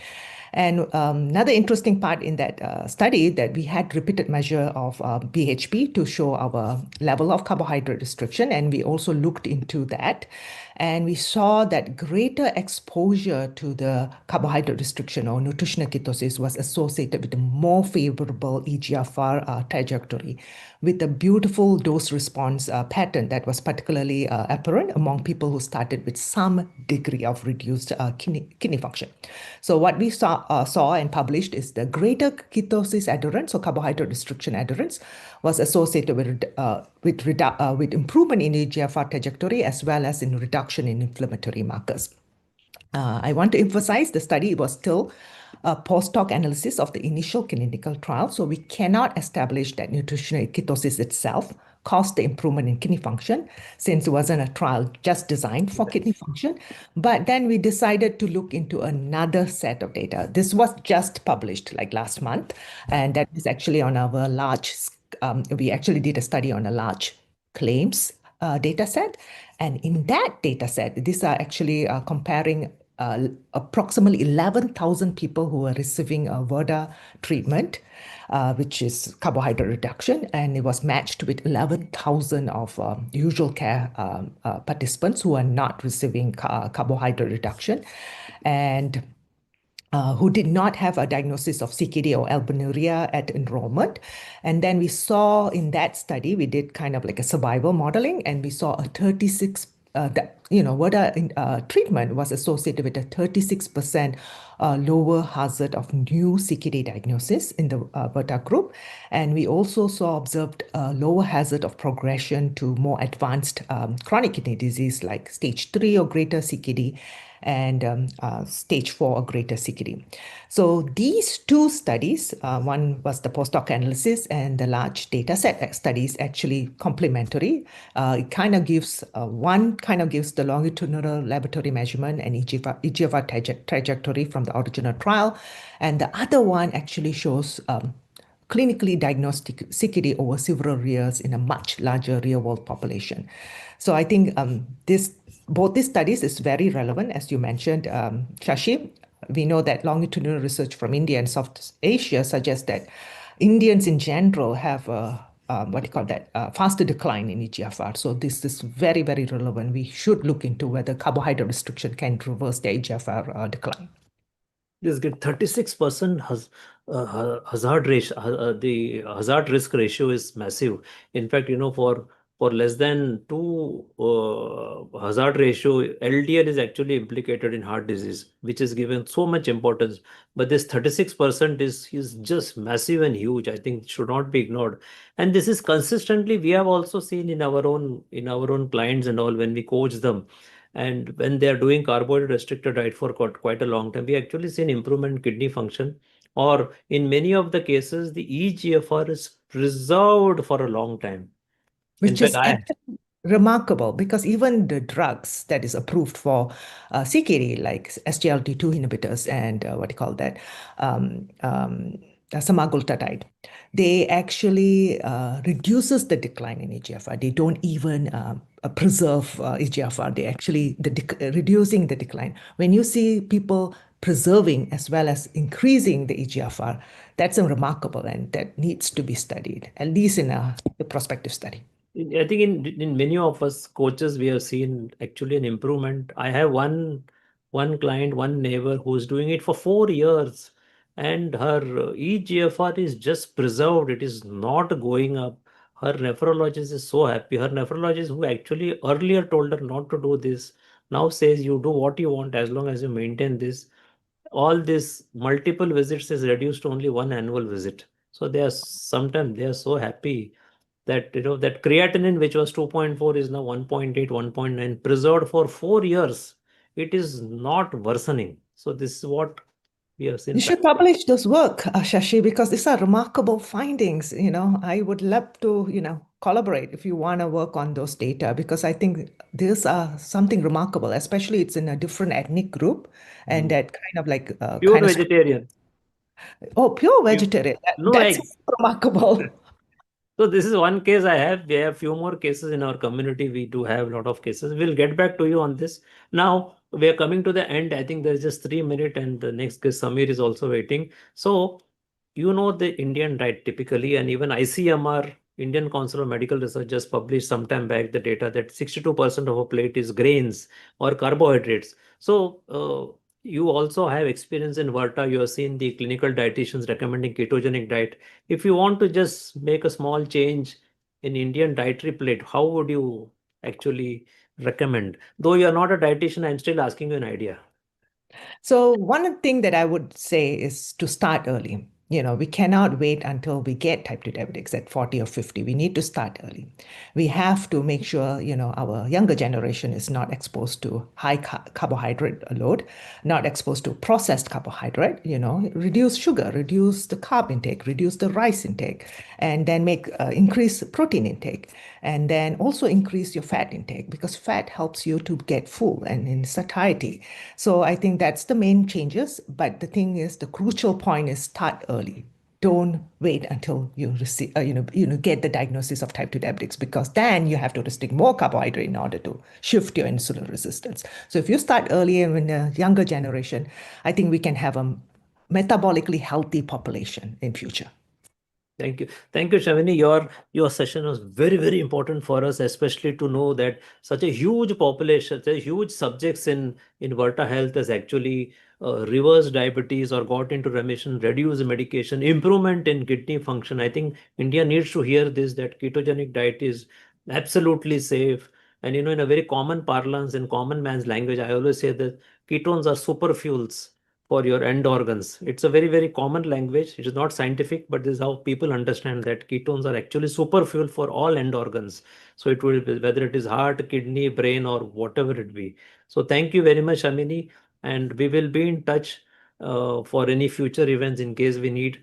I think all these conversations will help a lot of Indians have a relook at their plate and improve their health. Thank you very much. Thank you again. Thank you for inviting me for this session. And it was exciting because, my background, yeah, I'm an Indian, so I enjoy talking about how to help the Indian metabolically healthy. Thank you. Thank you. Thank you. Bye. Please get Samir in and Prasanna. Hello. Hi, Prasanna. How are you? How are you? Good, good. Okay, so welcome to the 4th Metabolic Health Conference of India. Having successfully completed 3 editions of the Metabolic Health Conference, we are delighted to be back with our 4th edition. This year's theme is Metabolic Health Crisis, where India went wrong and how to fix it. I'm your host, Prasanna, a low-carb nutritionist, metabolic health coach. Today we have with us Samir Dosani. I would like to provide a brief introduction, Samir, about you. Samir Dosani is a writer, health coach, and public health advocate who has worked across 5 continents on chronic diseases, inequality, and the systems that drive both. Born in the United States to a family from Calcutta, he has a personal and professional connection to South Asia's rapidly growing crisis of the type 2 diabetes, insulin resistance, and cardiovascular diseases. Samir reversed his own vitiligo, asthma, joint pain, loss of night vision, and prediabetes, and has been medication-free for nearly a decade. Today, he works with clients globally with a particular focus on how South Asian bodies respond to modern diets and environments. His 2020 book, The Health Dialectic, argued that much modern chronic illness stems from the mismatch between bodies shaped for an ancestral world and the environments we live in today. His new book, Out of Eden, Reclaiming Metabolic Health in a World We Aren't Designed For, explores how to reclaim health across physical, mental, emotional, and spiritual dimensions. Today, we have Samir to discuss on the topic, the Indian plate reimagined, what tradition can teach modern nutrition. Welcome, Samir. Thank you, Prasanna, and namaste, vanakkam, salam alaikum to all of your viewers in India and around the world. Okay, let me get on to our session with the first question to you. Samir, your work often comes back to the idea of mismatch, that human bodies were built for one environment but are now living in completely different, that is living in another. When you applied that idea specifically to South Asia, what has changed so dramatically that our metabolism is struggling to cope? Yeah, thank you for the question. I think before we talk about South Asia, we have to talk about humans as a category, right? What are we? And I think there are many different ways to answer this. In all of our religious traditions, there are answers that are unique to the religious tradition. What science is trying to do is to answer that question based on the evidence, based on the fossil evidence, especially based on other forms of evidence as well. And based on that evidence, we can say that we are creatures that came out of Africa. All of us are really descended from Africans. That's where humanity began. And our current anatomically modern human form is about 350,000 years old, okay? And we evolved largely in the context of course, some scarcity and some abundance, and climate change is what sort of forced a lot of that to happen. And I don't want to get too much into the details here. I don't want to get too lost in the weeds. But if you look at human physiology, and we also look at the fossil record, some have called human the lipivore, the animal that eats fat, because we evolved to eat those fatty animals, especially that were, very large. They're called megafauna and very fatty, right? And if we look at the kind of fat to meat ratio that they would have, especially in terms of calories, we find it's actually very close to what is recommended for ketogenic diet, for example, right? Now, to come to the Indian context, so when the climate change happened, so the megafauna died out about 12,000 years ago. And that is a near extinction event for our species. Very few of us would have survived that because all of our food basically disappeared. At that point, there were already humans in India. India is one of the places that humans colonized first. In fact, they went all the way down to Australia through what is today Indonesia and so on, right? So once you understand that, you can say, okay, the human crisis was also an Indian crisis. And we don't actually have good data for what happened between, say, 12,000 years ago and about 5,000 years ago. But eventually what happens is that farming is sort of what sticks. Crop production, I think some previous discussions have talked about millets and so on. These early forms of farming is really what takes off in India and allows what we today call civilization and so on. There's evidence of the Harappa civilization, Indus Valley civilization, and so on, right?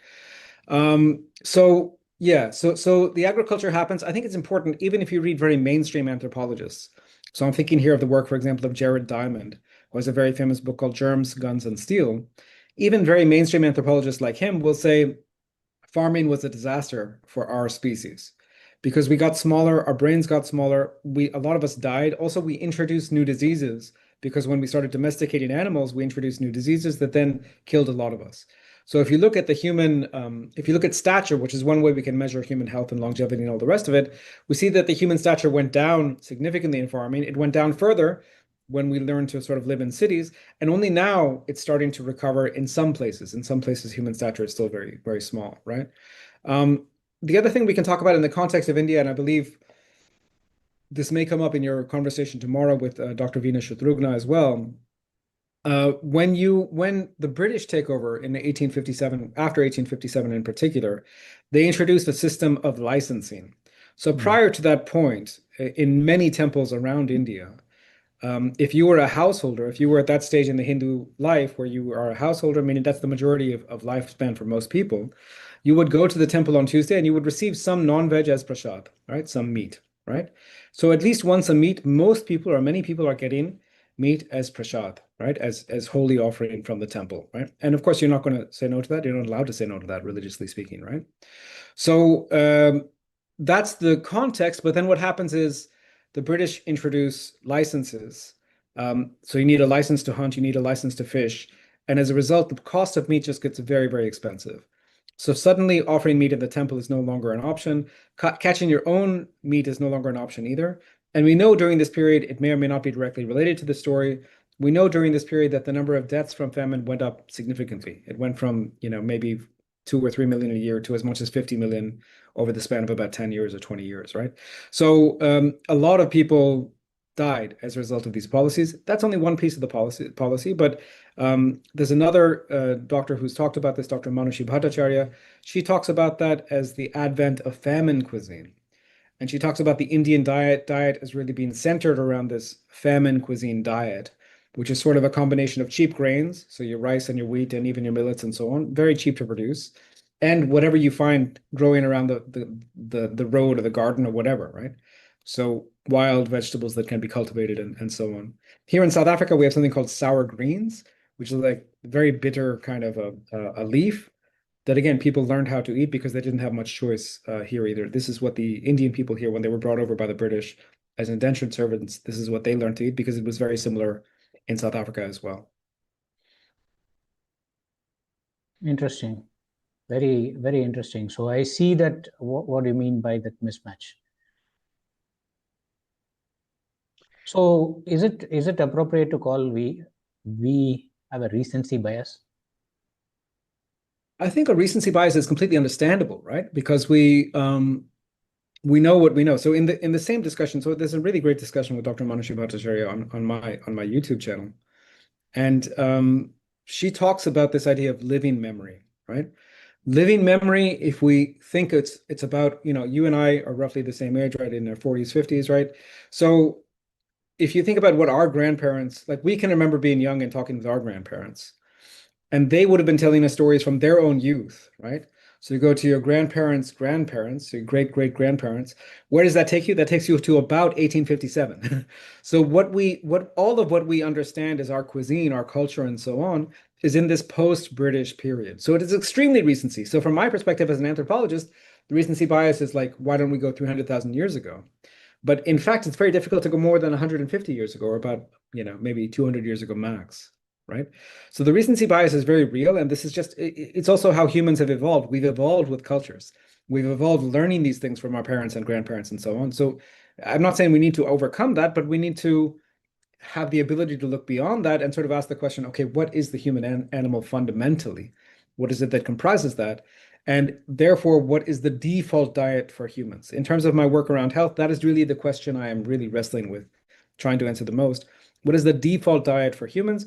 And if we put someone on the default diet for humans and then they don't get better, then we can do other things. But at least as a first step, let's put someone on the default diet for humans. Does that make sense? Yep. I think you have also answered one of my question, which I had. What did traditional Indian food plate actually look like? And so it comes in the context of current understanding, at least we can call it as current, that majorly it consisted of rice, wheat, grains, and whomever I talk to, a majority of the population say that this is the Indian diet, and everybody was fine. So how do we untangle that particular idea, or try to zoom in and then look at it and get some clarity? So what did traditional Indian eating actually look like, and what do we misunderstand about it today? Yeah, it's not an easy question to answer for a number of reasons, right? So when we talk about variety in what is today modern India, I mean, you can talk about variety between East and West. So that's even today. Punjab has a very different diet to Bengal, right? And you can also talk about a difference between South and North. Now, those are two completely different things because East and West was at least sort of one culture, right?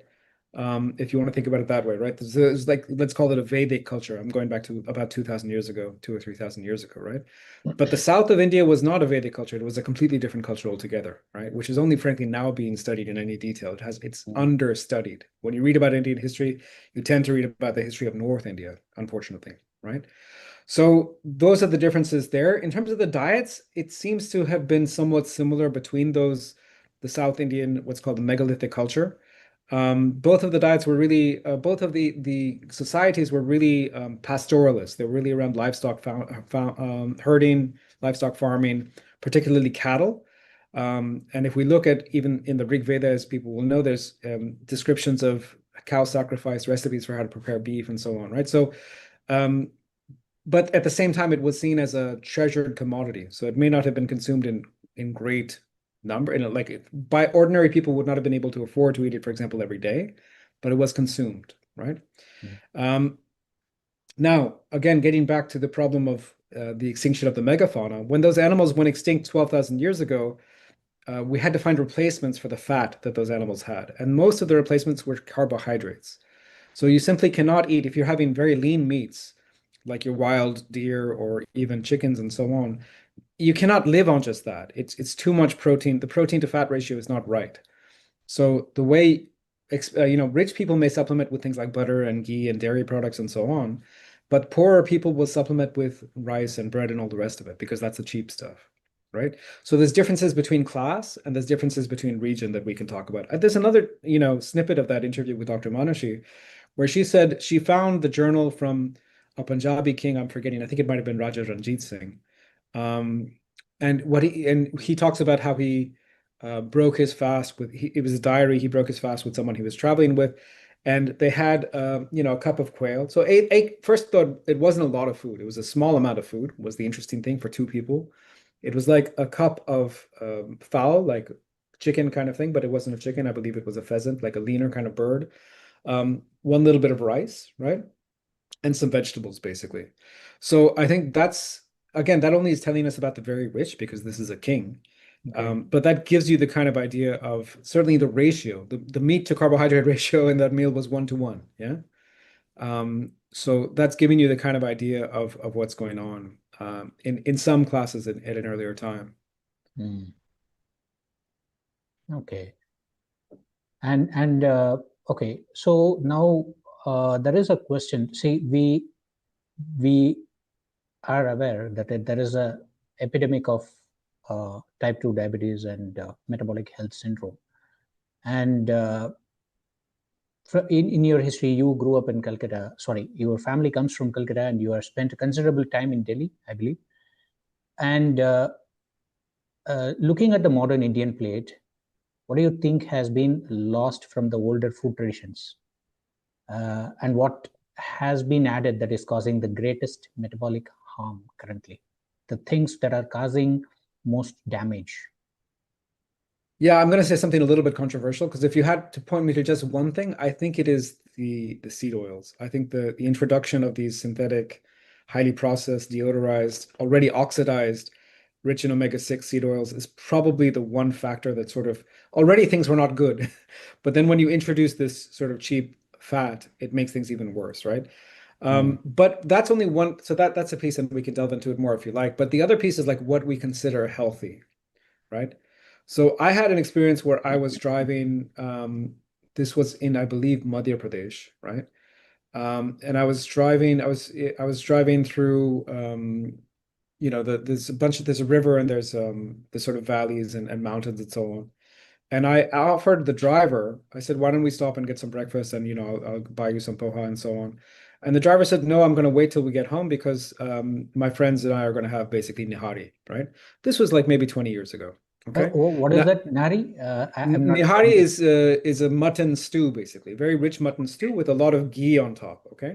Okay. A lot of ghee on top. So the ghee is mostly animal fat. Okay. And when you get it, it's like a big mutton stew with a layer of fat on top. Okay. And then you add things. You add some onions and garlic and spices, and that's how you eat it. Okay. So I was obviously I'm a sort of middle class, educated person. And I'm thinking in my head, why is he eating such unhealthy food? This is 20 years ago, remember? I sort of say, don't have such terrible, rich, fatty food. Come and join me. And the guy's looking at me, and I can tell he's thinking, because at the time, remember, I'm obese. I'm pre-diabetic at that point too. He's looking at me and he's thinking, are you healthy or am I healthy? Because he's this lean guy, he's a muscular guy, he's a working class guy. And he doesn't feel the need to eat, 3-5 times a day that I felt when I was vegetarian, when I was doing all these things, right? So I could see in his eyes that he was like, what you're telling me is healthy is not healthy. And in fact, he was right? So our attitude, I think, has to change. And of course, I was just typical of, most people, most middle-class Indian people at that time. I think even today, right? That's what we think of as healthy, is the stuff that doesn't have fat. But we need to change our mindset. That's also a big part of things.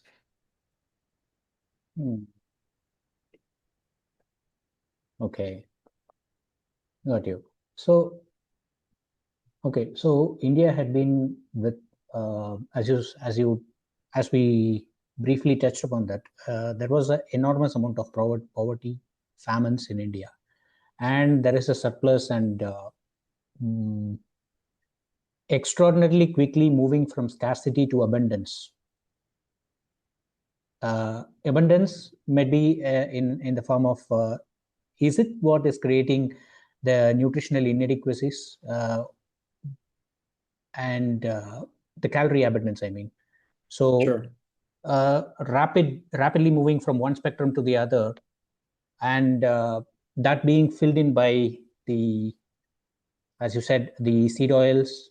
I'd like you to let me know your thoughts. So here, I think we have to ask a very basic question. Is it the case that you can give any animal its natural diet and it will gain weight? And I think the answer to that is no, right? So if you look at farm, we can learn a lot when you talk about health and nutrition and coaching and so on. I think we can actually learn a lot from farmers. So if you look, for example, at pig farmers, they will tell you that if you give the pigs just their natural diet, right, whatever that is, so natural forage, some few seeds and so on, they will not gain weight. You have to give them unhealthy food. You have to give them carbohydrates. You have to give them things like skim milk, which has a lot of sugar. You have to give them those things at least towards the end, before you finish them, because they just will not, people don't want to eat a pig that doesn't have fat on it, and will not have fat unless you can find some ways to do that, right? So you mentioned seed oils, but there's also, I mean, it's in India, it's just a pretty dangerous mix, because the diet was already high carb because of this history of famine cuisine coming into the 1960s and 1970s and 1980s, right? It was already we can call it, if not protein deficient, at least protein scarce diet, right? And we know that diets that are scarce in protein tend to encourage overeating as well, right? So again, another way to make the pig or make any animal eat more is to give it the wrong food, right? To give it the food that it doesn't like as much, but it doesn't get as much energy out of. So therefore, it needs to eat more. This will be less the case with something like a cow, which has multiple stomachs, and more the case with chickens and pigs and so on that have only one stomach. Okay. So again, if we're eating food that isn't nutritious, we have to overeat it in order to hit our protein targets, right? So already we were there. Now you introduce a poor quality fat into the equation.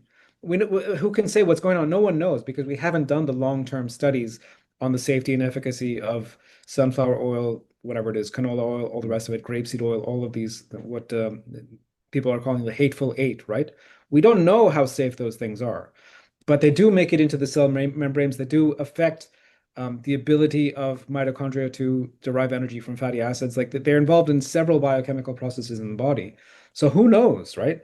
Once you introduce that, then you're making it really is a recipe for metabolic disease. So the overconsumption is part of it, but I don't want to make too much about the overconsumption because everyone post World War II, the entire planet suddenly, had much more food than it did before, and everyone did worse, but some places did really worse. And India is one of the places that's done the worst. So I think it has to do with this history of famine cuisine. And the thing about the famine cuisine story is that at the end of it, it becomes a badge of honor. We will make food as tasty as your non-veg food. We will make it so good you will not miss the meat, right? You will not miss for in my family and my wife's family, they are Brahmins from UP, right? So they do not miss, they say we'll make food so good you will not miss even the garlic and onions, right? These other things, right? So that's a different story why those are not in the food, right? So it becomes a sort of badge of honor that we will not give you meat and you won't miss it. And then that becomes your cultural inheritance, getting back to this idea of living memory. So once you're in that sort of mindset, and now you add to that the sort of US dogma that's coming of low-fat diets and so on, it's a terrible storm. And it gives you a mindset. Eventually, I mean, I've seen people who think their disease is healthy, right? Who are presenting with no muscle, who are like really, really skinny. And I look at them and I'm like, man, I need to get some food into you. You're not doing well at all. And they're like, look, I'm so thin, I'm so skinny, I'm so healthy. And maybe thin and skinny, but you're not healthy, right? Yeah, so those are some of the thoughts. I mean, there's probably a lot more we can get into too, because it's going to vary also from region to region. We can look at what regions did better, what regions did worse. There's a very interesting study that actually your colleague Shashi Iyengar put me onto 1965, I want to say, Indian Railways study, looking at that time, it wasn't even these really bad seed oils, it was peanut oil most likely. So looking at the difference between the South Indian workers and the North Indian workers. And the North Indian workers, they smoked more, they ate more sugar, they ate more carbohydrates, but they lived longer. The South Indian workers were dying of heart attacks, and we think it's the authors of the paper hypothesized that it was the quality of the oil, because again, this is you can't do true RCTs, randomized controlled trials, but this is people in the same job, in the same company, same kind of wages, and sort of you're comparing like to like. The only thing that's different is the diet, and the diet between the South and the North. The main thing that differs is the percentage of seed oil in the diet, right? So that study I found very interesting. Okay, I would request you to actually reimagine the Indian plate. So if you are starting as of 2026 with a typical modern Indian meal, what would you reduce? What would you eliminate? What would you increase? How a plate should look like for the viewers? Yeah, it's hard to say because again, there is no one Indian plate, right? It's such a massive place. But in general, I mean, it's going to be the same that we say for everyone. Reduce the carbs, increase the animal foods. If you can take it, I mean, meat and eggs are great animal foods to include. If you don't want to take it, then paneer is fine. With a lot of my vegetarian clients, we basically put them on a paneer-based diet. So that's fine. And yeah, and then ideally we want to decrease if you're not well, you have to decrease the carbs pretty low. But if you're healthy, then I think less than 100 grams of carbohydrate is going to be fine for most people. And I think if you do that, and then of course you get rid of the seed oils, I think if you do that, most people are going to do better. I mean, the seed oil discussion is interesting because there are other plant oils that I think are probably safer. So coconut oil is one of those that's probably fine. I can't say with 100% confidence that it's fine for all people, but it's probably fine for most people. Yeah, I mean, olive oil has become very common, but olive oil is not part of our culture, you know. So I think I would Yeah. prefer coconut oil to seed oil to olive oil in most cases for Indian for people from India. I'm trying to think if there's something else. Palm oil is something else that can be useful, can be used. And again, I don't see a lot of data on palm oil, but because a lot of the palm oil studies will be confounded because palm oil also goes into a lot of refined foods and processed foods. But if you're using palm oil in what I would describe as a traditional way, which is actually a traditional African way, not a traditional Indian way, but I think I think it can be fine, right? So I think palm oil and coconut oil are a different discussion. The other vegetable oils, I don't know. I mean, I would just get them out of the diet altogether, especially the ones that have been highly refined, highly processed. If you want to have extra virgin canola oil, I suppose you can, but it's not very nice tasting stuff, I tell you that. Okay.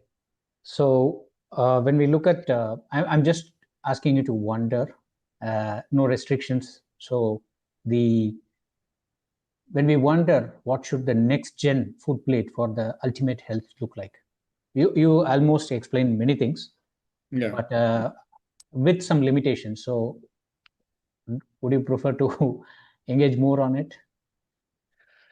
I mean, what I can say is if I was in charge, so my child is now 17 years old. I can't raise her again. I can't tell her what to eat at 17 either, okay? But if I was in charge of a baby, right, and you told me this baby has to be the healthiest baby possible, what would I feed it? Number one, again, we get back to the seed oils thing. I wouldn't do the seed oils, not because we should maybe clarify a little bit. It's not that I'm saying these things are poisonous. It's just that I'm saying we don't know, right? We don't have, these are things that are very new in the diet. So number one, I would get rid of that. Number two, I would keep that child on a low carb diet for its whole life, pretty much. So less than 100 grams of carbohydrate. I would get it used to eating, I would certainly introduce non-veg. I would get it used to eating in a macronutrient ratio that is similar to what the megafauna represented, because that's again how humans evolved. So I would try and get it on a diet that's equal parts fat and meat when it by weight by grams. By calories, that means double the amount of fat to meat, right? Because fat has about roughly double the calories of protein, right? Yeah, and I would aside from that, I would let her. I would be very careful about exposure to sugar, right? In this society, maybe I wouldn't keep her exposure to sugar zero, but I would keep it as close to zero as possible. And I would make sure that if there are sweet fruits and so on, that they are introduced as part of that 100 grams of carbohydrate piece. And after the meal, I think one of the biggest mistakes people make is that they have carbohydrates on an empty stomach or just as a snack or something like that. So she would learn that, okay, you can have, if you want, my daughter likes grapes, for example. So I'll limit the number of grapes that she can have, a handful of grapes. She has to take it in a bowl. She has to eat it properly. She can't eat it out of the bag, right? And then she has to sit down and eat it after a meal because it's basically pure sugar grapes, right? So that's as a rule, that's what we would do. We would stick to culturally appropriate foods. So there would plenty, if we're giving her meat, there would be plenty of masalas and spices in the meat, no problem. Yeah, and I'm confident. Can I say with 100% confidence she'd be fine completely? I don't know, but I'm as confident as I can be that that diet will raise an optimal human. And if we have any troubles, we have any troubles. But I don't foresee any. And certainly, I mean, I haven't been able to do that completely because, as I say, by the time I discovered this way of eating, my daughter was already 7 or 8 years old. But that's kind of how she eats now, and she's doing very well, you know. Wow. Both mentally and physically, she's in much better health than she was 10 years ago when I worried. She was one of those children that, you know, if there's a gust of wind, you worry she may fall over or she may be, you know, swept up in the air. That's how sort of small she was. And now she's an average 17-year-old looking pretty healthy, you know. Wonderful. And let me, I have a question about in your new book, Out of Eden. Yeah. Your idea expands that metabolic health beyond food. That is, the health crisis could not only be because of the food, and you have dealt into the factors such as physical, mental, emotional, spiritual, and why did you feel nutrition alone was not enough? Either how we became sick or how to recover? Yeah, thank you for the question. I mean, I think on one level, we all know it's not true, right? So we all know stories. I mean, the story that I can tell you is the story of a friend of mine who suffered a stroke when she got news that her son had died, in Afghanistan or something like this, right, in an accident. So obviously that's not a physical thing, right? It was a mental and emotional thing. And we also know that's a very extreme example, but we know most of us who are in this space, and those of us who have done coaching and so on, we know some people, there are few, they're not many, who actually fix all this stuff by doing the mental and emotional work, by doing the meditation and so on, the yoga, whatever it may be. But so we anecdotally, we sort of know that it's not just physical, right? So with that in mind, and then in my own journey, it's like once the physical stuff was done, I was in a much better place to deal with my own history of trauma. And I think this is super relevant to a place like India because, to be honest, man, I just spent a month in Delhi a couple of months ago in April. And I mean, there's just so much trauma going on all the time. So many people crowded into such a small place, fighting over jobs, fighting over school places, fighting over all this stuff we've seen with political protests and so on. There's just so much to deal with, thing after thing after thing, right? And that has physical implications. We know the stress physical health relationship, right? So once we can build that emotional resilience, once we can build that spiritual resilience and be able to handle difficult situations without it affecting us too much, that's when we can really move to the next level, right? And that's when we can also not be drawn back to our addictions, right? So in my case, my addiction, so I was addicted to cigarettes a long time ago. I've been addicted to carbs all my life. I mean, I was bottle fed as a baby, and we know that babies who are bottle fed are basically born, they're raised to be carb addicts, right? So there's two ways to deal with that. There's the way that I dealt with that, which is I cultivated an addiction to coffee rather than the second way. So I sort of traded up. I said, okay, I'm not going to be addicted here. I'm going to be addicted to a slightly less harmful. I don't think coffee is harmful at all, but a less harmful substance. Okay. So that's the choice that I made. But now, once you've done that, the question is, do you want to be the person who's prone to addiction or not? Because if you continue being the person who's prone to addiction, then maybe you're going to end up being a carb addict again, right? Maybe you're going to end up being an alcoholic. Maybe you're going to be addicted to drugs, whatever it may be, because things may come up in your life that that the coffee is not enough of a coping mechanism, right? Make sense? So once you understand that, you say, okay, actually, we need to understand that addictions are a response to trauma. They are self-soothing, right? They're about emotional health. They're about events that happened in our past. And once we are okay with them, once we feel that we are safe, even though this thing happened in the past, once we feel that we're safe, even though we're living in a big city that feels like it wants to kill us half the time, once we understand that, then we can resolve that trauma. We can let go of it. We can not pass it down to our children. That would be a good idea too. So I feel that, especially in the Indian context, talking about these 4 levels of health is super important. So to be honest, it's kind of 3 because physical and mental, for me, mental is really the brain, and the brain is a physical thing. So the chapter on brain health is also an aspect of physical health. But talking about emotional and spiritual health, super important as well. Emotional is about resolving these traumas and so on, or at least coming to terms with them. Spiritual is more about like, what's your sense of purpose? What's your understanding about who you are in this world? Why are you here, right? And also, who are you doing this with, whatever it is that you're doing? So these 2 things, having a sense of community, having a sense of purpose, these are super important as well. And I think they can be lost in a world where everyone hyper-identifies with their job, hyper-identifies with their work. I think these are things that can also be lost because there are many of the things that, I'm not saying that working is not important, but it's not the entirety of human experience. There's a lot of other things that humans are meant to do, right?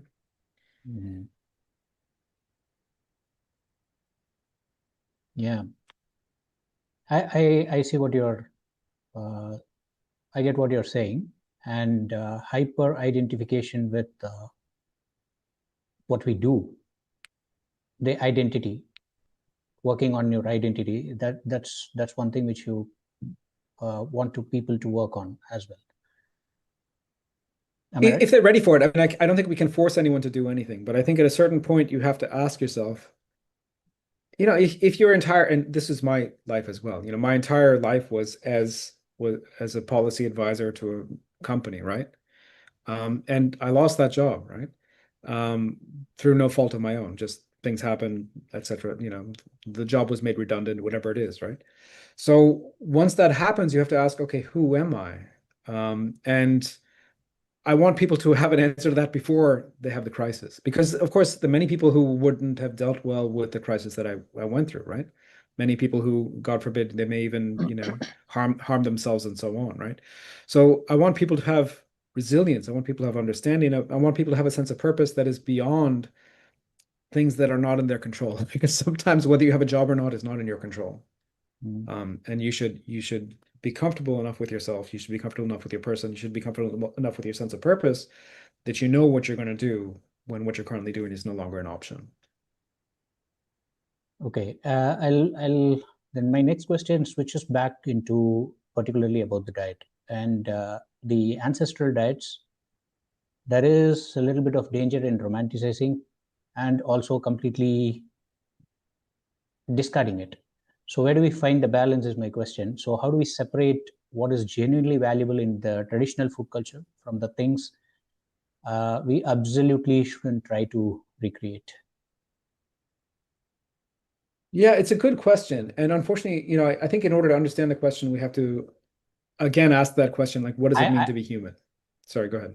Yeah, sorry to interrupt. So basically, I'm trying to get some guardrails. So 100%. I know it's a very vast question, but I would like to pick your brain on the guardrails.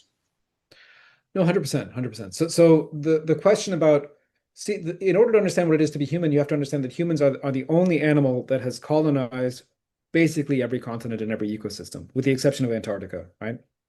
Even in very cold places in the Arctic, there are humans, and in very hot places in desert, there's also humans, okay? So the only way that is possible is through culture, right? So if my daughter was born in the north, in the Inuit people in Canada, she would learn to eat, whale meat and walrus meat and all these things, right? If she was born in the desert, she would have learned to eat something else. She was born in India, she would have learned to eat something else, right? So the diet has to be culturally defined, along with other things, language and so on. Right? That is just part of what it means to be human. Now, once you understand this, you sort of say, okay, that's super interesting.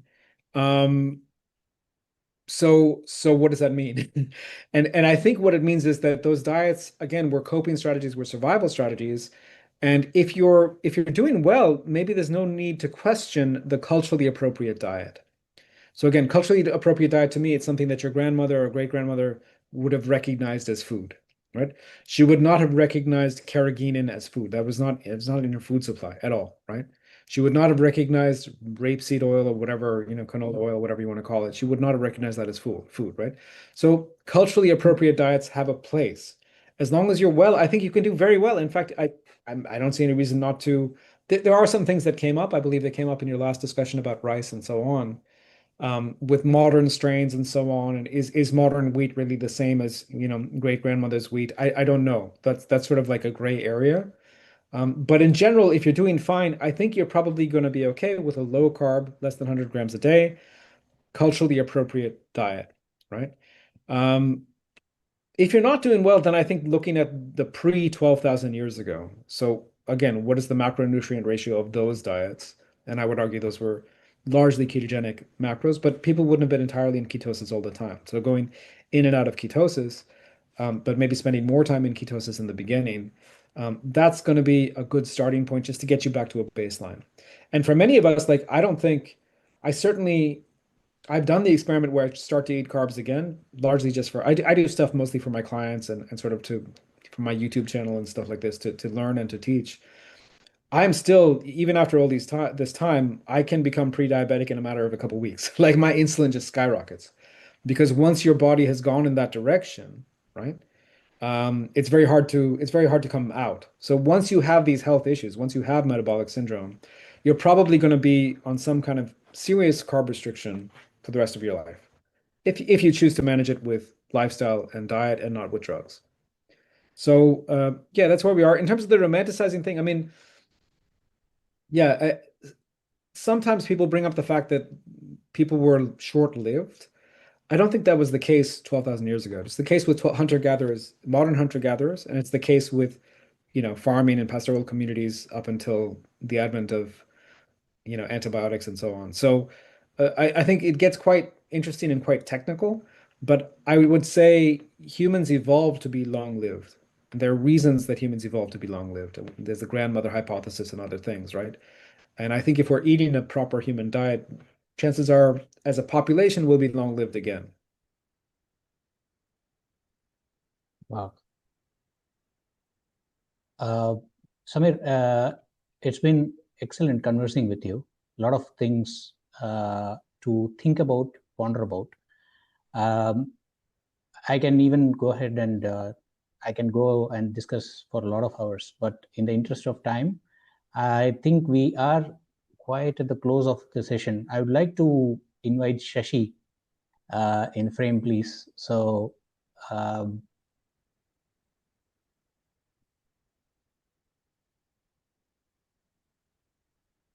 Yogita, Priyanka, Trusha, take me in. can you bring Yes. Shashi? Samir, thank you. Thank you, Shashi. Thank you for coming again. You were there in our conference earlier and sharing the knowledge. Again, the emphasizing on the historical part of India, nutrition again plays a very important role.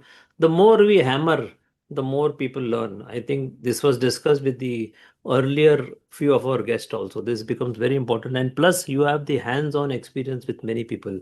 I was telling Prasanna that we can even talk in length on autoimmunity also with you. That's another one of the crucial factors. Just one question on this. Do you have any information on, historically how was autoimmunity so widely prevalent earlier in India? Yeah, the short answer is we don't have data, but what we can sort of see from the evidence is that it's a fairly modern phenomenon, right? Even in the West, you don't have type 1 diabetics being diagnosed until about 100 years ago. And you can argue that's because they weren't seen, they weren't known, they died before anyone knew what was going on. But I don't think so, because there's evidence that it was something new, right? So again, what was going on? That's roughly the time 120 years ago, 130 years ago, roughly the time again that seed oils are introduced in the diet. So there's all this kind of hypotheses as to what was going on. But it's certainly at the levels we're currently seeing it in India and around the world. Autoimmunity is something new. I mean, it is not something that is part of the human condition. And if you think about it from a logical point of view, if we evolved an immune system that could just attack parts of our body, we would be a pretty funny animal, pretty poor animal. We wouldn't do very well at all, right? So it almost by definition has to be something new in the environment that is triggering all of this. And exactly what it is, I mean, that's a long discussion, but yeah. But there are, I mean, maybe it's worth mentioning that there are, certain plant anti-nutrients that are implicated in certain thyroid conditions, right? So the famous is the brassicas, the cruciferous vegetables, the gobi, the broccoli, this kind of stuff. That has been found, those molecules have been found in the thyroid glands, even of healthy people. When they die, they do an autopsy, you find molecules of broccoli in the thyroid gland, right? So that's an indication that something's not right. Is this not the right food for humans? Is it a newly introduced subspecies? Is there something going on? Like, there's too many variables for me to advance a hypothesis. But clearly that doesn't, like, to have vegetable matter in your thyroid gland, like that doesn't make any sense why that would be the case. But So point to mention is, even Ayurveda mentions animal meat for autoimmunity. So I guess that it may not have been common, but it was there. If Ayurveda also mentioned that autoimmunity, you have animal meat. So, it does, probably it was prevalent earlier, maybe due to the agricultural culture we had. Anyway, thanks, Samir. We will have more discussions on this in coming times in future conferences. Thank you for being with us. We'll meet again. Thank you. Thank you, Prasanna. Cheers. Thank you. Thank you. Please get Peter in and Sandesh.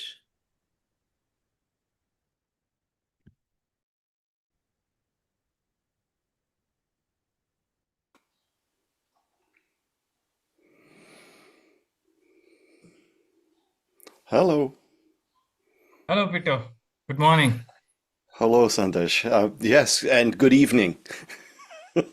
Thank you, thank you. Yeah, we have a all world audience, and it's great to have you in a very nuanced topic, I would consider. Uh, Devil is always in the details, and I think this topic will get into a lot of the details on a cross section of your experience and metabolic health. Uh, Friends, welcome again to the Metabolic Health Conference 4.0. I'm Sandesh Bhatt, Metabolic Health Coach. I am very thankful, grateful for Peter Ballister to be here with us. I'm going to talk through with him around plants, protein, and people. And you may wonder what's that connection. And it's about rethinking agriculture for metabolic health. Peter Ballister is a forage agronomist, ruminant nutrition specialist, and a founder of Grass-Based Health. He earned bachelor's and master's degree from the University of Georgia and a PhD from the University of Kentucky. He served as the forage extension specialist at Oregon State University before spending more than a decade in the forage industry. He's a past president of the American Forage and Grassland Council and has participated in numerous national and international scientific organizations and collaborative initiatives. For nearly 2 decades, Dr. Ballister has focused on the intersection of agriculture, human nutrition, and metabolic health. His work explores how healthy soils, productive grasslands, ruminant livestock, and nutrient-dense animal source foods contribute to healthier people and more resilient food systems. We'll be talking a lot about food systems with Dr. Ballister. Drawing on both professional experience and extensive independent study, he advocates for greater collaboration among agriculture, medicine, nutrition, public health, and environmental science. Dr. Ballister lives with his wife, Nancy, in Oregon, USA. Welcome, Dr. Peter Ballister. Thank you very much. It's a pleasure to be here, and I have a relatively young dog at my feet who's chewing on a nyla bone, and I hope that doesn't come through too badly. Absolutely, no problem. We'll see how that goes. Yes. Dr. Peter, I would like to spend a little bit time from your career. You spent your career in forage agriculture and ruminant nutrition, but your interest in metabolic health also became personal to you. How did those two worlds come together for you, and when did you realize that what you knew about feeding animals had implications for feeding people? Yeah, so beginning in 2007, I had my own moment of clarity, is a phrase that gets used sometimes, where I realized I was a 51-year-old balding, obese, pre-diabetic, and I didn't like the prognosis going forward. And fortunately, at that point, my wife, Nancy, had been on her own low carbohydrate investigation and journey for about 5 years. And that's another story we could come back to. But so that was just before Gary Taubes's book, first nutrition book, Good Calories, Bad Calories, came out. And so that, along with things like Protein Power by Michael and Mary Dan Eads, was another of the resources. And it was a few years after that that I got to attend my first nutrition and metabolic health conference. It was up in Seattle, which is a 5-hour drive north of where I live. And I met Gary Taubes there. I met Mike Eads there, you know, shameless name dropping. All of these people I met, but it was a conference that was aimed at physicians and healthcare professionals.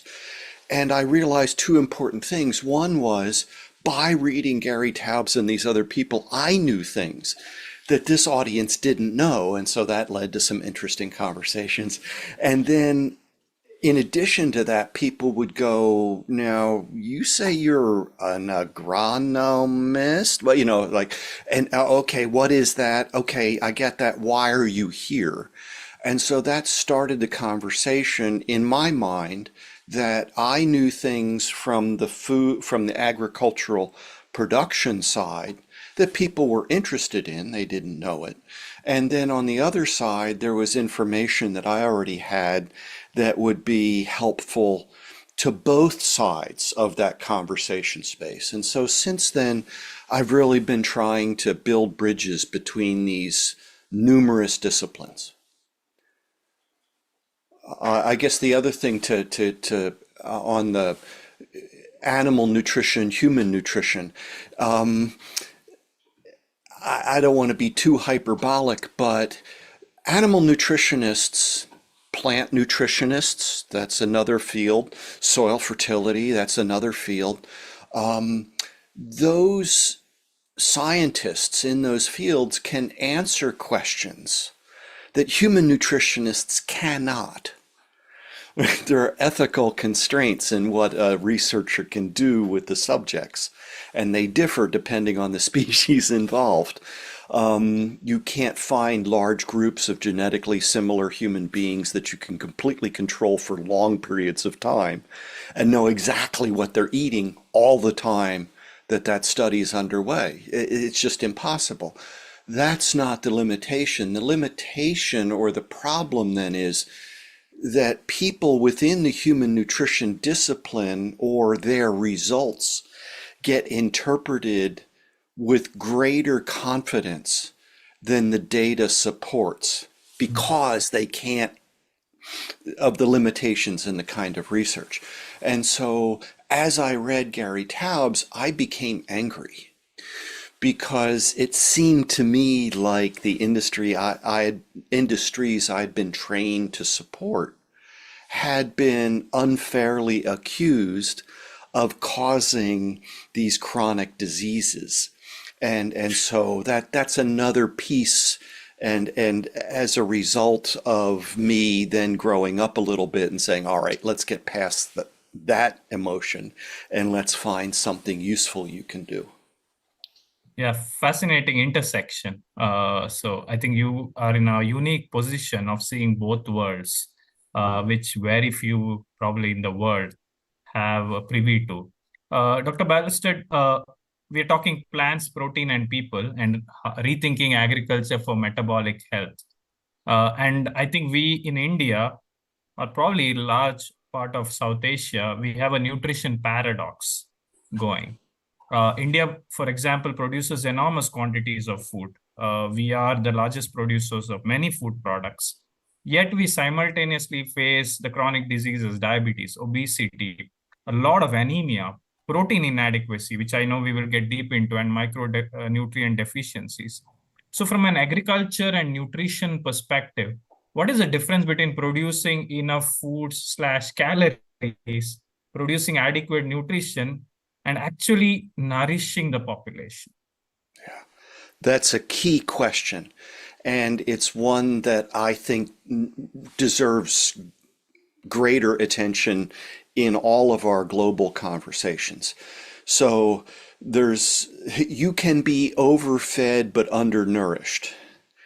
And that, I suggest, is what we see globally across all income levels. Now, clearly, there's a question of affordability, there's a question of access. The foods that are provided need to be appropriate to the populations that we're trying to nourish. But all of these conversations about sustainable food systems, it's like, what's the purpose of a food system, right? And what is food? I mean, even that's a complicated question that people often just sort of don't examine or gloss over. So we need specific nutrients, but we don't sit down to a plate of nutrients. We sit down to food. And hopefully these are meals that we share in community with family and neighbors and friends and colleagues. So all of those need to be somewhere in the conversation. But specifically to protein, and there's a number of issues, as you mentioned, we'll get to them. But unfortunately, the conversations generally have been oversimplified. And so I need to make people aware that when we see the word protein in a table of food values or on a food label, from the United States and other countries, that actually is a figure or a value that technically is called crude protein. And crude protein is an estimate that's based on determining the percent nitrogen in a sample and multiplying the percent nitrogen by 6.25 to convert it from percent nitrogen to percent crude protein. Based on two assumptions, it's very old. We've done it for well over 100 years. We have lots of data. It's relatively, compared to other protein-related assessments, it's relatively easy to do. But it's of limited value in terms of human nutrition, and yet it's the basis of much of the recommendations. So protein from animal source foods versus protein from plant source foods is very different, just like many other nutrients are different. And if all we do is look at kilograms of protein, I made air quotes with my fingers, from plants and had 100 grams, it's not the same as 100 grams from dairy, for example. Very different. And yet often, if we're not paying attention, it can be treated. So we've had, if we go back over my lifetime now, way back in history, sufficient calories, excuse me, was a serious concern for countries like India and others in the region and elsewhere in the world. Avoiding famine was a national priority, rightly so.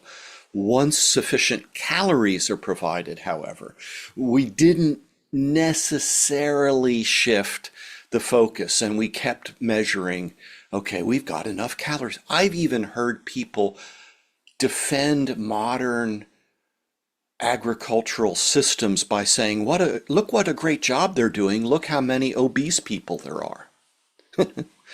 And part of that is because we've had this dichotomy in thinking about malnutrition. Within under that category of malnutrition, you've had people focusing on undernutrition and then overnutrition. And the overnutrition, in my mind, implies, and that's where obesity is parked, under the overnutrition. And for me, that reinforces the false idea that obesity is the result of overeating and or sedentary behavior. And I want to bring it all back to, raise it up a level. It's all malnutrition. It's some kind of metabolic derangement as the result of too little or too much or imbalanced nutrition. And we need to get that focused as we're talking about sustainable food systems. Unfortunately, they tend to end at the processor or maybe the retailer, right? So from the farmer rancher all the way through to, but then they never, or if they do consider the health of the population, they do so with an implicit belief of what a healthy diet is. And that their healthy diet frequently isn't the one that we see being supported by therapeutic interventions, right, which this audience would be well familiar with. And at least I want people to start asking, well, what about this therapeutic intervention and the impact on reducing chronic illness in sustainability conversations? Fantastic. I think that's the nuance that you bring to the conversation, a very outside-in view from the agriculture side and another outside-in view from the metabolic side. And you talked about your wife going through that journey. So you're in a very unique position to share this experience, with us. I've heard you talk in many conferences about systems argument that you have or you believe in totally ending up causing the metabolic health crisis we are seeing today. Can you talk to us a little bit about what are those systems that are in the interplay? Because in general population, we only think It's probably food. It's probably stress. It's probably lack of sleep. What more goes into this systems argument that you often make? Well, I like to use an example that I learned from soil fertility, and it's called Liebig's barrel or the law of the minimum. There's lots of variations, you can find them. But from Liebig, Justus von Liebig was one of the first organic chemists. And he did much work. Some of it was specifically agricultural. And so he used the example of imagine a barrel that's made out of wood. So you have these, we call them staves, the wooden parts that then are held together to make this. Okay, so imagine now that those staves aren't all the same length. And so the amount of water that you could hold in that barrel is going to be determined by the shortest stave, obviously. We're standing it on its end. And so we could adjust the length of these other staves and not influence the volume because we haven't adjusted the shortest stave. And so his point, others' point is in that biological system, there tends to be a limiting factor. Some of those we can adjust. Some of those we can adjust, but at great cost. And so then the decision, is it worth that investment? Some of those we can't adjust at all. They're just some natural factor limiting things. Okay, so I want to apply that example to public health. And I believe that insulin resistance, chronically elevated insulin, is the short stave in the public health barrel. Now, okay, we and this is where the analogy gets a little clunky. So maybe we should phrase it as insulin sensitivity is too low. So I increase insulin sensitivity. I make that stave longer. Okay, maybe I get to a point where it's no longer limiting. Completely to be expected. Something else comes in. Is it environmental exposures? Is it a lack of essential amino acids? Is it some imbalance in essential fatty acids? Is it some other mineral or micronutrient or is it chronic stress? Is it any of these other things that undoubtedly are having an effect? But if we're still in this phase where a lack of insulin sensitivity and chronically elevated insulin is the limiting factor, then I have a hard time with that background understanding how we're going to see an improvement from these other effects. And in some cases, in soil fertility, for example, if I don't know the nutrient that's limiting and I add other nutrients, at least I'll be not getting an economic return, which needs to be a consideration in the system. But I also have the possibility of creating a toxic condition. So we can run down that rabbit hole. But from the systems point of view, we've had direction from various people that we need to be eating a low-fat diet, mostly plant, whatever that, and we don't pay attention to what the outcomes of those are likely to be or have been demonstrated to be. Okay, so that creates a demand for products, and then we have agricultural systems that are designed to supply those products. And so right now in the United States, we've had this emphasis on more protein. Yep. So as a result, I can go find, I don't know if this will translate, but there's the brand name called Pop-Tarts. They're a toaster pastry.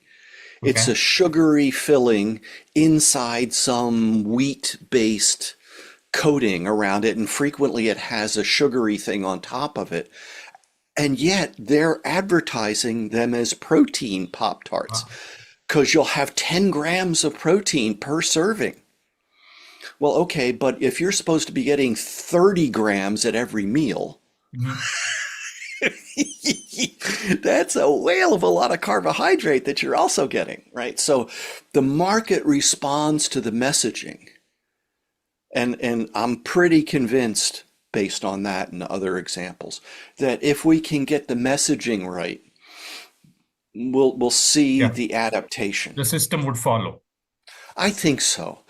India, for example, there's something that happened, and I'm a little fuzzy on the details, and I need to learn more. But there was something that's been called Operation Flood, Hmm. which was the attempt to increase dairy productivity in India.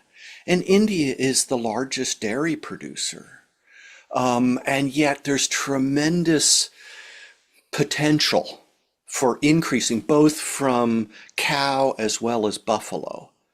And if we're asking questions like, okay, maybe the energy shouldn't be coming from carbohydrate, well, then where's it going to come from?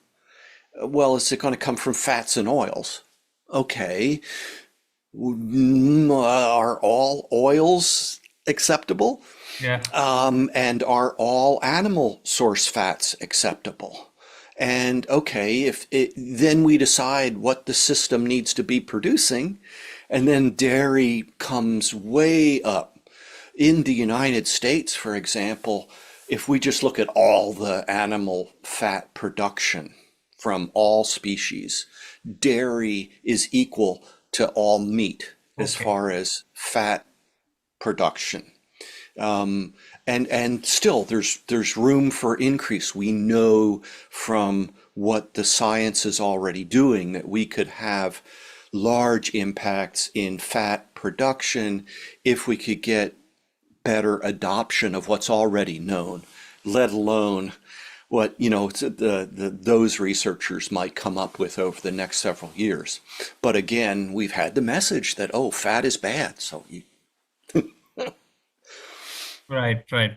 Fascinating. Thank you so much. I'll definitely read up about Operation Flood. I myself not aware, but I can tell you that at least in my experience, the what we call cottage cheese, paneer, is a dairy product, and I can tell you back in my childhood, it was barely eaten, especially in the southern parts of India. Now I can see that at least on tier 1 and tier 2 cities, it's widely available. Second, fairly, great protein content. It's an alternative for an egg for a vegetarian, right? So I think what you're saying totally resonates with what I'm seeing on the ground. All right, let's come a little bit for more practical stuff, because I think the audience would love to know how they should go about in their daily life, right? So I'd like to talk a little bit about protein in a little bit more detail, because I know you have the context on both ends. We often talk about protein simply in grams, and you just mentioned that 20 grams is 20 grams, regardless of where it comes from.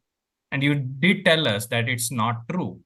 Now come to the Indian context, who chooses between dal, cereals, legumes, dairy, eggs, some meat, and there are some ethical, religious preferences in the meat.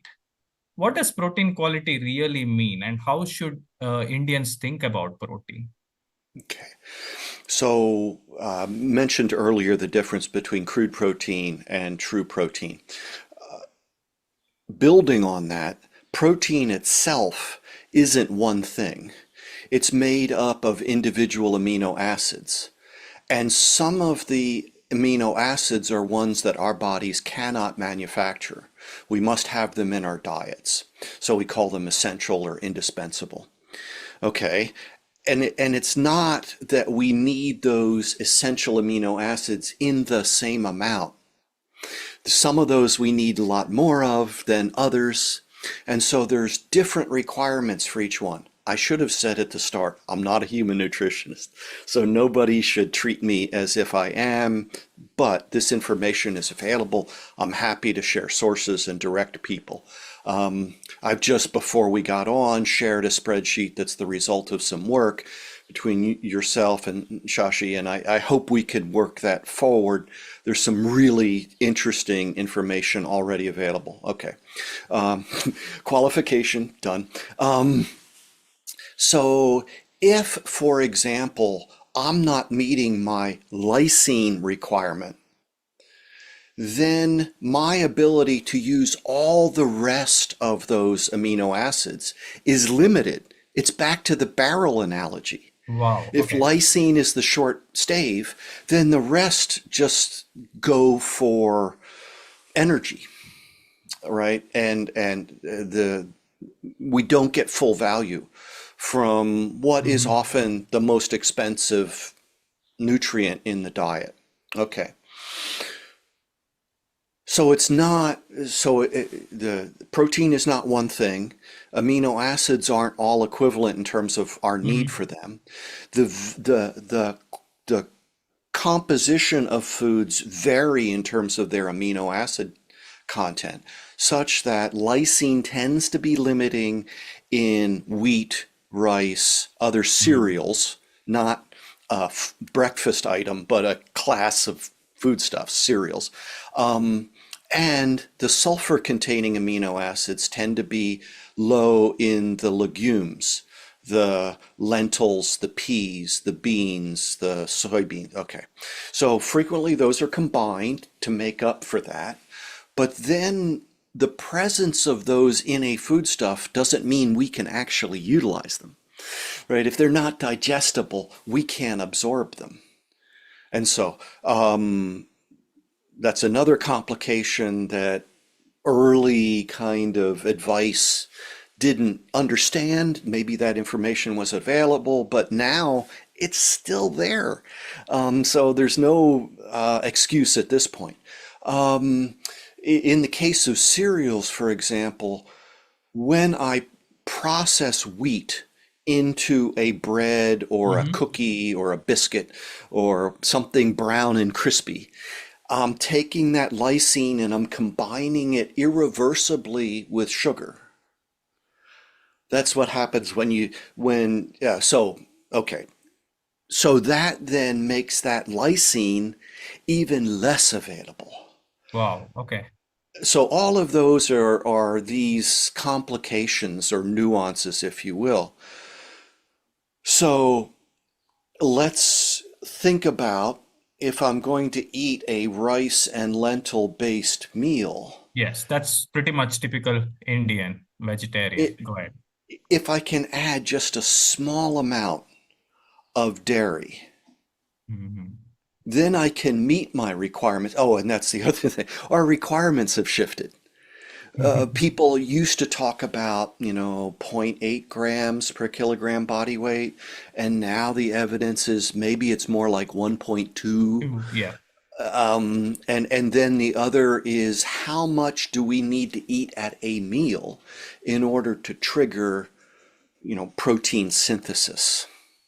And so it looks like it's somewhere in the 30 grams of protein per meal. Now, if I'm combining, right, somewhere in that upper 20 range. Again, I'm not a dietitian, I'm not a nutritionist. This is just the information I've come across. So we have different targets.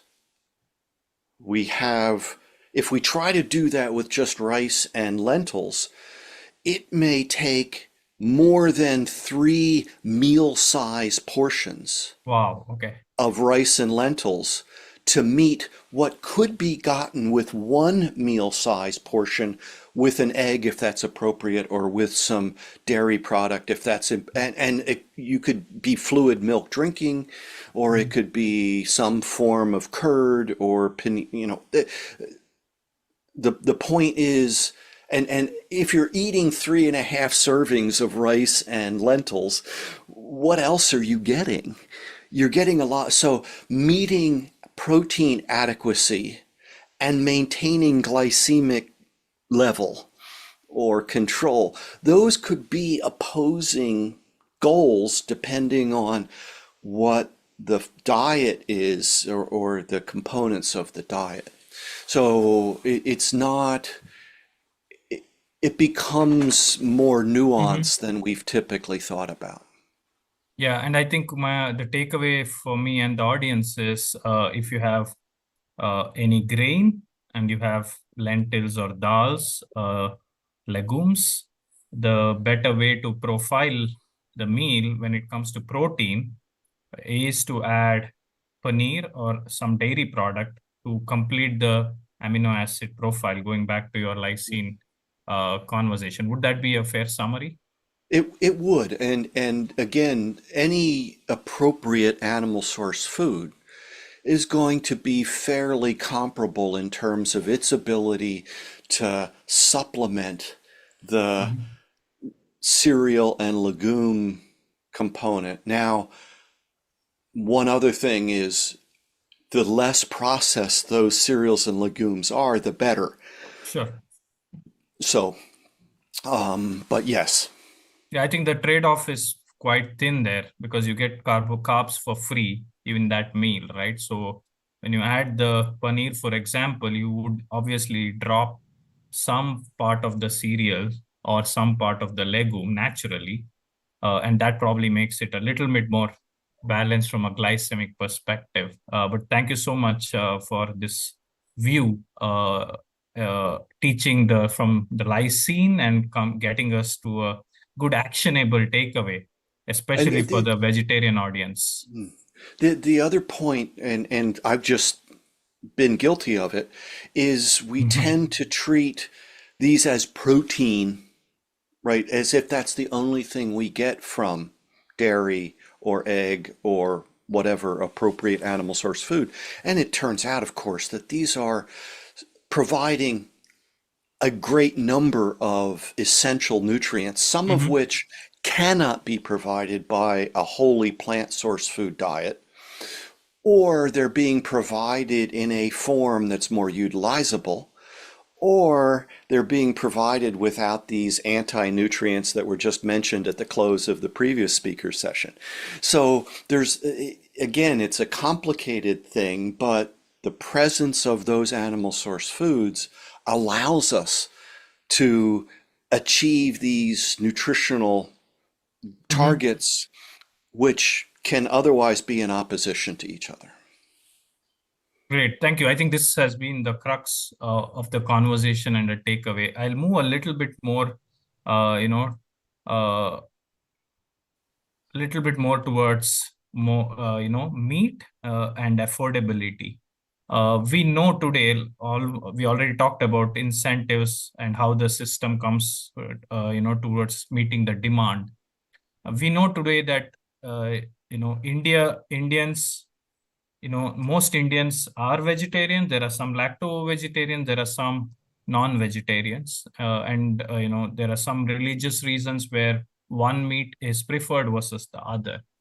Dr. Peter, are you making the argument that metabolic health requires meat and it's non-negotiable? Because I think the audience who are primarily vegetarian would start thinking, are you a animal meat protagonist? Can you share a little bit more light to demystify that?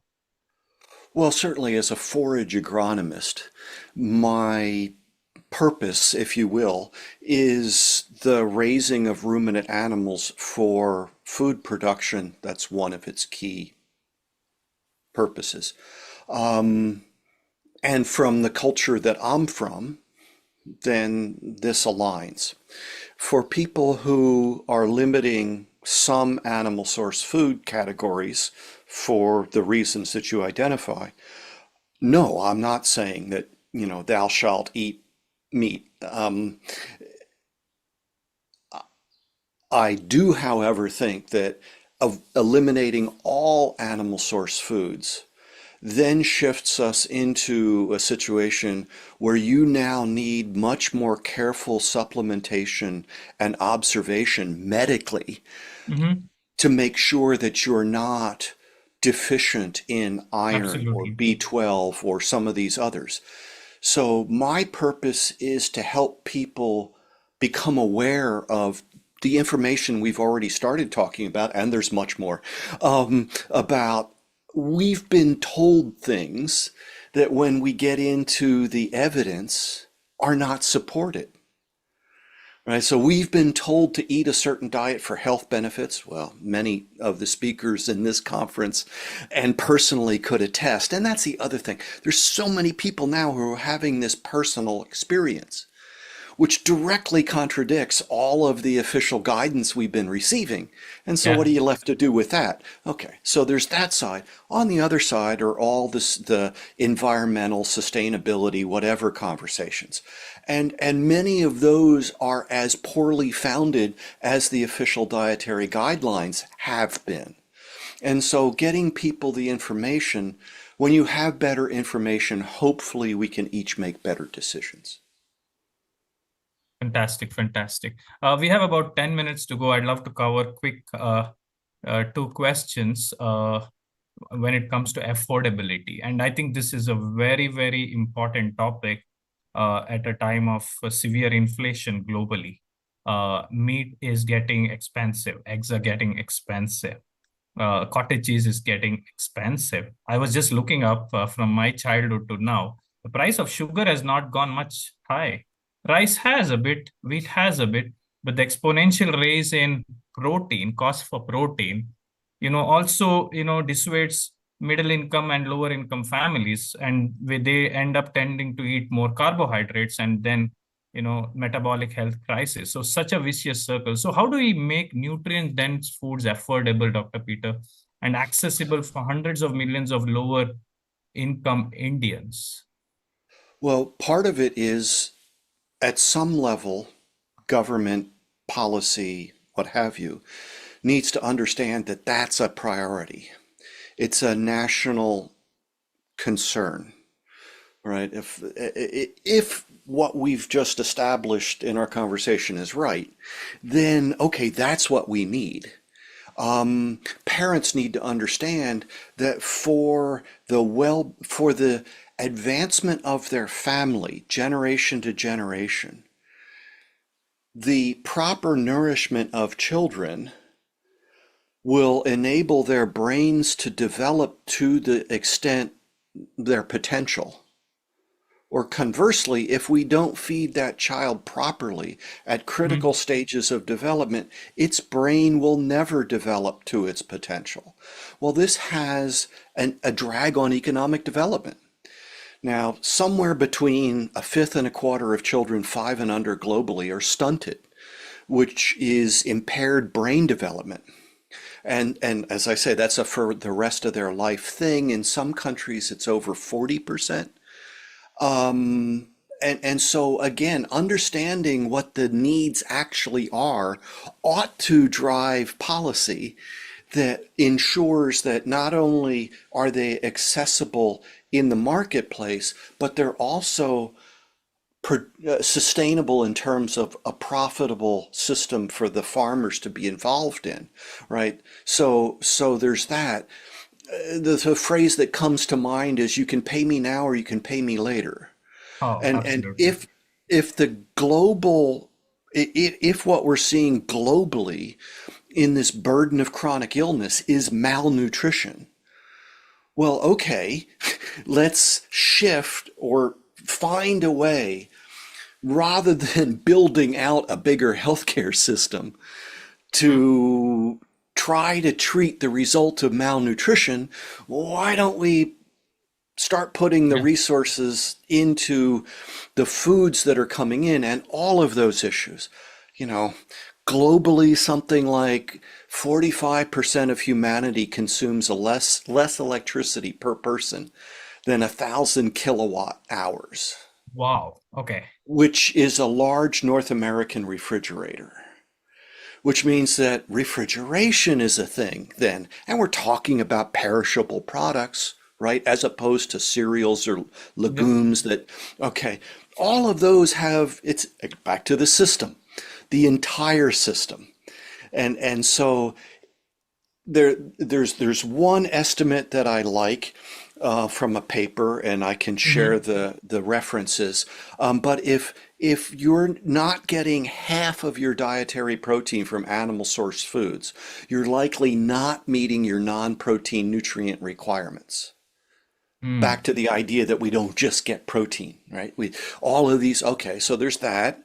And then there's another paper that established that anytime they see populations where less than 30% of calories are coming from animal source foods, they start to see a number of rapidly increasing deficiencies in micronutrients.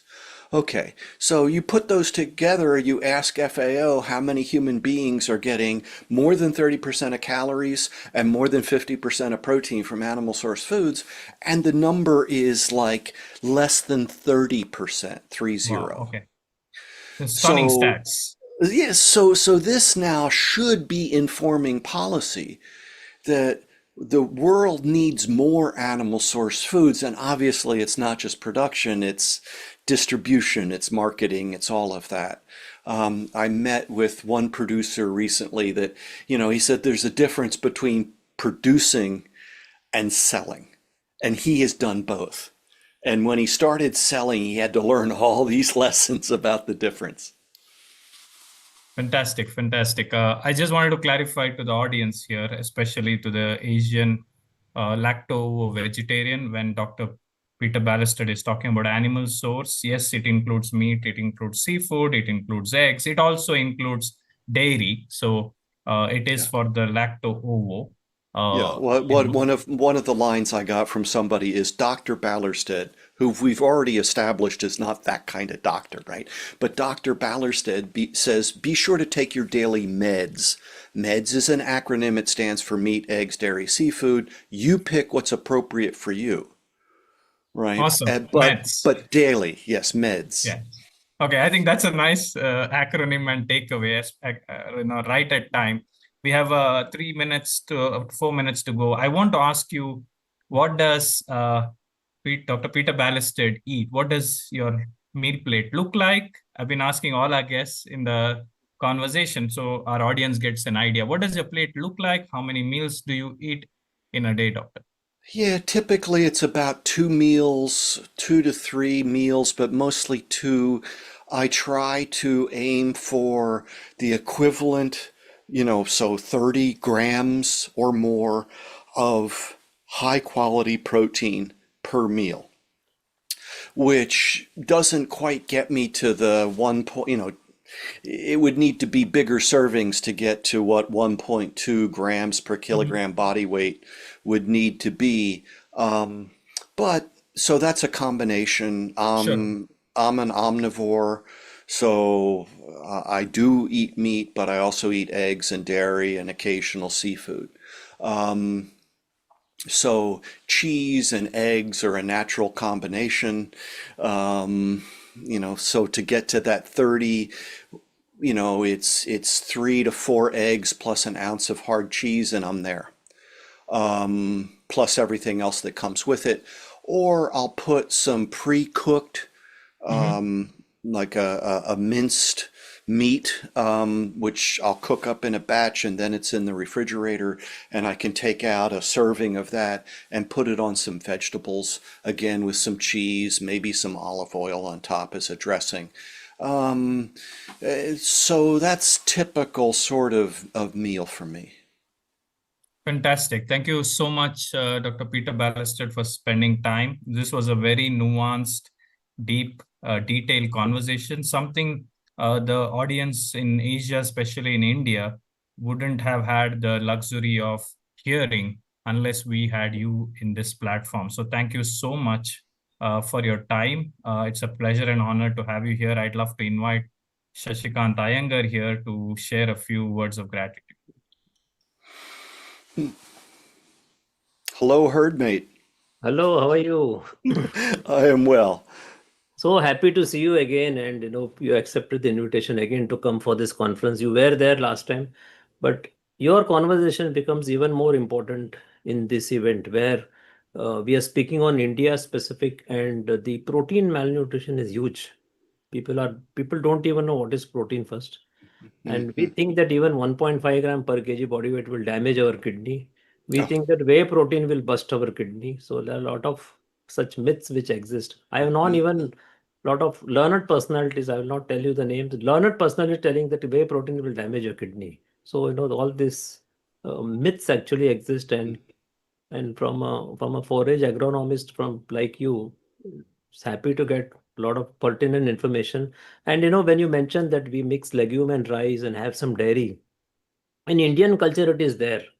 In the southern part we have a lot of yogurt which is added to the meal, and probably in the northern part, they also add a lot of paneer, which is Indian dairy, and then yogurt is generally had across India. So it is a complete meal, but a lot of carbohydrates added is what we see. So thank you very much, and we will get in touch again. And I will see you in Cape Town. Yes, I was going to mention that my puppy is acting up, saying goodbye as well. So thank you. Thank you. Look forward to it and more pictures.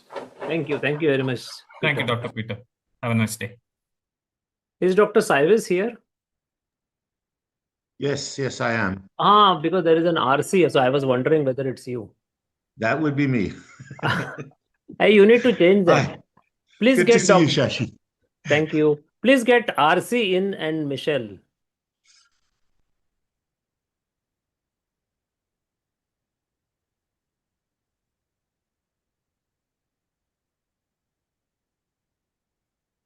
Namaste, hello, and a warm welcome to the 4th Metabolic Health Conference, India's first low-carb conference platform.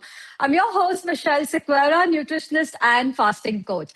Now, today it is an honor to welcome Dr. Robert Cyrus, dual board-certified surgeon, PhD in liver metabolism, and globally recognized as the carb addiction doc. With over 3 decades of experience, Dr. Rob has dedicated his work to understanding the root causes of obesity, insulin resistance, diabetes, metabolic disease, and his strong focus is on therapeutic carbohydrates restriction and carbohydrate addiction. Now, Dr. Rob, welcome to Metabolic Health Conference. We are so thrilled to have you here. Our topic today is metabolic disease begins before diabetes, what every Indian should know. So welcome once again. Thank you so much, and thank you to Shashi for hosting this brilliant conference. It's the 4th one, and I've had the privilege of being part of Shashi's journey, and just cannot express what an important figure he is in helping 200 million Indians plus who have diabetes and transforming the whole concept of how that should be diagnosed and treated, because it can go to remission.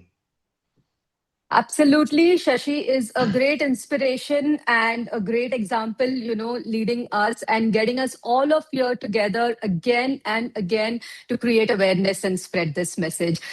So thank you, Dr. Rob. And of course, thank you to Shashi.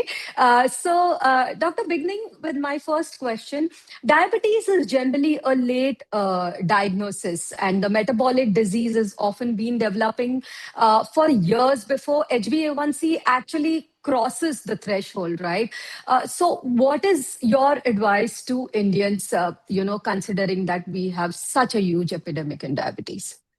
Right, and I think the first thing that we've got to understand is that diabetes is an artificially generated threshold term that we use for people when they cross a threshold, a hemoglobin A1C threshold of 6.5, when their blood sugars, fasting blood sugars, are above 126 milligrams per deciliter. That's US numbers.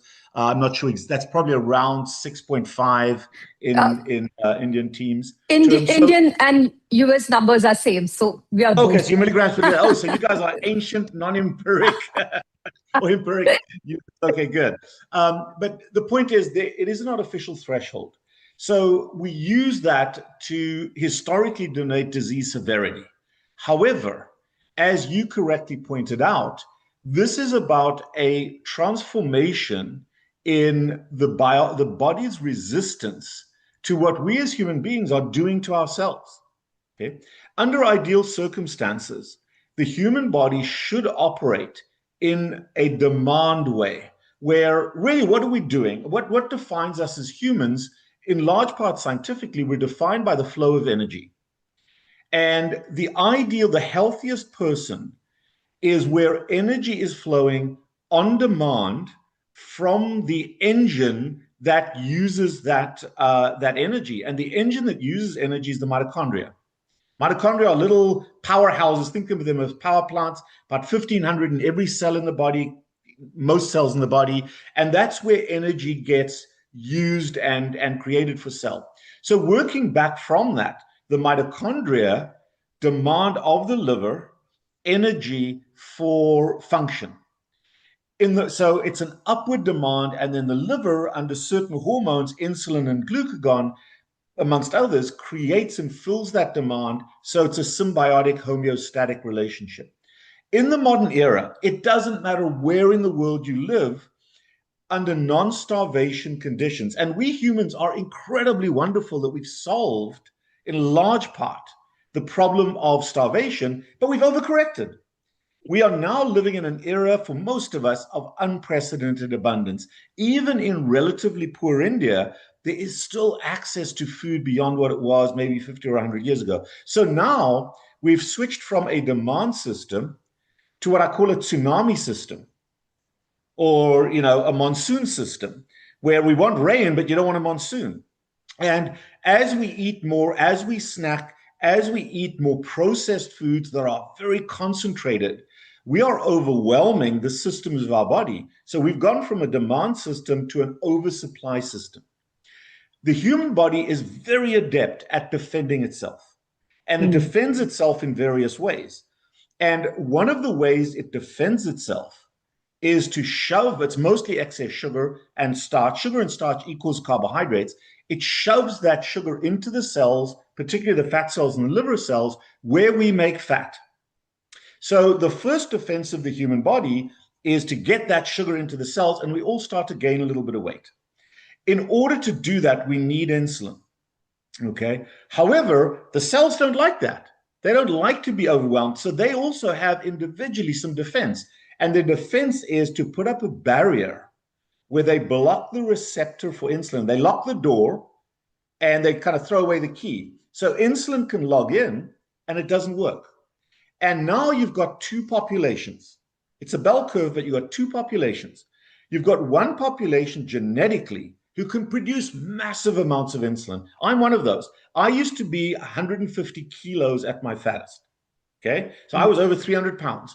And in my body, genetically, I can produce massive amounts of insulin. So even if there's resistance, I can overcome it, clear out the sugar. My blood sugars are normal, but I gain weight very easily. And I have the diseases of elevated levels of insulin, Alzheimer's, cancer, autoimmune disease. On the other hand, you've got, and in fact, if you look at the South Asian islands, the South Sea islands, you've got what I call the obesogenic folks. Less diabetes, massive weight gain. In India, obviously, it's a massive country. There's diversity, but the majority of Indians genetically cannot produce enough insulin. They can produce more than you need if you don't eat carbohydrates. And this is the difficult thing for most physicians to understand. And I see we've got quite a few physicians in the audience. They can produce more insulin, but at some point, that block becomes greater than the upper amount of insulin you can produce. Now you can't clear the blood sugar. So your blood sugar begins to rise. And over time, it gets to an A1C of 6.5, which is a measure of how much sugar there is in the bloodstream. However, well before that 6.5 is reached, damage is being done inside the blood vessel, to the walls of the blood vessel, and to the ligaments, tendons, and nerves that are bathed in this elevated level of sugar. So while diabetes is a name, insulin resistance, the blockage, and hyperglycemia, elevated blood sugar levels because you can't clear the sugar, are the problem. And that starts much, much lower than the diagnosis of diabetes. So even in our children who are susceptible to that low insulin production state, even in their preteen years, we start to see the evolving evidence of damage from chronically elevated blood sugar. A decade or two before we see the full-blown A1C of 6.5. Here's something that's interesting. There's a paper that came out in 2021 called the PESA, P-E-S-A study, published in the Journal of American College of Cardiology, JACC. They looked at heart disease. Remember, I said the elevated blood sugars in the blood vessels, so it damages the blood vessel wall and you develop heart disease, atherosclerosis, heart attack, stroke risk goes up. Commonest cause of death in a diabetic. And what they looked at is people who do not yet measure diabetic, so below 6.5, and they looked at all the A1Cs below that, and they correlated that with heart disease. Brilliant study. And what they found is that at an A1C of 5.1, diabetes is at 6.5, 5.1 to 5.2 is that level at which your average blood sugar is non-contributory to cardiovascular disease. When you get to an A1C of 5.5, just that elevation from 5.2 to 5.5 creates statistically significant increase in cardiovascular disease. So you can die of a heart attack related to insulin resistance and hyperglycemia, even though you haven't quite reached diabetic threshold. Now, because most Indians genetically cannot produce a large amount of insulin, they have a fairly high insulin level, but not enough. A lot of the development of that heart disease occurs well before they reach clinically diagnosable diabetes at 6.5 before people start medicating. And it's that group where we can intervene before they have disease. So, in fact, even though they can produce a decent amount of insulin and gain some weight, when you stop being able to gain weight, your blood sugar starts to rise. So that's number one.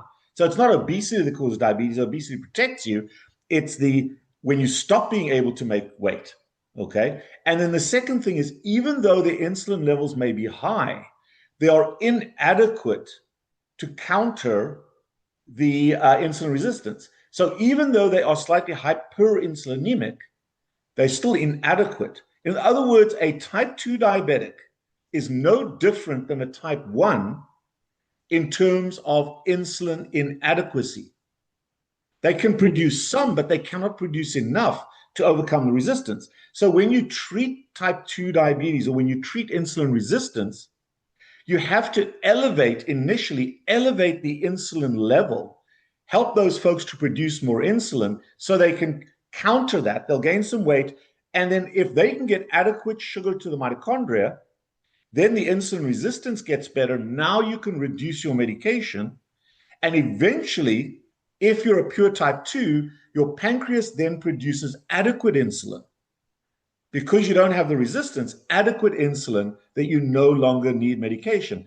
And we've got a brilliant example, just published in Frontiers beginning of this year, a 10-year story with Shashi, which, again, there's a lot of stories out there. But that ultimately is, and for the physicians out there, start to treat that insulin early, but don't treat the sugar, treat the insulin.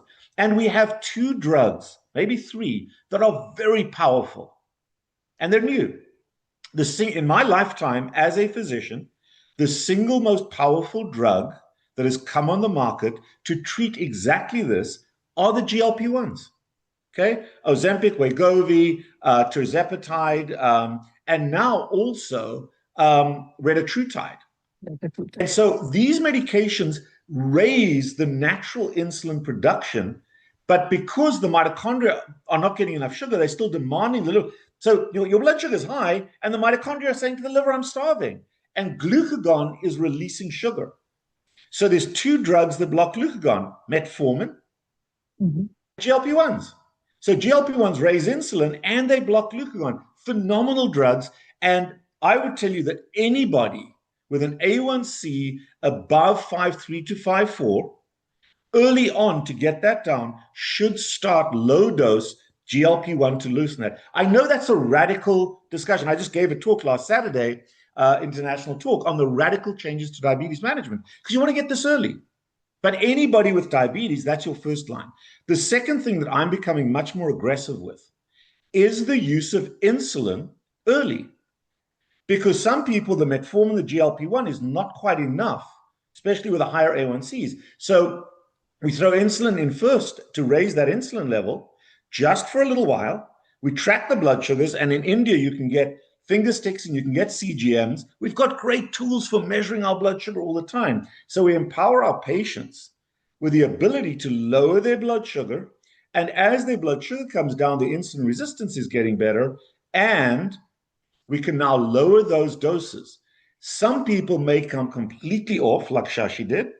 Some may not completely come off, but the key thing is your blood sugar matters, irrespective of your A1C. One last thing. I left a whole, now I'm from Africa, so I'm going to call it an African elephant off the table, not an Indian elephant. The elephant in the room, none of this works. Nothing matters if you are still tsunamiing carbohydrates through your face. Absolutely. The problem here is carb addiction.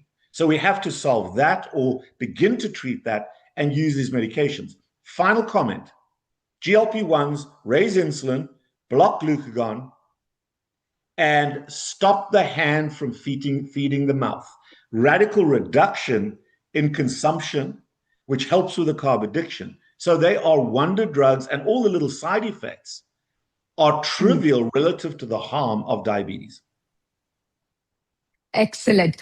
Dr. Rob, there is so much knowledge that we want to take from you.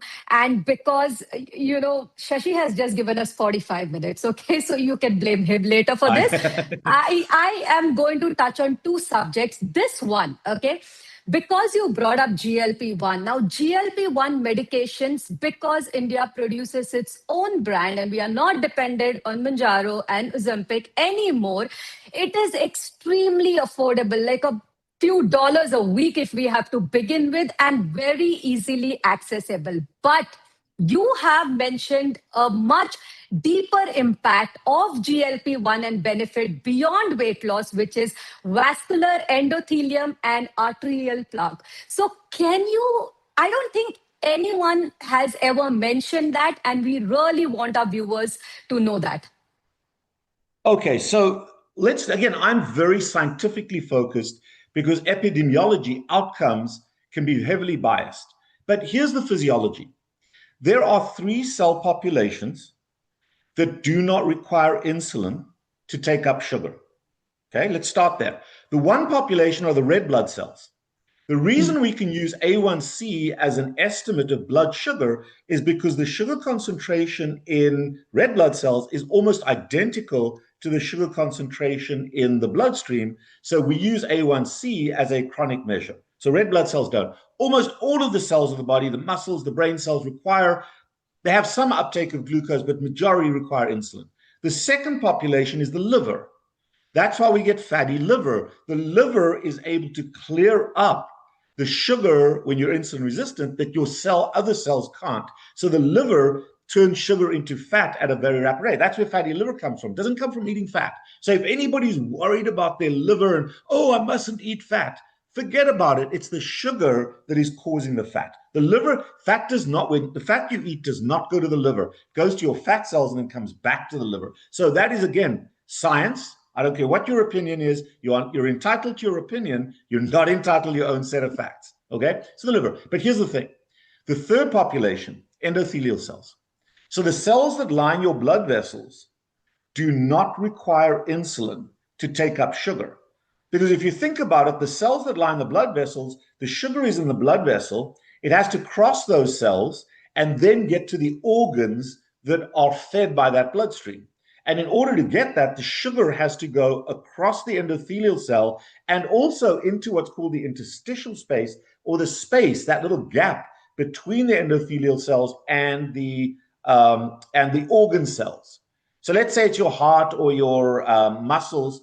In order to get to the muscle cell, they got to cross that endothelium. And just as an aside, you know what runs in that space? Your nerves, your ligaments, your tendons. That's why diabetics get neuropathy. Eyes, gut, peripheral neuropathy, erectile dysfunction, brain dysfunction. That's why we get ligament and tendon injuries. Okay, so we get frozen shoulders. That's why we get joint issues. But the endothelial cells themselves have a high concentration of sugar, and sugar damages structure, the skeleton of the cells, activates those cells. So those cells go from being quiescent and blood just flows by. Now they become active. And what do endothelial cells, when they're active? They create a clotting cascade. Just like when you cut your skin, there's a break in the endothelium, so you form a scab. Well, the scab on the, you can form a scab on your skin. You form an ulcer in your gut, in your lip. It's not a scab. Same principle in the blood vessels. You don't form a scab, you form an ulcer. And the way the body heals that ulcer is to cause a little fibrin clot, to bring in platelets, that's why aspirin works, to bring in white cells, that's why colchicine works. Then the small, dense LDL, the thing they blame for the cause, wasn't caused by LDL. LDL is responding to the ulcer, trying to heal the ulcer. The macrophages take up that small, dense LDL, and they become activated, and they leave this plaque. So yes, the plaque is formed by cholesterol and fat, but they didn't cause it. They're part of the healing process. So the vascular endothelium does not require insulin. Therefore, the sugar in those cells is the same as in the blood space. And when it's elevated above 5.2 to 5.3, statistically significantly above 5.5, a full point below your typically diabetic, you start developing plaque. And you can see the plaque, what you said earlier on. There's no blood test. There's not a single blood test that tells you whether you do or do not have heart disease. So if anybody says, oh, your cholesterol's high, you're going to get heart, no, false. The only way to know is imaging. And the ideal imaging screen, and you guys can walk into an X-ray facility, doesn't cost a lot of rupees. Even here in America, we can get those tests done. It's called a CAC score, coronary artery calcium score. And in my practice and in my opinion, everybody at the age of 40, male, female, no matter how healthy you are, no matter how fit you are, should have that test done. If you know you've got already diabetes or a blood sugar problem, get it done earlier. Because once we know, we can manage the commonest cause of death in a diabetic. Right. So, Dr. Rob, another hot topic I want to cover, which you have been talking about very recently, is galactose. And it's a fascinating conversation that you're having in your videos and also in your talks that you did with Nutrition Network. So that was really interesting. Now, India is the world's largest dairy producer, and we almost produced 248 million tons of milk last year. So for an Indian audience, whose protein sources also come from dairy in terms of paneer, the cottage cheese, the yogurt, because we are mostly vegetarians and dairy is okay for us, right? What are we talking about when we are talking about galactose? And you talk about brain health. Is it just a glass of milk? Is this advice relevant for adults? It's something very latest and very fascinating you're talking about, and I want our viewers to know about it. Michelle, first of all, do most Indians know that India is the world's largest producer of dairy products? I don't know. Because that is because the majority of Indians are Hindu, and we understand the Hindu culture and the vegetarianism. But for most Hindus, it is okay to consume renewable animal products. And the two renewables are your dairy and your eggs. And if you think about this, there's not a single mammalian species that exists without dairy. Because at a time when, as a species, as a mammalian species, our growth velocity is the fastest, we're exclusively living on dairy, breast milk, and it's species specific. So human breast milk, cow's milk, goat's milk. And when you talk about dairy in India, the fascinating for me, when most Americans think of dairy, they think cow. But you go to Mongolia and it's a different, there may be some yak milk. You go to other parts of the world, it may be sheep, it may be goats, maybe buffalo. So dairy is from a variety of bovine animals, not just cows. And what's interesting is the closest the dairy gets to human is goat's milk. And the second part that we, in our wisdom or our ignorance here in America, have done is we've converted dairy that comes out of that bovine animal to some processed junk. So we take the fat off, we homogenize it. Pasteurization is, in my opinion, and I'll get a lot of flack for this, pasteurization is still necessary because of the risk of bacterial contamination or viral contaminations. Cowpox was the original. So I don't have a problem with pasteurization of milk, but the homogenization and the removal of the fat is a problem. So let me give you an example in India. You talk about paneer, which is cottage cheese. In America, the highest fraction of fat you get in cottage cheese is 4%. India, paneer goes up to 30% fat. So even if you're not eating the flesh of the animal, you're getting the entirety that that animal required to become an adult animal in the milk. Now, when we look at dairy, okay, nature or whoever designed that cow, I'm not going to interfere with the religious side, don't make mistakes. So everything in dairy is necessary, and there's not superfluous stuff, and it is not typically harmful because babies are growing on it, every species.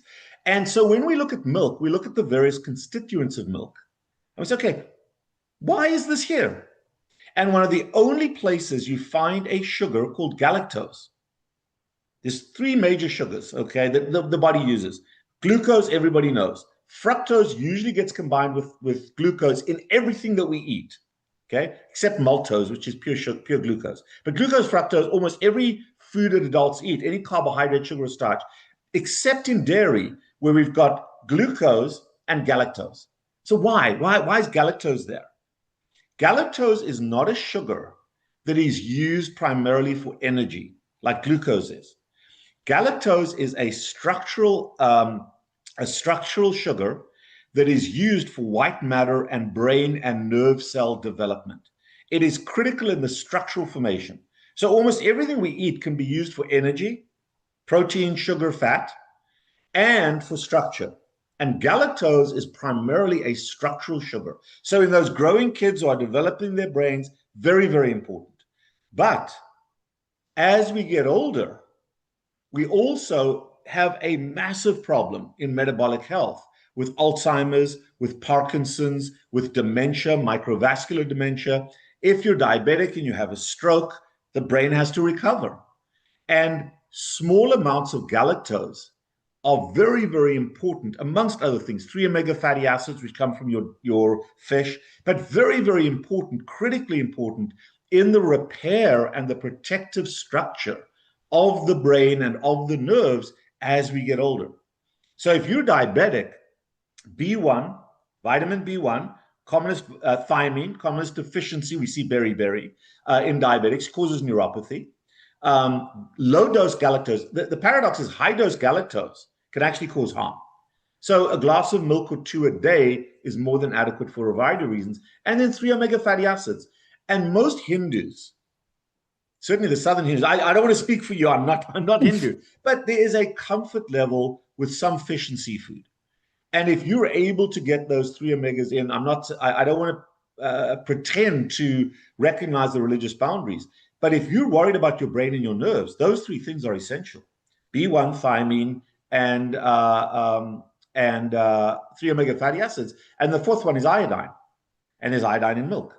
So the dairy becomes a critically important substrate, not just for energy, not just for healthy energy because it's got fat and protein, but as a structural repair product. And the value of dairy, whether it's paneer, whether it's yogurt, whether it's milk, whether it's raita, however you get it in, if it's made from the real cow's milk, not separated and skimmed, and it's ideal. And I don't care which species it comes from because they're so close. Goat's milk is the best, maybe sheep's milk, but all of the milks are much better than oatmeal and grains. Absolutely. In India, we actually post-independence had a milk revolution, and dairy is so readily available, but it is also available in very good quality, and mostly it is cow's milk and buffalo milk. So yeah, thank you so much because I really So found Michelle, it let me very ask you a paradox. Why are the Indians diabetic and sick? Because maybe they don't consume enough milk. India is the largest producer of milk. Where's it going to? It's going overseas. Keep it at home and enjoy it. Sorry, I just had to throw that out there. No, I do understand, but there is so much fear around having full fat milk or having milk, and maybe it's not needed once you're an adult. So there is so much of that conversation that has been going around, and slowly people just lost interest or the willingness to have milk. But this is a great But Michelle, conversation. everybody knows, no matter who you are, how rural you may be, everybody knows diabetes is a sugar problem. It's not a fat problem. It's not a fat problem, okay? It's a sugar problem. So if you are dairy-free, if you're a pure vegetarian, you're not using any animal products, how can something that is in deficiency in your diet, which is fat, be causing all the damage? You don't have to be a doctor to understand the illogical nature of that. If 60, 70, 80% of your diet is sugar and starch, and less than 10% is fat, how can you blame something that you're not consuming for the problem of abundance? And how can you not recognize that this is the problem? The problem is we've been so indoctrinated against fat. And that is the concern. We've got to unwind that, because as we've gone low fat, if fat caused all these problems, Indians should be the healthiest people without any heart disease, because there's very little fat in a true vegetarian diet. So it doesn't compute. And if you're logical about this, you don't have to be scientific or a physician to understand. If you're able to make that shift, increase the sources of fat, and it can be olive oil, coconut oil, avocado oil, your dairy oils. That's all you need. And if you've got that as your primary source of fat, you don't need the animal products, the other animal products, but that also will diminish the amount of sugar and starch you're eating, which gets rid of the tsunami we spoke about before. Because one of the other things about fat, it is very appetite suppressant. Yes. So if you notice what I'm drinking here, now this is coffee or tea, but I put a little bit of heavy cream in there. Why? It suppresses my appetite. I eat once a day. I'm a fat guy. I eat once a day. Okay. I try to limit my total exposure to calories to a very short period of time. This suppresses what does it do? Two things. It suppresses my appetite, and it doesn't trigger insulin. So if I was diabetic, that would be the ideal. If I was diabetic and fairly lean, we call it TOFI, thin on the outside fat, that is the ideal way to stop you from overeating and giving your body a chance to recover from that chronically elevated blood sugar. That's what I do. And it's not a medication, although for me it is medicinal. Dr. Rob, that's really very fascinating. Just to understand from you, and I know that you've had this conversation with Shashi, as you are aware, and probably you've also at some point mentioned that there should be medical tourism in India because of the availability and the affordability of imaging screening. So if you had to design an annual test for Indians, so that we know where we are headed, right? Maybe early 30s itself, because we are seeing this epidemic in younger and younger populations. What would it contain? Okay, I'm going to be a bit radical here.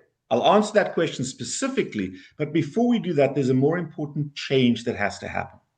Shashi again has shared with me a number of papers of how sick, how ill, how diabetic, how obese, how metabolically ill the Indian healthcare infrastructure is. The majority of Indian physicians are metabolically sick. But here's an interesting thing. There's not a single paper that has studied the health of American healthcare providers. So India is already way ahead in terms of, we know people are sick. So Indians, and certainly here in America, although it's changing, we still trust our healthcare providers.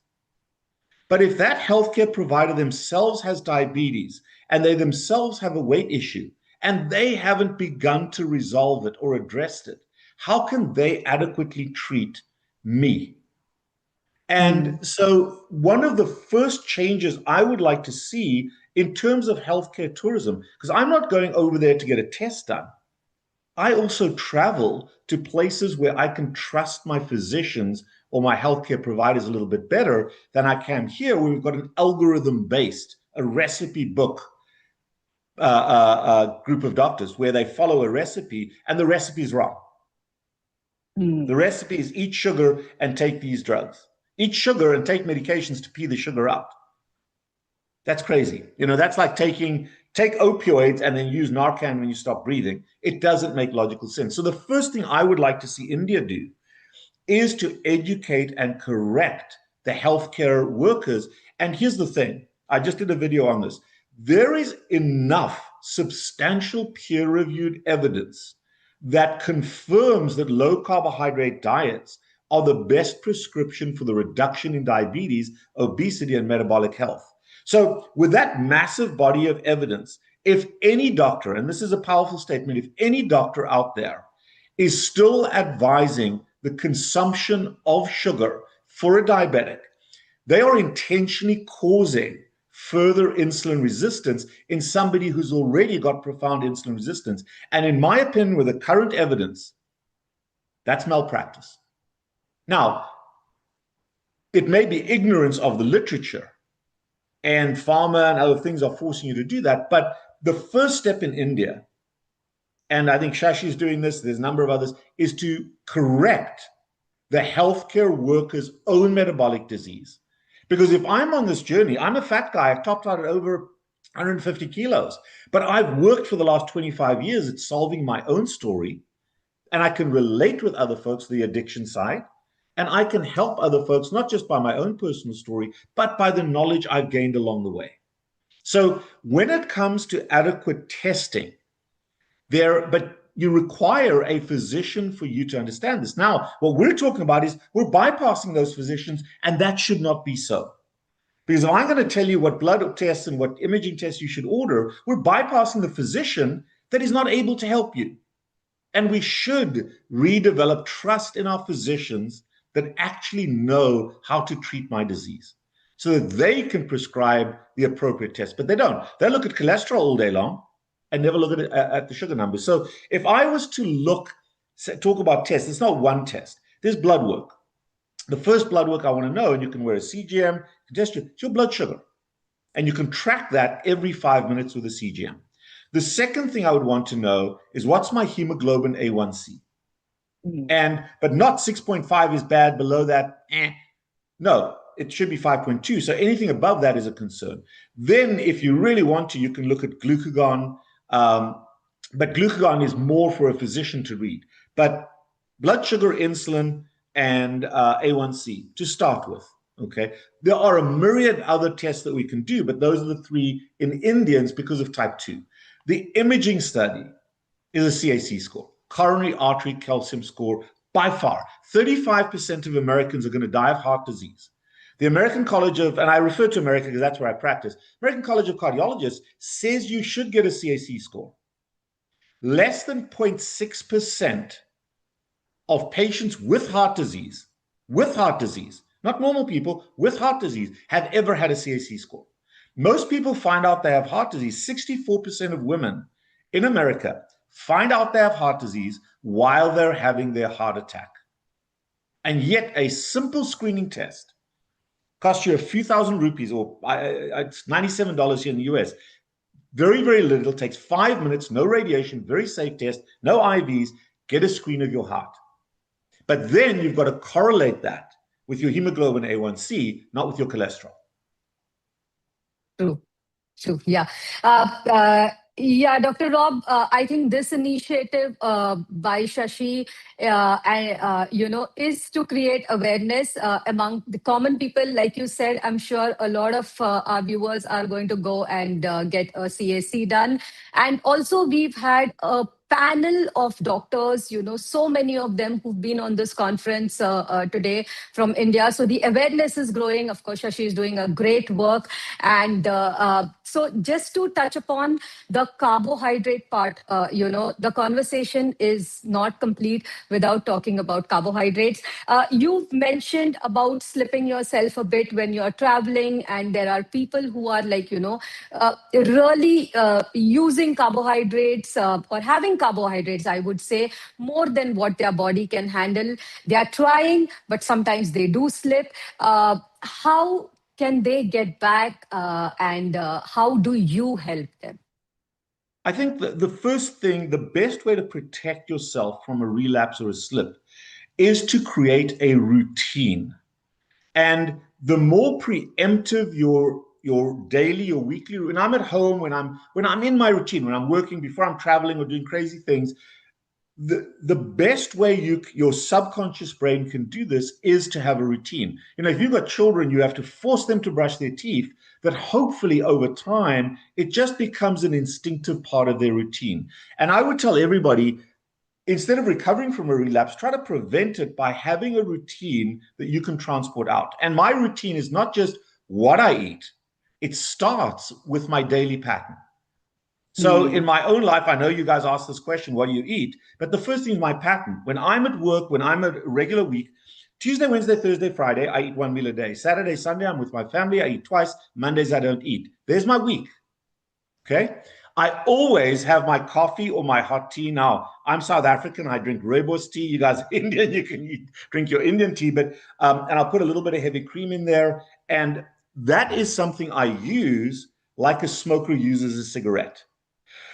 It helps me when I really need to have that little snack, because a snack is always an emotional event, no matter where you're traveling. So if I've got my mug of coffee or forgot my mug and I'm defensive of that, then I'm sipping on that, even if I'm in a place where I've got access to carbohydrate snacks.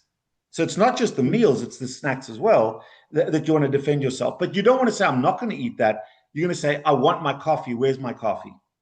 Just like a smoker always has their cigarettes, you always want to have that. I call it a bridge drink. It bridges you across the need for something without harm. So that's how you protect yourself. And then the other focus is to try to create a structured routine of what you eat each day. So Tuesday nights in our house is fish nights. Okay. It's usually marine food and some kind of a shellfish and fish. We have a leftover night. We eat a little bit more meat. So Sunday nights are lamb nights. We have a structured routine where we go through certain foods, and my brain is now settled on, okay, Tuesday night I'm going to eat fish. So if I'm traveling, I'm going to look for a source of fish on a Tuesday night, or I may have an omelet even in the evening on other days when I'm traveling. When you relapse, once you've got that routine and that structure, it becomes fairly easy to recognize that you ate something you shouldn't.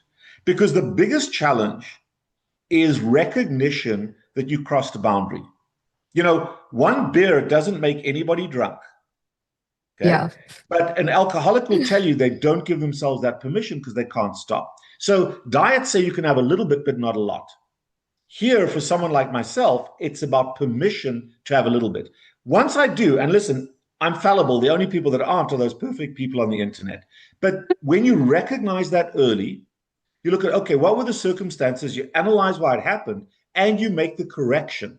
And the correction is not punishing yourself, not beating yourself up, but ownership, analysis, and then let's get back to the basics. And the basics may be, I'm just going to have a salad. I'm just going to have some vegetables. Set up that meal. That's the way it works. Absolutely. Thank you so much, Dr. Rob. We've come to the end of 45 minutes. The time just flew by. I just quickly want to call Shashi. So he can also have an opportunity to thank you. Thank you so much for your time today. Shashi, over to you. Thank you, Dr. Robert. Again, you were there last time and we called you again because we wanted to address this particular thing about India. Though last time also we spoke much about it. But this time it is much more important because the whole program is based on India focus.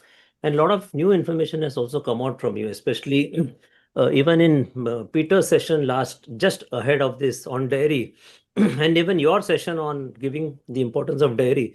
When Indians are huge dairy users, of course, we have a mix of full fat, low fat and everything, but nevertheless, it's very important. So thank you very much for all the information you have given and for all the support you are giving for all of us throughout, which is very important for us.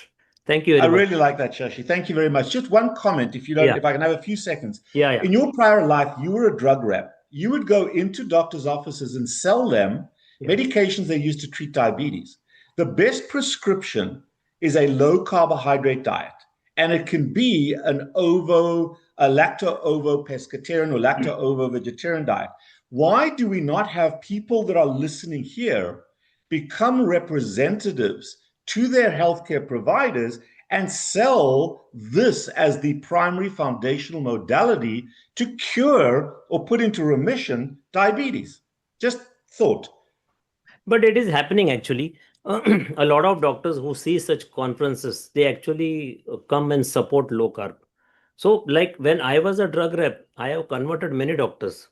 I have helped many doctors reverse their pre-diabetes, lower triglyceride from 800 milligram deciliter to at least 100, 150. So a lot of such success stories are there. We will discuss all these in length in coming times.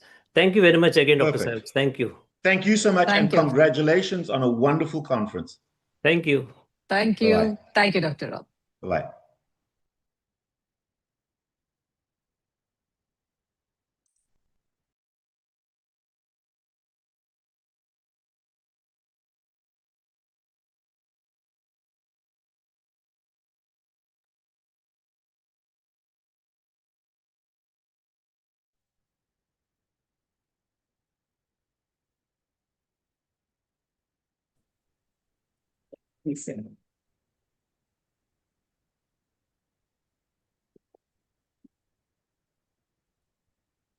So welcome, Dr. Basin, the Metabolic Health Conference 4.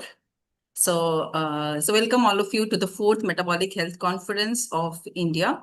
So we have, successfully completed, just a minute, okay. We have successfully completed 3 editions of the Metabolic Health Conference, and we are delighted to be back with our 4th edition. So this year's theme is Metabolic Health Crisis, Where India Went Wrong and How to Fix It. So Dr. Basin, before we begin, I would like to briefly introduce you. Thank you. Just wanted to make sure you can hear me clearly. Yeah. So Dr. Basin has been practicing as a radiologist on the west coast of the US for the past 15 years. During his career, he has seen steadily increasing rates of obesity, non-alcoholic fatty liver disease, and cancers appearing in younger patients, including breast and colorectal cancer in people in their 20s and 30s. This actually led him to take a deep dive into nutrition in 2022 and look at how we can tackle the growing epidemic of obesity and poor metabolic health by going back to the first principles. Today, he is also working on what he calls healthcare marketing, taking these complex ideas and bringing them to the people through 3 simple steps aimed at reversing metabolic syndrome and preventing chronic diseases like cancer and dementia. And he proudly describes himself as a diagnostic and therapeutic radiologist when it comes to non-alcoholic fatty liver disease, which currently has no specific drug treatment. So welcome back to MHC 4, Dr. Basin. You were also with us at MHC 1, so it's wonderful to have you back. Yeah, glad to be back. Thanks again for doing this, and you guys have put in a lot of effort into this conference. So yourself and Shashikant and all the organizers. Yeah, so let's begin our conversation for today. So you are in a very unique position, I would say, because you are actually looking inside our bodies. Blood tests can sometimes give us clues that something may be going wrong in maybe some kind of nutrient deficiencies we see, some metabolic markers, they go low or high, but imaging can show us what is actually happening inside the organs. So could you tell us, when you look back at yours 15 years in radiology, what changes have you noticed most clearly on imaging, particularly with the fatty liver, visceral fat, and the metabolic diseases? And what made you feel that something bigger was really happening inside? Yeah, so, it's been 18 years already for me practicing radiology. And over the years, in the beginning when I started, just getting into the hang of things. And when I started, in the beginning, there was some fatty liver disease I used to diagnose, and very infrequent where I would diagnose a breast or rectal cancer in a patient in their 20s and 30s. Those are the two specific ones that I really see in the younger patients. So as time progressed over the years, I've just seen an explosion. The area that I practice, I've just seen an explosion of fatty liver disease. Almost more than half of the adults that I'm diagnosing, or I'm seeing on CT and ultrasound, I'm diagnosing with fatty liver disease. And even up to 10% of kids have fatty liver disease. And I've diagnosed someone as young as 10 years old with fatty liver disease. And, one of my colleagues knows that I'm really passionate about the fatty liver disease. And he reached out to me maybe like 2 or 3 months ago. And he mentioned he had someone that was 8 years old. So this is really affecting really the youngest of our population. So we're starting our kids off on the wrong footsteps. And this is where just going through, how can I help my patients? I'm diagnosing so many, but how can I help on the other end is where I really did the deep dive in 2022. And this is where once you understand, there's a big engine, marketing machine that has us, I would describe it. This is the best way to describe it. We're in the big food matrix.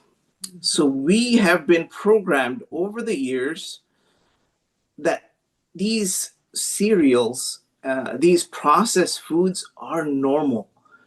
When we grow up, I grew up in the US. I was born in India and then grew up in the US. And as I was a kid, I used to watch cartoons in the mornings. And guess what the commercials are between the cartoons? They were cereal cartoons. So we're programmed from an early age that this is normal food, but this is not normal food.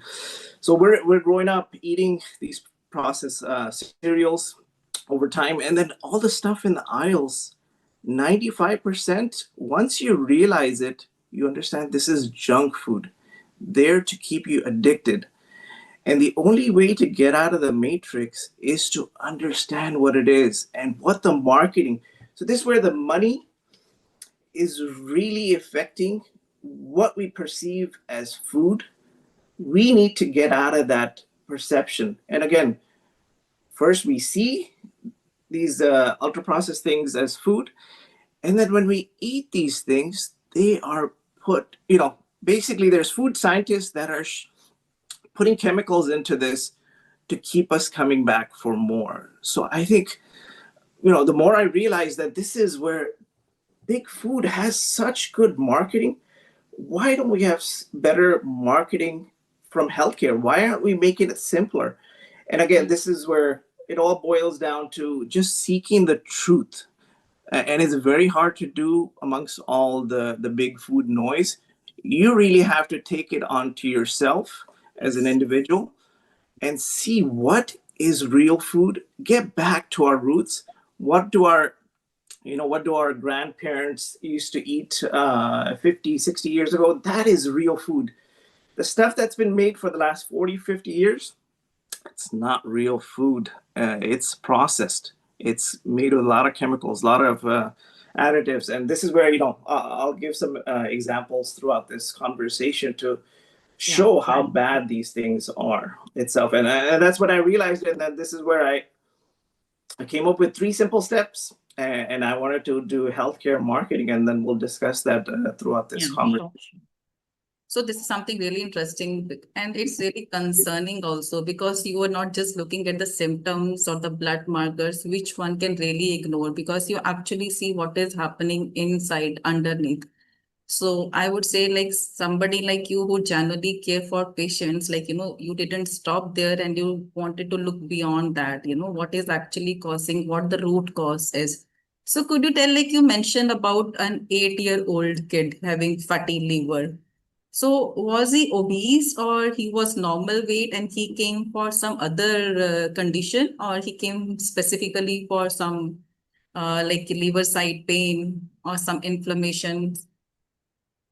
So the kid that came in, it was actually for elevated liver function tests, and the child was obese. So the child was obese, and they had specifically wrote on the requisition for the ultrasound, evaluate for fatty liver disease. So we can see it in the lab work. And this is where I think we as parents need to take more responsibility what we're giving our kids.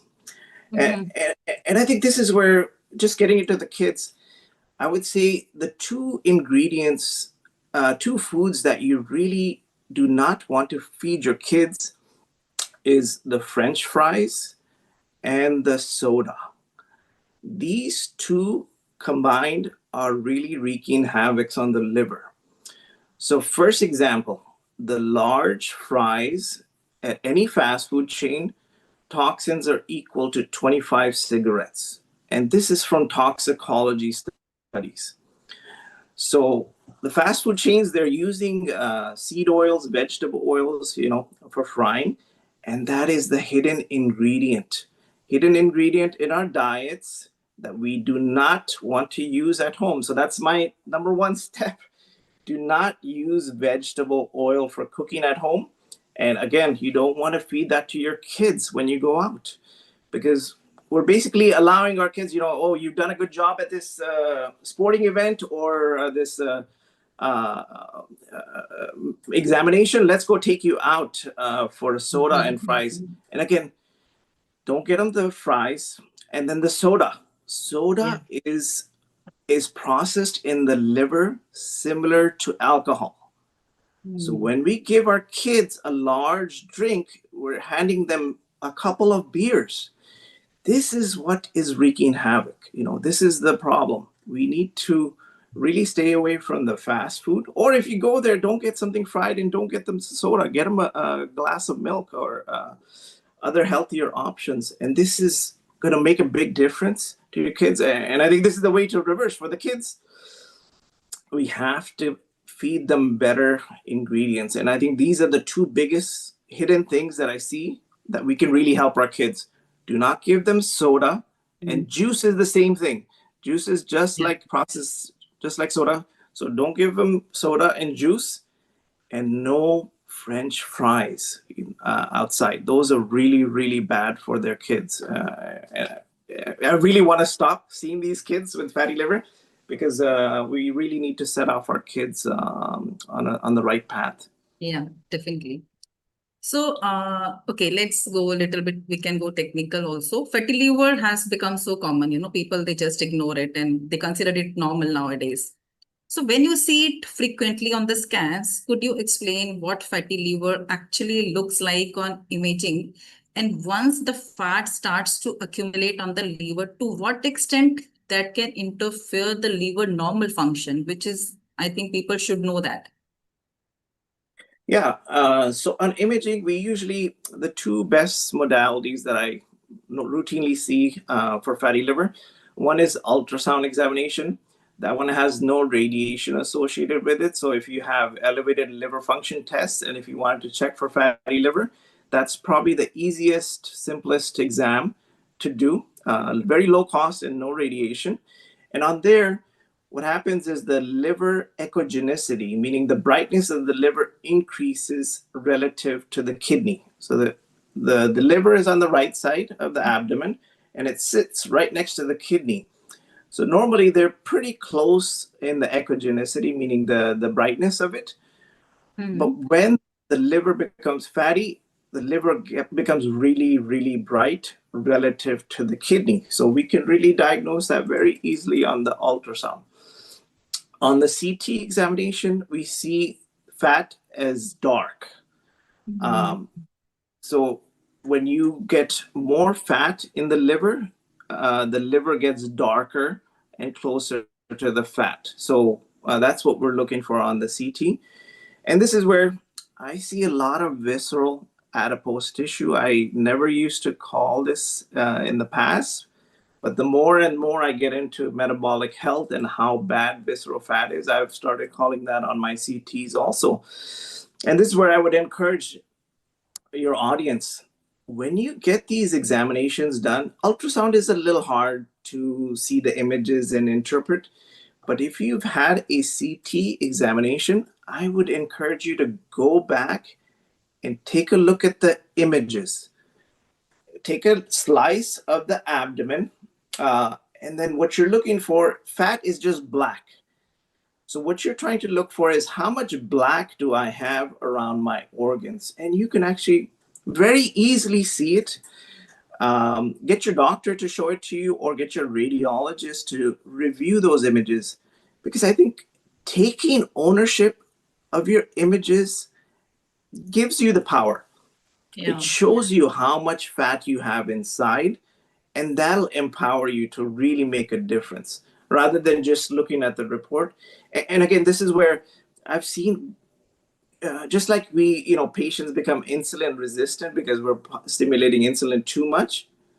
Radiologists have become fatty liver resistant on calling it on imaging.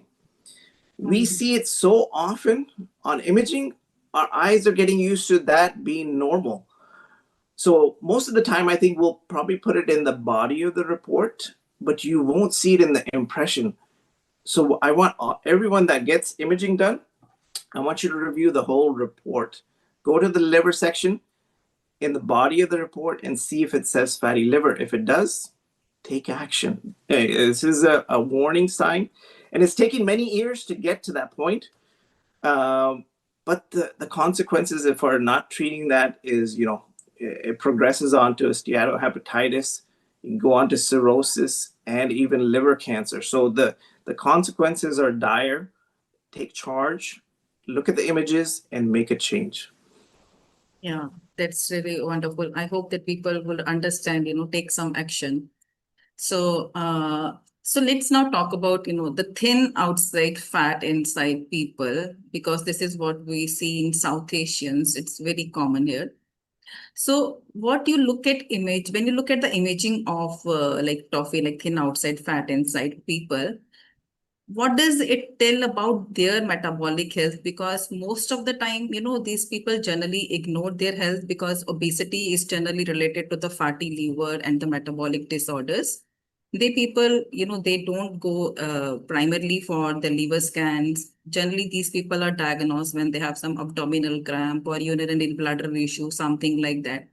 So what kind of fat deposition you see in the people who are thin outside and fat is inside? Is there any difference in visceral fat?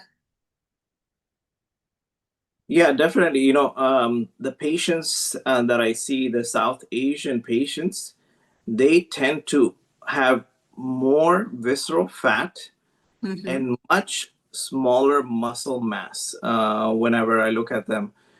So that's where, you could be a normal BMI. At the same time, you're metabolically unhealthy.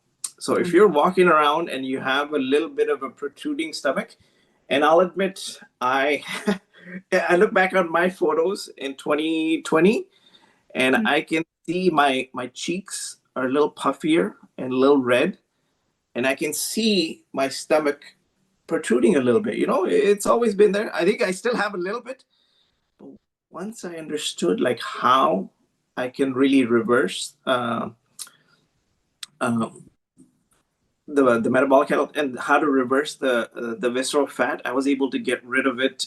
I've gotten rid of probably half of it, but I still am carrying around some. But over time, this is where I've learned that slow and steady is the way to do that.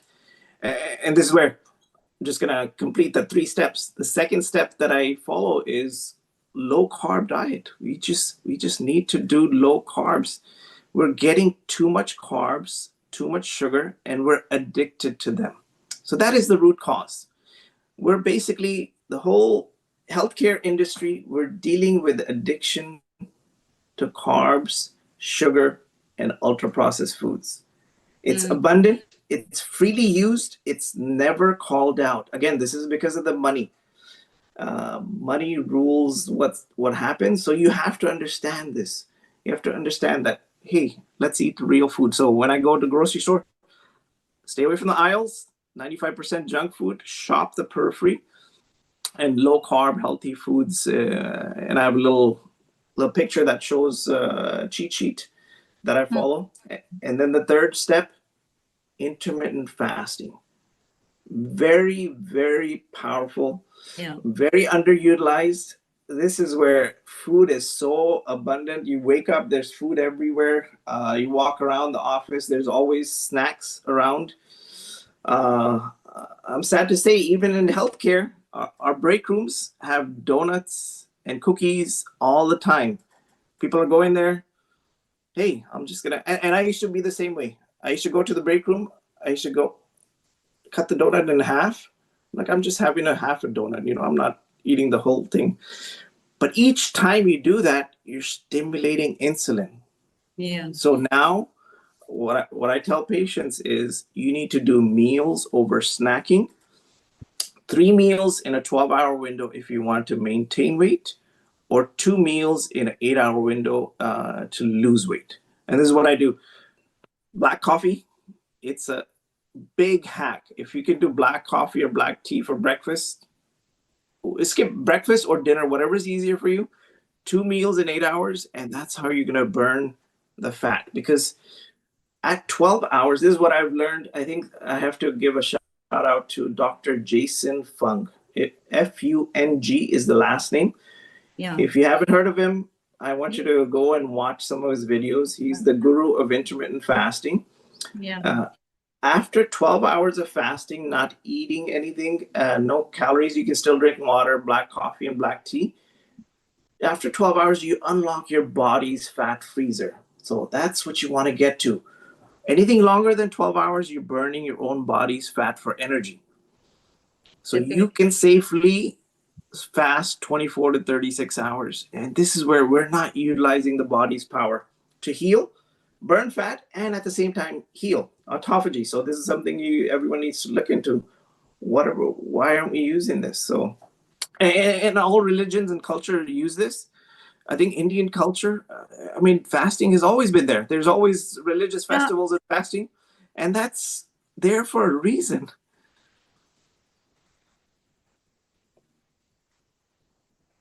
See, I believe that intermittent fasting really do wonders if one do it in the right way. And it also depends, don't you think, like what we are eating during the feeding state? Definitely. You need to eat the low carb foods and real foods during the feeding state. And then slowly build up. You don't have to do all at once, and you're in control. When you do the intermittent fasting, if you can go 13 hours fasted, that's fine. When you're sleeping, you're fasting, so you want to add to that time. So that's why skipping breakfast or dinner. Don't skip lunch. And then build 14 hours, 15 hours, 16 hours. And then, you got the 8-hour eating window. If you want to lose more weight, close that window, 6 hours. You can do 4 hours or even 1 meal a day. And this is where you're in charge. You're taking control. This is the way to lose weight. Low carbs, intermittent fasting. Very simple, underutilized. We want the magic pill. We want, give me this pill or give me this injection and I want to lose weight. But hey, we're losing muscle. It's not the way. This is the simple way. That's really great. So, okay, now let's little bit talk about the pancreatic fat. So once we talk about, fat accumulation, the visceral fat inside the organs, I think the pancreas become particularly interesting for the people who are diabetic actually. So how frequently do you see pancreatic fat on imaging and what does it actually look like? So pancreatic fat, I actually, to be honest, I haven't been paying attention as much. We look for the liver. The pancreas, not as much. We just look at it briefly and, hey, we don't see a mass, we move on. But now I've started noticing more and then I call it out, but probably less frequent than the fatty liver. The fatty liver, I think, is more common. Probably, like I said, I think 40% of adults in the US have it. And I think India is probably similar numbers, about 40%. But the area that I practice in, it's more than 50%. So it depends on which region of the country you're in. Certain places will have higher prevalence of fatty liver. And I would say probably pancreatic, if I had to put a number, maybe 25%. Yeah, So what pancreatic fat is, I think it's more common in the people who are fat inside and thin outside, isn't it? Yeah, and I will pay more attention to that and try to call that out more on my reports. And what happens is, normally you can see the pancreas on CT imaging, and with fatty infiltration, basically what happens is it gets replaced. It slowly becomes darker and darker and darker. And there's even cases where I've seen the outlay of the pancreas and it's all just fat. There's no pancreatic cells left. So I've seen cases like that too. And that would be very interesting, I think, to see someone going on a low carb diet and follows a patient like that and see what happens on the imaging as well as their lab biomarkers. But haven't gotten there yet, but I think that's a great idea. And thanks for bringing that up. I'll probably look out for more on my imaging now. Yeah. Okay, now let's go to your first principles and your dietary approach. You talk about first principle and getting to the root cause to treat the individual symptoms. So when someone come to you or approach you for the fatty liver, because there is a common misconception, they should simply stop eating fat.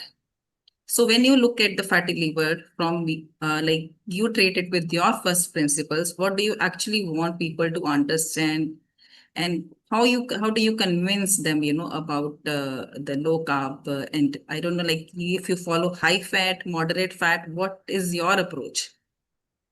Yeah, no, great question. And this is where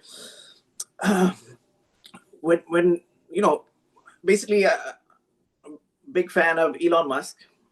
I think he's great in looking at problems, get to the root cause. You don't just look at the surface, right?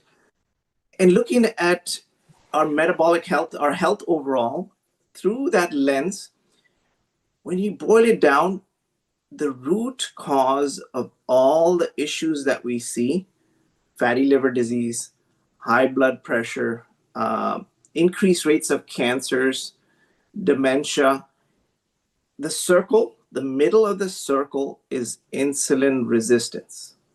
We all need to understand insulin resistance is the elephant in the room for healthcare. We are not talking about it enough. It's not mentioned enough. No one's talking about it. So each individual symptom of insulin resistance right now is being treated by pharma. So you can go to your doctor, you can get diagnosed with high blood pressure, you'll get put on a pill, which will have side effects. I'm not saying don't treat high blood pressure. I'm saying get to the root cause. You want to take charge. You want to treat the insulin resistance. You want to reverse it and get off of that medication.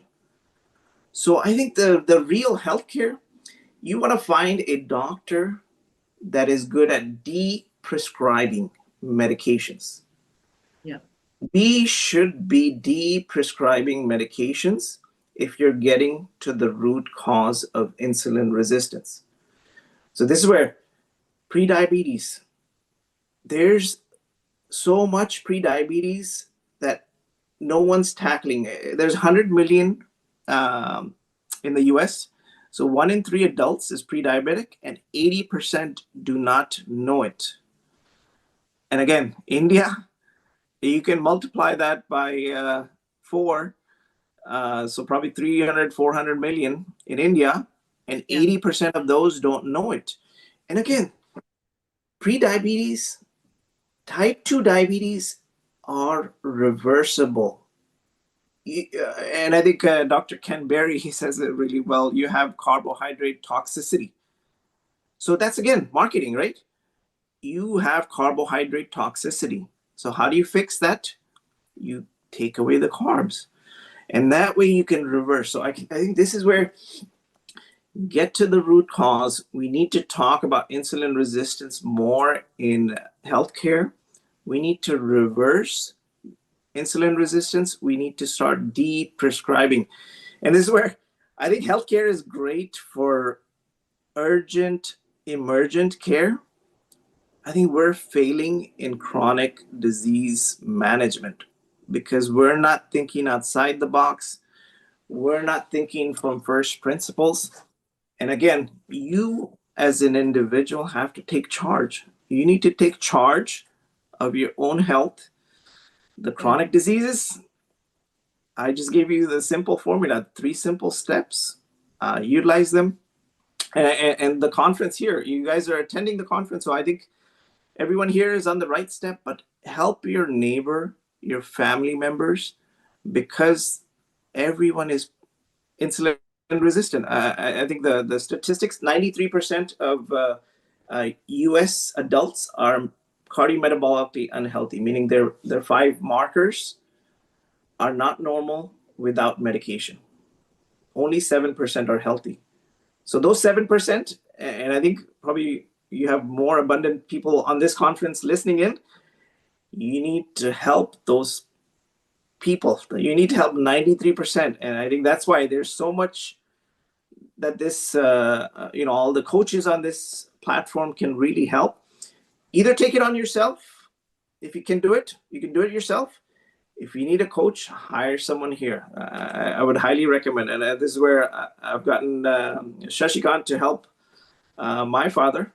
I told my dad, you need a little help, get one of these coaches. And he signed up with Shashikant recently. So I think he's starting to decrease his medication already.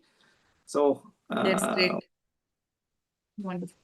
So you mentioned something very important, Dr. Basim. Like you mentioned that one should go to the doctor who de-prescribe your medications. That's really important. And other things you mentioned, one should take the charge of your own health, like we should listen to our body. And you mentioned something very important about the intermittent fasting, like listen to your body and then incorporate the fasting. Okay. So could you tell us about your the 3 simple steps that you follow with your patients? Yeah, usually, I don't see too many patients as a radiologist. The ones that I do see are the mammography. So whenever you get a mammogram done, I would highly encourage everyone to do their routine mammography. You get your mammogram done. If it's normal, a radiologist reads it and sends it as a normal, and you're done. If we see something, that might be like overlapping breast tissue or something suspicious, then we usually call you back. And most of the time when you get called back, it's usually normal, and then we let you go. So in those instances, I'm able to just encourage the patients. Okay, you're going to come back in 1 year for your next screening mammogram. But I want you to follow these simple steps. Avoid the vegetable oils. Canola, corn, all these are made with a lot of chemicals and a lot of processing.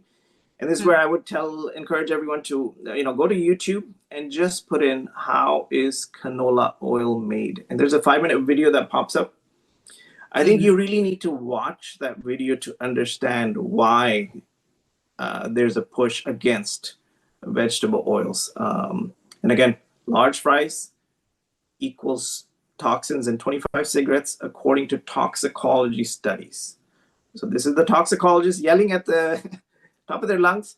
But the MD conferences, we don't tend to collaborate, so we're not seeing what they're doing. So there needs to be more intermingling. And then the low carbs is really key also. But if you're metabolically healthy, some people can manage more carbs than others. So it all depends on your metabolic health. And, again, shop the periphery according to your dietary preference. The cheat sheet that I usually give is you want to eat the natural fats. If you eat meat and seafood, I want you to eat more because there's 0 sugar in those. So meat and seafood, if you eat more. Eggs, eat more. You can eat 2 to 4 eggs a day. Don't worry. Eat the yellow. Along with the yolk, no? Eat the yellow because that's going to raise your HDL. And what I see everyone has a low HDL because we have feared fat for like since the 1980s. So we've got that ingrained in us. So this is where we all need to deprogram the marketing. Avoid the fat, avoid the fat, avoid the fat. No, this is where fatty liver, you want to eat more healthier fats. That's going to raise your good cholesterol. And again, the metabolic, the 5 metabolic markers, low HDL and high triglycerides are the real problem. Again, first principles, high triglycerides, how do you get rid of those? You cut the carbs. And how do you raise the HDL? You need to eat more healthier fats and exercise. So eggs, and then the next one is cheeses are good, and paneer. Don't fear the paneer, the real stuff. I know it's be careful where you get it, know your local vendor. And then also the last one is vegetables that grow above the ground are the low carb. So I have a little photo that I've seen on Diet Doctor. That's my favorite low carb picture. Can't get any simpler than that. And I think this is, again, healthcare marketing, simple. And then the last step, right? Intermittent fasting. Cut out snacking. 3 meals in 12-hour window if you want to maintain weight, or 2 meals in an 8-hour window if you want to lose weight. So it's up to you. I don't really say, because I'm only seeing them for one time. I don't have a long-term relationship, but I just want to give them some really quick tools that they can utilize to really prevent cancer. So this is where, when you're reversing the insulin resistance, the two biggest things, you're preventing cancer and you're preventing dementia. Those are worthwhile really doing these steps. And again, the CDC in the US, they show if you're overweight or obese, you're at higher risk for 13 different cancers. Again, obesity is exploding. That's why I'm seeing the rising rates of breast cancer and the rectal cancer in 20s and 30s. So we need to reverse the obesity. We need to reverse the insulin resistance. And dementia is exploding. We're feeding our bodies the wrong type of fat. We're giving it vegetable oils when we should be eating. This is where Indian population, go back to ghee, go back to coconut oil, and go back to butter. These are really, really good. Olive oil, avocado oil, it works for, the Western diets. And even then, there was a big a debacle recently, vegetable oils. They did some studies at UC Davis, and they found that a lot of the stuff that says avocado oil on there was tainted with vegetable oils. So it's very hard to get really pure olive oil and avocado oil. So this is where Indian cooking, butter, the real ghee, none of the vegetable oil ghee. Please be careful, read the ingredients, and then coconut oil. Very, very healthy. Yes. So that's wonderful, the great tips for the audience. So, I just wanted to know a little bit about, the women's imaging that you see. So do you see any difference between the men and women in where this visceral or ectopic fat tends to accumulate? Yeah, there's a big difference. Men tend to really pack in the visceral fat. So that's why men have more heart disease, more strokes, and overall unhealthier. And you can see the clear difference. And actually, I recall from my medical school days, the first year, we had a cadaver. We actually got a male cadaver. And when we started doing the dissection, there was so much visceral fat, a lot of visceral fat, and it was very hard to dissect out the organs. And then you see a couple tables over, a woman, the subcutaneous fat was really, really thick. But when you get inside the abdomen, very little, very easy to see, and it's not all the visceral fat in there. So it's really a stark difference on the imaging also. An example from med school, and I recall that very vividly because it was really hard dissecting that male because he had so much visceral fat. And this is where imaging is really key. And this is where I would say this visceral fat is depositing for a long time. And I have to throw out one thing that I think everyone needs to get tested. Lab test that everyone needs to get done is fasting insulin level. Very, very underutilized in healthcare. And this is where your fasting insulin will go up about 10 to 12 years before your glucose rises. So why are we testing so late? Test early, fasting insulin level, you want it to be 10 or less. And this is where we can catch it really early. Very simple test, even cheaper than imaging. And again, that's a very underutilized test in healthcare.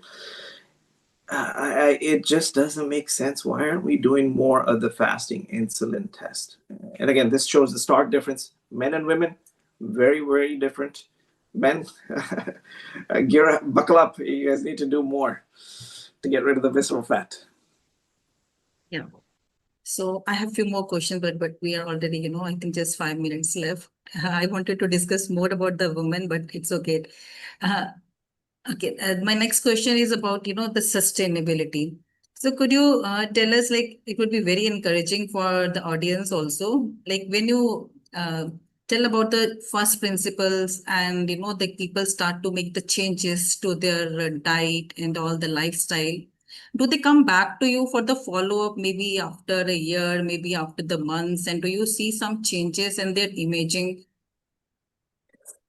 Yeah, this is one thing that I do not get feedback as a radiologist. I'm recommending these things, and I usually tell them, if you're able to, because I see a lot of pre-diabetics, I tell them, hey, if you reverse this pre-diabetes, I want you to let your doctor know.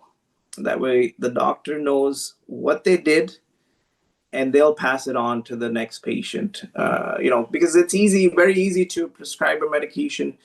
I think the diet part takes a little bit more effort, but if we can make it very, very simple, I think more can follow up. But this is one part that I don't get any feedback. Yeah. At least it would be really encouraging for you also to see the imaging over the time, how it changes. And it really makes people also more comfortable and confident. Yeah, definitely. And this is where the individual, that's listening in, look at your images. Look at your images now.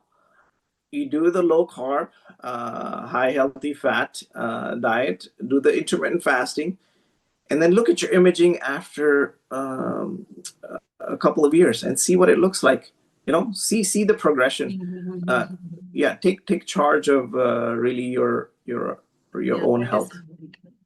Yeah, wonderful message, Dr. Suranjit. So I really appreciate what you have done as a radiologist, because you could have simply continued doing what radiologists traditionally do. Interpret the scan, write the report and just move on to the consulting doctor. But because you genuinely care for your patients, you started asking questions, what was actually happening, and you get to the root cause and you came with the first principle. And then you are trying to interact with your patients and trying to make them understand. And it's really important for people to take charge of their own health. And I think that message is sent. So thank you so much, Dr. Suranjit. And I think Shashikant Iyengar, please join.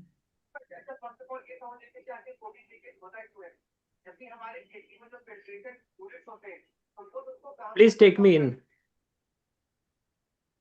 Yeah, I can do it myself. Dr. Suranjit, thank you very much. So you were there in our first inaugural event, and again you are here and sharing about images, what we are not able to see externally. You are able to see what's happening internally. It's again very important. The more we reinforce, the more we keep hammering. It's very, very important for India to understand. And this time specifically, the whole focus was on India and how do we metabolically repair everyone. Thank you very much, and your session was very valuable. And we look forward for more such cooperations in coming times. where we are all focused on educating the people. More than anything else, our focus is on educating. That's why we have kept the whole conference free, and we are going to keep it free across in the coming times also. Yeah, it was my pleasure. Thanks for having me. And this is where I would encourage the whole team. If someone has imaging, start showing it to them.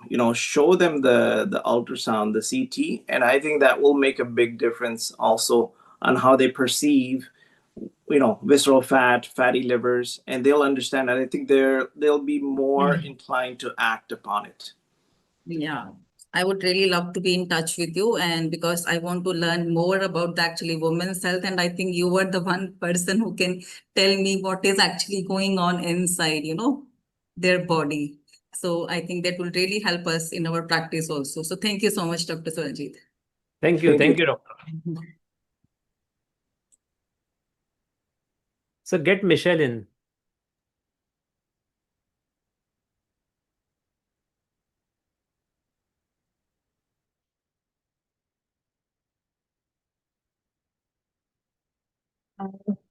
Hi, am I audible, Shashi? Yeah.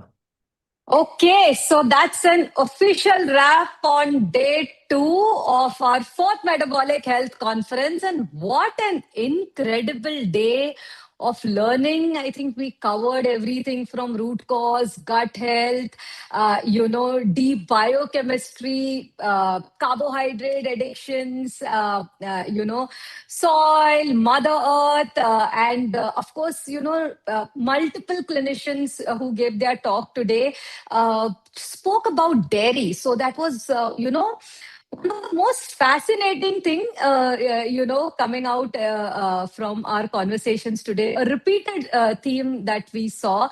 And before I hand over to you, Shashi, I know you have a lot to say, but a massive heartfelt thank you to all our brilliant speakers, all our organizing crew, our fellow hosts, and most of all, to each and every one of y'all who kept watching and engaging live from around the world in the comments, in the YouTube comments, your energy and questions, that chat, it has really made our day truly special. And also, I would like to mention, if you've missed any part of today's live stream, or yesterday's, the full recording is already available on our YouTube channel. So please rewatch, catch up, share with your loved ones.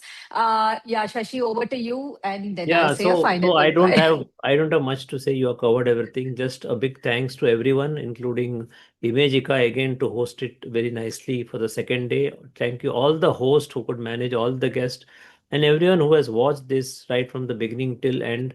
And of course, the recordings are available, and probably after a couple of weeks, we will splice everything and put the sessions individually. But as of now, that recording is available. Those who want, they can as well fast forward it or rewind it and see everything.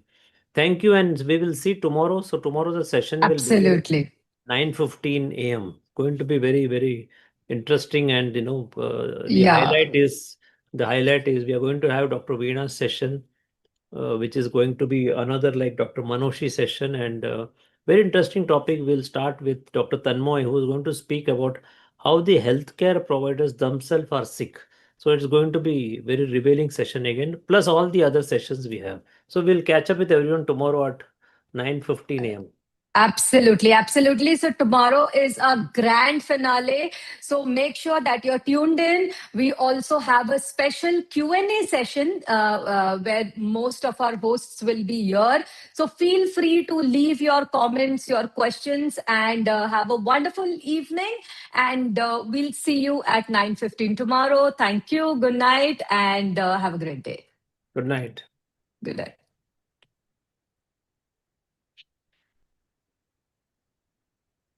Thank you so much, everyone, for joining today's session. So, from here, I'm ending this meeting. Thank you. Thank you, Gita. Thank you.